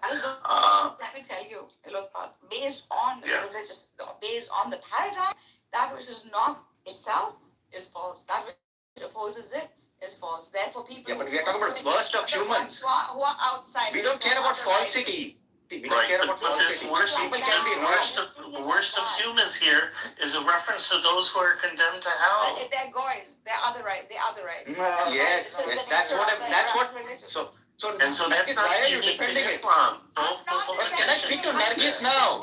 I am trying to speak to Nargis now. I'm saying this is what Nargis. Why are you adding emotion to it? According to that I'm not adding emotion. Why are you getting all hyped? I'm not agreeing with you are the one who's getting hyped, man. I'm saying if I believe the value of X is this, and if I believe one is true and the other is false, then that which is false is not of me. That's all it's saying. So yes, no, it's saying more than that. It's saying more than that. It is saying that they're based on all. Okay, so it's saying more than that. Right? Okay, Nargis, can you let me speak now? It is saying more than that. It is saying that you are the worst, Nargis. That these group of people are the worst of all creatures. Yeah, they are the worst. They are the worst. Of course. They are the worst. Nargis, they are the worst. What's the problem with them? Christians do the same thing. They are the worst. Of the people of the book, the only one that doesn't do that are the Jews. Falsehood, therefore people believe in falsehood. Yeah, but that completely doesn't match with our modern values. It's not. That completely doesn't match. Look at the values we assign our clubhouse. These are modern values. Every day people are otherized and hated. Yeah, exactly. That is what we don't do otherizing. Yes, that's why people who. Daily. No, that is wrong, Marcus. You know it. And When I choose vanilla over chocolate, I'm otherizing chocolate. No, so me, look, I mean, I already acknowledged right from the beginning. Yes, people don't go around screaming at people like, "Oh, you're a Hindu or you're Hindi or whatever," and then get upset. No, of course not. Dude, but that doesn't mean that they don't believe that person is excluded from salvation. Dude, So Two Euro, separate things. no, Euro, that I will disagree with you there. So okay, which part? yes. So the part is that when I see many Muslims, even in this platform, interacting with non-Muslims, okay, disbelievers, polytheists, they actually don't interact in a way that they think that these are the worst of humans. That's what I just said. So you're agreeing with me. Wait. It's not that they are acting. They are genuine. They genuinely, I get that impression that they genuinely feel that these people are not the worst. Okay, the interaction has some genuineness in there. That's what I'm trying to tell you. And historically, this has been seen also. Okay. So you're hung up on the word worst. Okay, so they're not treating people badly like they're the worst. But if you ask these people, that's not what I said. Again, Euro. It's not that they're not just treating them. They genuinely seem not to feel that way.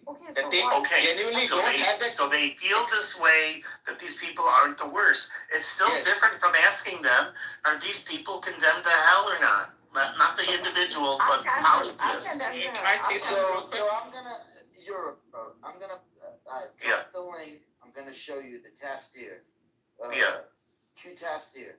They are the worst of creatures is to parentheses, which is just saying that like he's addressing this, meaning they are the worst creation that Allah has fashioned and created. Yeah, I agree. No. What I'm pointing out is like the hell concept is not the issue.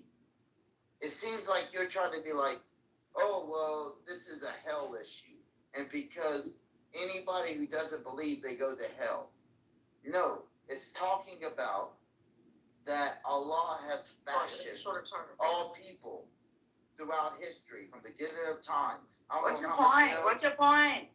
Dude, before Allah created anything, he created, and then afterwards, 50,000 years later, he created the pen, and he says, hey, write down everything, and the pen writes down everything that's going to happen in history, right? And then all of a sudden, he in his eternal worlds, his eternal words, before even he tells the pen to write that down, he is saying, yo, you don't believe in what I sent down beforehand, you're the worst of fucking creatures. It's not about hell. No, what's wrong?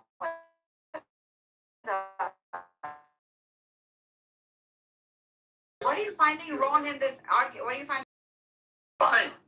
I mean, I'm saying that do you agree that one of your arguments was not one of your arguments about the verse being about hell? Was that one of your? No. I agree with what you just said.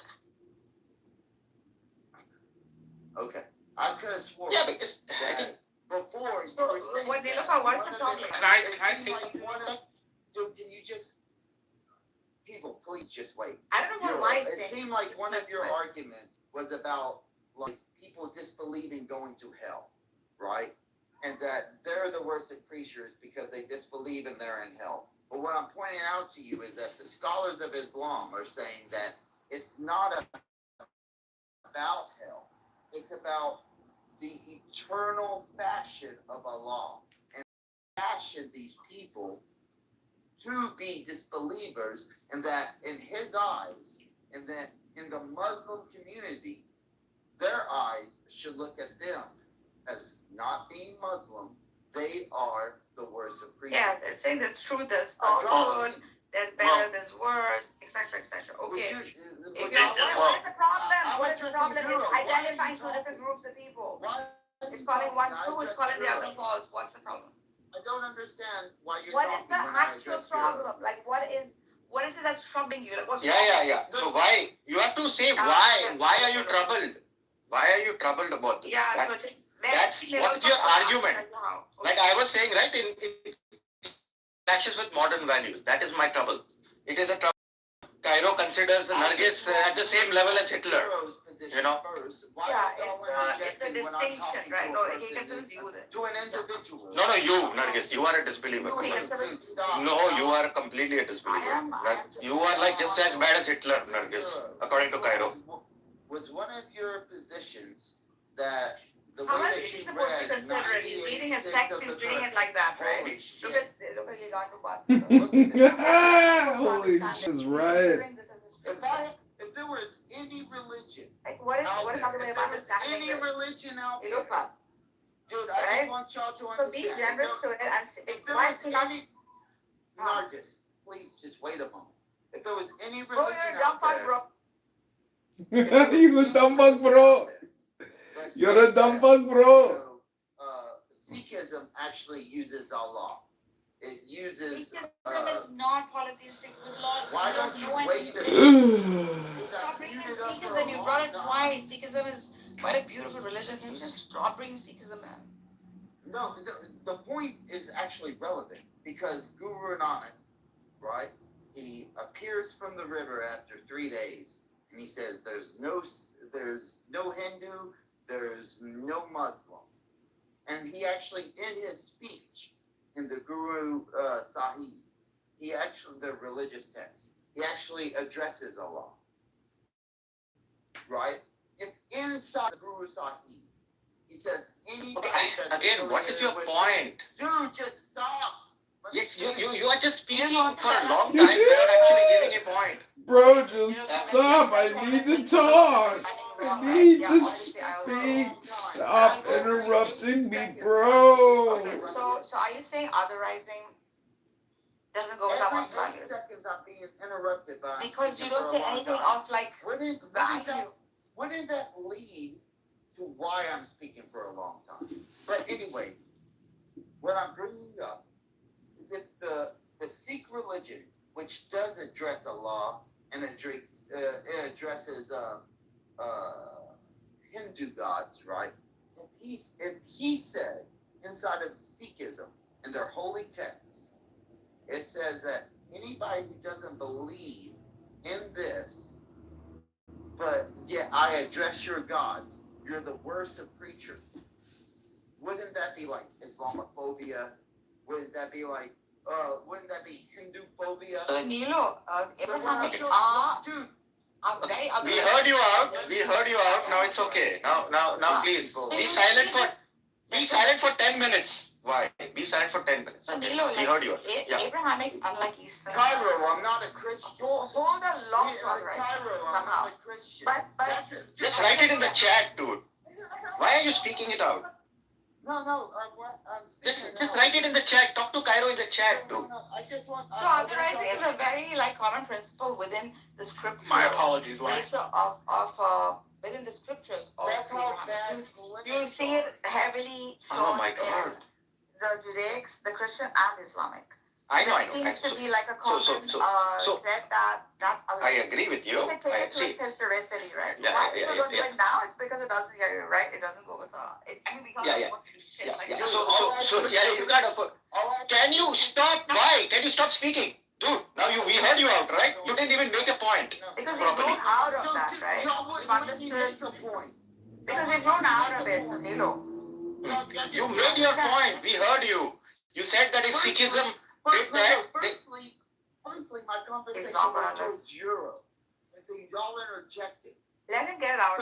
He's not going to stop. Just so you know, I was talking towards Europe. how many minutes do you need before Nargis and... Okay, just answer this question. How many minutes of speech do you need before Nargis and I can continue our discussion? Okay, take 2 minutes. Take 3. Take 3, but after that, please be silent till Nargis and I finish our discussion. Okay. So, firstly, Europe, this is dedicated to you. Somebody start the timer. It seemed like what you were trying to say, essentially, is that the script that you were reading, 98.6, was about the disbelievers in hellfire. But then I presented to you a tafsir where the Islamic scholars are essentially saying, no, this is about Allah has created everything. And the people that he's created, he's already deemed that they are the worst of creatures because he's already deemed that they're not going to fucking believe in him. So that's number one. I wish that you would address that. Go ahead. I'll relent the rest of my time for Euro to explain. Yeah, so I started to address it, but there was a lot of interruptions. Yeah, no, like I said, I essentially agree with what was just said. I would just add a corollary that the other part about that they were fashioned this way by Allah is a separate point. But yeah, the text is referring to these people being the worst of people, and that they will be condemned to hellfire. So I agree with that. I'm not suggesting that it's only.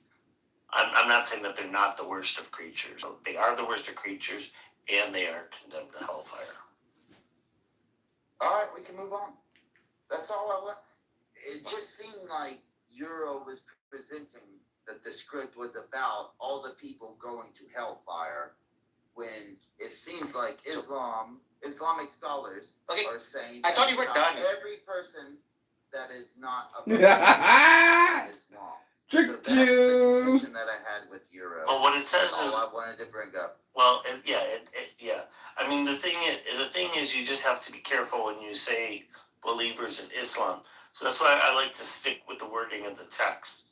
So those who, amongst the people of the book, which includes Christians and Jews and Sabaeans, who are disbelievers, are the worst. Sabaeans is not in the text right there. Well, people of the book, people of the book include Sabaeans. Well, I'm just saying, like... Okay, it doesn't matter, okay. I don't know why you are arguing about this little point. Whoever people of the book are. Why? I don't know why you care about Sabaeans. Nilo, you had your 2 minutes, dude. You had your 2 minutes. Did you not have your 2 minutes? Why are you yelling, bro? Stop yelling. What's wrong with you, bro? Why are you yelling? Just like that. Yeah, why? I'm trying to hear why. I'm trying to hear why in Euro. People often tell me that my mic is bad. Okay. So I have. I'm trying to hear why in Euro. Could you stop yelling and calm down, please? Yeah, I thought that why you finished with the discussion, or why you continuing now? Okay. No. Then you Why will are say you that talking? I'm done. Can you just let them finish, bro? What's wrong with you? All right, why go ahead? Take. How many more minutes are you going to take now? Why? You said you wanted 2 minutes. 2 minutes are done. Dude, do you want more? We went through my diatribe, my dialogue and everything, and I relented my time to Euro, and now we're holding a conversation that's not a part of the 2 minutes. Do you understand? I told you you had your 2 minutes, and then you will give it to Nargis and me, and you are now just continuing. Like, seriously, why? I did. Whatever. Dishonest of you. Anytime you would like to talk about this, I wish that we could. But go ahead. Yeah, we could talk another time. No, we can talk it as you can do it now, as soon as Nargis and I finish. All right? So Nargis. Yeah, well. Now see. Yeah. So I agree that the text. If you're coming here, I know. I know that. You're a fool. Okay, go ahead. No. So the thing is that it is true that a lot of these Abrahamic religions, or there might be others. Abrahamics, otherwise. They say that if you are either with us or against us, right? Either with us or against us. Also, historically, and or with us is going to burn in hell. Place them historically, they're growing religions. They are becoming large states, becoming large scale, right? And let's be clear. This is not true. This is not true of Abrahamic religions. It's true of 2 of them. It's true to Christianity and Islam. It is not true to Judaism. Judaism has always. Come on, bro. No, it's an important point. Guys, why can't I finish my sentences? My God. So it is not true of Judaism. Judaism does not claim exclusivity to salvation. They explicitly say, well, you guys can laugh, but it's true. They explicitly say that the world to come is also available to non-Jews. Yeah, but explicitly say that. One second. Are those non-Jews polytheists? You need to fight. No. Whoever knows the Non-Jews are not polytheists. I don't know. 1 second. The goy, the common No, term. there's non-Jews that. Goy just means the nations. It's just people. Goy means people. It's not a bad thing. Goyim is a non-Jew of a different nation because they created. They're still an otherizing, right? No. It's the people of the nations. Yes, it's a term that expanded upon. It's like, firstly, the word itself. Okay, so they otherize on ethnicity, Judaism, Christianity, Islam, otherize based on religious beliefs. Judaism otherizes based on, the other is based on ethnicity. No, like you're not just missing a key point. You're missing a key point. Islam and Christianity both claim exclusivity to salvation. They say you can't be saved unless you're one of us. And then they give what the conditions are to being one of us. Jews do not say you have to be a Jew to be saved. They explicitly say salvation is open to everyone. Whether you're a Jew or not a Jew, you have the possibility of benefiting from the world to come. They're very explicit about that. They even say how. But they do not say you have to be a Jew. This is why they don't proselytize. Because there is no need. 1 second, Nilo. It's not a minor point. It's a huge point. Exclusivity salvation is the whole thing we've been talking about. Okay, Euro, let me just say one point. Nilo, can you calm down, bro? I've been trying to speak. You're yelling all day. Cairo's really not allowed to speak. Yeah, what's wrong? Okay, be quiet. Okay? Euro, this is where I disagree with you. Okay. They don't say that, yes, you have to be a Jew, don't become Jewish, but what do they say? They say non-Jews must still be monotheists. They must practice the Noahides. So if you are somebody that, you could be non-Jewish, don't become a Jew, but what do they say? If you are doing idolatry, you should be killed. Any form of idolatry, you should be wiped off the earth. You will be going to hell. This is what they believe. Yeah, I understand your point. You don't have to be a Jewish. So you made one. So you made one. Noahides. Yeah. So you made one huge mistake. It's when you said you disagree with me. You're literally saying what I said. So you're not disagreeing with me. But You're agreeing with that. 1 second. Salvation isn't for everyone, though. It's not. I said it's open. It's open. It's open to everyone. No, it's not. And I specifically said, no, like people are apparently are not listening to everything I say because I specifically said. Yelling over you. I know. I specifically said that there are conditions. Okay, fair enough. So I didn't say just like every religion has conditions to salvation. No. There's a big difference. What? And I'll say it again. Christians and Muslims have exclusivity. You have to be one of them. You have to be a Christian to be saved, according to the Christians. That is the condition. Yeah, it's a condition. And the condition is you have to be... Okay, I don't understand why people don't understand English. Everybody has conditions. But the difference is very simple. Christians and Muslims say you have to be one of us. The Jews do not say you have to be one of us. They do say you have to be a monotheist, but you don't have to be one of us. That is a distinction, and it's an important distinction. Okay, so the Jews believe that you don't have to do the 613 commandments. No, it's not a question of doing the 613 commandments. But I don't know why you're making this complicated. Jews say you don't have to be a Jews. All my point is before you disagree. Might be agreeing with me, but all I'm saying. I never said the whole position. Because you brought in the 613, which is irrelevant. Don't worry about the rest. Here's my position. Okay, fine. Yeah, okay. Jews believe, hey, you don't have to become one of us, i.e., follow the 613 commandments, but salvation will be granted to you if you don't become a monotheist and follow the Noahides. Do you agree with that? Which is what I said from the beginning. I said that the first time. And 1 second. When I said every religion has conditions to salvation, you said no. No, that's not what I said. You're not listening. I literally said, yes, they all have conditions. And the distinction that I've made, that I'm correct about, is that Christians say you have to be a Christian, Muslims say you have to be a Muslim, which is what we were arguing about. Jews do not say that. They say you have to be a monotheist. Right, they don't say you have to be a Jew. So Anyway, can Nargis and I continue? So now that it's been Do you dare believe in Jesus to them? You're dying. Okay, so Euro.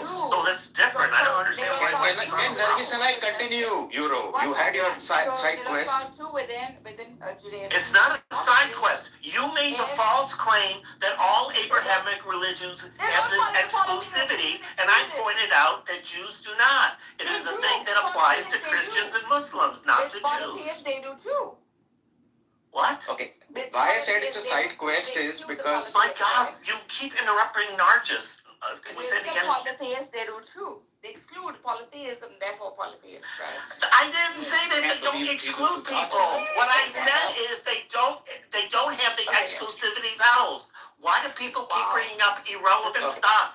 You want to start talking about the rain in Japan? What is going on? So Euro, okay, wait, Nargis, now let me just speak. Go ahead. I just want to speak one thing, Euro. So why I was saying it's irrelevant is, for one, there are like 15 million Jews in the world. It's not really important thing. Second thing is that distinction that Nargis was saying, that the distinction that, there is otherizing, that distinction is still satisfied, because polytheist Jews will otherize or the Judaism, the way, it is will otherize polytheism. So it's a small distinction that doesn't make it, any difference. All I said is your statement was wrong. Yeah, I know, I got it. Now we don't have to make it anymore. All Abraham. We got it. No, I just wanted to, I was telling you why it's irrelevant and it's finished. What you want to do is you were wrong about a point, and now I wasn't wrong. I wasn't wrong. I wasn't wrong. Okay, tell me, what was I wrong about? You have so much ego that you can't just say, look, I was wrong. Tell me, what was I wrong about? Tell me, what was I wrong about? What was I wrong about? You were wrong when you said that all Abrahamic religions had the same property of exclusivity to their own religion. It doesn't apply to Jews. I didn't say that. That Nargis said that. Okay, all I said was... let's move on. If you didn't say it, then we can move on, right? Okay, cool. Yeah. I don't know why you have to jump like this. So anyway, so Nargis, the issue is that you're jumping on us, man. Nargis and I were trying to have a conversation. So Nargis, the issue is that, the way the structure or the origins of the religion might have something to do with it. There are some religions which are pluralistic. They will say that, everybody is going to the heaven in their own way, or everybody has their own path, So the point is that it is possible that, this is more cultural, historical, cultural significance rather than actually taking it as a truth and false, the way you are saying it. I don't think it is that clear cut as true and false. No, I was not saying it as true and false. I was positing it as because it holds to one principle, the other is necessarily false, and if the other is in opposition to its principle, right? So it's of course it is historic. You can't ever not around the historicity, right? These are becoming bigger structures. Unity has to be maintained. Wars are coming in. Larger lands are being. That's what I was. So historicity. Yeah, even historicity. Even historicity changed. That's what I was telling. Why? That when Islam came to India, they had to deal with a huge number of polytheists. Okay, they cannot just say that we have to convert them or kill them, because traditional Islamic value says that you have to either convert the polytheists or kill them. But you can't do that. You can't kill. Dude, they try. Okay, wait, no, they did not. No, let me just finish. Why are you guys like? Okay, so what they actually ended up doing was they included Hindus among the people of the book, the definition of people of the book. So the people of the book definition got changed. Yes. In India, they did get changed. They just had to pay the jizya. Okay. I can tell you, he knows everything about India now. He's read everything. So Nilotpal, can I just have a conversation with Nilotpal? I didn't Nilotpal. So ideologically, right? Why can I have? Okay, if you have something to say, just put it in the chat. Why? Okay, one was reading that verse, for example, right? First of all, we haven't read it. See how he intrudes when people. So you, I don't know if you put in the reference, because verses like that usually have historical reference to context. He's addressing a group of people. It could be prior to a war, right? It could just be ideological too, right? I put the tafsir, by the way. Because at a point, because I do remember, like, polytheists hardly existed on that peninsula. They were non-existent. So to say, to put them in one group, right, and to say the hell dwellers, in order to create the ummah, the unity, the numbers, would just be a natural, like, course of action, right? Now, I think if they were a large number, he would have had to deal with them, like, more. You see what I'm saying? There's also like a diplomatic distance to that. But the one who's reading it now, if they read it without all of these referencings, right, and this deep understanding, and think of it as just an ideological difference, therefore the person is whatever an animal is false. This is where, like, it's messed up. Like, you know, I just want to bring up. Wait, why? Can you not let Nargis? So but the point is that I just want to. You are not letting me to. You are not letting us finish our conversation. Selfish. It's so very selfish. Very selfish, man. Very selfish. Stop acting like a victim, man. Why speak? Why talking rubbish? Why is Islamophobic, bro? I know, but sometimes we want to hear it. Now, 1 second, Needle is lying about Islam right now. We're letting. No, I'm not lying about Islam. Yeah, he is. I want to see what you literally just lied. That polytheists need to be converted or killed. You lied. Where are you getting that from? Where are you getting that from? Where the hell are you getting that from? That is coming from the hadith. So it's not coming from the Quran, right? Okay, then mention that, right? Yeah. It's coming. There is a tradition. Yes. Yeah. So what's the tradition? Yeah. Where's the tradition? What is it? You convert. You pay the jizya, or we fight. Absolutely, that's Quran. Yes. And that's Islam's position. Yes. That is. Absolutely. Yes, exactly. That is, so that is the position in Judaism. Yes. No, I'm saying in Islam, this is the position. Okay. Yes, it is. What are you talking about? I'm talking about that's the position in Judaism. Yes. How is that the position in Judaism? Because in the Torah, it says when you lay siege on a city, you offer them peace, and the scholars and like the Rabbi Maimonides says, what is the peace? They have to what? Accept the Noahide laws, or you fight them. Yes. And they must pay a tax. Noahide laws is not Judaism, dude. And the idea of Noahide, I never said it's Judaism. Like, no, are you hearing my not, argument? I never said it was Judaism. I never said it was. Are you hearing my argument? That's why I'm need you to pay attention. Okay, well then it's not. I said fine. It's not Judaism. Yeah. I want you to. I understand your point, Cairo. Dude, real quick. Who the fuck made Y mod this room? Dude, I've been a mod for a moment, so just relax. Oh my god. Yeah, you know what? From now on, can we all just agree to talk one at a time, guys? Come on. Yeah, I would agree with So that. why you can go first, and then who wants to go after him? Okay, I'll mute after that. So Okay, after Y, I'll speak. Go ahead, Y.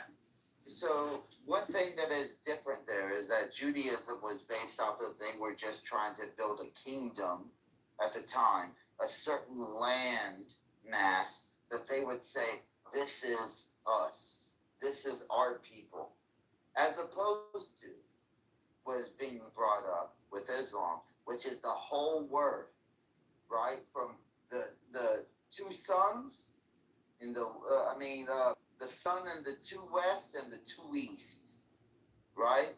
That's like a global conversation, as opposed to Judaism saying, hey, the land of milk and honey, and this is what it is, you know?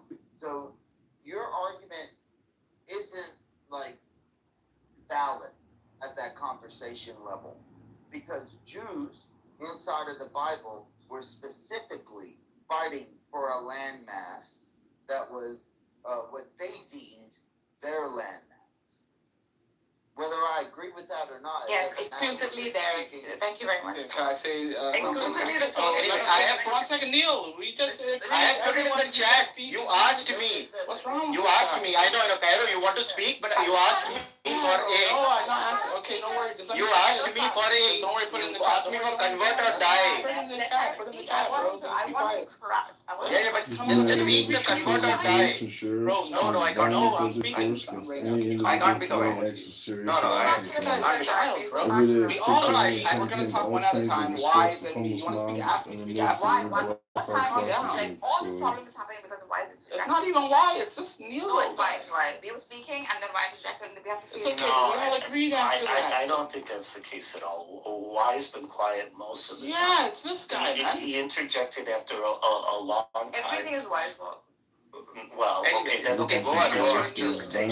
But I think that the reality has been that me and talking for a long time with people, and other people want to talk, and I think that's reasonable. So now, yes, what I was saying, I wasn't saying that Noahites is Judaism. So, maybe you misunderstood me, Euro. I was saying in Judaism, in the religion, in Judaism, they have laws in the Torah. The siege on the city. What must happen is they accept the people have to end their belief. They have to change whatever they believe. They believe in paganism and Christianity. To say if you believe in multiple gods, you must end that. Follow the Noahide laws. Pay the tax, and then you will be left alone. If not, you don't do that, then you fight, you kill everybody, you take the women and the kids as sex slaves, and we can continue on. They put people into slavery, but they do have conditions when they are going offensive war. Yeah, there are conditions that the people must accept. That's what I was saying. This is in Judaism. I wasn't saying that the Noahide law is Judaism. No, I'm saying in the religion of Judaism, that's what it said. That this is what Rambam, Maimonides, he quotes what the terms are when they say make peace. He quotes it. Yeah, so maybe Kyrie, maybe you didn't hear overall the interruptions yelling, but I had already agreed with you on your point when you made that the first time. Fair enough. Yeah, the only distinction that I would make, and it's maybe not that important, is the add-on parts that when you reference specifically like the Noahide laws and whatnot, because as you pointed out, that's a Maimonides interpretation. But if we look at the plain text, it does say that you have to offer peace terms before you go to war. And yeah, so those peace terms. But he just described what the peace terms are. Like a lot of rabbis, they agree with him, and they describe, hey, what are these peace terms? Well, the main part that I agree with is that there's an agreement that is a type of in Islam, we offer them yeah. No, I'm agreeing with you that they're similar, and that in both cases you're talking about tribute and submission. Yeah. You're also talking about Maimonides. He's like what, 12th century ACE? Yeah, that's why I mentioned that's much later. Yeah. Who is seen as the second oldest, one of the biggest rabbis. Other than a combination of I'm not bringing up no random like, rabbi. what is Islam after all? Anyway, A combination of Christianity. Since we are all speaking now, I wanted to tell Cairo. They are very Everybody speaking. That's a counterpoint. Okay, so Cairo, by the way, you said I was lying. So read the Quranic verse. I put it, which clearly says convert or die. So so there is Islamic jurisprudence. So convert or die. So just concede the point. So do you have a victimhood kink? So me. No, it's got nothing to do with victimhood. I have to speak for truthful. Okay. I have to speak for truth. Why are you? Let me know in the next few Me, I have a question. Okay. So what's your reference to this convert or die? I put it in the chat, man. It's a Quranic verse. A Quranic verse, okay. I mean, it used to be the case, but later when they actually came across huge numbers of polytheists, like in India, they wouldn't do that. It's simply not possible. My wife. So I read the Quranic verse, so you really have to be careful of the context here. The verse says, kill the polytheist who violated their treaties. But that's not in the actual Arabic, right? That's the reason there's parentheses. Like it's not parentheses. Let me read it for you. Can you read the Arabic, please? Yeah. Here, let me read. I'll read it. Can you dissect? Yeah. No, let him. He's claiming to know it, right? No. And can you read? No, let him because he's. Yeah, I know, but while he's searching for that. He likes Andrews. He likes every room he makes up. So Nilo over here put in Surah 9:5. That's what Toba. Yeah, correct. All right. Let me just double check. Yeah, 9:5. Okay. So let me start reading from 4. As for the polytheists who have honored every term of their treaty with you and have not supported an enemy against you, honor your treaty with them until the end of its term. Surely Allah loves those who are mindful of Him. So, can you give me the historic reference to that? Mr. Victimhood is saying the I don't know why you're policy calling me names. Everything You showed that you're a dickhead. Anyway, I agree that the guy. One second, Nardas. The guy who started this conversation by calling me a dickhead is now sad and mad that I'm calling him victim. Okay, no problem. No, of course you are. But you don't hear me crying, bro. You're just crying. Man crying. Yeah. Okay, so now let me finish. No, I'm kidding. You can call me Mr. Victimhood. No problem. Okay, thank you. So now the victimhood. Yes, the people that honor the treaty. Yes, you don't fight them. Yes, why? Because we have a treaty with them, and yes, we hold to that. So it's not just go around and kill anybody. Do this or you die. Yes. So in other words, that's not true. Wait. So can I put my defense now, Euro? So in other words, Euro was correct. Okay. No. Okay, so wait. Let me make my defense again. Can I make my defense? Can I make my defense? Yeah, you're being a little bit. Kill the polytheists who have violated their treaty. Yes. Wherever you find them, capture them, besiege them, and lie in wait for them in every way. But if they repent, perform prayers, and pay homage, and set them free. Indeed, Allah is all forgiving and most merciful. Okay, so can I now reply to Cairo or why are you speaking again? Why can you not? I don't know how Euro hasn't heard. I mean, first of all, I made the point to Cairo. Okay, fine, say it. So, firstly, it doesn't say that in the Arabic about the ones who violated the treaties. Actually, if you read the 10 verses, right, the first 10 verses, what does it say? It says that your treaties, your oaths are to Allah, and that He has negated these verses. Not verses. He has negated these treaties. 1 second. Do you know the verse right before 5? Dude, that's what it's in context about. Dude, that's what I'm bringing up, right? Okay. Context. Right. So when somebody just brings up a verse, and then also, Neil actually fell into this trap. Victim. That's what you're talking about. Okay. No, he fell into the trap. He gave the link. Inside of the link, it actually uses words that are not inside of the Quran. The Quran doesn't mention that they violated the treaties. These are scholars that are saying, hey, this is the reason for it. Yeah, because everything has a historic context. Everything has a historic context. Let me finish. Yeah, what's the verse before it? What I'm bringing up is that if you read between Surah 9:1 and Surah 9:10, you'll see that Allah even says that all treaties between the believers and the disbelievers are null and void. It doesn't matter because your oath is towards Allah.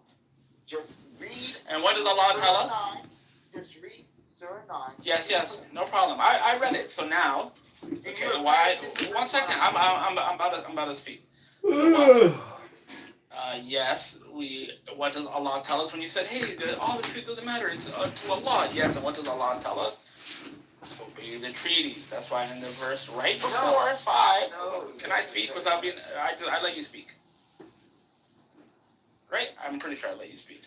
I might be wrong, but I thought I did. But he didn't say that. Yeah, 1 second. I thought I let you speak. I don't know. Maybe I'm confused. So, in the verse right before that, it tells us how to deal with the people who have honored their treaties. How should we deal with them? Why? Anyway. 1 second, Neil.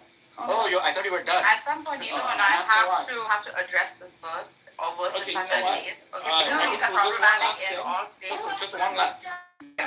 I'll just say this one last thing, and you guys could guys No, you finish. Are you still speaking to him? Or why? How should the Muslims deal with these people that have honored their treaties? What does it say in verse 4? The 9:4 is speaking about like the people that you have the treaties with and blah blah blah, right? Yeah, how should we deal with them? Yeah, you treat them with what? If you go further through Surah 9, they're given a time frame. Hey, do they also, if you encounter them, right? If you encounter them and you judge because of a couple of days that you have them in your like environment, then therefore you judge that they're peaceful enough, you'll let them go. But that's not addressing what I brought up. No, you're saying. Oh my God. Yes.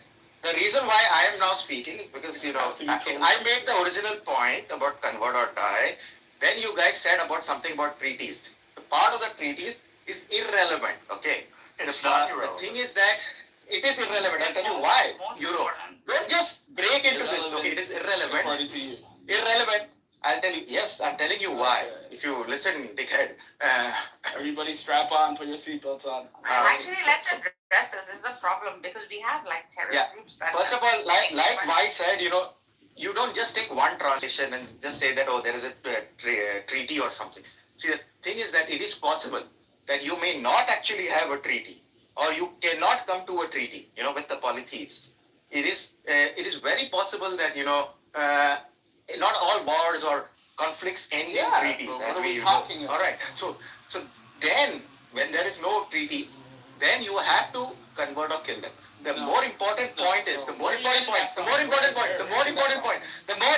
point is Where do you get that from? No.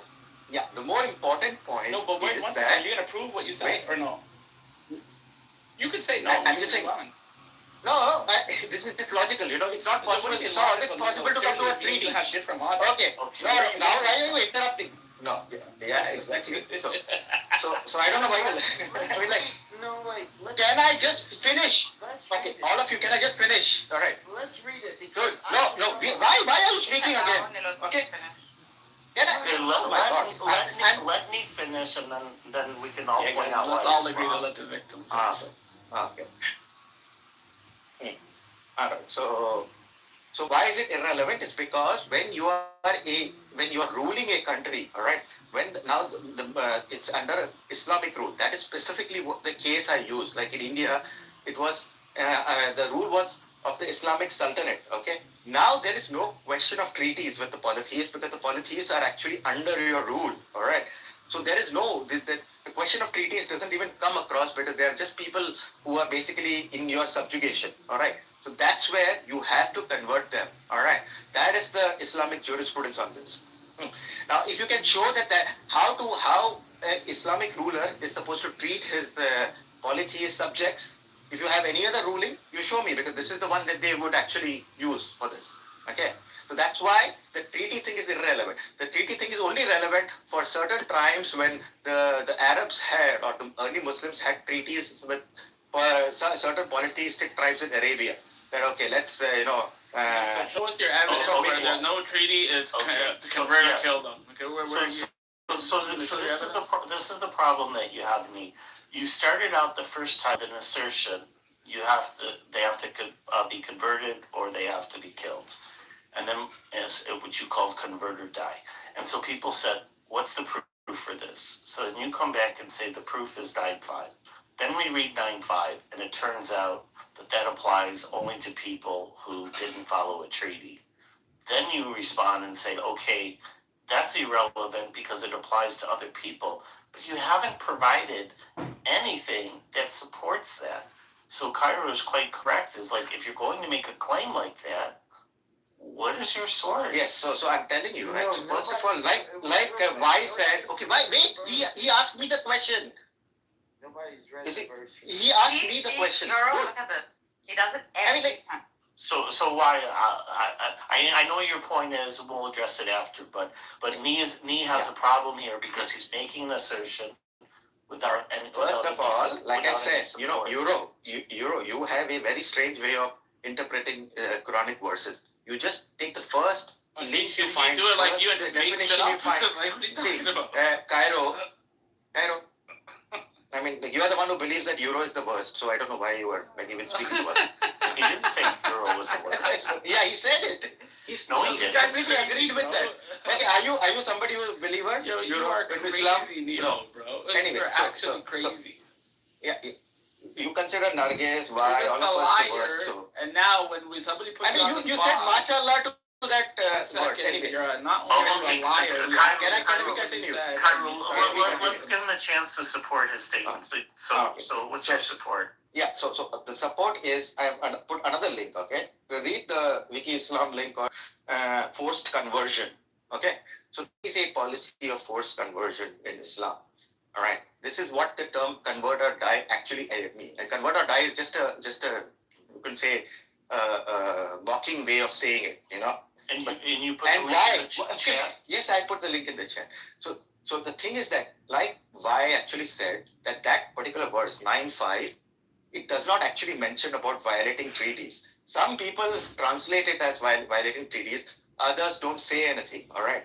And there is generally a policy, there used to be at least, for the polytheists that there would be a convert or die, or forced conversion policy that was there. About Surah 256, verse 256. I mean, there's a whole link. I put. You should read it. This would be good for your point. It's Surah 256. It's going to prove everything you just said.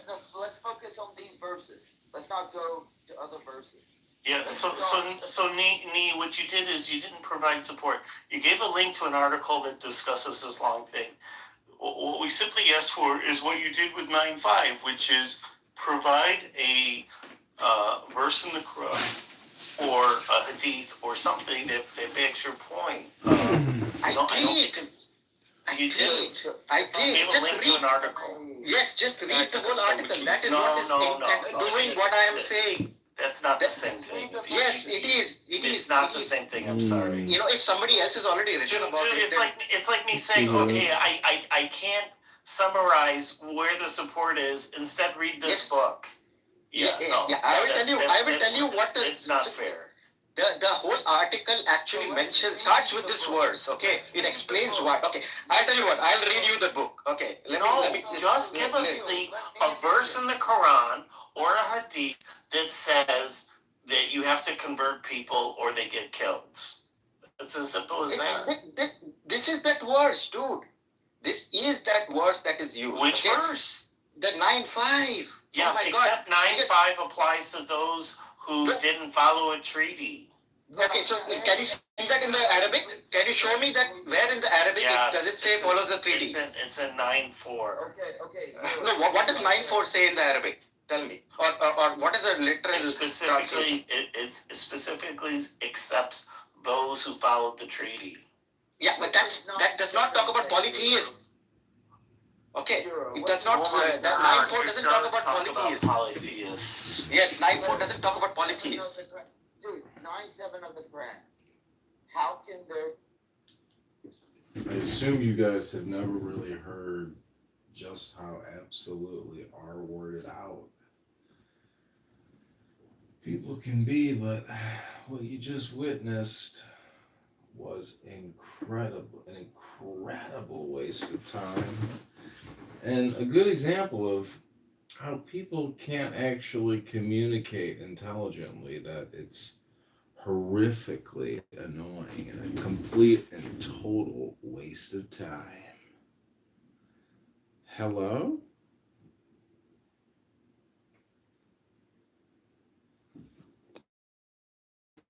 Hello?